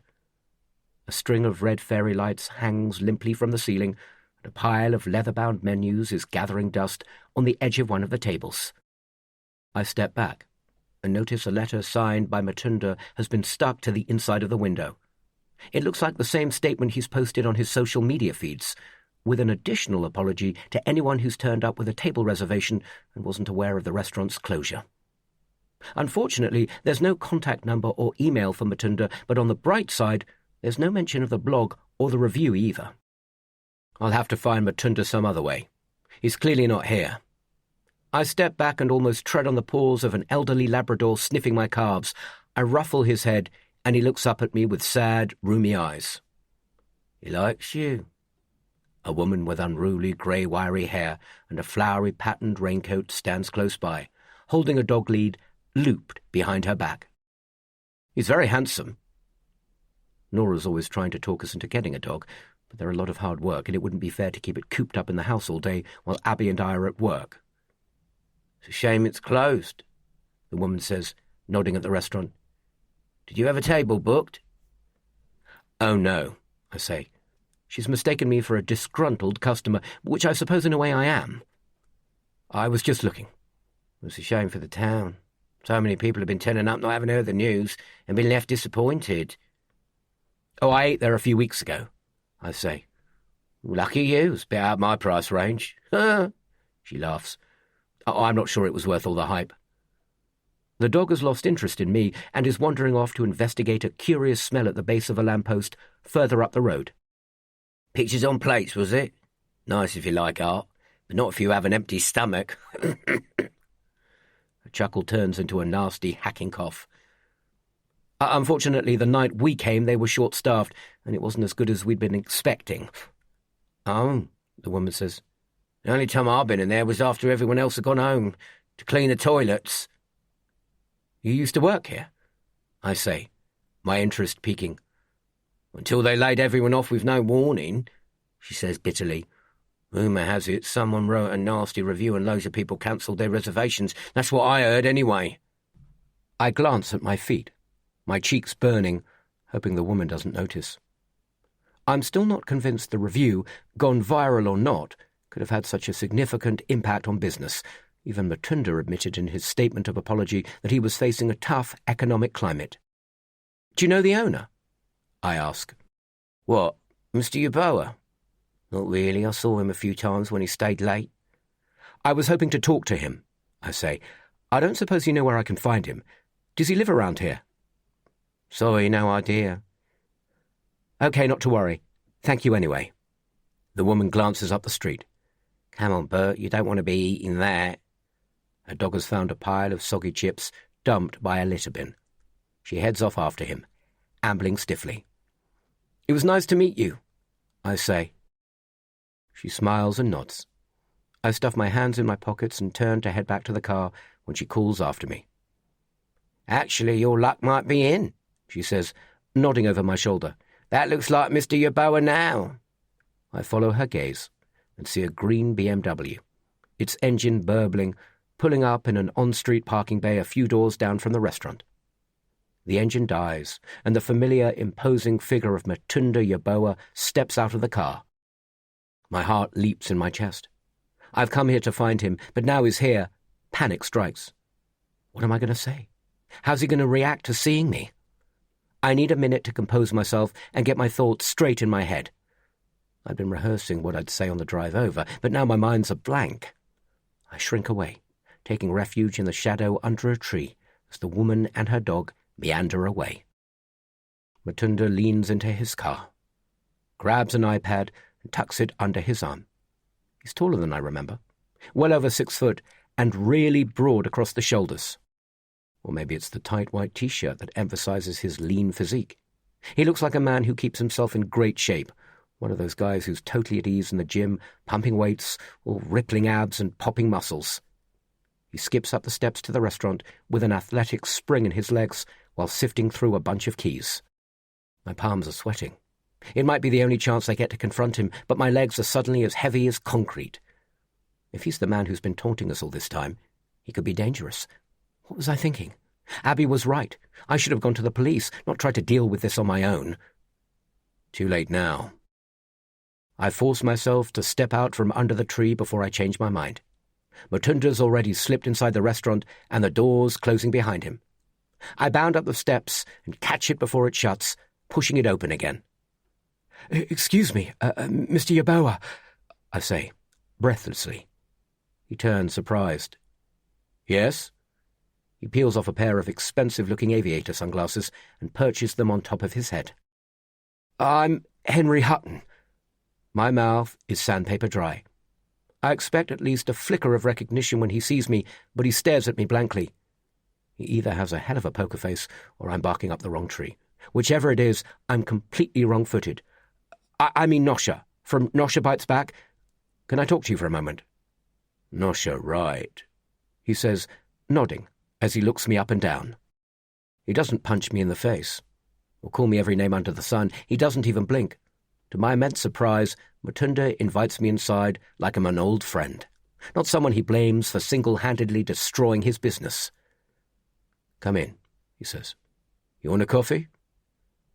He flicks on the lights, and I follow him into the stripped-out kitchen. He busies himself with the chrome coffee machine while I hover, taking in the sad sight of what was once a busy restaurant. He grinds some beans. The machine hisses and belches steam, and he produces 2 strong espressos.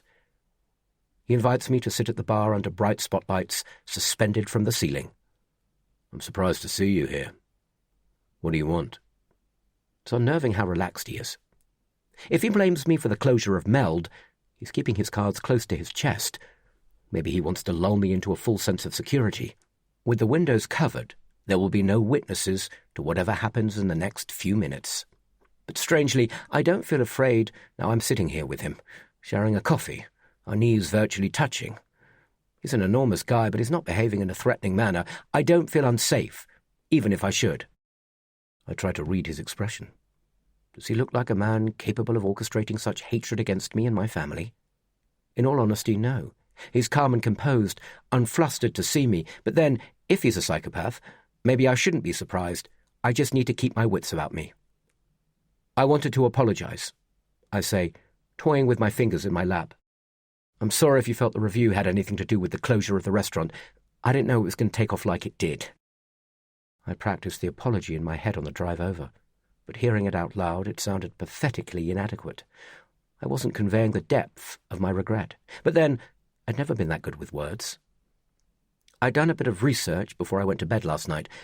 According to the papers, Mutunda had sunk around £1 million into opening Meld, convinced his TV fame in the area's unquenched desire for a high-end restaurant experience would as good as guarantee its success. He clearly hadn't factored in a vitriolic food blogger shattering his dreams. You're a great chef, and you deserve the restaurant to be a success, I say, squirming on my stool. I've never been good at apologizing. It's a weakness.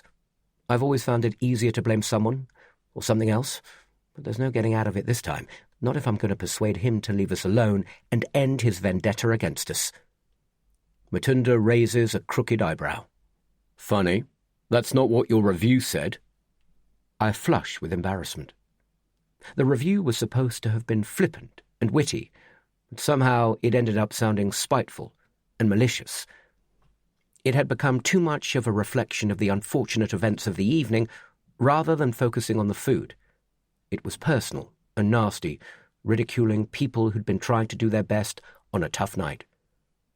I wish I could change what was written, but it was too late. The words were out there, and thanks to the internet, they could never be retracted. The review was a mistake, I mumble. Mutunda finishes his coffee and places his cup on the bar. He takes a deep breath and folds his arms over his bulging chest. You know, I can take criticism of my food, that's fair game, even though I'm good at what I do. Critics critique, and I've developed a thick skin. You have to when your dishes are being pulled apart on TV in front of the nation. But you crossed a line when you criticised my staff. That's what I'm struggling to forgive. He takes a deep breath and studies me before continuing. I remember the night you came in with your friends. We'd been hit by a sickness bug and were struggling with a staff shortage. Maybe I should have shut the restaurant for the evening, but I didn't want to disappoint people who'd been on a waiting list for months. Instead, we pulled together and did our best. And this was the thanks I got. I'm sorry, The last thing we needed that night was a drunken mob causing problems and being difficult. Even though he's clearly upset, Mutunda keeps an even tone and doesn't raise his voice. The way he's able to maintain his cool while he's laying into me is unsettling. You made a scene and spoilt the evening for everyone else. That's why I had to ask you to leave and why you'll never eat in one of my restaurants again. Why do I feel like a schoolboy being reprimanded by the head teacher? I guess I was embarrassed by the way you threw us out, and some of that came out in the review. I know it was wrong, but... But what? There really was no excuse for the tone of the review, nor for insulting his staff. Mutunda looks into my eyes with an intense gaze that I can't hold. I fiddle with my coffee cup, concentrating on lining up the handle so it's precisely parallel with the edge of the bar. Eventually, he says, You didn't need to come here today to apologize. That must have taken balls. He leans back and sucks in the air between his teeth. You know what? Life's too short to hold grudges. In my experience, they don't do anyone any good. They just eat you up from the inside I appreciate you coming to talk to me. He shoves out a meaty hand. Apology accepted. Seriously? I take his hand and shake it vigorously. Well, that's very good of you, I say with a wide grin. The ban remains, though, he replies with a glint in his eye. He's not joking. Oh, you don't know what a weight this is off my shoulders. I can't believe how easy it's been. Abby didn't believe me when I said all it might take was for me to look him in the eye and tell him I'm sorry, but that was exactly what was needed. He just wanted me to come and admit I'd been wrong and to beg his forgiveness. If only I'd known that a week ago, we could have saved ourselves so much stress and anxiety. A fizz of excitement and relief swells through my stomach. This is amazing news. I can't wait to tell Abby. She's going to be so proud of me. Returning hate for hate only multiplies hate, Mutunda says. Martin Luther King. I think in this age of hate, we all need to show each other a bit more compassion, don't you? Totally, I agree. So that's it. All's forgiven. Well, that's an end to it now. I feel almost as if I'm floating. It's the most incredible feeling. Better than sex. Better than any drug. It's all cool with me. Great. No more rocks through the window, then? I laugh nervously. What? And no more threatening letters. He shakes his head, his expression blank, but I guess he's being coy. He doesn't want to admit to it in case I go to the police. Can you clear something up for me, though, just for my curiosity?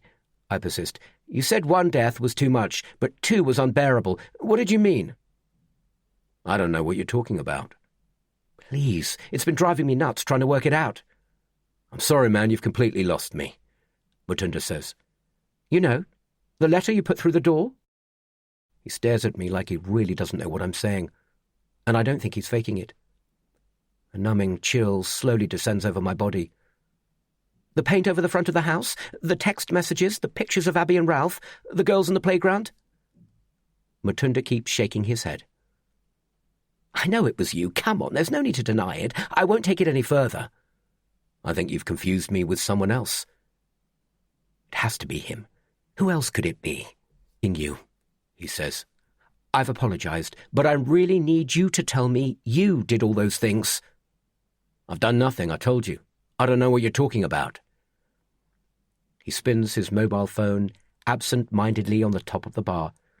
I watch it go through 3 complete rotations before it comes to a stop. Is that the phone he's been using to text me? To send me those photos? I can prove it, I say.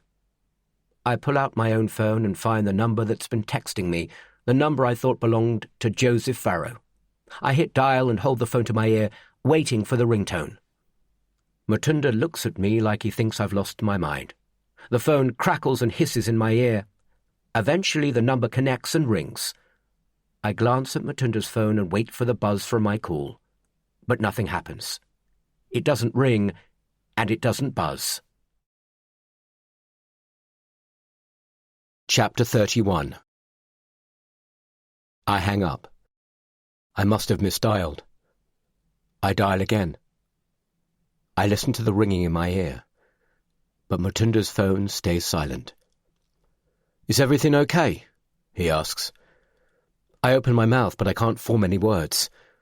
I was so convinced I'd finally solved the mystery. But it's not him. My stomach cramps, and I flush with a prickly, sweaty heat. If not Mutunda, then who? Oh, God.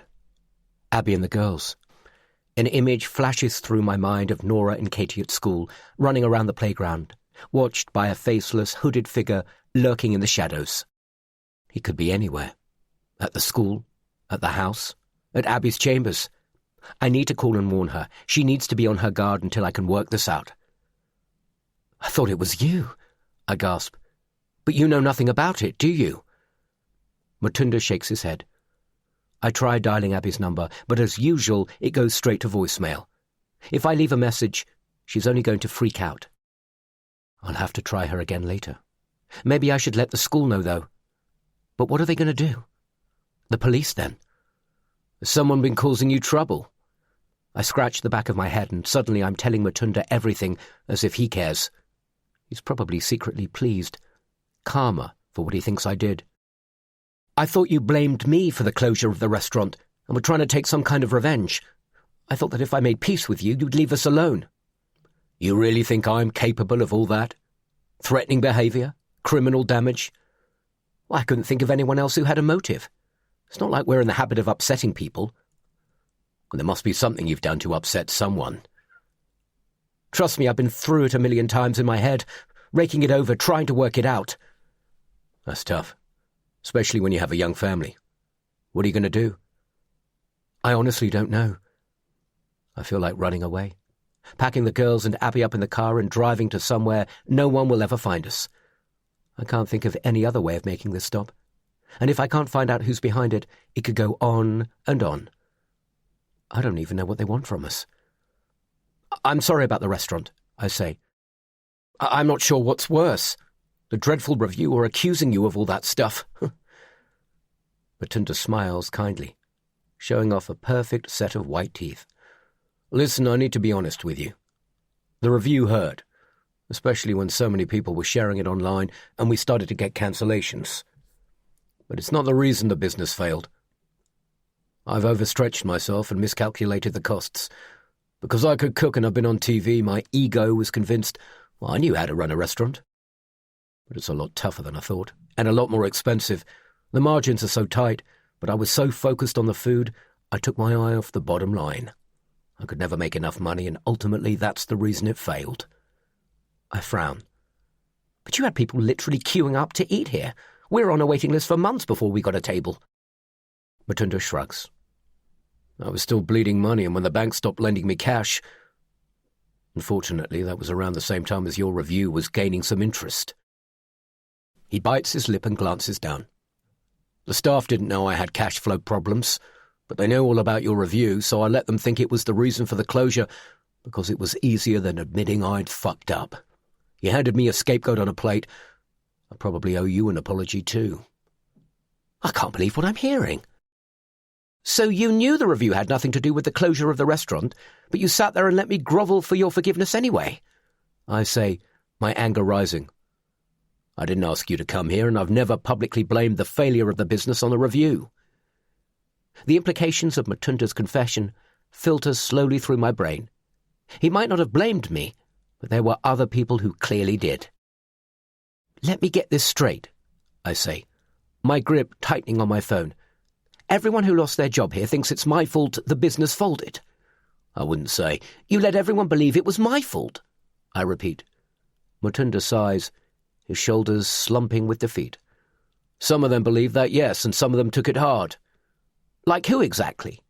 My heart is racing. There was the waitress who served you the night you were here for a start, he says. Sally Ann? You named her in the review and said some pretty horrible things about her. She didn't take that too well. I bet she didn't. Ralph had reduced her to a quivering wreck on the night, and the review had no doubt compounded her distress. Sally Ann, the waitress who was supposed to be attending our table, exhibited all the training and customer service skills of someone recruited from a fast-food burger joint and possessed slightly less charisma than a floundering wet fish.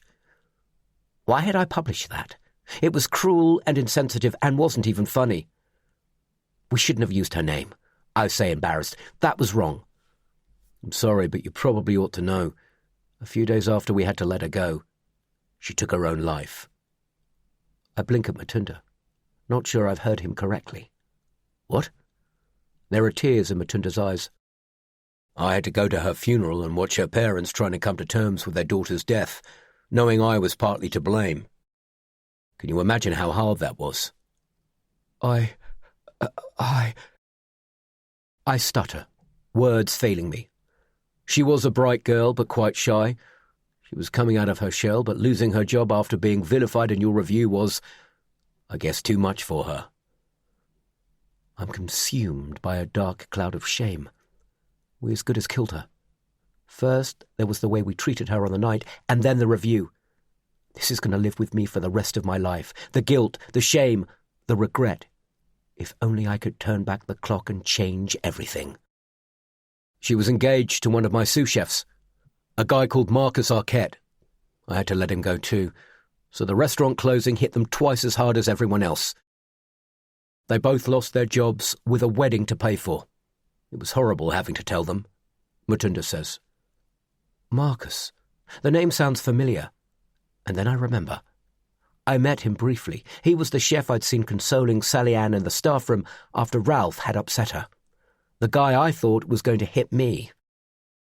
We found her hanging from a door in their flat, Mutunda says, swallowing hard. His eyes flick to the ceiling as a tear snakes down his cheek. I only found out afterwards. She was 2 months pregnant. Pregnant? His words are a sucker punch. Mutunda nods. No one knew. Not even her parents. They were planning to tell everyone after the first scan. Such a senseless waste. My phone slips from my fingers and falls to the floor. I stare at my cold, numb hands as if expecting to see them covered in blood. As you can imagine, Marcus was beside himself, Mutunda says. His whole life was destroyed in a flash. The future he had planned, all his hopes and dreams, gone. I don't know what to say. There's nothing you can say. Sally Ann's gone and there's nothing either of us can do or say to bring her back. I sit in the car and repeatedly hit redial until Abby finally answers. I need to talk to someone. I can't deal with this on my own. The sadness and the guilt are too heavy for my shoulders alone. Henry, she says breathlessly when she finally picks up. What is it? Did you speak to him?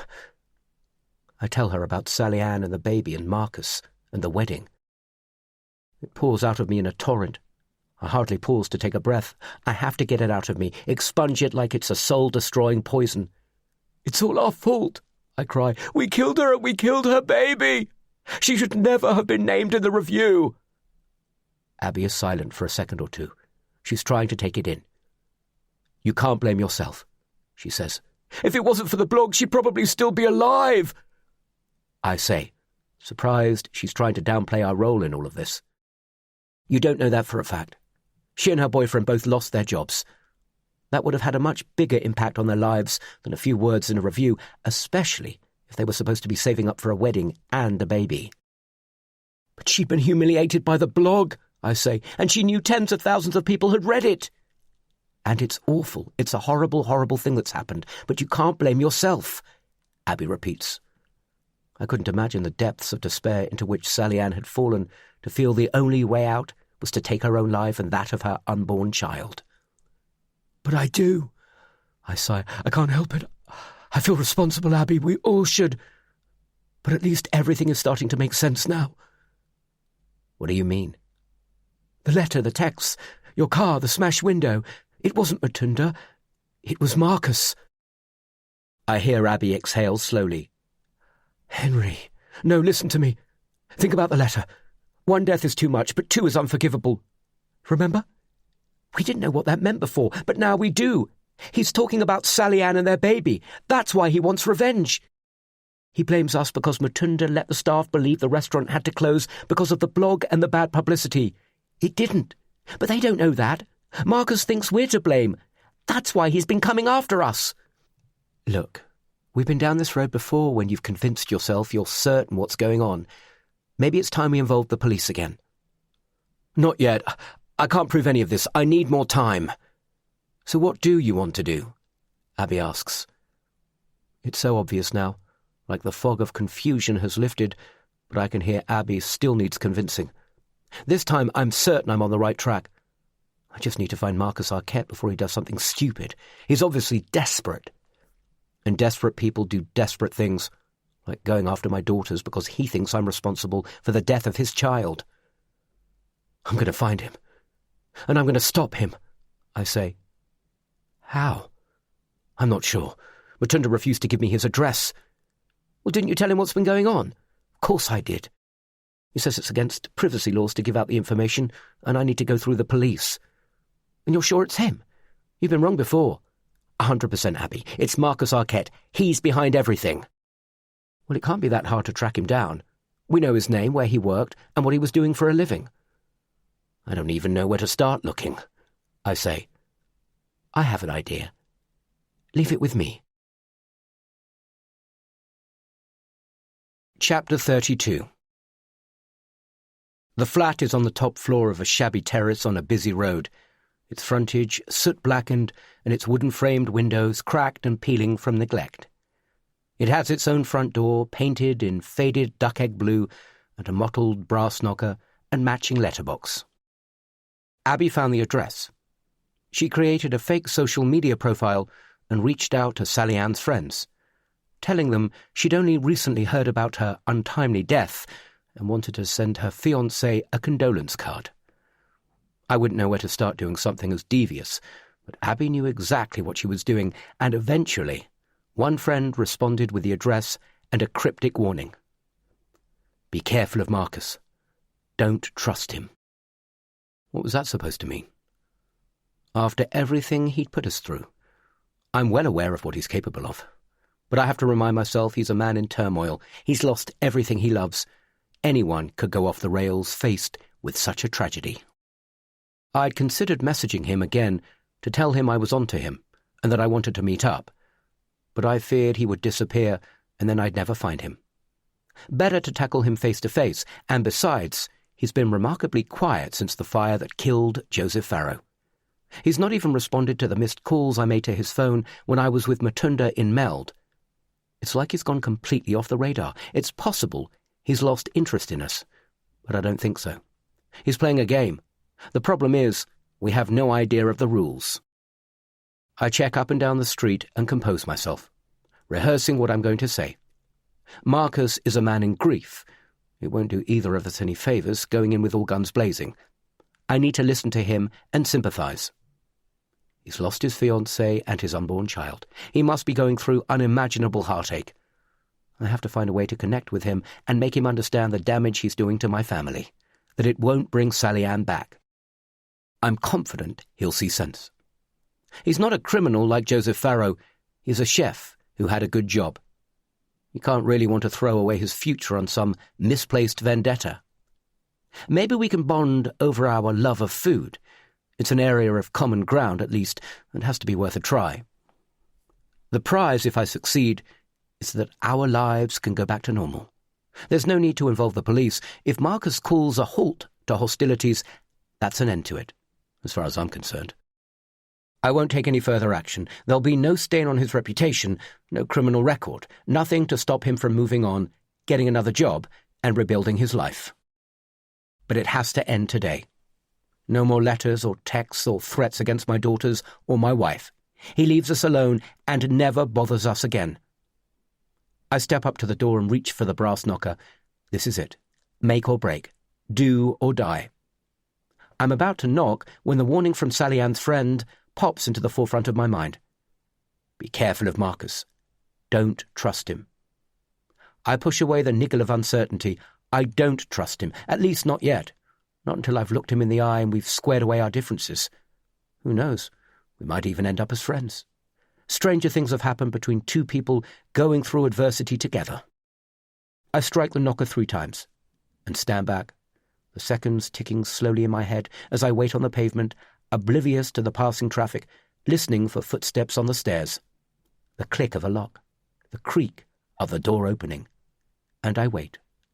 A minute passes, and then 2. I shuffle from one foot to the other and check my watch. After all the trouble we've gone to find him, I hope he's in.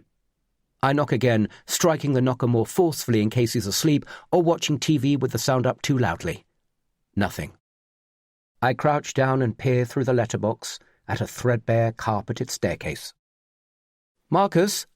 Hello? Are you in there? It's Henry. We need to talk. Silence. No TV blaring, no radio, no footsteps padding across the room.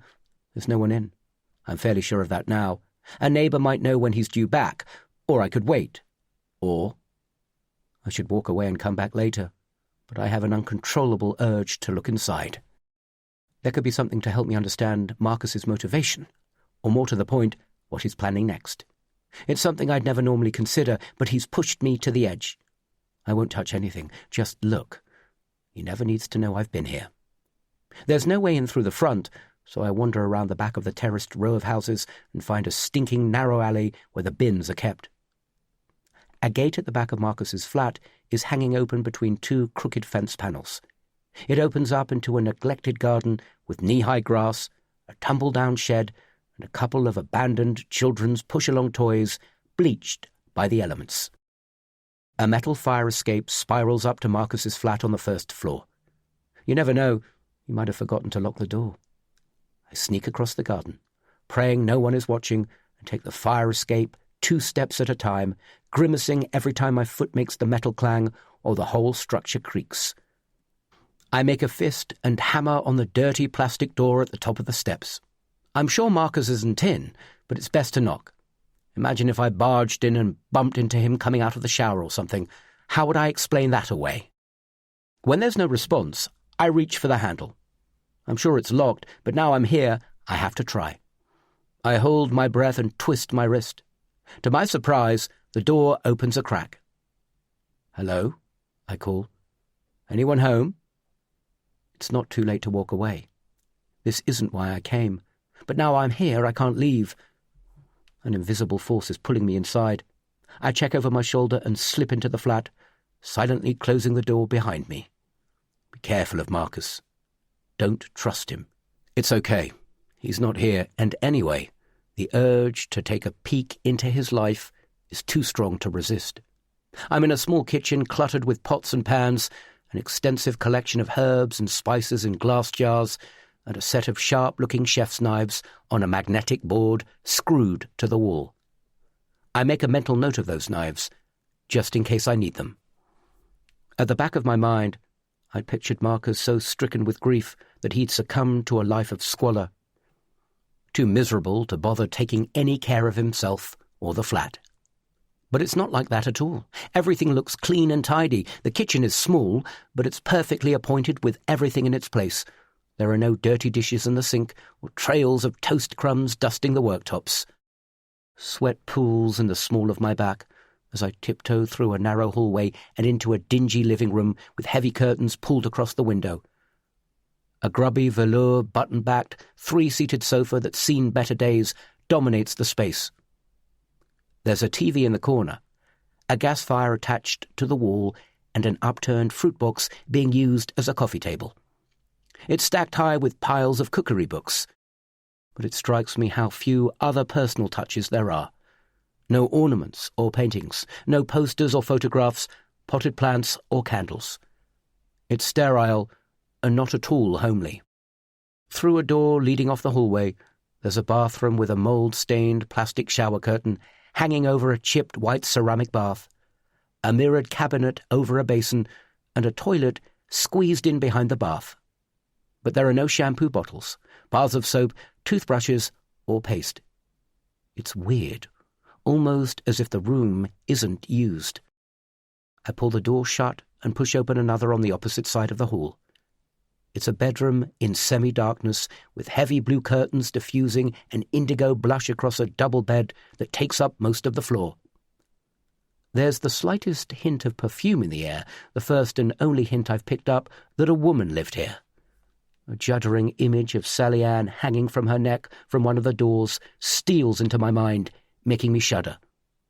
I squeeze my eyes shut, and when I open them again, the image has gone. I study the rest of the room, noting the pine wardrobe pushed up against the wall, a white desk under the window, and a teddy bear with a lopsided grin propped up on the pillows. Sally Ann's? It doesn't seem like something that would belong to Marcus. It's the only non-functional item I've seen in the flat so far, almost as if he's cleared out anything else that belonged to her, erasing all the memories. I straighten the bear's tie and lift him to my face. He smells of sweet, cheap perfume, like an olfactive echo of the past. A reminder of Sally Ann. Definitely not Marcus's soft toy. I put him back, making sure he's in exactly the same position I found him, and walk around the end of the bed. There's nothing on the desk other than a pile of white paper, neatly stacked. Under it, there's a laserjet printer. Without a forensic examination, there's no way of knowing if the paper and the ink from the printer are the same, as were used in the threatening letter sent to us, but I strongly suspect it. It's hardly definitive proof, but I'm certain Marcus wrote and delivered that letter. It was Marcus who followed Abby home from town and was loitering outside the house. It was Marcus who vandalized Abby's car and smashed our front window with a rock from the garden. And it's Marcus who's been sending me all those texts and photos of Abby and the girls. He's torn our lives apart, left us frightened and anxious and dreading what's coming next. I've even fitted bars to the windows at home. That's how paranoid he's made me. I know he's been through a lot, losing Sally Ann and the baby, but I can't forgive how he's terrorized us. We didn't deserve any of it. We weren't to blame for Sally Ann losing her job or taking her own life, and yet he holds us responsible. God knows what kind of sick revenge he's planning, but if he goes anywhere near my girls, I will kill him. The buzz of my mobile in my back pocket startles me. It's eerily loud in the silent flat. I expect it's Abby checking up on me, but it's not. It's a message from a number I now know belongs to Marcus. Found anything interesting? What the hell? Does he know I'm in the flat? Is he watching me? I edge out of the bedroom, pulling the door closed, and creep back into the living room, half expecting to see him standing there with a cruel grin on his face. He's not, but he definitely knows I'm here. Somehow. Security cameras? I glance around the walls and the ceiling, but can't see anything obvious. I type a hurried reply. Marcus? An immediate response. So you finally worked it out. What are you looking for? I won't dignify that question with a reply. I've had enough of dancing to Marcus Arquette's tune. If he wants answers, then he needs to meet me face to face. We need to talk. I watch the 3 dots pulsing on my screen as he types. It's a bit late for talking. Now it's payback time. You took everything from me. An eye for an eye is only fair. I sigh. Nothing's changed. He's still plotting some kind of twisted revenge. I want to scream and rage at him about how wrong he is to come after us, but I can't do that over text message. Instead, I remember the lines I rehearsed on my way over here and how it's important I try to connect with him. I'm sorry about Sally Ann, but I'm not responsible for her death. His response is virtually instant. There's no one else to blame. My pain will be your pain. My pain will be your pain. This guy is seriously unhinged. But if he thinks I'm going to stand by and let him hurt Abby or the girls, which is what he's implying, he has another thing coming. I've had enough. This has to end, and if he won't let it go, I guess I'm just going to have to find him and let him know he's picked on the wrong family. I've had a gutful of this bullshit. My thumbs fly across the screen, tapping out a furious reply. Screw you, asshole. I switch off my phone and shove it in my pocket. Let him stew on that for a while and see how he likes it. Chapter 33. Marcus could be anywhere, planning anything. I need to find him, to stop him. But my priority is my family, and keeping them safe, especially the girls who have no idea of the danger they're in. I race out of the flat, sprint down the fire escape, out of the garden, and back to my car. I'm in such a panic I drop my keys in the gutter as I fumble with them. My hand shakes as I crouch to pick them up. I need to calm down, keep a level head. Traffic's typically slow through town, but finally I make it to the girls' school. I scan the pavement outside for any strangers, but it's all quiet. At least I know what Marcus Arquette looks like.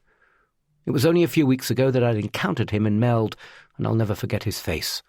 Wild, staring eyes, hooded brows, square jaw. Lips lifted on one side in a permanent sneer. Satisfied that he's not there, I find a parking space in the street opposite the school and kill the engine. I'm not taking any chances. I'll wait and watch until the end of the day if that's what it takes, and if Marcus is here, I'll find him. And I'll deal with that if the situation arises. I call Abby to explain Marcus's flat was empty and to warn to stay vigilant. He's building up to something. I say, catching her on her way into court. And he knows we're onto him. I only wish I knew what he was planning. I watch as children spill out into the playground at lunchtime, their screams and laughter filling the car with joyful noise as I try unsuccessfully to spot Nora and Katie. And an hour later, I watch them all filter back inside. A short while after that, I'm startled by a knock on the window. My eyes snap open and my head jars back. I must have briefly nodded off. I recognize one of the male teachers crouching by the side of the window. He indicates for me to wind the window down. "Hello, sir," he says with the officiousness of a traffic warden. "Is everything okay?" "Yes, fine, thank you," I say, sitting up straight and rubbing a hand over my face. "It's just that you've been parked up now for a few hours watching the playground. Some of my colleagues wanted to call the police, but I said I'd come and have a word first." "Oh, it's nothing like that," I say. I feel my cheeks burning. He thinks I'm a child molester. "I'm Henry Hutton, Nora and Katie's dad. I had nowhere else to be, so I thought I might as well turn up early and wait for them to finish." 4 hours early? I could hardly tell him the truth, that we were being stalked by a psychopath for some perceived injustice he'd suffered, and that I was worried about the girl's safety. "Mrs. Hornstein knows me," I say, as if that explains everything. "She can vouch for me." "Right," he says, drawing out the syllables like he's trying to decide whether I'm a predatory paedophile or simply deranged.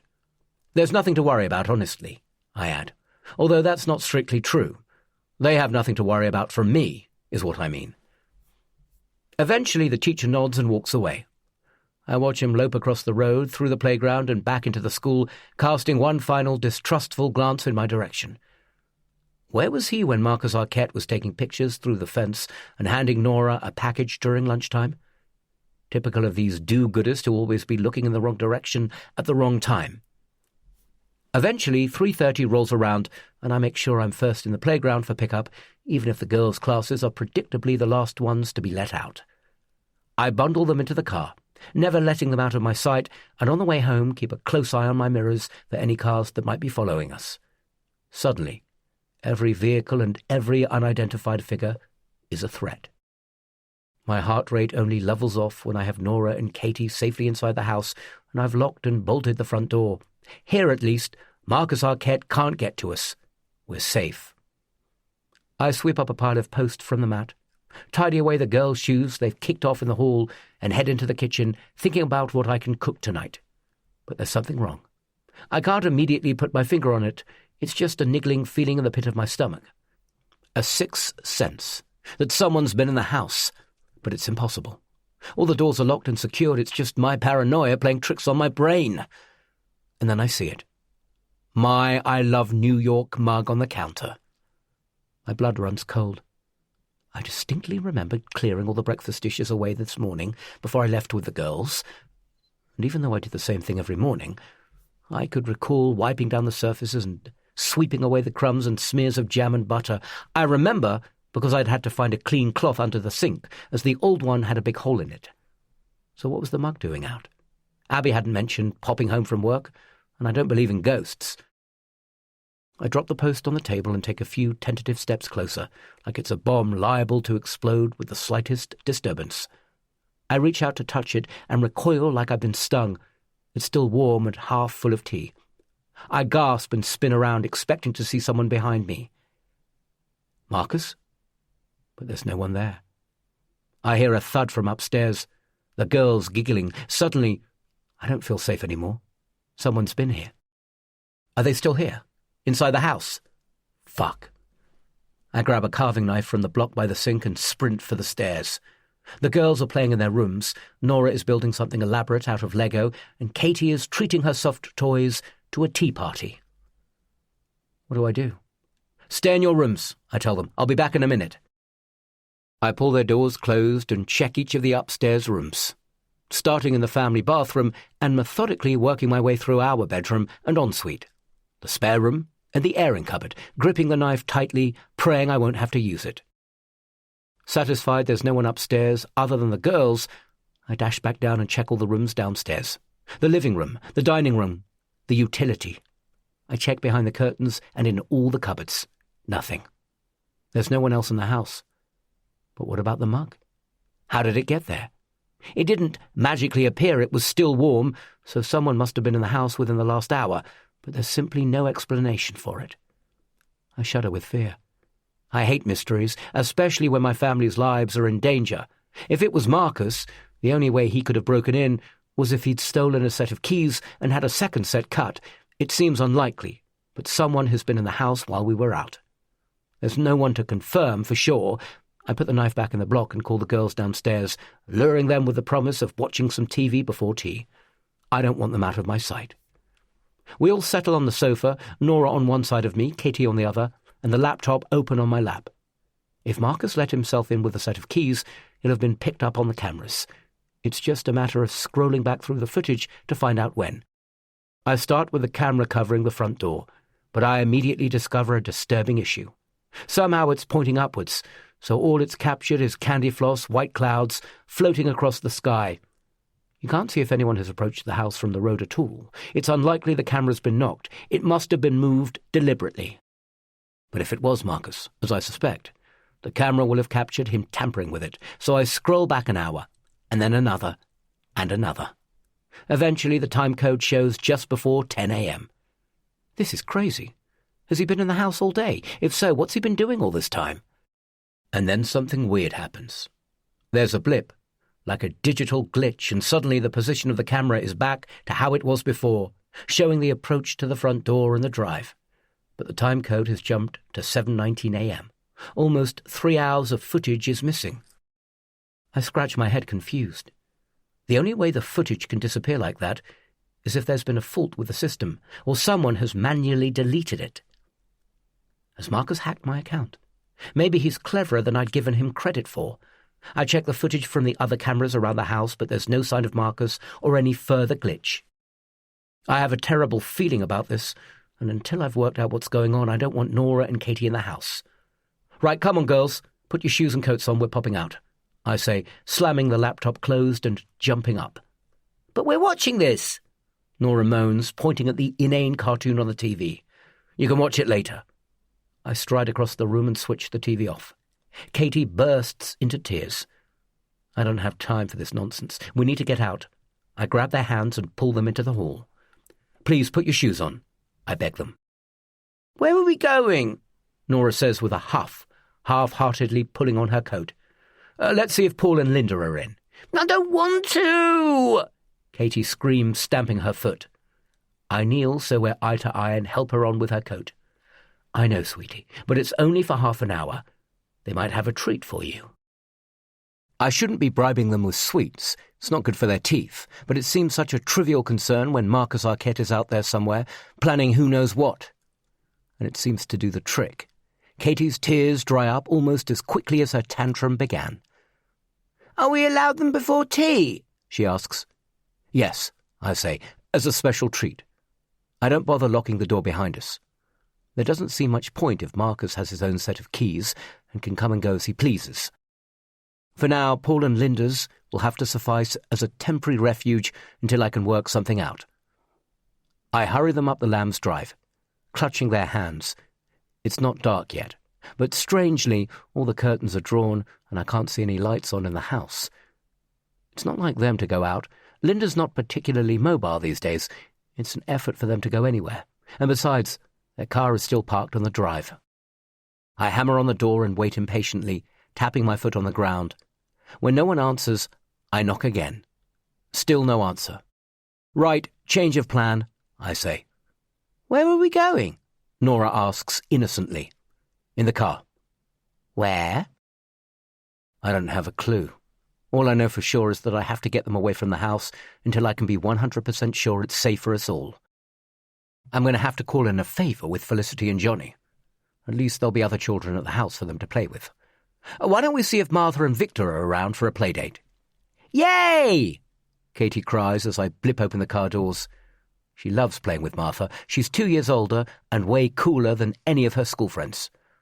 I call Felicity's hands free from the car, relieved when she picks up. I'm sorry to ask, Flick, but can you have the girls for a couple of hours, please? Sure, she says. What's wrong? I can't really talk right now, but you know I wouldn't ask if it wasn't an emergency. I hope it's okay. I'm on my way over to yours right now. Chapter 34.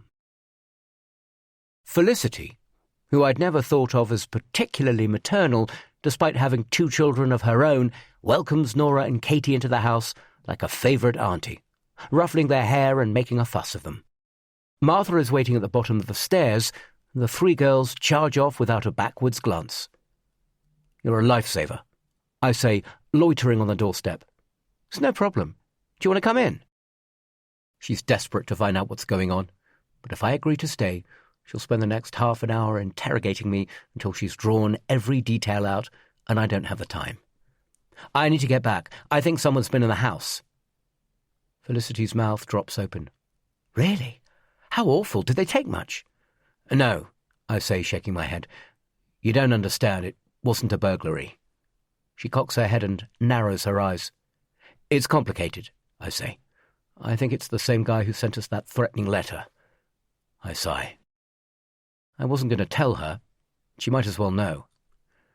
It's one of the chefs from Meld. He has some mental health issues.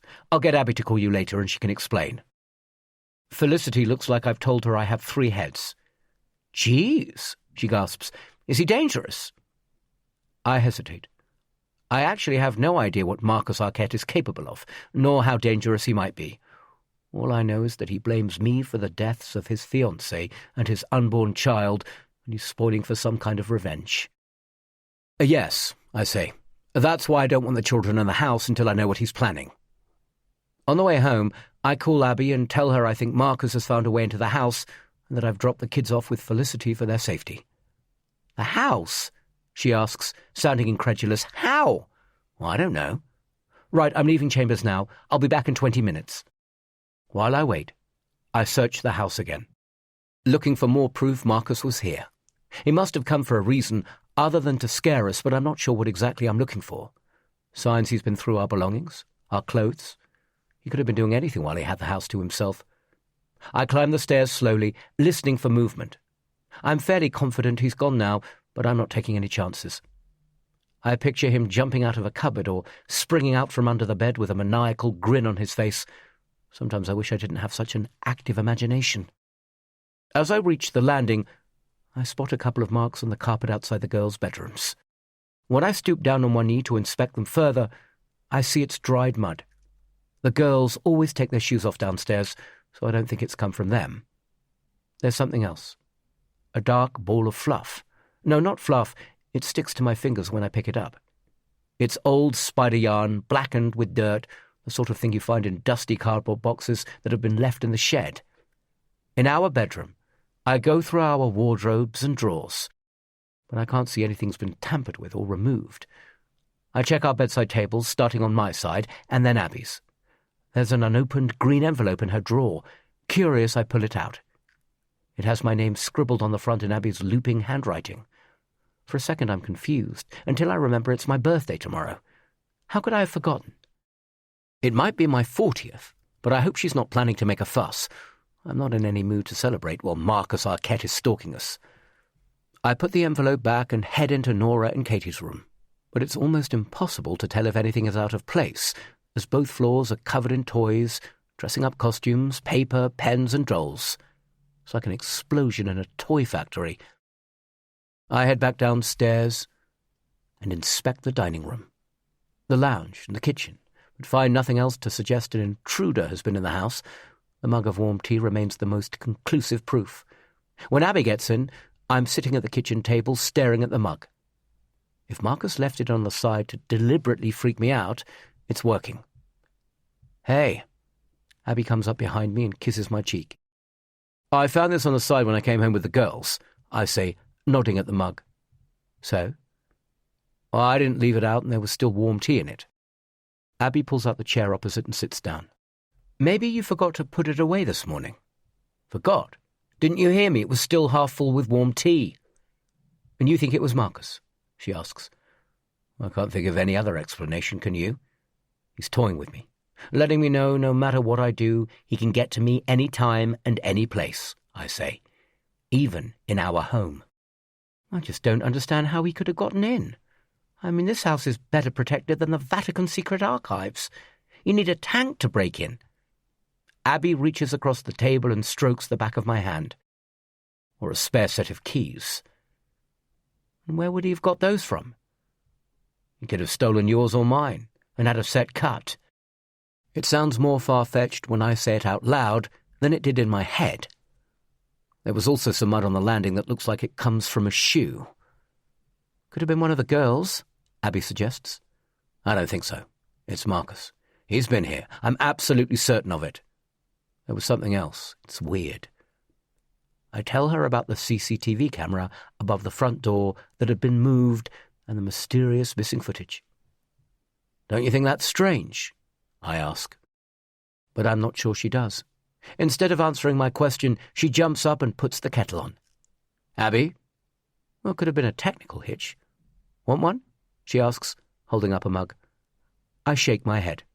You don't think it's odd? Marcus must have moved the camera. And how the hell did he delete the footage?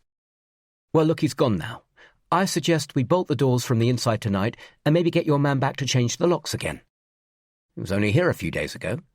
He's going to think I've totally lost the plot, I say. I can imagine Sanjay's face when I see him.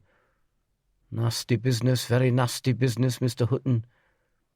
At least Marcus won't be able to get in again. True. I'll call him in the morning, see if he can come out tomorrow. I'll tell him it's an emergency, I say. Tomorrow? Abby looks crestfallen. We won't come out tonight. But tomorrow's your birthday. I groan. Oh, don't remind me. Oh, don't be like that. I've taken the day off work. I was hoping we could have one day at least not worrying about threatening letters and rocks through windows. I wish it was that easy, I say. Look, we can't let Marcus rule our lives, Henry. He's trying to frighten us, that's all. And if we give in to that, he's won. I fear Marcus has something much worse in mind than trying to scare us. His last text message was unambiguous about that. There's no one else to blame. My pain will be your pain. But for Abby's sake, I'll do my best. Anything for a semblance of normality around her. And it'll probably do us good to spend the day together. We haven't had much time for each other lately. Fine, I say. We'll try to forget Marcus Arquette for a day. I'll see if Sanjay can come later in the week. Just promise me that there won't be a cake with 40 candles on it. Perfect. Abby's face lights up. Now, why don't you start on dinner, and I'll pop over to Flick's to pick up the girls. I drag myself up as Abby skips into the hall. I can probably throw together some pasta for us all. Unusually, I'm not in the mood for cooking tonight. I'm too distracted, feeling like a stranger in my own home. I still can't believe how calm Abby's been tonight. I thought she would have properly lost the plot if she suspected Marcus had been here, but she played it down, almost to the point of nonchalance. I guess she's putting on a brave front for me, anchoring me, always the lawyer, plotting things through with logic and reason while I run around flapping with hysteria. It's a good thing. If we were both like me, we'd end up winding each other up into a total frenzy. In the salad tray at the bottom of the fridge, I find a red pepper and some overripe tomatoes, which I can use for the base of a pasta sauce, but I've forgotten we're out of garlic. Maybe Abby can pick some up on her way back. I trot into the hall, hoping to catch her before she leaves. Abby, could you pick up... She fumbles guiltily with her phone and tries to hide it behind her leg. She was texting someone. I saw her thumbs flying across the screen. What? She asks, a mottled flush rising up her neck. Can you get some garlic on your way home? Sure. She smiles and slips the phone in her bag as she pulls on her jacket. What were you doing? Oh, nothing, she says. She's hiding something. It's written all over her face. My stomach flips and the walls crash in around me. Lie to him. Whatever you do, don't tell Henry. Who were you texting? I would never normally ask. I never wanted to be that husband who checks up on his wife, but I've never had cause to be suspicious before. No one, she says, and then adds, Flick, I was letting her know I'm on my way. She's behaving really oddly tonight. Abby? What? Is there something going on? She pulls a silly smile and narrows her eyes like she doesn't know what I'm talking about. Like what? I don't know. Anything you want to tell me? No. You hardly batted an eyelid when I told you Marcus had broken into the house, made himself tea and tampered with the CCTV cameras. I say. Of course, the one other person who has access to the feed is Abby. She could have easily deleted those missing 3 hours on her phone while sitting at her desk at work. But why? What reason could she possibly have? "That's not true, but there's no point in both of us running around like we've lost our heads," she says. "Is that what you think I'm doing? I'm trying to protect our family." "All right, there's no need to raise your voice." "What are you hiding, Abby?" She looks at me, horrified. "What? Let me see your phone." "Oh, don't be ridiculous," she says. I hold out my hand and stare at her. "If you have nothing to hide, let me see." "No, I'm not giving you my phone. If you don't trust me, that's your problem. I'm going to get the girls. I'll be back in an hour." She storms out of the house and slams the door, rattling the pictures on the walls in the hall. If she had nothing to hide, why wouldn't she let me see her phone? She's definitely lying to me. She swore there was nothing going on with Ralph. But has he been here today with her? Is that why she had to destroy the camera footage, so that I wouldn't catch them out? Did she make the mistake of leaving a mug of tea on the side? It would certainly explain a lot. All this time I've been worried about Marcus Arquette, but the real threat to my family had been from that weaselly scumbag Ralph. It has to be him. It all makes sense now. The feeling I had that someone had been in the house. The lost CCTV footage, Abby's guilty behaviour. It's Ralph. The question is, what am I going to do about it? Chapter 35. It isn't a conversation I want to have in front of the girls, so I don't raise the subject when Abby returns home. It's going to be one of those ugly, undignified chats that will inevitably end in raised voices, indignation, denials, and tears. But I want the truth. I need the truth. Abby's infidelity is the last thing we need right now with a crazed psychopath hell-bent on destroying us, but I can't ignore it. I've spent the last hour chewing it over in my head, working myself up and imagining the worst. I can't believe they were together in our house, in our bed. The thought of it makes me want to puke. As I hear the front door open and click shut, my body tenses. The girls come racing into the kitchen, bubbling with excitement, their faces glowing. "Did you have a nice time with Martha and Victor?" I ask. But they've already run off, chasing each other up the stairs, laughing and giggling. I love that sound. "Hey," Abby says, "something smells good." It's only pasta. She places a bulb of garlic on the counter. "It was the last one," she says. "I made it without. I couldn't wait." "Well, that was a waste of a journey, then." I shrug, stirring the sauce vigorously, taking my boiling rage out on the pan while I wait for the pasta to cook. Abby sets the table in silence. If I say something now, it's all going to come out in a torrent, and it's not the time with the girls in earshot. I serve up 4 bowls, and we sit around the table together. The girls chatter non-stop about their day at school and the afternoon they spent at Felicity's house. "Martha has her own pony," Nora says, nonchalantly, like I don't know her game. For the last year, horses have become a bit of an obsession. So far I've resisted caving into riding lessons, worried it's an expensive fad she'll quickly grow out of. I can tell she's about to up her demands, but it's Katie who beats her to it. "His name's Rocket," she says, spearing 2 cones of penne pasta on the end of her fork. "Can we have a pony?" "Maybe," I say. "One day." Abby shoots me daggers across the table. She knows as well as I do we don't have the land or the money for a horse and stables. "Martha also has a TV in her room," Nora says. "You're not having a TV in your room," I say. "You're too young." "Martha's the same age as me." "I don't care. It's not going to happen." And that's how the meal goes on.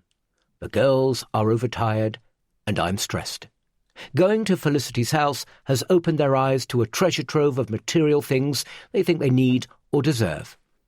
Felicity and Johnny spoil their kids, buying them things out of guilt because neither of them spends enough time with them. Meanwhile, Abby looks like she doesn't have a care in the world. How can she sit there so calmly, knowing what she's done, that she's ripping this family apart? I've been so distracted with this business with Marcus, I've not been able to see what's been staring me in the face. Who knew my wife could be so duplicitous?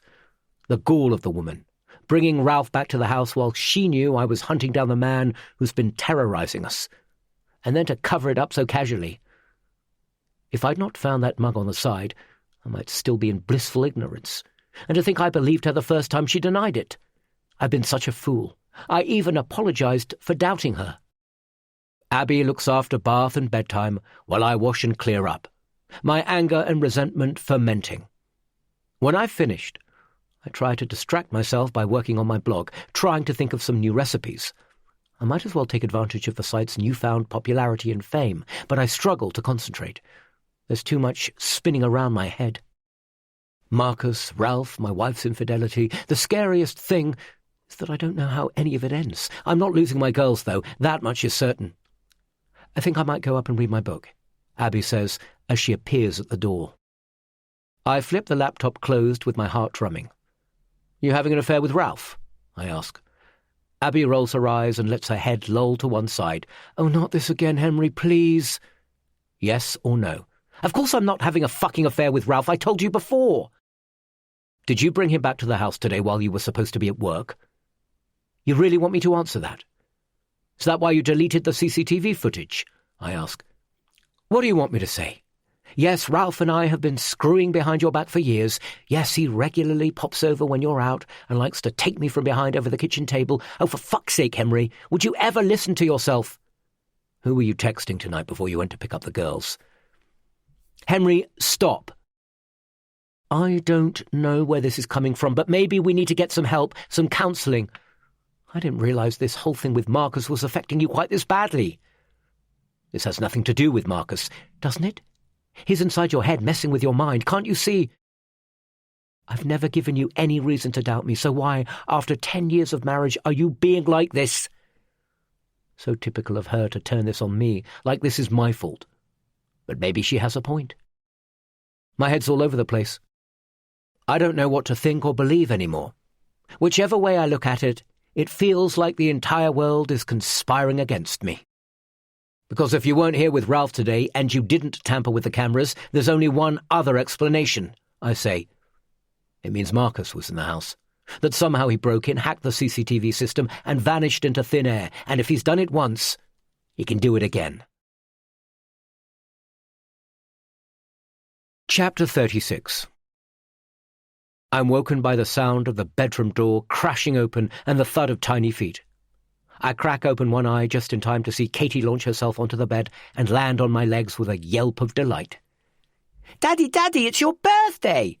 she yells at the top of her voice, shattering the morning peace. "Are you having a party today with all your friends?" "And a cake with lots of candles?" Nora has sneaked up beside me and is standing next to the bed in her pink unicorn pyjamas. I struggle to sit up and scratch my head. I've had another restless night worrying about Marcus Arquette, punctuated with dreams in which I'm drowning as Abby drifts off, oblivious in a wooden rowing boat with Ralph at the oars. I don't know, I say. Grown-ups don't really have parties with cake. I'll probably just have a quiet day. It's the day I've been dreading. Goodbye to my 30s, the best years of my life already a distant memory. How can I be 40 already and still only feel 21? It's not fair. No, you won't, Abby says, leaning over to kiss me. It's all planned. She grins with delight. What's all planned? I hope you've not gone to any trouble. I told you I didn't want any fuss. But it's your 40th. Of course I'm going to make a fuss. She seems to have forgiven me this morning, despite the accusations I threw at her again last night. Maybe not forgiven, but at least temporarily forgotten. Abby loves birthdays, especially other people's. She wouldn't want anything to ruin my big day. What is it? Oh, I can't tell you. It's a surprise, but I know you're going to love it. I groan. Really? If there's one thing I hate more than a fuss being made on my birthday, it's surprises. All that expectation to look equally shocked and excited. I'd rather just go to the pub for a quiet meal and a drink. Oh, don't be such a sourpuss. Abby punches me on the arm. It's going to be amazing. I can't wait. Katie shoves a present into my chest. She's obviously wrapped it herself. All the paper's scrunched up and she's used far too much tape, but I love it all the more for the effort she's made. I make a big show of prodding and shaking it, trying to guess what it is. Is it an aeroplane? I ask, frowning quizzically. No, silly, she giggles. A dragon? A sword? A tree? Africa? With every guess, Katie laughs harder until she's in near hysterics and almost falls off the edge of the bed, and I have to catch her. Just open it, she instructs. I rip open the paper and admire the stuffed grey kitten poking its head out of a colourful cardboard box. I suspect she had herself in mind more than me when she chose it. Call him Snoopy. I glance at Abby, who's smirking. Sorry, she says. She picked it out herself, insisted that's what she wanted to give you. I love him, I say. But do you think you could look after him in your room for me? Katie beams with delight. Nora shoves a homemade card under my nose, showering the duvet in a cloud of silver glitter. To the best daddy ever, I read out loud. All my love and kisses, Nora. I made it myself, she says, and I love it. Thank you. I wrap my arms around Nora's shoulders, kiss her on the head, and hug her tightly. Abby reaches into the cupboard beside her bed and hands me the green envelope I'd stumbled across yesterday, together with a small box wrapped in silver paper and topped with a bow. I rip it open. It's a Tissot watch, the one I mentioned I wanted months ago. She remembered. Thanks, I say, and put it on my bedside cabinet. Don't you like it? Abby looks wounded. No, yeah, it's great. I know she denied there was anything between her and Ralph, but I'm still having a hard time accepting it. There's a twinge of doubt that persists at the back of my mind I can't shake. It's like an aching chasm between us that's going to need time and effort to bridge. Is everything okay? She asks, taking my hand. Yeah, of course. I force a smile and pull my hand back. I'm going to take a shower. Thanks for the watch, it's perfect. The girls wanted to make you breakfast in bed. I screw up my nose. All those crumbs in the sheets. Why don't I make pancakes for us all instead? Well, it's your birthday, Abby says. Now she looks really pissed off. I don't want to ruin the day before it's even started. Sorry, it's a lovely idea, but I'm sure the girls will have just as much fun making pancakes instead. They don't seem to mind in the slightest, especially when I let them use the hand mixer and they end up spraying the kitchen with batter. Today I don't care, especially as they seem to be having so much fun. They help me cut up lemons and pour sugar into a bowl, and we all sit at the table together to eat. As it's my birthday, Abby insists on taking the girls to school. I'd almost forgotten it was a school day.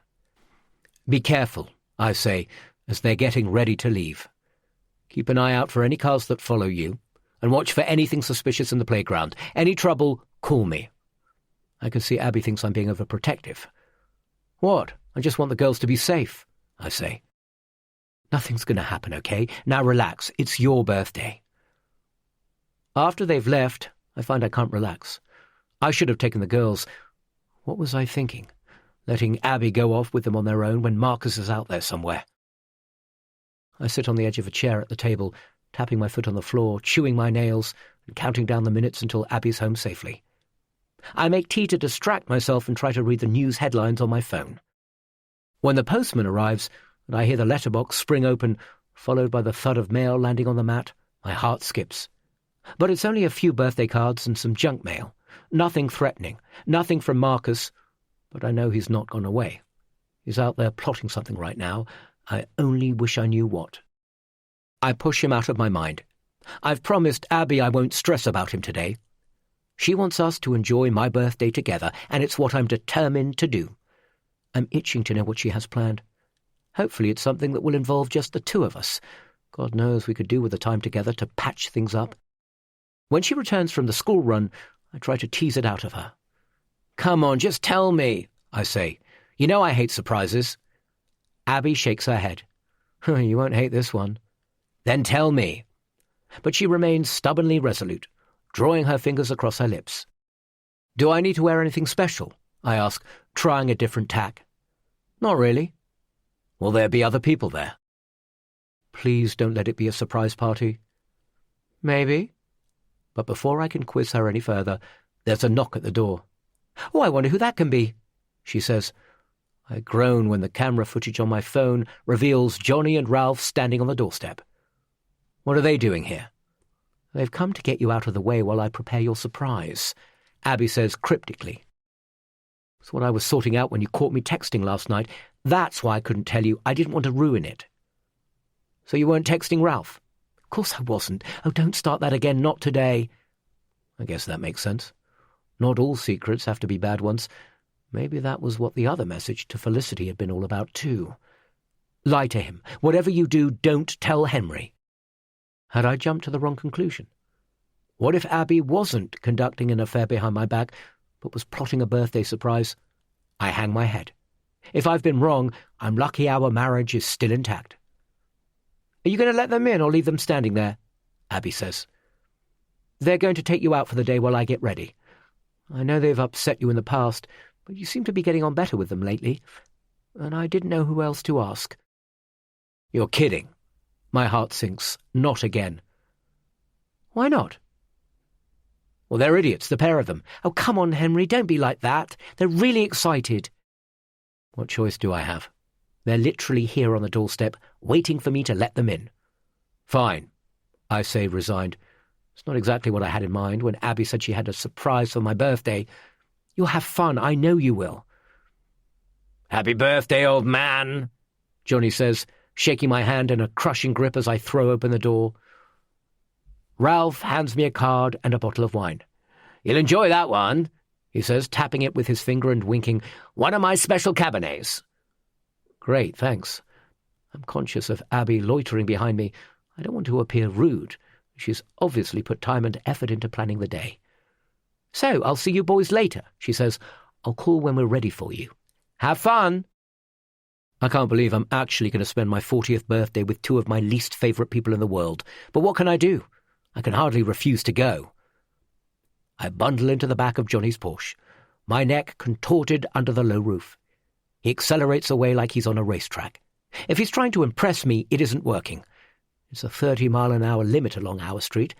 There could be small children or someone elderly trying to cross. I grip the edge of the seat tightly. So where are you taking me? I ask, as Johnny slips on a pair of sunglasses and cranks up the stereo. It pumps out some dreadful American rap that I'm sure he doesn't really like, but thinks makes him look cool.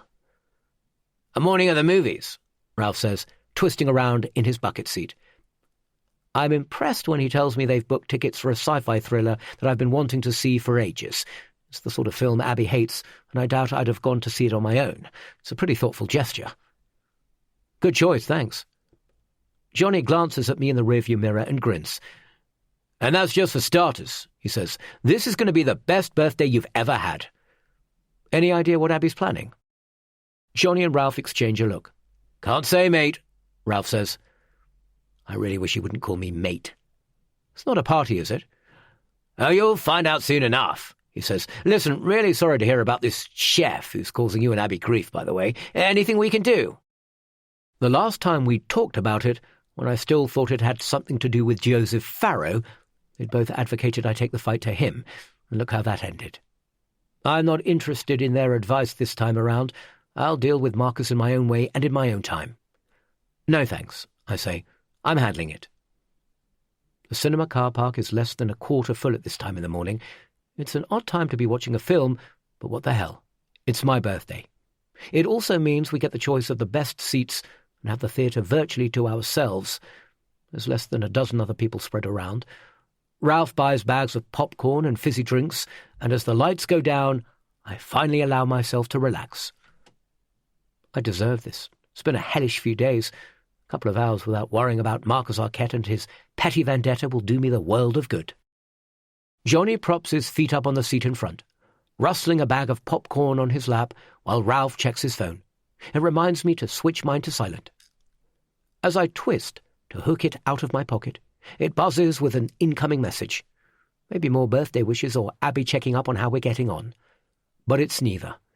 It's a text from Marcus. I sit bolt upright with every muscle in my body tense. How's the film? What the hell? How does he know I'm here? I turn in my seat, staring into the darkness, looking for the telltale blue glow of a mobile phone. Is he here? In the cinema? Surely I would have seen him. But how else does he know what I'm doing? Everything okay? Ralph whispers as I turn the other way. I can't see him anywhere. The only cold crumb of comfort is that if he is here, he's not hanging around Abby or the girls. My phone buzzes again. Happy birthday, by the way. A big 4-0. Getting old, Henry. Incensed, I jump up. Someone behind me tuts. "What are you doing?" Johnny hisses. "He's here. Marcus Arquette is in the cinema." "What?" Johnny puts his feet down and stares at me, wide-eyed. If he's in the cinema, I'm going to confront him. I don't particularly like Johnny and Ralph, but for once, I'm glad they're here as backup. I ease my way out of our row of seats onto the steps that divide the theatre. Slowly, I walk up and down, studying every face. "Sit down!" someone shouts out from the back, but I hardly register it. There's a young couple at the front in matching tracksuit bottoms and puffer jackets, an older, balding man on his own a few rows behind them. On the other side, two lads with buzz cuts and tattoos, a middle-aged couple, probably retirees, a few seats further back. Up and down I go, studying all their faces, looking for Marcus. But after a few minutes and the odd look, it's clear he's not here. In which case, where the hell is he, and how does he know I'm at the cinema? It ruins the entire film. I can't concentrate now. I'm constantly checking over my shoulder and watching the entrance, looking for Marcus. He's here somewhere. I can sense it, but I just can't see him. As the credits roll, the lights come up and everyone leaves. "Hey, you okay?" Ralph taps my shoulder. "He was here, I'm sure of it. Look, he was messaging me." I show Ralph my phone. He shrugs. "If he was here, he's not here now. Come on, let's get you out of here. We're supposed to be celebrating."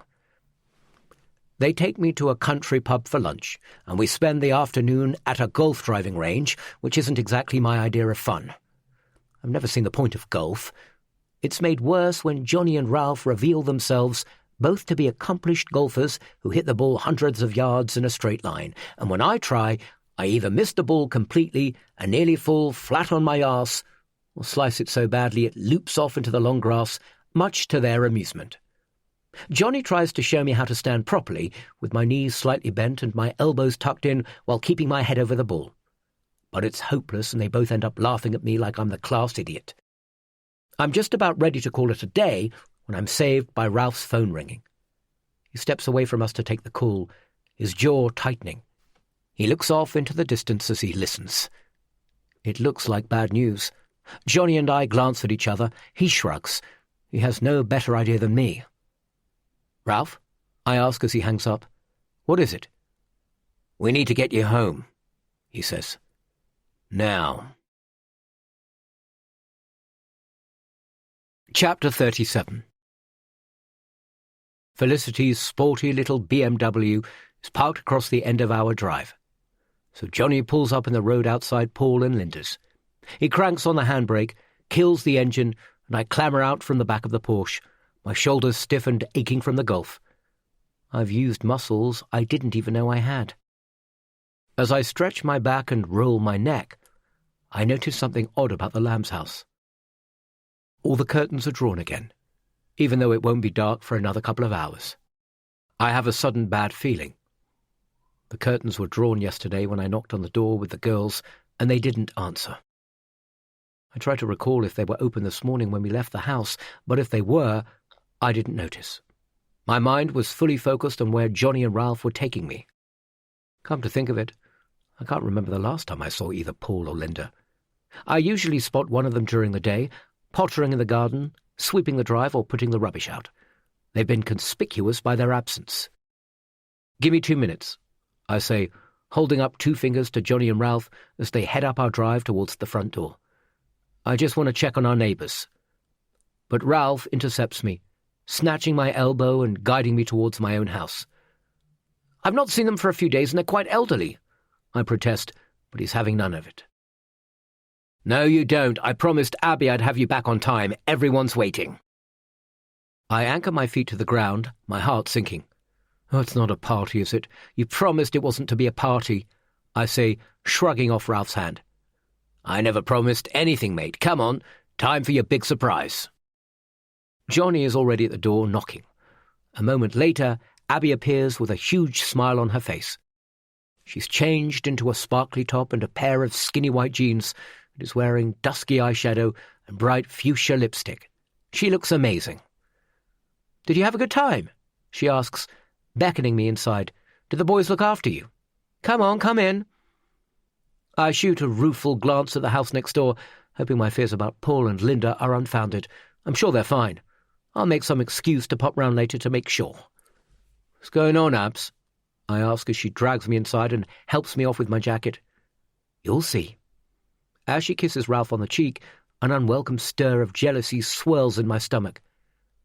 You look stunning, Ralph says, holding her at arm's length and giving her the once-over. No matter how many times Abby tells me there's nothing going on between them, the seed of doubt has been sown, and I'm finding it hard to kill it off, especially as I now know that they were lovers as students. Johnny, thanks for taking him off my hands. How was the film? She asks. Johnny pushes his sunglasses onto the top of his head. Oh, it was good, he says, apart from Henry thinking... You'd have hated it, I say, quickly cutting him off. I don't need him telling Abby about Marcus and setting her fears running again. Not today. Felicity and Colette are standing in the kitchen, clutching glasses of champagne. They've started early. They're both wearing expensive-looking dresses and have done their hair and makeup for the occasion, whatever the occasion is. I suddenly feel underdressed. Happy birthday, darling, Felicity says, draping an arm around my shoulder and showering me with air kisses. I put my hands on her waist and notice how skinny she feels. Is she eating properly? Can't believe you're 40. Colette hugs me tightly. You don't look a day over 35. It's nice of her to say, even if it's not true. I'm sure I've aged about 10 years in the last 2 weeks. This business with Marcus has definitely taken its toll. Surprise! Abby shouts.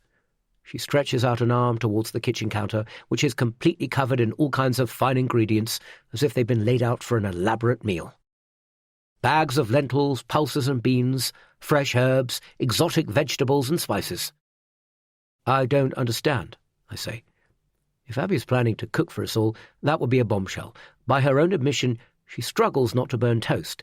A meal for 6 is definitely out of her league, unless she's been taking secret lessons. She glides across the room, slips an arm around my waist and runs her fingers up and down my chest. You know how you've always talked about taking some cookery lessons? Not that I think you need them.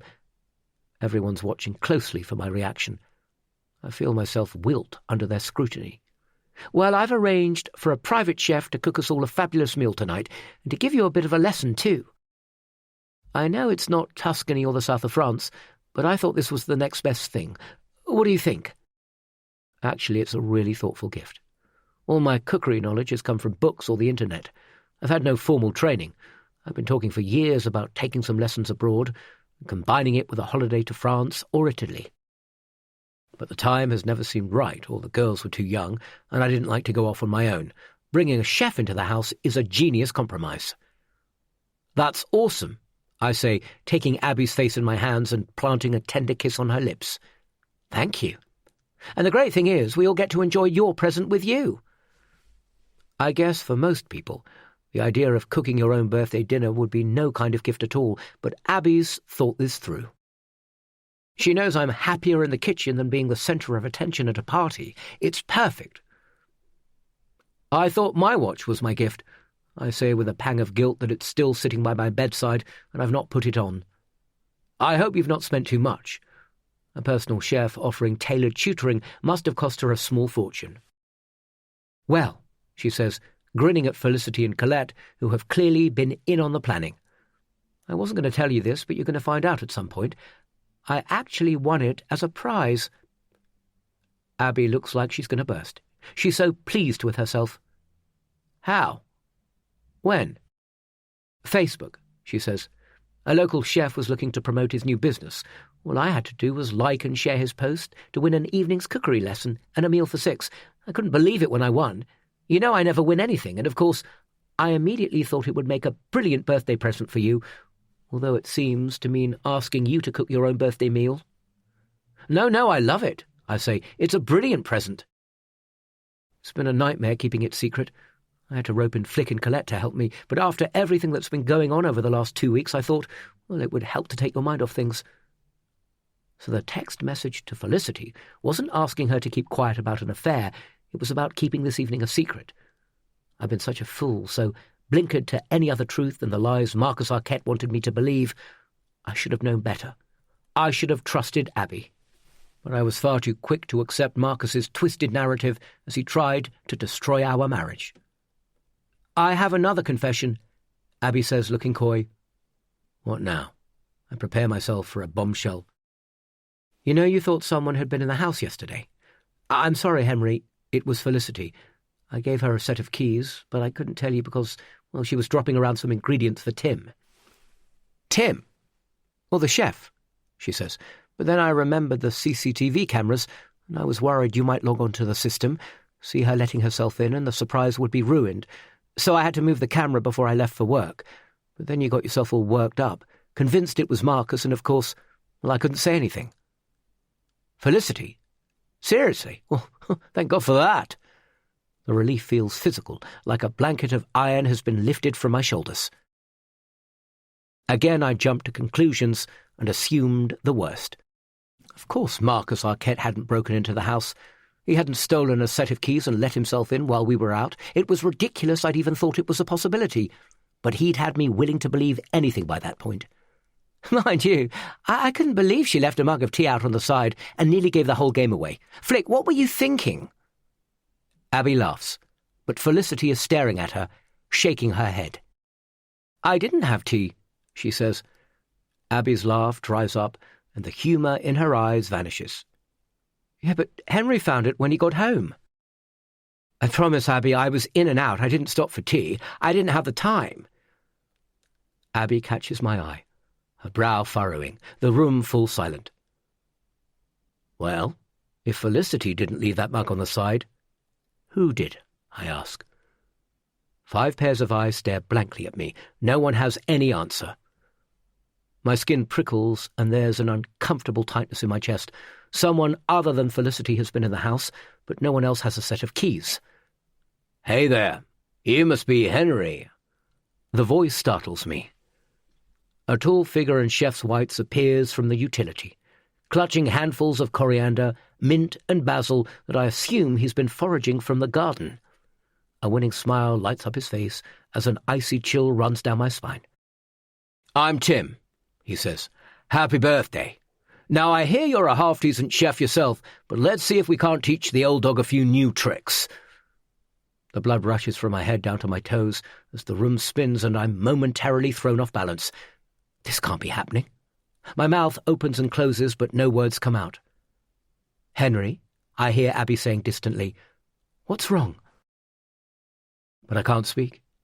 The words are stuck in my throat, and all the air feels as though it's been sucked from my lungs. How could Abby have been so stupid? Has she completely lost her mind? What was she thinking inviting Marcus Arquette into our home? Chapter 38. I've lost the ability to move. My limbs are frozen and I can barely breathe. My first thought is that my eyes are deceiving me. But no, it's definitely him. Marcus Arquette is here in my house, in my kitchen, and Abby and the others have absolutely no idea. Of course, they never met him. He was working in the kitchen on the night we ate at Meld. He accosted me, but never spoke to the rest of the table. They're all in blissful ignorance and terrible danger. What the hell am I going to do? My phone's in the back pocket of my jeans. Maybe I could make my excuses, nip outside and call the police. But I'm sure he's not going to allow me to do that. At the very least, I should try to warn the others. "Henry?" Abby's staring at me with a crooked frown. She must have seen the sheer horror that clouded my face when Marcus walked in. What am I supposed to say? Thanks for the lovely birthday gift and for inviting a total psycho into our home. "Is everything okay?" she asks again. "Where are the girls?" I haven't heard them since I've been home, but if they're here, I need to keep them well away from Marcus till I can figure out what to do. "Well, upstairs playing. Why?" "No reason." "I can call them down if you want to see them." "No, I'll see them later," I say. If I tell her what's going on, I risk escalating the situation. What if Marcus is only here to show how close he can really get to my family? If I back him into a corner or call him out, there's no telling how he'll react or what he'll do. I can't take that chance. I have to treat him like a wild animal and do nothing to provoke him. "You do like it, don't you?" Abby asks. "Of course I do. It's a wonderful gift." She knows something's wrong, but I have to go along with this stupid charade until I can work out what Marcus is up to. The last thing I want to do is endanger everyone else. "Anyone for champagne?" Marcus asks, grabbing a bottle of Veuve Clicquot from the fridge like he owns the place. The pop of the cork makes me jump, startling me out of my reverie. I force a fake smile as Marcus circles the room, filling glasses. As long as he thinks I'm playing along, we should be fine. He claps his hands to get everyone's attention. "Ladies and gentlemen," he says, "make yourselves comfortable, have a drink, relax. Henry and I will start on dinner shortly, and in a few hours we hope to serve you a meal fit for royalty." "Oh, what are we eating?" Colette asks. Her pupils are big and black, and she's swaying slightly in her high heels. "To start, we'll be serving wild mushroom consommé with herb, gnocchi and confit tomatoes, followed by octopus salad with mango and apple vinegar, brown shrimp jelly, a fennel and white onion sauce, served on a banana leaf with baby carrots and baby beetroot." To be fair to Marcus, it's a sublime menu. "Sounds bloody delicious," Johnny says. I can almost see him salivating, despite the enormous plate of fish and chips he's eaten at the pub at lunchtime. I don't know how Marcus has tricked Abby. Didn't she say something about winning a competition on Facebook? He's obviously targeted her and manipulated the result. I don't know how. All I care about is how I'm going to get him out of the house again. Our eyes finally lock, and his mouth turns up with a hint of a knowing smile. He must be loving this, charming everyone into thinking he's something he's not. Look at them all, hanging off his every word. They don't know what he's capable of. But then again, neither do I. Not really. A trickle of sweat runs down my back, and I shiver, my galloping heart threatening to burst free of my chest. Is this his ultimate plan? The moment he's finally come to take his revenge for Sally Ann's death? "One death was too much. 2 is unbearable. An eye for an eye seems only fair after what you've done. So now I have nothing left to lose. I'll see you in hell." "What about dessert?" Ralph asks. "Panna cotta with dark chocolate and salted caramel foam," Marcus replies with a sickly smile. "Now shall we get started? Henry?" He reaches into a cardboard box on the floor and pulls out a chef's jacket that matches his own. He holds it up to let everyone see that he's had my name embroidered in blue thread across the breast. "Happy birthday, Henry," he says. It's greeted with a polite round of applause and smiles all round. My rictus grin makes my jaw ache. Act normally, Henry. It's down to you to keep everyone safe. As Marcus helps me to slip the jacket on over my T-shirt, his hand brushes my shoulder, and I recoil like I've been stung. His touch repulses me. I can tell this is going to be a perfect night, Abby says, grinning from ear to ear. "I hope so," Marcus says. "I certainly intend to make sure it's an evening you'll never forget." I fear he's right. No one's going to forget tonight in a hurry, least of all me. "You're welcome to stay and watch," Marcus says, "but feel free to amuse yourselves. Henry and I have a lot of work to do. Shall we start in the mushroom consommé?" The only hope of surviving this is to play along.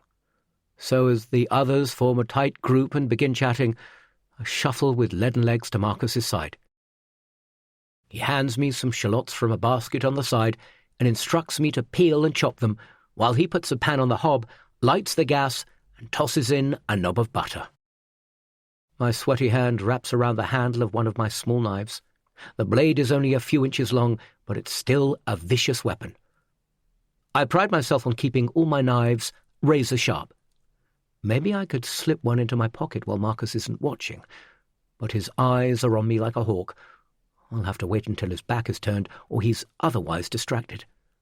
A phone pings somewhere in the room, a jarring, intrusive sound that cuts through the casual chatter and laughter. As I glance up from my chopping, Ralph's hand dives into his pocket. He slides out his mobile, holds it at his side, and subtly turns his head to check the message. "No!" Marcus yells so loudly, I jump. He smacks his hands down on the counter. "No phones tonight." The room is stunned into silence. Everyone turns and gawps at him, shocked by the sudden outburst. "Henry needs to concentrate without distraction." Marcus rants. For a fraction of a second, a dark cloud of irritation shadows his face as his true colours bubble to the surface, and then it's gone, dissolving into another charming smile. Did they even notice? "We want this to be a fabulous evening, don't we? I need your focus on the food, the amazing tastes and the great company. Tonight, consider your phones the enemy of everything we're trying to achieve. I don't want anyone distracted by texts or calls or checking their Insta accounts, okay? There'll be plenty of time for that later. In fact, let's remove the temptation, shall we? I want you all to hand over your devices, and we'll put them out of the way until the end of the evening." The look on their faces, it's as if he suggested cutting off their arms.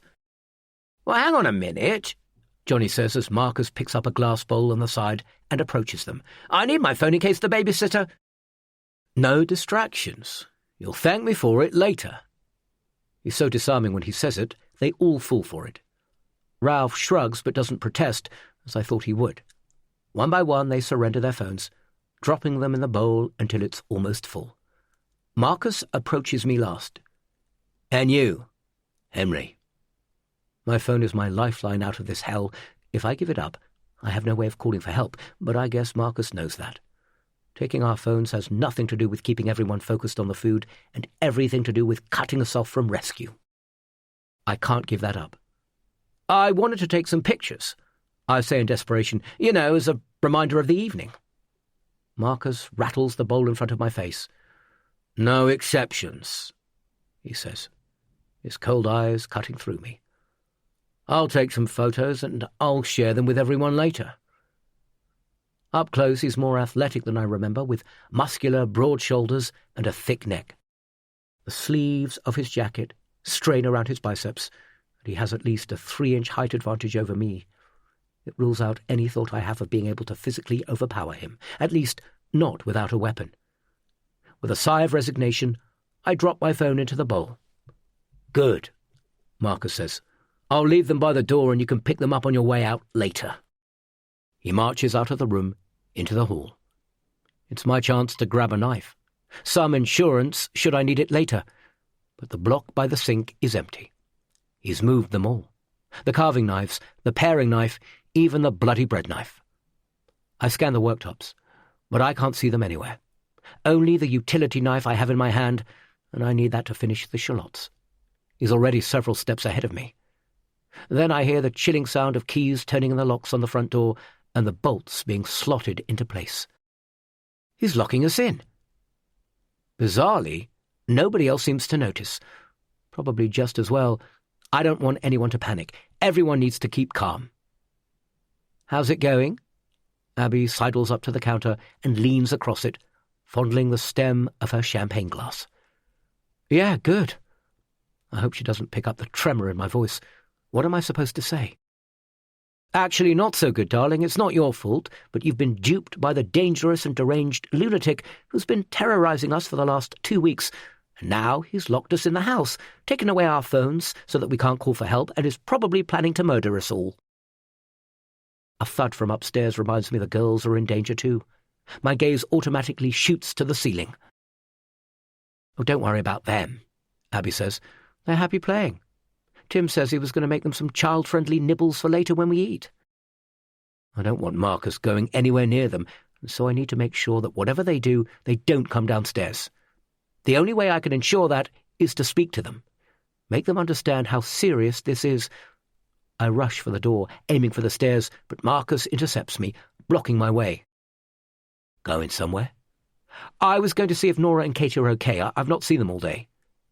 "They're fine," he says through gritted teeth. "You don't have the time to disappear upstairs. There's a lot of work to get done if we're going to eat on time." It doesn't give me much choice, so I turn and drag myself back to the shallots. As I pick up the knife, he comes up behind me and puts his mouth to my ear. I catch the stench of alcohol on his breath. "Don't think about trying anything heroic tonight, Henry," he hisses. "If you want everyone to get out of this alive, this is my kitchen now and my rules.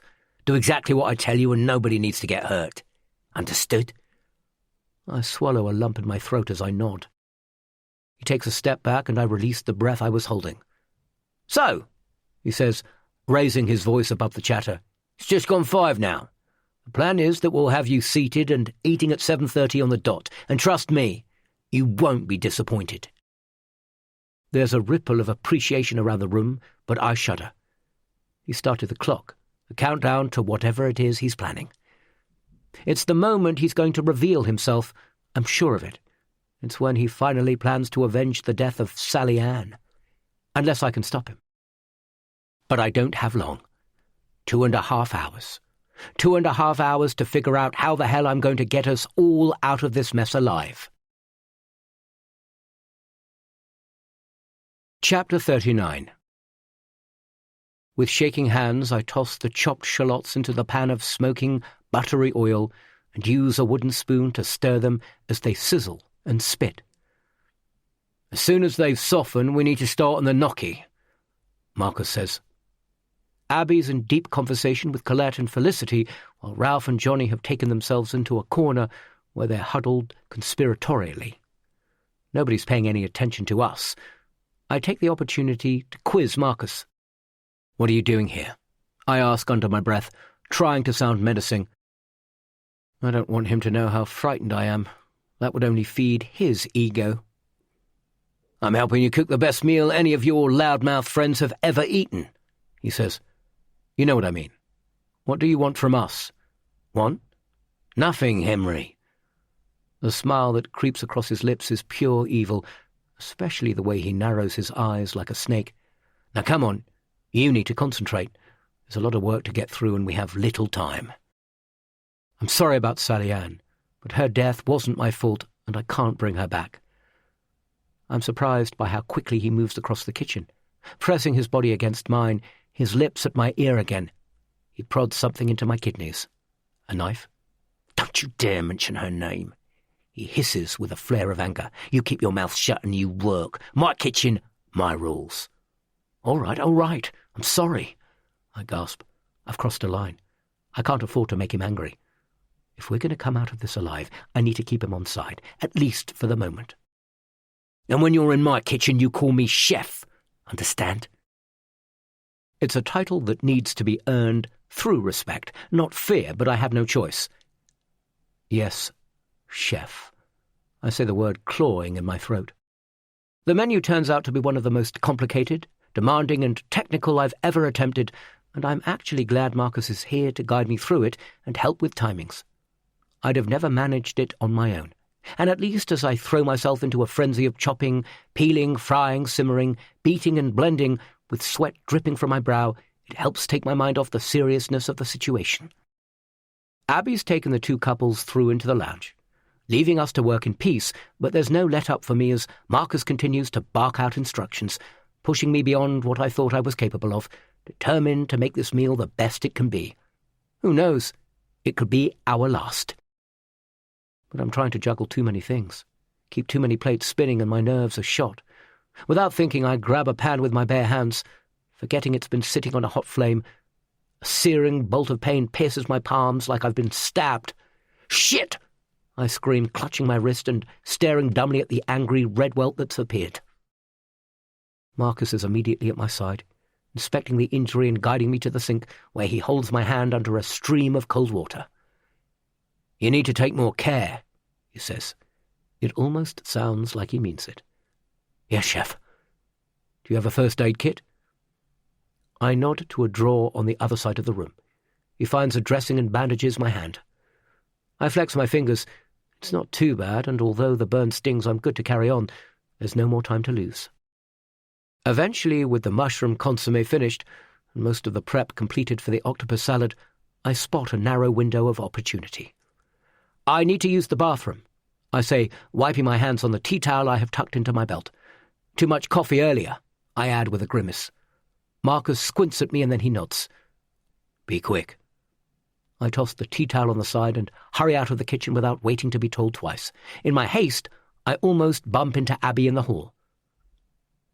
"Everything going okay?" she asks. "Fine."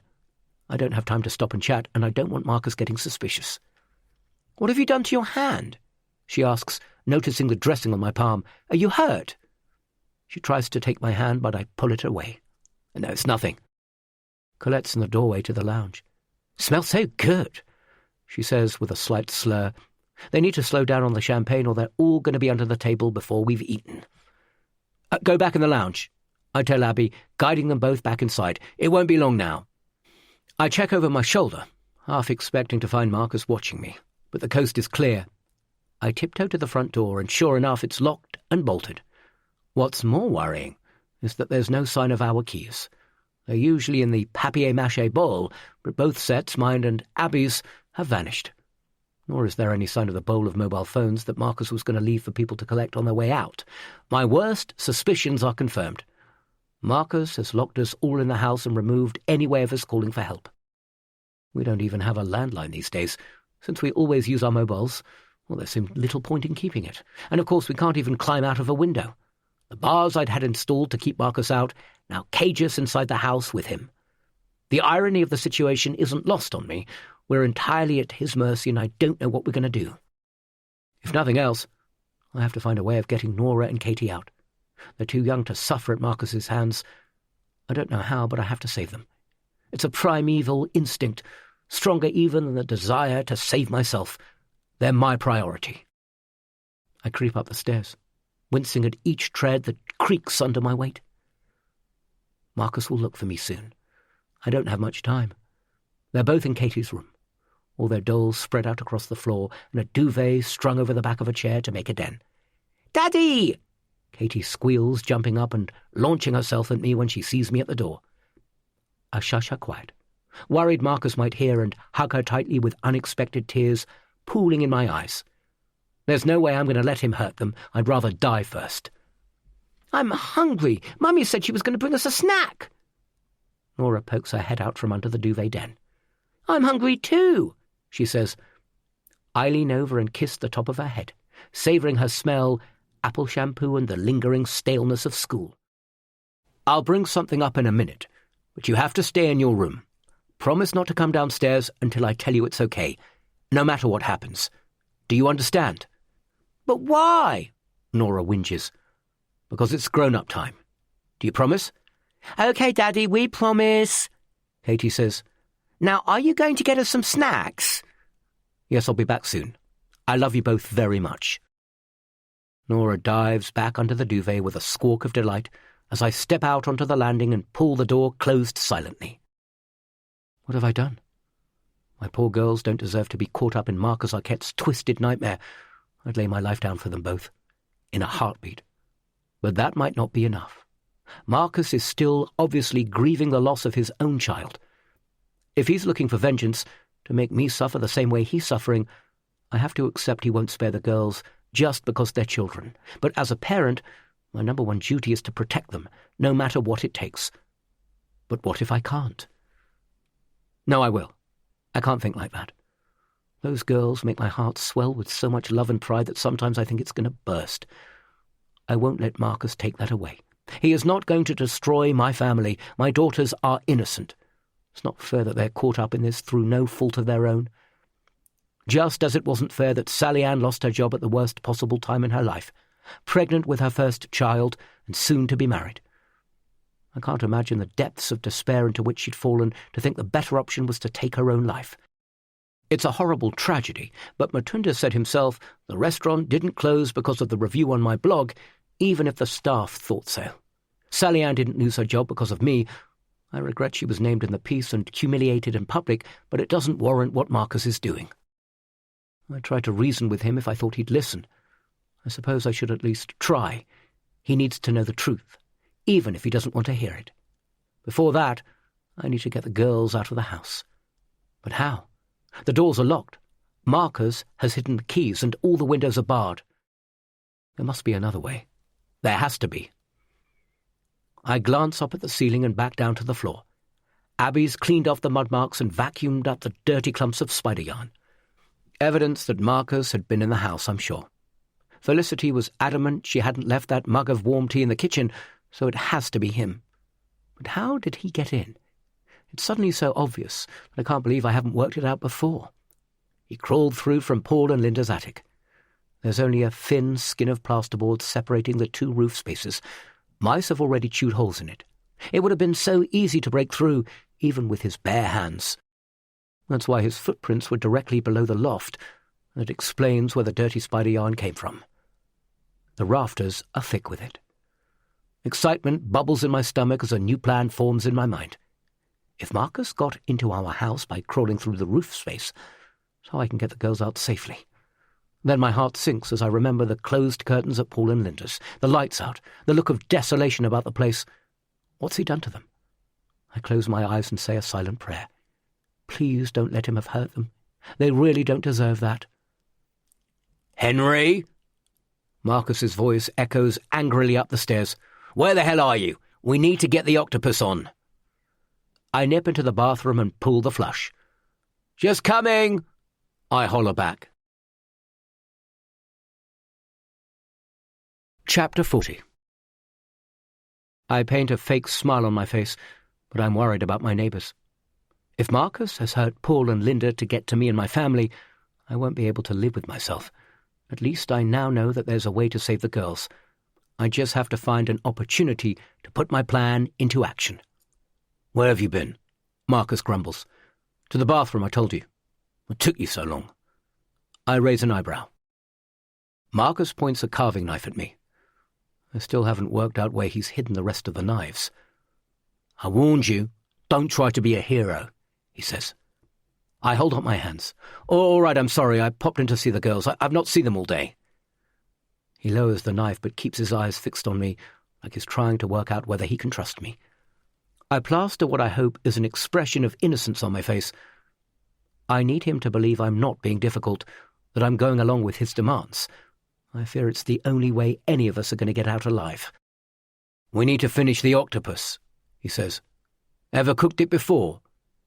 He's laid out 6 tentacles on a chopping board. Never? It needs tenderizing, and that's going to take some time, so you'd better get a move on. He instructs me to wash the tentacles in cold water and place them in the pressure cooker with onion, coriander seeds, white peppercorns, and coriander stalks. But my mind's no longer on the cooking. I'm going through the motions. All I can think about is how I can distract Marcus while I help the girls escape.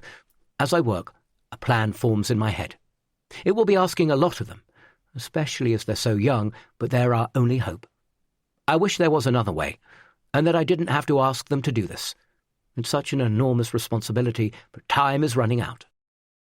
I need to find another opportunity to give them the instructions and impress on them the importance of what I'm asking. I'll have to tell them what's going on, or at least some of it. I have no choice.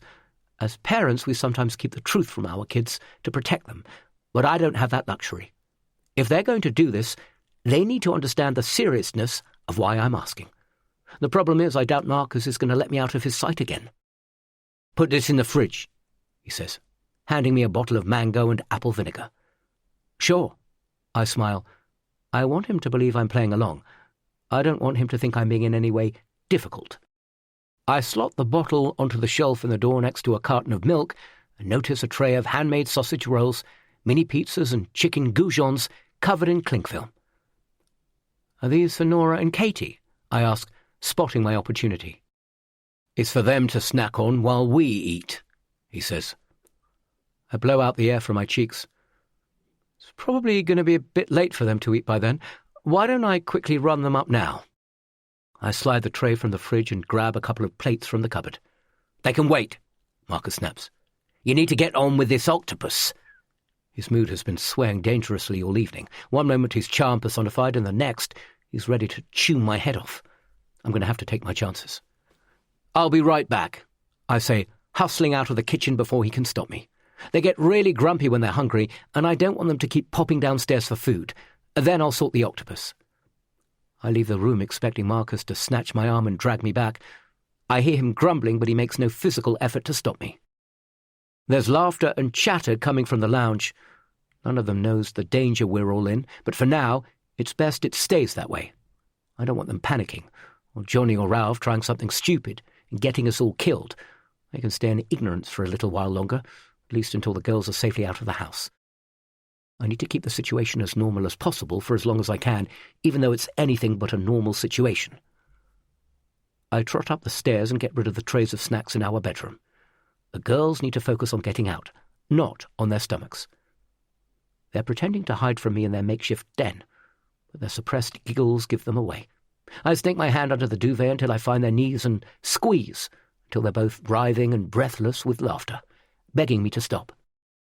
They crawl out with sweaty, rosy faces and damp hair. I push the door closed so we can't be heard. "How do you fancy going on an adventure?" I whisper. "What kind of adventure?" Nora asks, suspiciously. "Well, a really quiet one. So quiet no one hears you." Nora frowns. "Why?" "Come on, it'll be fun." I stand and grab their hands. They're warm and sticky. I squeeze them tight, try not to think of all the things that could go wrong with what I'm about to ask of them. Then I explain exactly what the game entails, how they need to silently crawl through the attic into the neighbouring house and drop through the loft hatch. That's going to be the most dangerous part, because unless Marcus has left a ladder out, they're going to have to jump.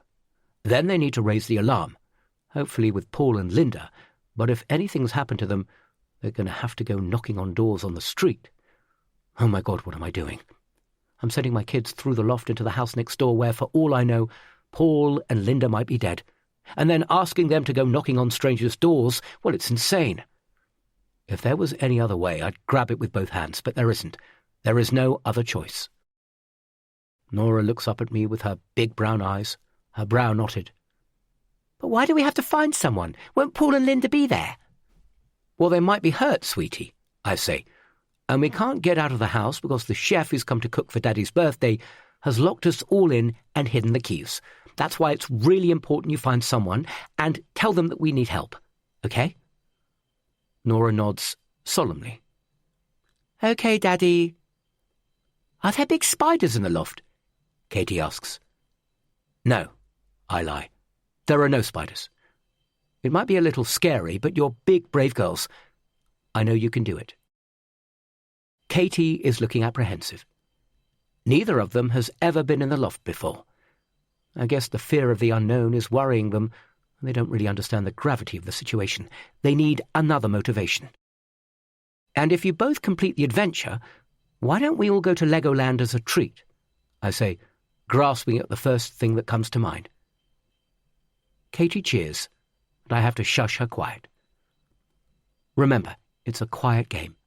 Nobody is allowed to hear you. Are you ready? The girls nod. I open the door and peer out onto the landing. A crackle of laughter from below echoes up the stairs. "Okay, come on," I say, coaxing them out of the room. I can't believe I'm asking them to do this. Abby would never agree to it if she knew what I was doing.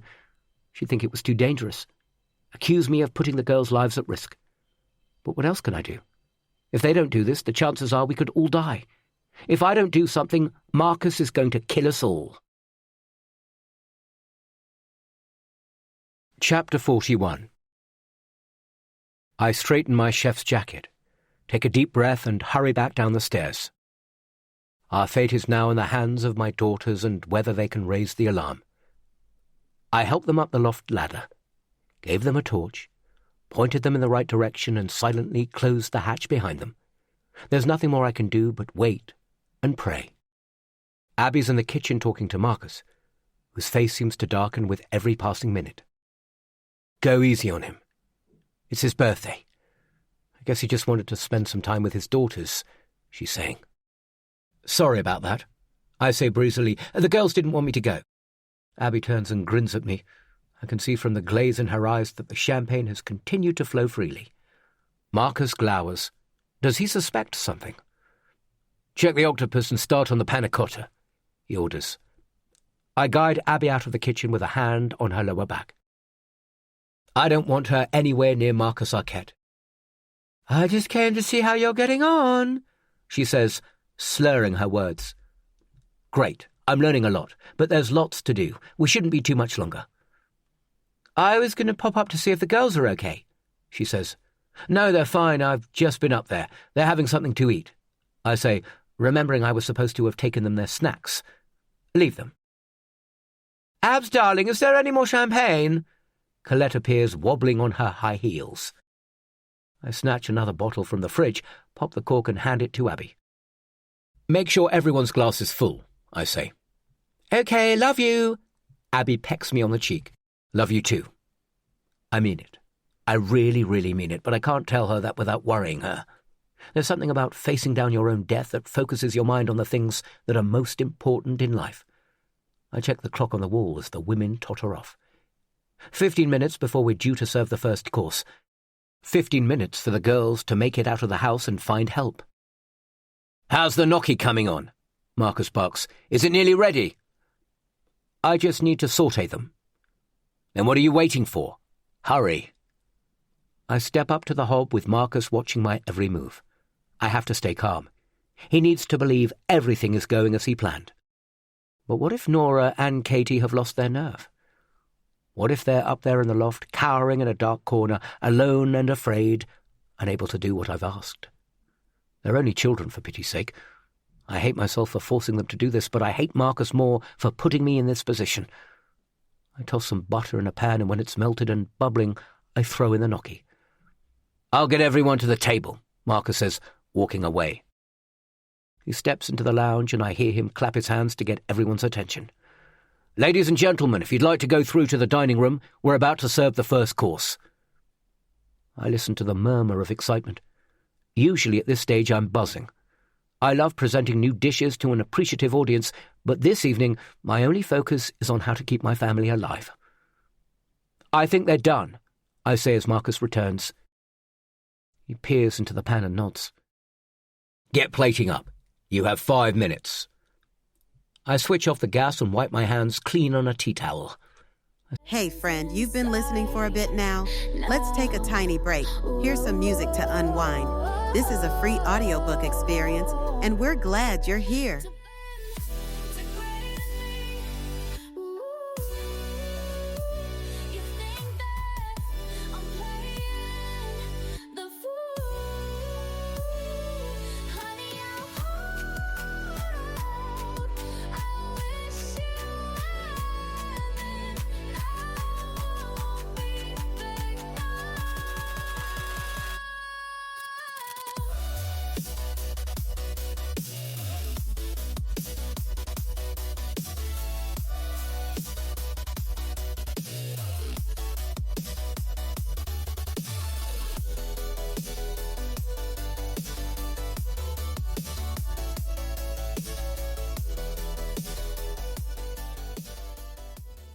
Still don't know what's going through Marcus's head and what he's planning. He's locked us in the house and hidden our phones, so he's clearly up to something. "What are you up to?" I ask, fixing him with a hard stare. "I mean, what's tonight all about?" "I don't understand." "Shut up and start plating." "Oh, you've locked the doors and hidden the keys, but how can you possibly expect to overpower us all? There are 6 of us and only 1 of you. There are too many of us, and what have you done with our phones?" "You don't need them." "It's not too late," I say. I need to stall him to give the girls more time. "Give us back our phones. Unlock the doors, and we'll say no more about it. You've made your point." Marcus frowns. "But Henry, it's your birthday. I've planned a special night for you." "Well, it doesn't feel special." "I'm doing it for Sally Ann and the baby," he says, taking a step closer. He towers over me like a playground bully, picking on the puny kid in the corner. "You and your vacuous friends have a lot to answer for. Tonight it's time for a reckoning." His lips curl into a snarl, and there's venom in his eyes. He's totally deranged. If I ever had any doubts, they're instantly dismissed. He intends to kill us all. I glance around the kitchen, hoping he's left a knife lying around, but he's not that careless. I can't see anything I could realistically use as a weapon against him. "Henry, switch on!" he yells, making me jump. "I'm not having you late with the first course. Now get plating up." Marcus passes me 6 bowls.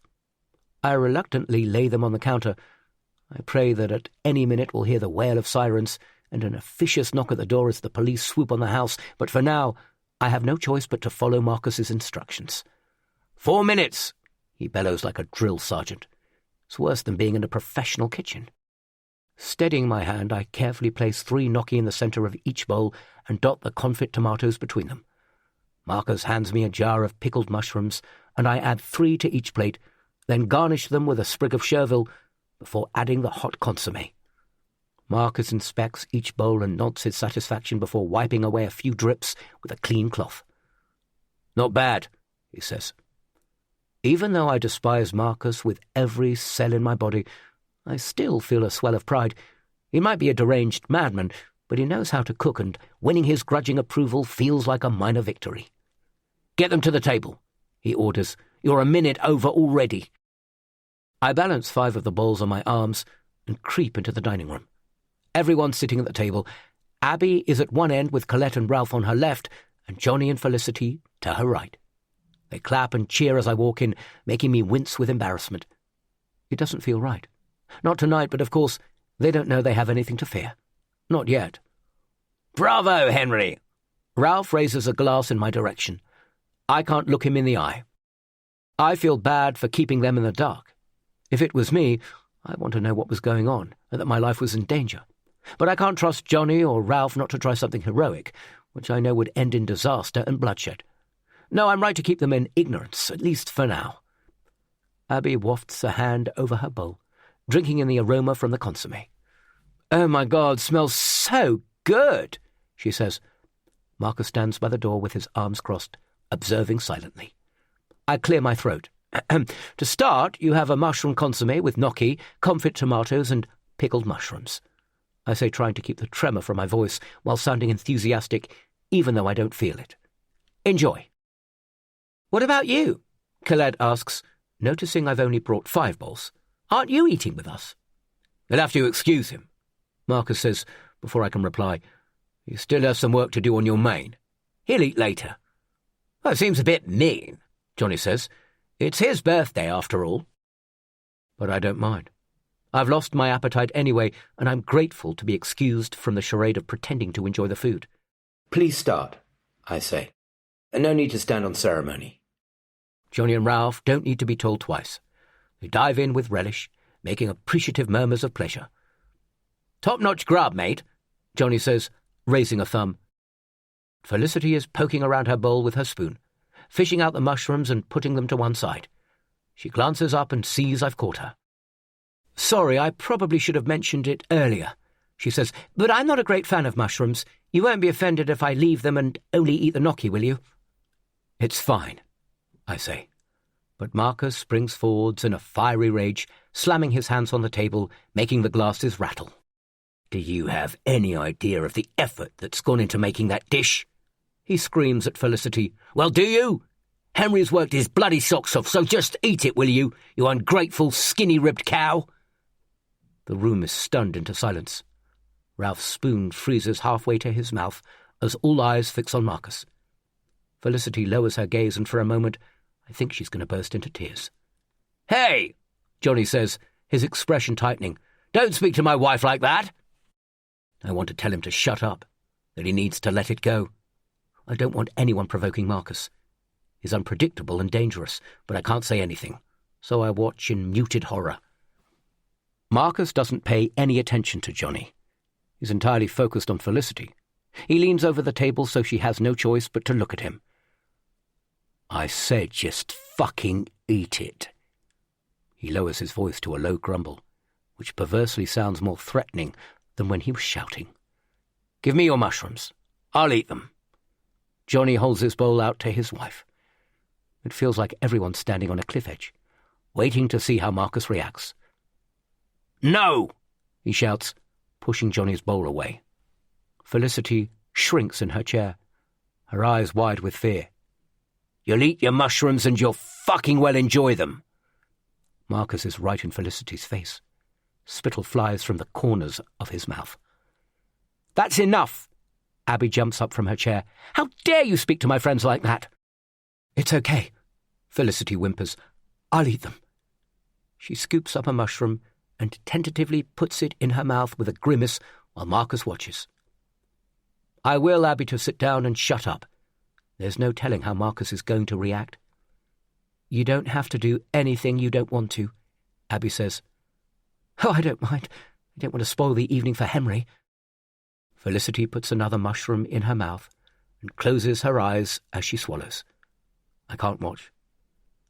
"That's enough, Felicity. You don't have to eat them if you don't want to."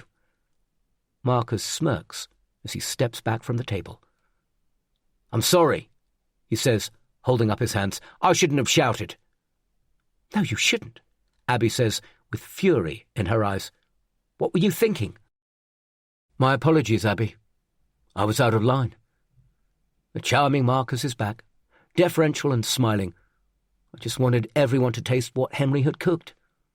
"Right," Abby says, retaking her seat and smoothing her napkin across her lap. She's still smouldering, but Marcus has apologized, and she's hoping that's an end to it. If only she knew who we were dealing with. My friends are my guests. They didn't come here to be shouted at. No, of course. Marcus retreats with his head bowed. A totally different character. Come on, Henry. We need to get on with the main course. He nods to the door, and I slip out of the room, glad to leave.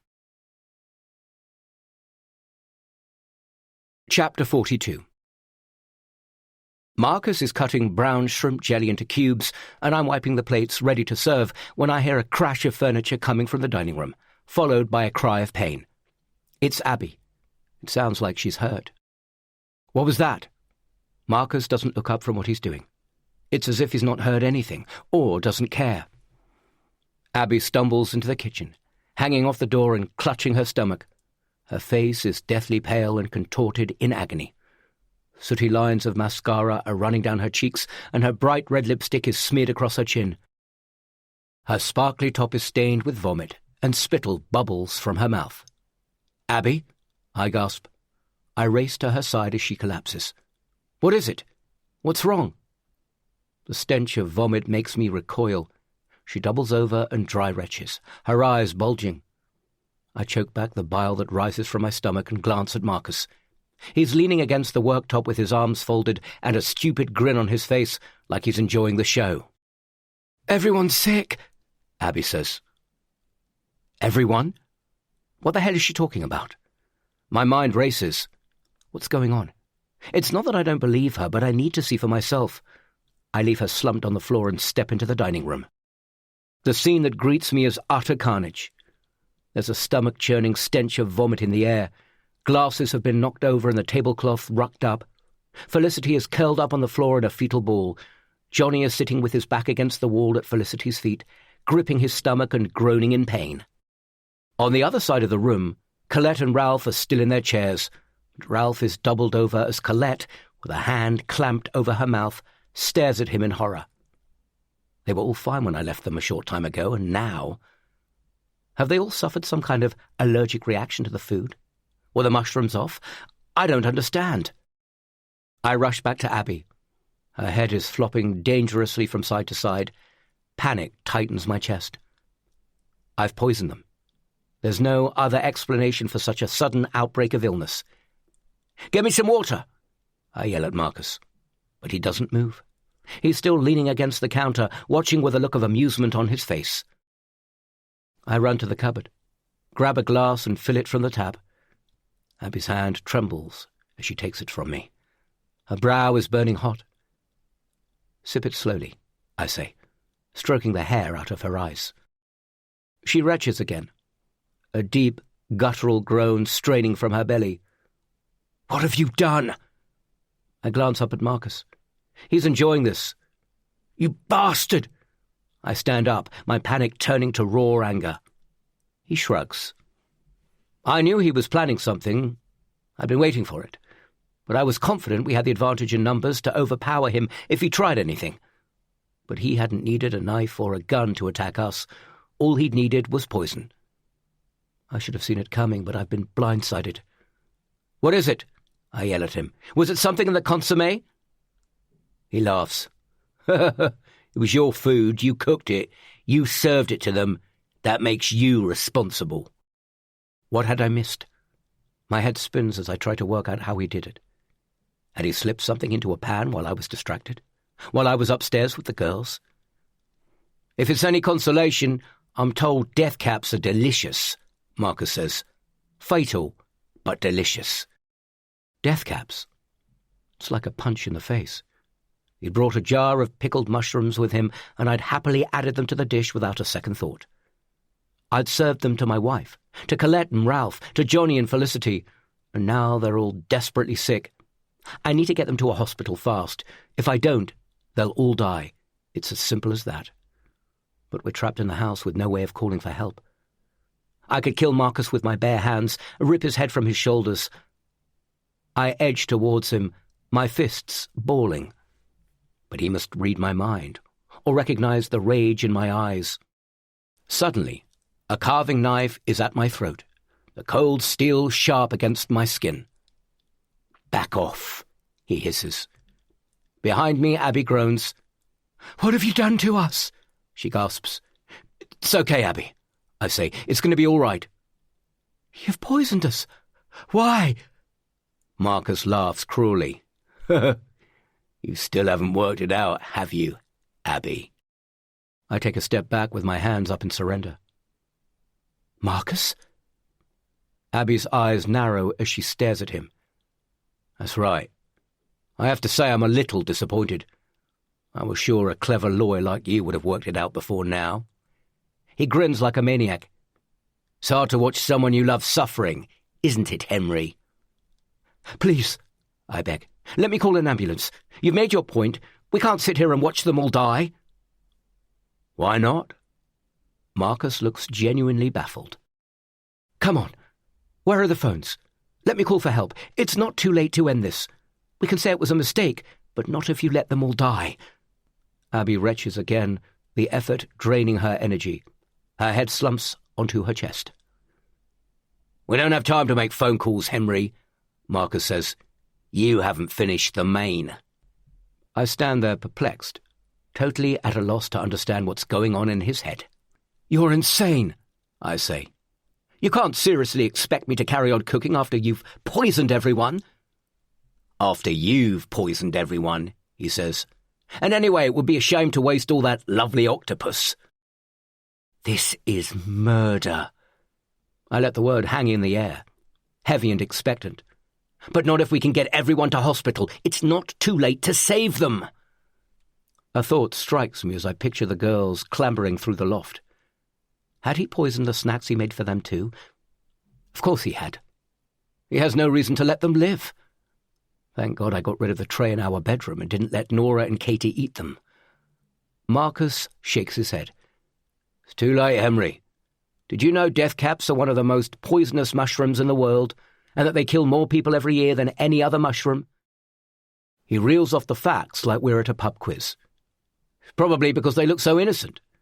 And they're not actually that difficult to find if you know what you're looking for." You're sick. Here's another fact for you. Cooking doesn't destroy their poison. Isn't that amazing? Marcus says. Shut up. It attacks the liver and kidneys, and when they've destroyed, death is guaranteed.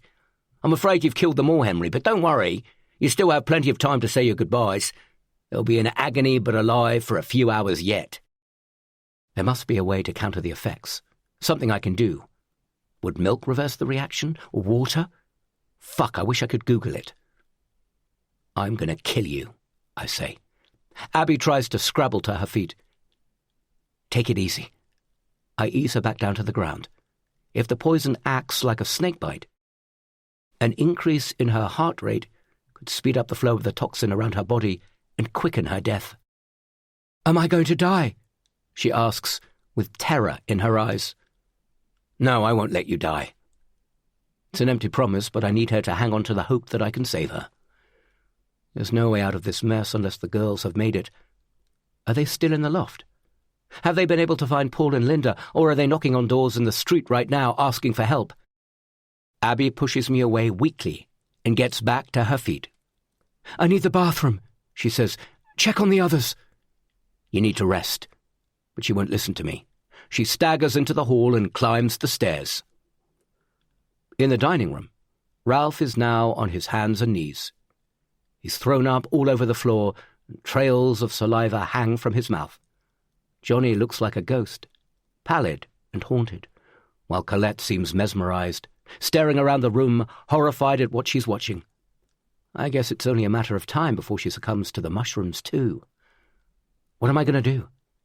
Everything rests on Katie and Nora. We're totally reliant on an 8- and a 6-year-old for salvation. God help us. And what about me? I've not eaten the mushrooms, But I can't believe Marcus plans to let me live. Or is that destined to be my punishment? To live with the deaths of my wife and the others always on my conscience. I march back into the kitchen, where Marcus is calmly frying the octopus tentacles. "Look," I say, swallowing my pride. Maybe it's time to start begging. We should never have published the review or included Sally Ann's name, but it wasn't the reason Matunda was forced to close the restaurant and lay everyone off. He stares at me with a wild look in his eye. "You still don't get it, do you?" he says. "You took everything from me, the love of my life, my unborn child, my future." "I'm sorry, I can't imagine." "You treated Sally Ann no better than if she was mud on your shoe. You humiliated her in that stupid blog. How do you think that made her feel?" Marcus waves a wooden spatula at me while the octopus crackles and hisses in the pan. "And to top it all, we both lost our jobs." "I don't know." "You should be ashamed of yourselves. Can you imagine how miserable you'd made her that she even considered taking her own life and killing our baby?" "But this won't bring either of them back. Do you really think this is what she would have wanted?" I ask. "2 lives gone in an instant. All because you had to wait for a table.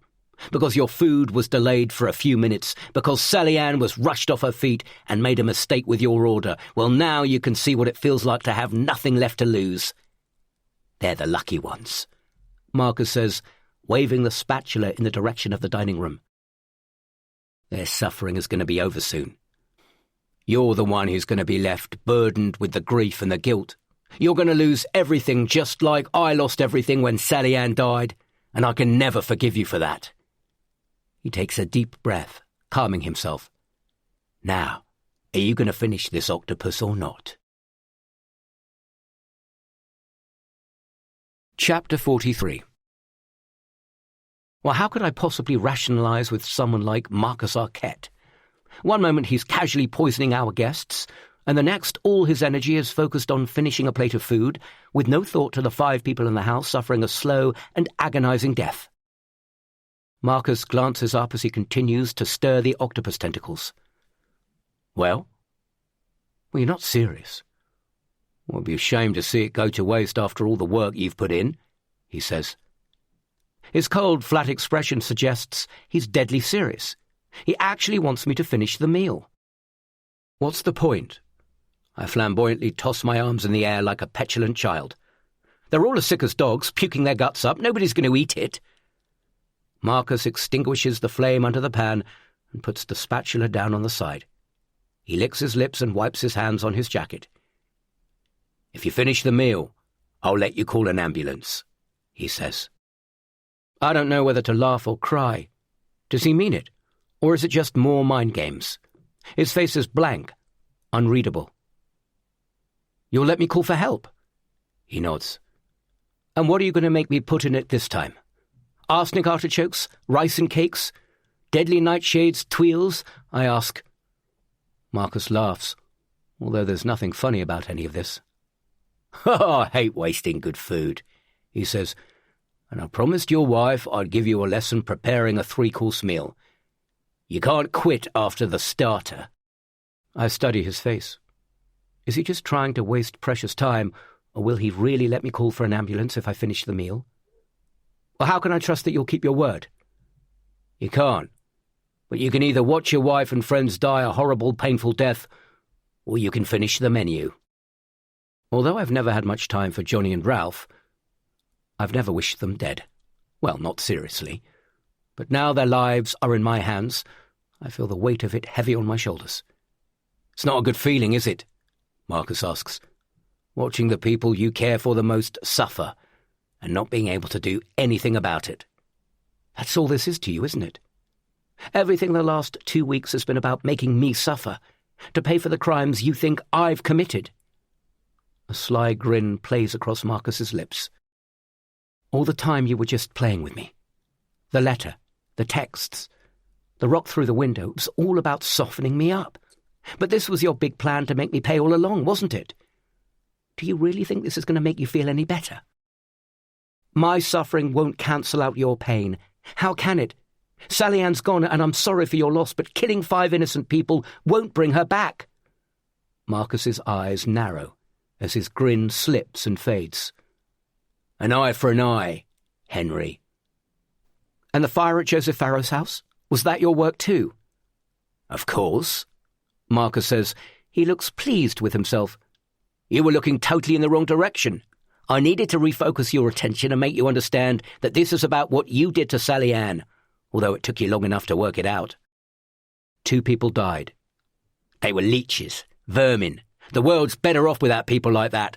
I wouldn't lose any sleep over it. I shake my head. You're a monster. Yeah, and what about you? You drove the woman I love to kill herself and my unborn child. That's pretty monstrous, wouldn't you say? Marcus grabs a handful of shallots from a basket. He peels and chops them with the carving knife he threatened me with, his hand a blur as he slices and dices. So, are you finishing this menu or not? He asks. How can I refuse? If the girls are still stuck in the loft, it might be the only way to save Abby and the others. With heavy legs, I drag myself back to the counter. Marcus plugs in a food processor and pushes it towards me. Blend the garlic and ginger into a smooth paste, he instructs, passing me the ingredients. I drop them in the blender and give them a short blast until they're mushed up into a biscuit-coloured pulp. But my mind's not on the cooking. All I can think about is the poison that's slowly killing Abby, Colette, Felicity, Johnny and Ralph. Even if Marcus allows me to call an ambulance, what lasting damage might those mushrooms have already done? Now fry the shallots, Marcus says. I light the gas under a pan, add a drizzle of oil and grip the worktop to steady myself as I wait for it to heat. We bought the pan in France. It's made of cast iron. Heavy. Solid. Maybe I could use it as a weapon. I'd need to catch Marcus by surprise, but it might do the trick, especially with the hot oil in it. But its heaviness makes it unwieldy, and I'm not sure I have the strength. I'd only have one shot. If I didn't do it right, Marcus would probably kill me. He prods something sharp into my side. And don't do anything silly if you want your wife to survive, he says, as if he knows what's going through my mind. It's too risky. I'm going to have to trust that he'll keep his word and let me call for help if I finish the dish. As the oil starts to smoke, Marcus nudges me. Now add the shallots, we don't have all night. I scrape them off the chopping board into the pan and stir them half-heartedly as they slowly turn golden. Now add the ginger and garlic paste. The mixture releases a pungent aroma as it hits the smouldering oil. I can't believe I'm actually doing this while people are dying in the room next door. It's obscene. Good. And now some chili to add some heat. Marcus picks up a bowl of red cayenne peppers he'd sliced earlier and holds it out for me to take. Like a thunderbolt, a flash of inspiration strikes me. The germ of a plan forms in my head. It's audacious, but it might work. It has to. If the girls don't succeed, I have nothing else. It has to be worth a try. With half an eye on the pan I'm stirring, I reach for the bowl of chilies, but deliberately let it slip through my fingers so it looks like an accident. The bowl falls and cracks into 3 pieces, shedding chilies across the kitchen floor. Shit, I'm sorry, I say. Fucking idiot. Marcus hisses at me. Pick them up. Well, we can't use those now that they've been on the floor. I say, although a mild dose of bacteria from my kitchen lino is hardly going to do anyone more harm than the poisonous mushrooms they've already eaten. I have some chilies we can use. I don't wait for him to argue. I dash across the kitchen to the window and pluck 3 wrinkled orange chilies from the naga plant that Johnny gave me the last time he'd been for dinner. They're much more potent than the cayenne peppers I've spilt on the floor, too overpowering for the dish I'm preparing, but I have no intention of cooking with them. I have a much better idea. As Marcus watches mutely, I drop them on the chopping board and squash them with the heel of my palm, popping open the flesh and releasing the potent oils inside. I'd never normally touch the fruit without gloves, but there's no time to worry about such niceties. Shall I chop them? I ask innocently. I glance up and catch his eye, surreptitiously prodding my fingers into the raw chili flesh, coating them in its oils. No, I'll do it, he says, stepping forwards to nudge me out of the way. I back off and hold up my hands to show him I'm no threat. He grunts, and as he produces a knife from his pocket, I lunge at his eyes with my fingers, smearing his eyelids and crawling them down his cheeks. It only takes a second, but the damage is done. He shoves me away, but it's too late. He roars with anger and pain, stumbling backwards, screaming, his eyes streaming with tears, blinded. He drops the knife. I kick it away. It skittles across the floor and disappears under the oven. He throws himself blindly at me in a rage, arms wheeling, anger seething, grasping for me, trying to kill me. I sidestep out of his reach, move behind him and shove him in the back hard. He stumbles, loses his balance, yelps as he puts a hand down straight into the hot pan on the hob. His skin pops and sizzles like frying chicken. A sickening sound. His howl of frustration becomes a scream of agony. The pan flips over as he knocks its handle and flames leap into the air, flickering around his sleeve. And then his entire arm is on fire. Orange flames engulfing one side of his body with a raging intensity that warms my face. It all happens so fast, I hardly have time to think. I edge away, watching in horror. I should put out the flames, save him. But I'm frozen, mesmerized by the horror of it all as the fire spreads rapidly, taking hold across Marcus's chest and licking his neck and face. His arms flail widely. He spins around, screaming blindly. Still, he's hunting for me with arms outstretched, trying to grab me, a sickening version of blind man's buff. But as his jacket melts in a sticky, tarry mess, his legs buckle. He bounces off the fridge, puts a hand on the counter and sets a tea towel alight. By now, thick, choking smoke is filling the kitchen, pouring off Marcus's clothes, rolling in waves off the white-painted ceiling like a ferocious and deadly sea. He finally stops screaming as he sinks to his knees and collapses on the floor, disappearing behind the counter in his own personal inferno. I can't help him now, and I can't watch anymore. I have to get everyone out of the house before the entire building is razed to the ground and we all end up dead. Chapter 44. I almost knock Colette off her feet as I race out of the kitchen and into the hall. She's stumbling out of the dining room with a hand clutched to her chest and a haunted zombie-like look of fear on her face. But strangely, no other apparent symptoms of illness. Not like the others. She's not doubled over in pain or throwing up. "What's going on?" She yells at me over the piercing scream of the smoke alarm. "What's wrong with everyone?" There's no time to explain. I've already started choking on the thick smoke, and if we don't act quickly, we'll all be dead long before the flames reach us. "Did you eat your mushrooms?" I ask, puzzled. She shakes her head. "I don't like them either, but after your chef yelled at Flick, I didn't like to say anything. I spat them out into my napkin." I could have hugged her. "There's a fire. We need to get everyone out of the house. Hurry!" She's in such a state of shock, she seems not to have noticed the acrid stench of smoke or the deafening alarm. It's only when she glances over my shoulder into the kitchen that her eyes open wide in surprise. "What the—" "He's locked all the doors and hidden the keys," I tell her. "We need to get everyone upstairs quickly. Help me." "Upstairs?" "Yes, come on, hurry." She turns back into the dining room and rushes to Ralph's side, leaving me to worry about Felicity and Johnny. Felicity's still on the floor, balled up and moaning. Johnny's at her side, rubbing her back, but he looks like death. His skin has lost all its colour and his face is hollow. "Get up, Johnny," I scream. "There's a fire." He looks at me blankly. "What the fuck did you give us?" he mumbles. I grab his arm and try to pull him to his feet, but he's a dead weight. "Johnny, if you don't get up now, we're all going to die. Move!" Yelling at him is the only thing I can think to do.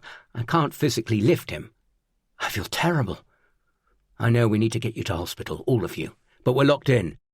And there's a fire in the kitchen. It's spreading fast. We need to get everyone upstairs." "That's a bad idea," he groans.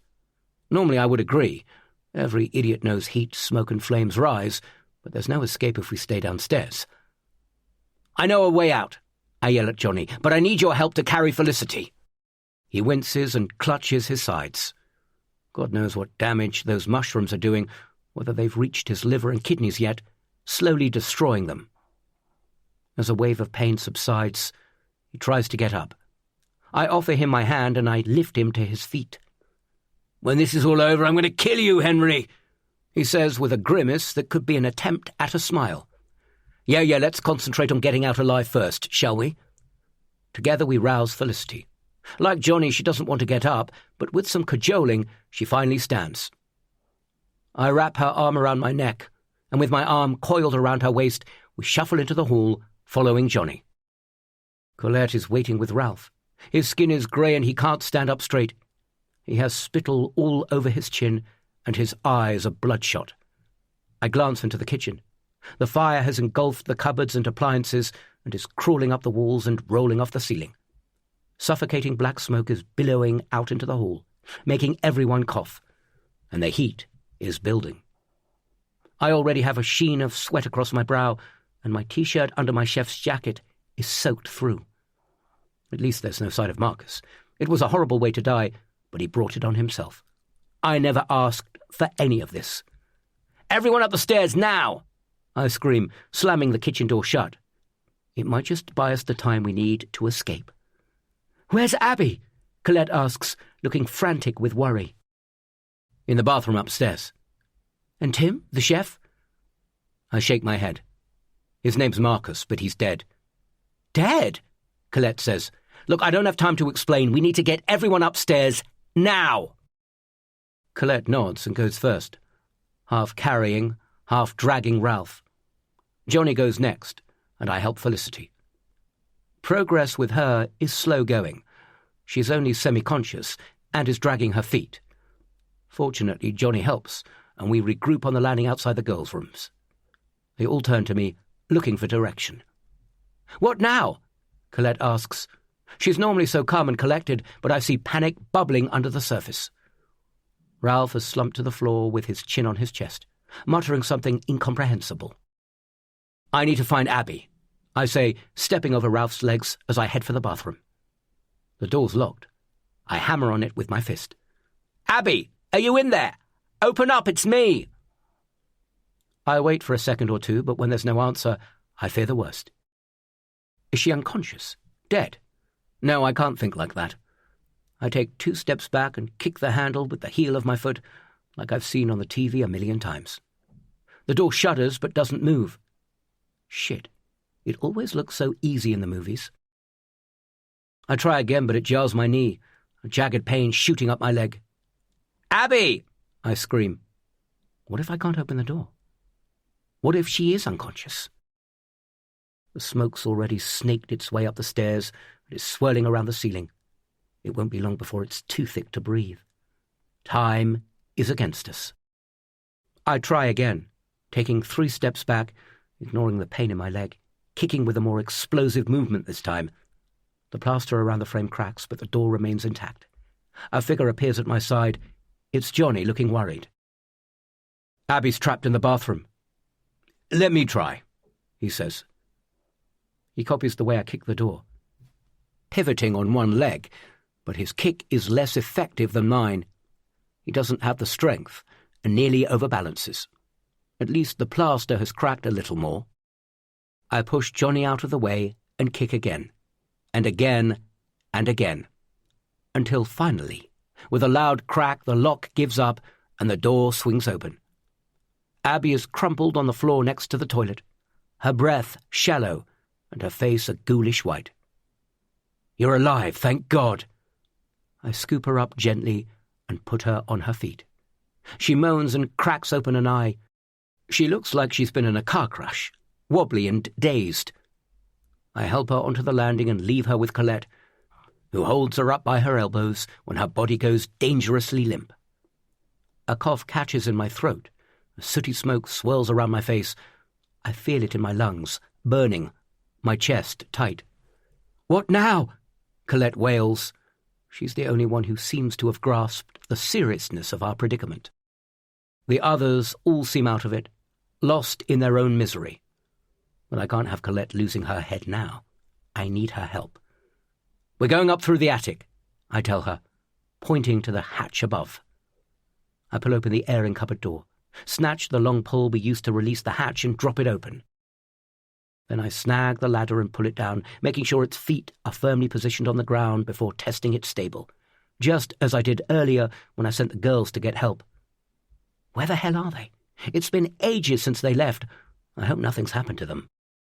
Felicity coughs, rolling onto her side, struggling to catch her breath. We need to get her out. We need to get everyone out. I hurry into our bedroom to find the torch I keep by my bedside in case of emergencies, grateful to find that for once the batteries aren't dead. It shines a powerful beam of light across the room. I hand it to Colette. "You first," I say. "Take the torch and lead the way. There should be a gap in the plasterboard that takes you into the next door's roof space." Colette stares at me like I've completely lost the plot, but she doesn't argue. She puts her hand to her mouth as she coughs, then nods and climbs the ladder up through the hatch, which is sucking up all the smoke from the ceiling. I watch impatiently as she climbs slowly and hauls herself into the darkness above. "Okay, I'm up," she says, her face appearing in the gap above my head. "Johnny, let's get Felicity up next." Felicity pushes us away when we try to pull her to her feet. She's delirious with pain, and I'm worried the carbon monoxide fumes are taking their toll. Johnny yells in her face, "Felicity, listen to me! Get up that ladder now! Do it!" For an awful moment I think he's going to slap her. Her head rolls on her shoulders and her eyes flicker open. She glances up at Colette and nods, like she finally understands what she needs to do. I climb the ladder with her, taking her weight on my shoulders as she slowly ascends. Colette grabs her hand and pulls her up. Abby's next. It takes all my strength to push and shove her limp body up the ladder. She seems barely capable of doing it herself. My arms and legs tremble and burn with the effort, but finally Colette and I somehow bundle her through the hatch. Ralph's suffering too, and is much heavier than Felicity or Abby, and it takes both me and Johnny to force him up the ladder. The only one who makes it on his own, apart from Colette, is Johnny. I stand behind him, ready to catch him if it looks as though he's going to fall, but he makes it all the way up by himself, coughing and spluttering. I'm the last one. The flickering glow of flames reflects off the walls, up the stairs, and there's a roar below as the fire hungrily devours everything in its path. I doubt there's much left of the rooms downstairs, and in a matter of minutes, the bedrooms and bathrooms on the first floor are going to be consumed too. There's no time to lose. I jump onto the ladder as a loud crash below echoes through the house. My legs feel weak as I climb, either from helping the others or simply from the relief of knowing we're going to be safe. But it feels like more of an effort than it should. I suck in another lungful of smoke and cough until I think I'm going to be sick. The air is cleaner and cooler in the loft as I stick my head and shoulders through the hatch, but it's rapidly filling up with smoke. I can see it dancing in the light from Colette's torch as she guides everyone towards Paul and Linda's house. With one last effort, I swing a leg over the lip of the hatch, but my movement is halted by something tightening around my other ankle. A hand, gripping tightly, pulling me back down into the house. Marcus's blackened face is like something from a horror movie. His eyes are sunken in his exposed sockets, and he snarls with a set of bare teeth where his lips used to be. It's an image that's going to haunt me for the rest of my life. He should be dead, but his grip on my leg is surprisingly strong, and I can't shake him off. He's pulling me down, and I can't stop him. He's trying to kill me. "Help!" I try to scream, but the word dries up in my throat, parched and burned by the smoke. The others are disappearing through a hole at the far end of the attic, following my instructions to the letter, running away to safety, following the path the girls took. They have no idea I'm in trouble. I grasp for one of the roof trusses and howl in agony. It's the hand I burned on the pan earlier. A bolt of pain, like electricity, shoots up my arm, but I can't let go or he'll pull me off the ladder. Instead, I grip more tightly, the wood rough and full of splinters, while I try to kick Marcus with my free leg. I smash him in the face twice. His head rocks back, but he doesn't let go. He's like a man possessed. But my grip is slipping, and he has the advantage of gravity on his side. A second hand, charred and deformed, reaches up for my foot. If he gets two hands on me, I'll never be able to fight him off.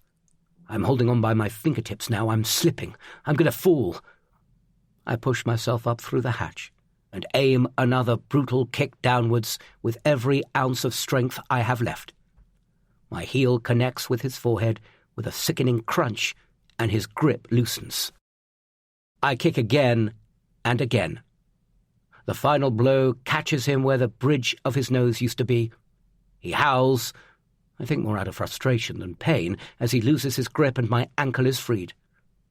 I drag myself up into the loft, and when I look back, he's lying twisted on the floor at the foot of the ladder, his lidless eyes staring at the ceiling. It's a horrific image I wish I'd never seen, and my final lasting memory of Marcus Arquette.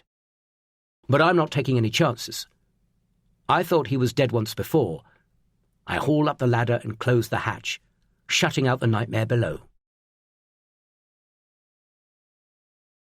Chapter 45. I take a moment to catch my breath, enveloped by the cloak of darkness, my chest rattling and whistling. At the far end of the loft, I pick out the pinprick of Colette's torch. I can't stop. I need to keep moving. It's only a matter of time before the smoke becomes overwhelming and the flames take hold. I crawl on my hands and knees across the rough chipboard floor, navigating around cardboard boxes, bin bags of old clothes, and even an old metal cage that used to belong to Nora when she had a hamster. Eventually I reach a ragged hole that's been ripped through the plasterboard wall that separates our roof space from Paul and Linda's. It's just about wide enough to squeeze through. I wriggle through and collapse on the other side, panting and wheezing. The others are circled around an open loft hatch, waiting for me. "Henry, are you okay?" Colette asks, shining the torch in my face. I hold up my hand to shade my eyes. "I'm fine, but come on, let's hurry. Everyone out." "But there's no ladder." Everyone's looking at me again, waiting for me to tell them what to do, even Johnny and Ralph. Only a few hours ago, they were laughing at how badly I hit a golf ball. Now they're relying on me for survival. How our fortunes have changed.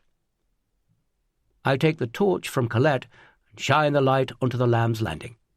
It's only a drop of about 8 or 9 feet.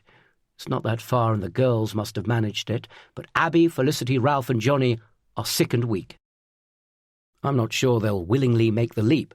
They can barely stand up, let alone lower themselves out of the hatch safely. "Stay here," I tell them. "I'm going to get you all down." With aching arms, I lower myself out of the hatch and dangle my legs above the carpet, then let go and fall to the floor, my ankle twinging with a stab of pain as I land awkwardly. I stand gingerly, testing it. It seems okay, a little tender, but thankfully it doesn't appear to be broken or sprained. The house is silent and in total darkness. My fingers crawl along the wall, hunting for a light switch, and when I find it, the light that floods the landing is blinding. "Hello?" I call out. "Anyone home? Mr. Lamb? Paul? Linda?" There's no reply. The ceiling creaks as someone shifts their weight above me, but the rest of the house is quiet, too quiet. There's something wrong. Where are the Lambs? And why are all the lights off? The noxious stench of smoke pours off my clothes, my skin and my hair, but it doesn't mask the vile, sickly, sweet tang of decay seeping through the house. It's the smell of death. I raise a hand to my nose as my stomach cramps. I push open a door on my left where the smell seems to come from. I don't want to see it, but I have to know for sure. I flick on a light. The room is sparsely furnished with 2 single beds side by side. The smell makes me gag. I pull up my T-shirt over my nose and mouth. Even though I'm expecting it, the sight of the 2 figures lying on top of their beds, their faces staring at the ceiling, is a shock. My knees buckle and I grab the wall for support. Paul and Linda's eyes are open, and their hands have been folded on top of their chests. They look strangely serene, but the ugly purple bruises around their necks suggest their deaths were anything but peaceful. They've been murdered. 2 victims of Marcus Arquette's deadly determination for vengeance. 2 innocents killed for the sole crime of being my neighbours. What a senseless waste. I'd had a pang of guilt when I'd left Marcus to his fate in our kitchen, blinded and his clothes alight. I hadn't tried to save him or put out the flames. I'd abandoned him. But now I see it's nothing more than he deserved. He's killed 2 of the nicest people I've ever met, purely because he wanted to get to me, my family, and our friends. Sally Ann's death didn't warrant that. It didn't warrant any of this. He killed in cold blood, tossing Paul and Linda aside like they were worthless distractions. They had nothing to do with Sally Ann's death, but died because they had the misfortune to live in the house next to ours. That bastard deserved to die. I squeeze my eyes shut as a solitary tear runs down my cheek.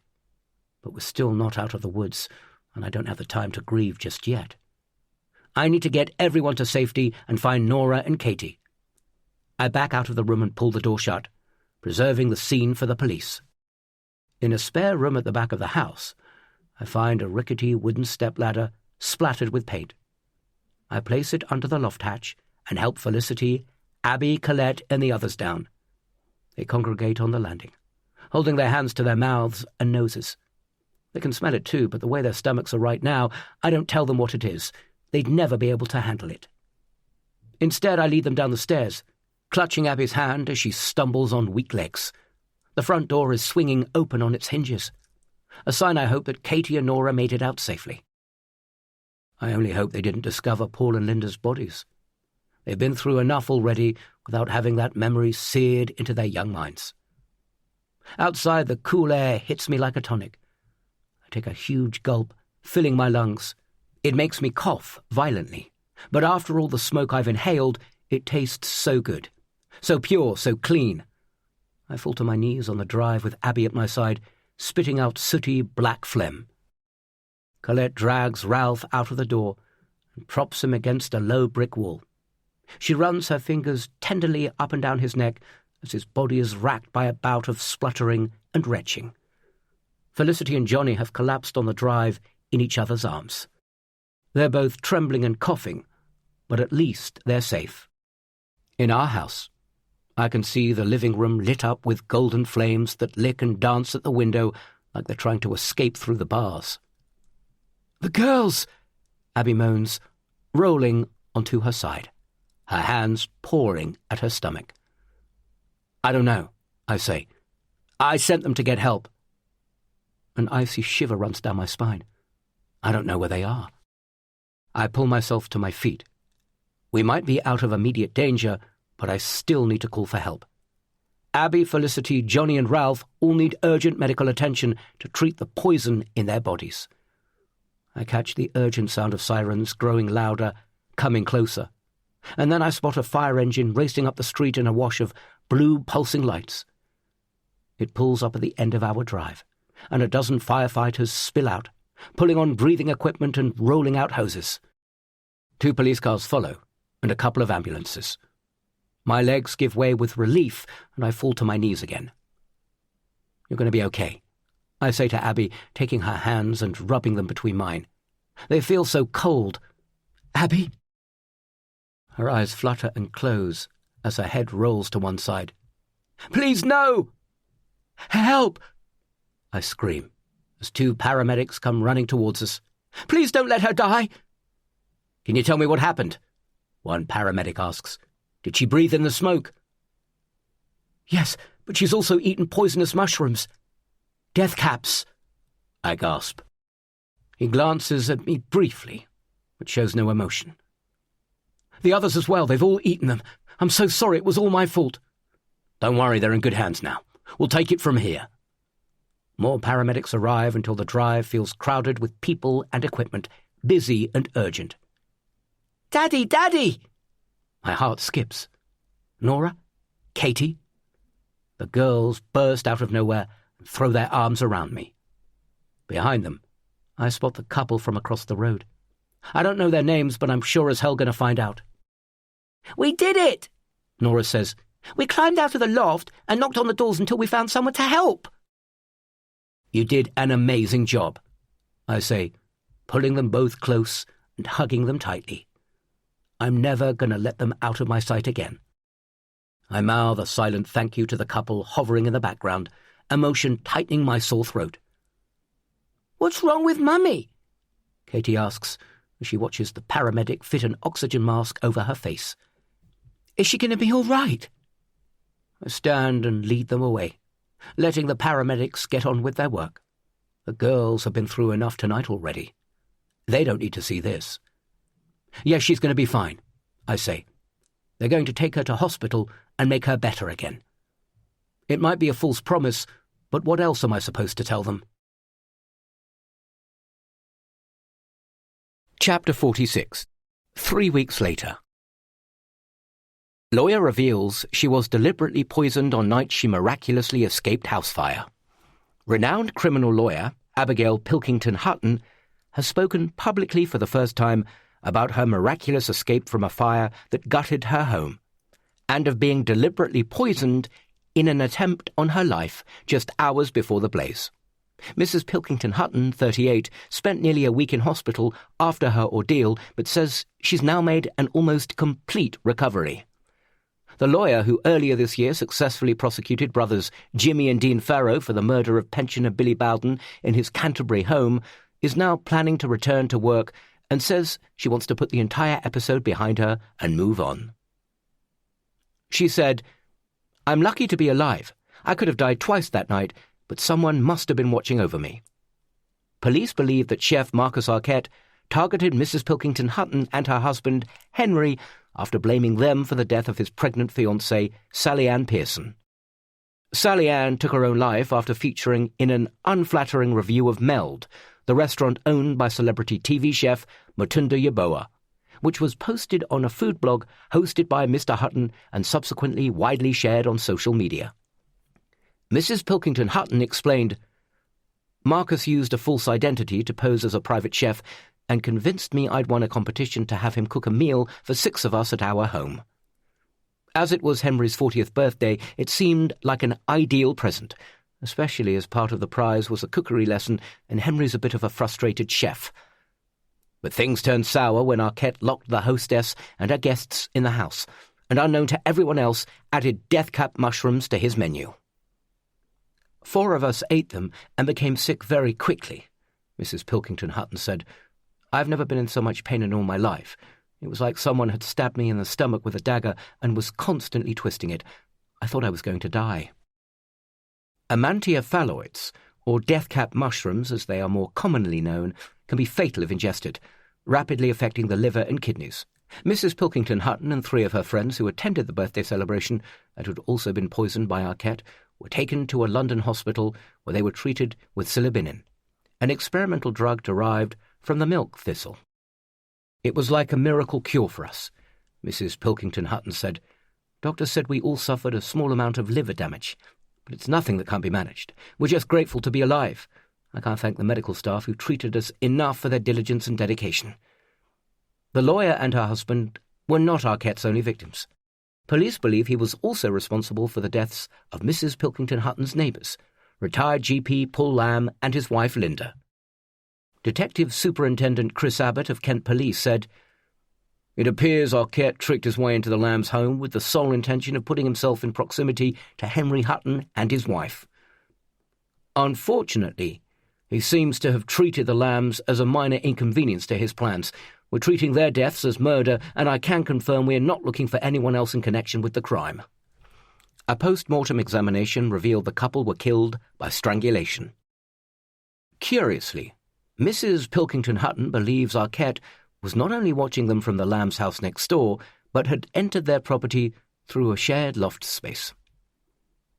"We don't know how many times he gained entry to the house while we were out, but we know he did it on at least one occasion, as he'd left a mug out on the side in the kitchen for us to find." He wanted us to know he could get to us at any time, even though we changed all the locks, and Henry had even had bars installed on the windows. The only mystery is how he knew he could get into the house through next door's loft. We think that after he'd befriended Paul and Linda, they must have mentioned we were having problems with an infestation of mice, which had chewed through a flimsy plasterboard wall that separated the two properties.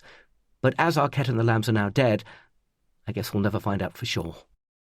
The remains of Arquette's body were later found in Mrs. Pilkington Hutton's house in the aftermath of the fire, which started after Arquette and Mr. Hutton fought in the kitchen. As the fire raged, the couple and their friends found themselves trapped with no way of escaping. Not only had Arquette locked the doors and hidden their keys and phones, but the bars the Huttons had installed on all the windows prevented their escape. It was Henry's idea, Mrs. Pilkington Hutton said. Arquette had previously made threats against our family and later smashed a window, so Henry didn't want to take any chances. Sadly, what was supposed to protect us almost cost us our lives. In the end, it was the couple's brave young daughters, Nora 8 and Katie 6, who escaped and raised the alarm. Henry finally worked out Marcus must have been coming in through the loft and realized it was the only way the girls could escape and call for help.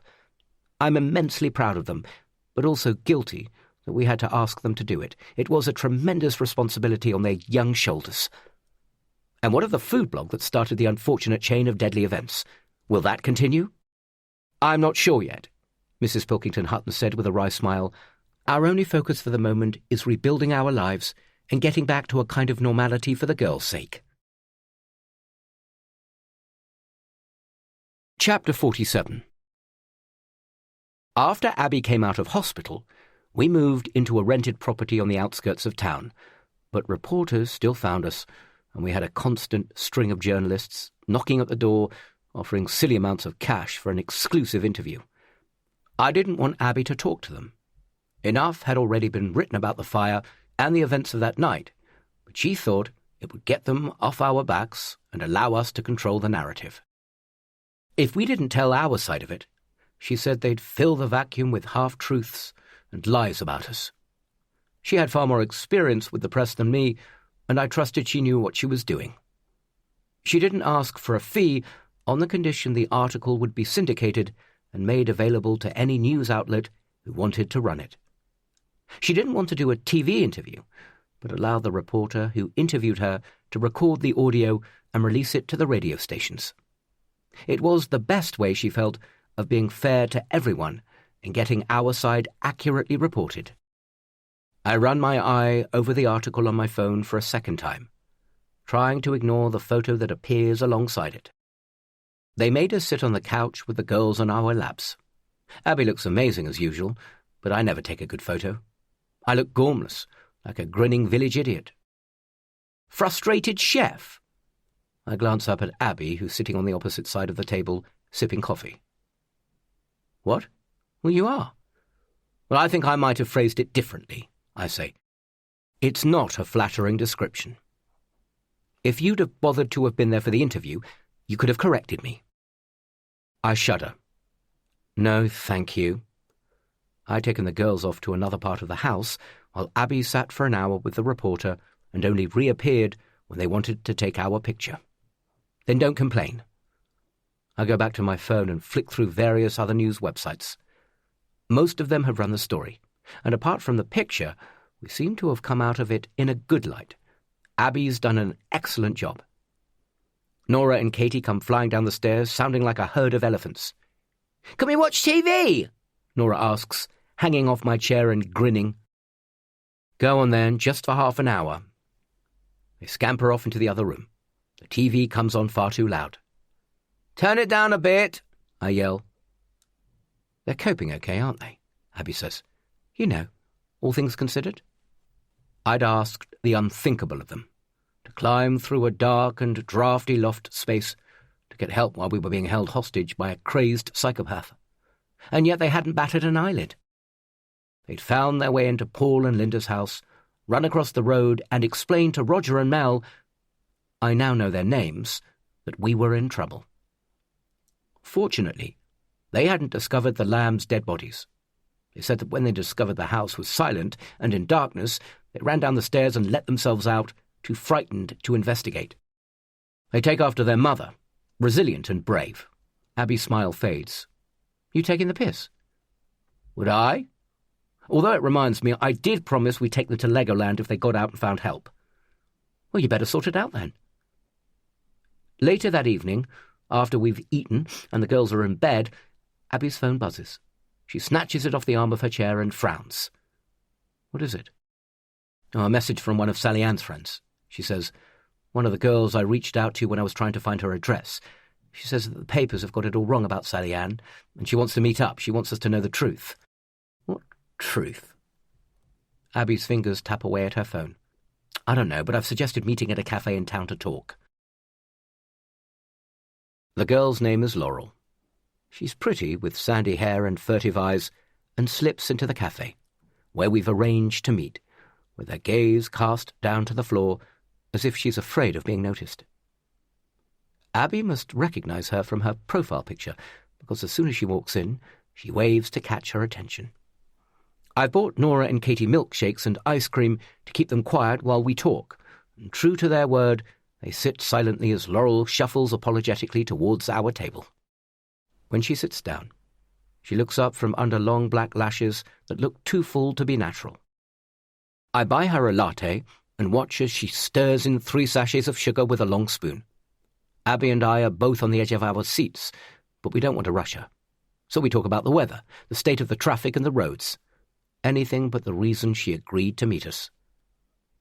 Sorry about what you went through, she says finally. I read all about it. Must have been horrible for you. Abby shrugs and smiles. What can she say? We've been through it 1,000,000 times, playing out so many scenarios. How things could have ended up so differently. We were lucky not to have died that night. Were you and Sally Ann close? Abby asks. We went to school together, she says. When we was kids, we was always together. Our mums used to joke we could have been twins. We never kept secrets. Once, we even made this promise that we'd never let a boy get between us. Shame she couldn't keep that one. Laurel toys with an empty sugar packet. Sally Ann was clever, but she was shy. You know, she should have gone to college but ended up waiting tables when she could have had any job she wanted, really. She sighs and rolls her eyes to the ceiling. Oh, I wish I'd never said nothing to her now. What do you mean? What did you say? Abby asks. I told her she should apply for a job at that fancy new restaurant that was opening, she says. I thought it would be better than working in a cafe. Meld. That's it. Where she met Marcus. When they first got together, she was happy. Really happy, Laurel says. She couldn't stop talking about him and what a perfect gentleman he was, always buying her presents and flowers and stuff. But I never liked him. I only met him a few times, but I thought he was... She seems to struggle to find the right word. Possessive. I glance at Abby, but she's entirely focused on Laurel. What do you mean? Abby asks. Like if we was out, he had to be constantly touching her, but not like in a caring way, more like he was claiming his property. Do you know what I mean? Me and Sally Ann used to go out all the time, shopping, the cinema, the pub, just hanging out, yeah? But when Marcus came along, she was either too tired or said that Marcus was taking her out. It was weird the way she changed. She used to be a real laugh. I despised Marcus Arquette for the way he came after me and my family. But Laurel makes me view him in an entirely new light. I didn't think it was possible to hate him any more than I already did. Things got worse when Marcus moved in with her. She'd found this nice place near to the restaurant, but when Marcus got chucked out of his flat, well, he pressured her into letting him move in. She didn't want that, but she couldn't say no to him. I didn't see much of her after that. He stopped her from going out or seeing any of her friends. She wasn't even allowed on social media. I wouldn't be surprised if he hadn't started checking her phone too. A few months later, I bumped into her in the supermarket. We used to be so close, but she looked terrified when she saw me. Actually, she tried to pretend she didn't see me. I went up to her. She was trying to cover up this bruise on her cheek. She said she'd tripped over, but they all say that, don't they? I don't think she knew how to leave him. But you know the worst part? While he made her stay at home, He was seeing other women. I saw for myself when I was out. But what was I supposed to do? Maybe I should have made more of an effort to see her and let her know what was going on, but she cut me off. And there was other stuff going on in my life. Her eyes are red and wet with tears. Abby reaches across the table and takes her hand. It's not your fault. You're not to blame for Marcus's behaviour. I was supposed to be her friend. Abby hands her a tissue from her bag, and Laurel takes a moment to compose herself. Did you know they'd lost their jobs at the restaurant? Abby asks. Laurel dabs her eyes with the tissue and nods. When I heard it had closed down, I went to see her. I waited until Marcus was out and found her in the flat in a pretty bad way. She wasn't dressed, hadn't washed her hair, and she'd obviously been crying. She looked awful. That's when she told me about the blog. I stare into the bottom of my coffee cup, ashamed. I really wish Sally Ann hadn't been named in the review. It was so cruel on top of everything else that she was obviously going through. She was gutted her name had been used, and that so many people had read it. She was sure that review was the reason she lost her job, Laurel says. She was sure it was why the restaurant had to shut. It's not true. The words blurt out of my mouth. I can't help myself. The owner lied to her because he couldn't face telling them it was his fault, that he'd miscalculated the costs of running a restaurant. Laurel looks startled by my outburst, her fake eyelashes fluttering rapidly. Well, don't change the fact that they both lost their jobs, though, does it? She was worried about how they were going to pay the rent. I offered to help, but she wouldn't take my money. I knew there was more to it than just money worries. She flicks a strand of hair out of her pretty blue eyes. She told me how she was pregnant and how it had been a big mistake. The way she talked about the baby was weird, like it was a bit of Marcus growing inside her that she didn't want. She said she wanted to end it. Laurel's bottom lip quivers, and she looks down at the tissue she's twisting between her fingers. I thought she was talking about an abortion, although I don't suppose Marcus would have agreed to that. I never thought for 1 minute that she was seriously thinking about taking her own life. If I'd have known, I would have... Her words dry up. I'm not sure she knows what she would have done. I found out from my mum, who'd heard it from one of the neighbours a few days later. She'd waited until Marcus was out and strung a length of washing line over the door. Isn't that the most horrible thing you can imagine? Yes, Abby says, squeezing Laurel's hand. It is. I'm so sorry. It was horrible. So was your review. It was a terrible thing to write about my poor Sally Ann, but I wanted you to know. I don't think it had anything to do with why she killed herself, like they've been saying in the news. There's only one person who drove her to that, and thankfully he's dead. Chapter 48. I check my watch and tap the envelope on the counter impatiently. I expected Abby to be home from work by now.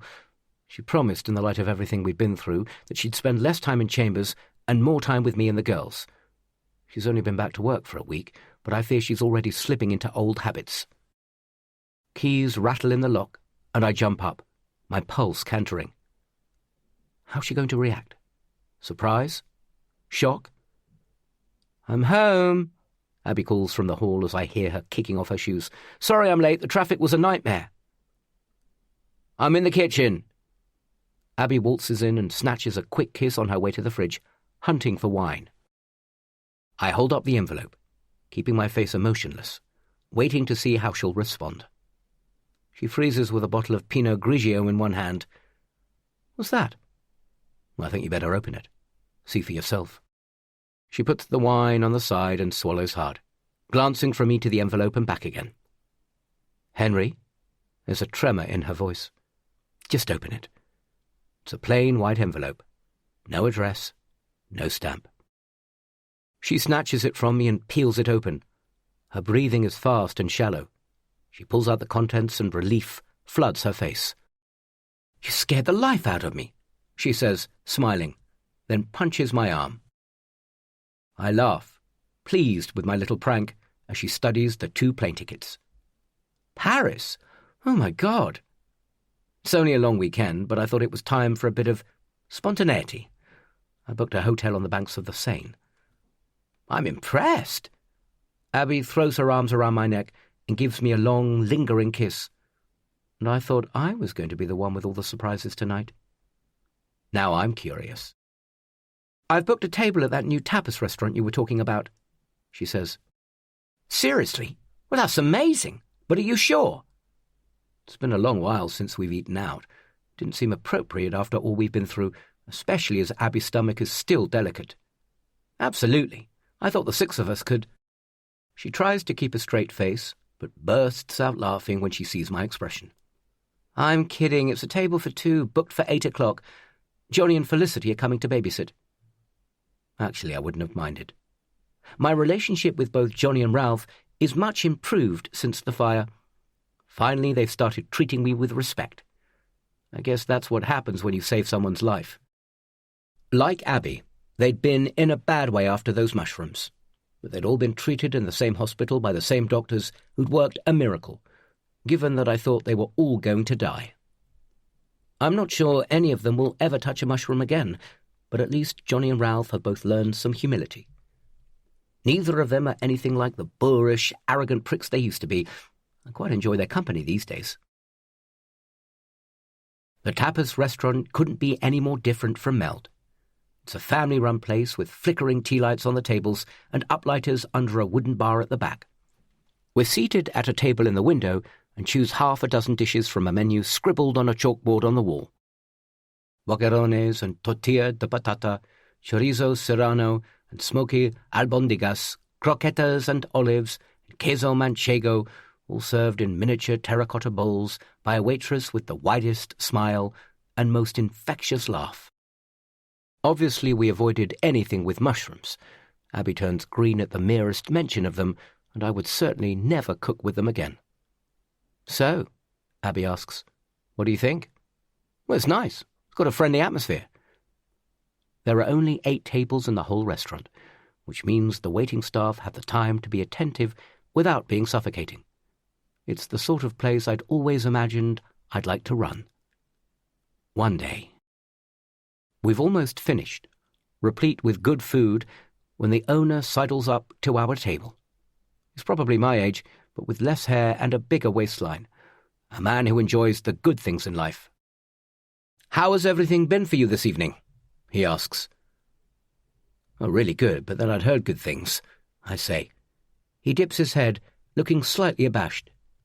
Thank you. We do our best. We chat like old friends. He tells us about his plans to open a string of restaurants and how his son is training to become a chef. What made you want to open a tapas restaurant? I ask. He's clearly not Spanish, so it seems a curious decision. I've always loved cooking and I've always enjoyed Spanish tapas, he says. So when the bank made me redundant, I thought I'd take the plunge. Seemed like fate. Any regrets? Abby asks. Only one, he says. I wish I'd done it earlier. Life's too short not to follow your dreams. He withdraws with a bow and moves on to the next table.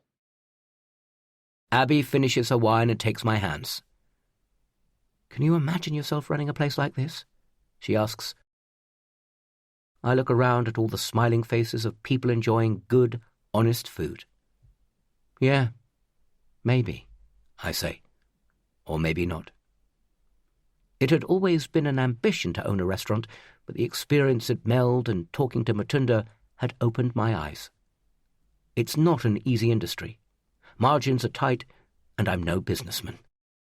I love to cook and show off in the kitchen, but it's a big step to translate that into running a profitable restaurant. I let the idea roll around my head in the taxi on the way home. It's a pipe dream, that's all. Never say never, but for the moment I'm happy cooking for family and friends. I don't need the additional stress. What I want is to spend more time with Abby and the girls, because if the last few months have taught me anything, that's what I care about most. Nearly losing them has brought my priorities into sharper relief than ever before. The house is quiet when we let ourselves in. Johnny's fallen asleep on the sofa, and Felicity is watching a film with the volume turned down so low, I'm amazed she can hear it. "Good night," Johnny says, sitting up and rubbing his eyes when he hears us come in. "Really nice," I say. "We should go back, all 6 of us. I think Ralph would really enjoy it." We crawl into bed with our stomachs full. I think about reading a few pages of my book, but I'm too tired. I switch off my light, kiss Abby goodnight, and roll over. Abby puffs up a pillow behind her back. "Don't you think we should get the review written while it's still fresh in our minds?" "Can't it wait until morning? I'm shattered." I'd given the blog a lot of thought in recent weeks. It was what had landed us in this hot mess. Part of me wanted to retire Nosha and the Nosha Bites Back blog. After Sally Ann's death, it seemed the right thing to do. We posted a tribute to her on the homepage, apologizing for naming her in the Meld review, and removed all references to her in it, although there was nothing we could do about the content still flying around on social media. It was the honourable thing to do, but I wasn't sure about closing down the blog altogether. After all, it wasn't the review that had led to Sally Ann taking her own life. It was Marcus. Laurel had confirmed as much. Abby wanted me to carry on with it too. It had been her idea to start the blog in the first place, as a way of channeling my interest in food. Now the publicity had increased its readership, she thought I'd be a fool to throw it all away. So after much soul-searching, I found myself in agreement with her. But in the future, I'd be much more careful about what I published. And I had a new rule. Any reviews had to be about the food and the premises, nothing about the chefs or the waiting staff. "Better do it while it's fresh in your head," Abby says. "Won't take long." "Such a hard task, Master," I sigh. I reach down by the side of the bed and grab the laptop from the floor where it's been on charge. It feels like a big moment. The first Nosha Bites Back blog review since we'd eaten at Meld all those weeks ago. So much water has flowed under the bridge since then. "So," Abby says, as the computer whirs into life, "what did you think of the food?" "Top marks for the boccheronis and the tortilla. They were both exceptional. But special mention has to go to the smoky albondigas. The way the chef blended in little bits of crispy baked chorizo to the meatballs was a sublime twist to a classic recipe." "That's great," Abby says. "And the queso manchego?" "Delicious. A perfect accompaniment to that rioja," I say. Not sure how I would describe it, though. It's an unusual taste. I can summon up a tasty plate of food from pretty much any set of ingredients. It's my special talent. But I've never been much good at stringing a sentence together. "Well, it was delightfully nutty, but not overly buttery, and had delicate, slightly sweet overtones," Abby says. She's so good at this sort of thing. "Perfect," I say. I pass her the laptop, and she positions it on top of her thighs and flexes her fingers. Then she begins to type. "It shouldn't take too long," she says. "No need for you to stay up. You can sign it off in the morning and get it uploaded when you're ready." "Thanks, Abby." My eyes flutter closed with the rhythmic tapping of the keys. "Don't stay up too long." She's such an excellent writer, and there's a real skill to writing engagingly about restaurant food. There's no way I could do it by myself. You've been listening to Nothing Left to Lose by A.J. Wills, narrated by Russell Bentley. Published by Quest, an imprint of W.F. Howes Limited. This work is copyrighted 2022. This recording is copyrighted 2022 W.F. Howes Limited.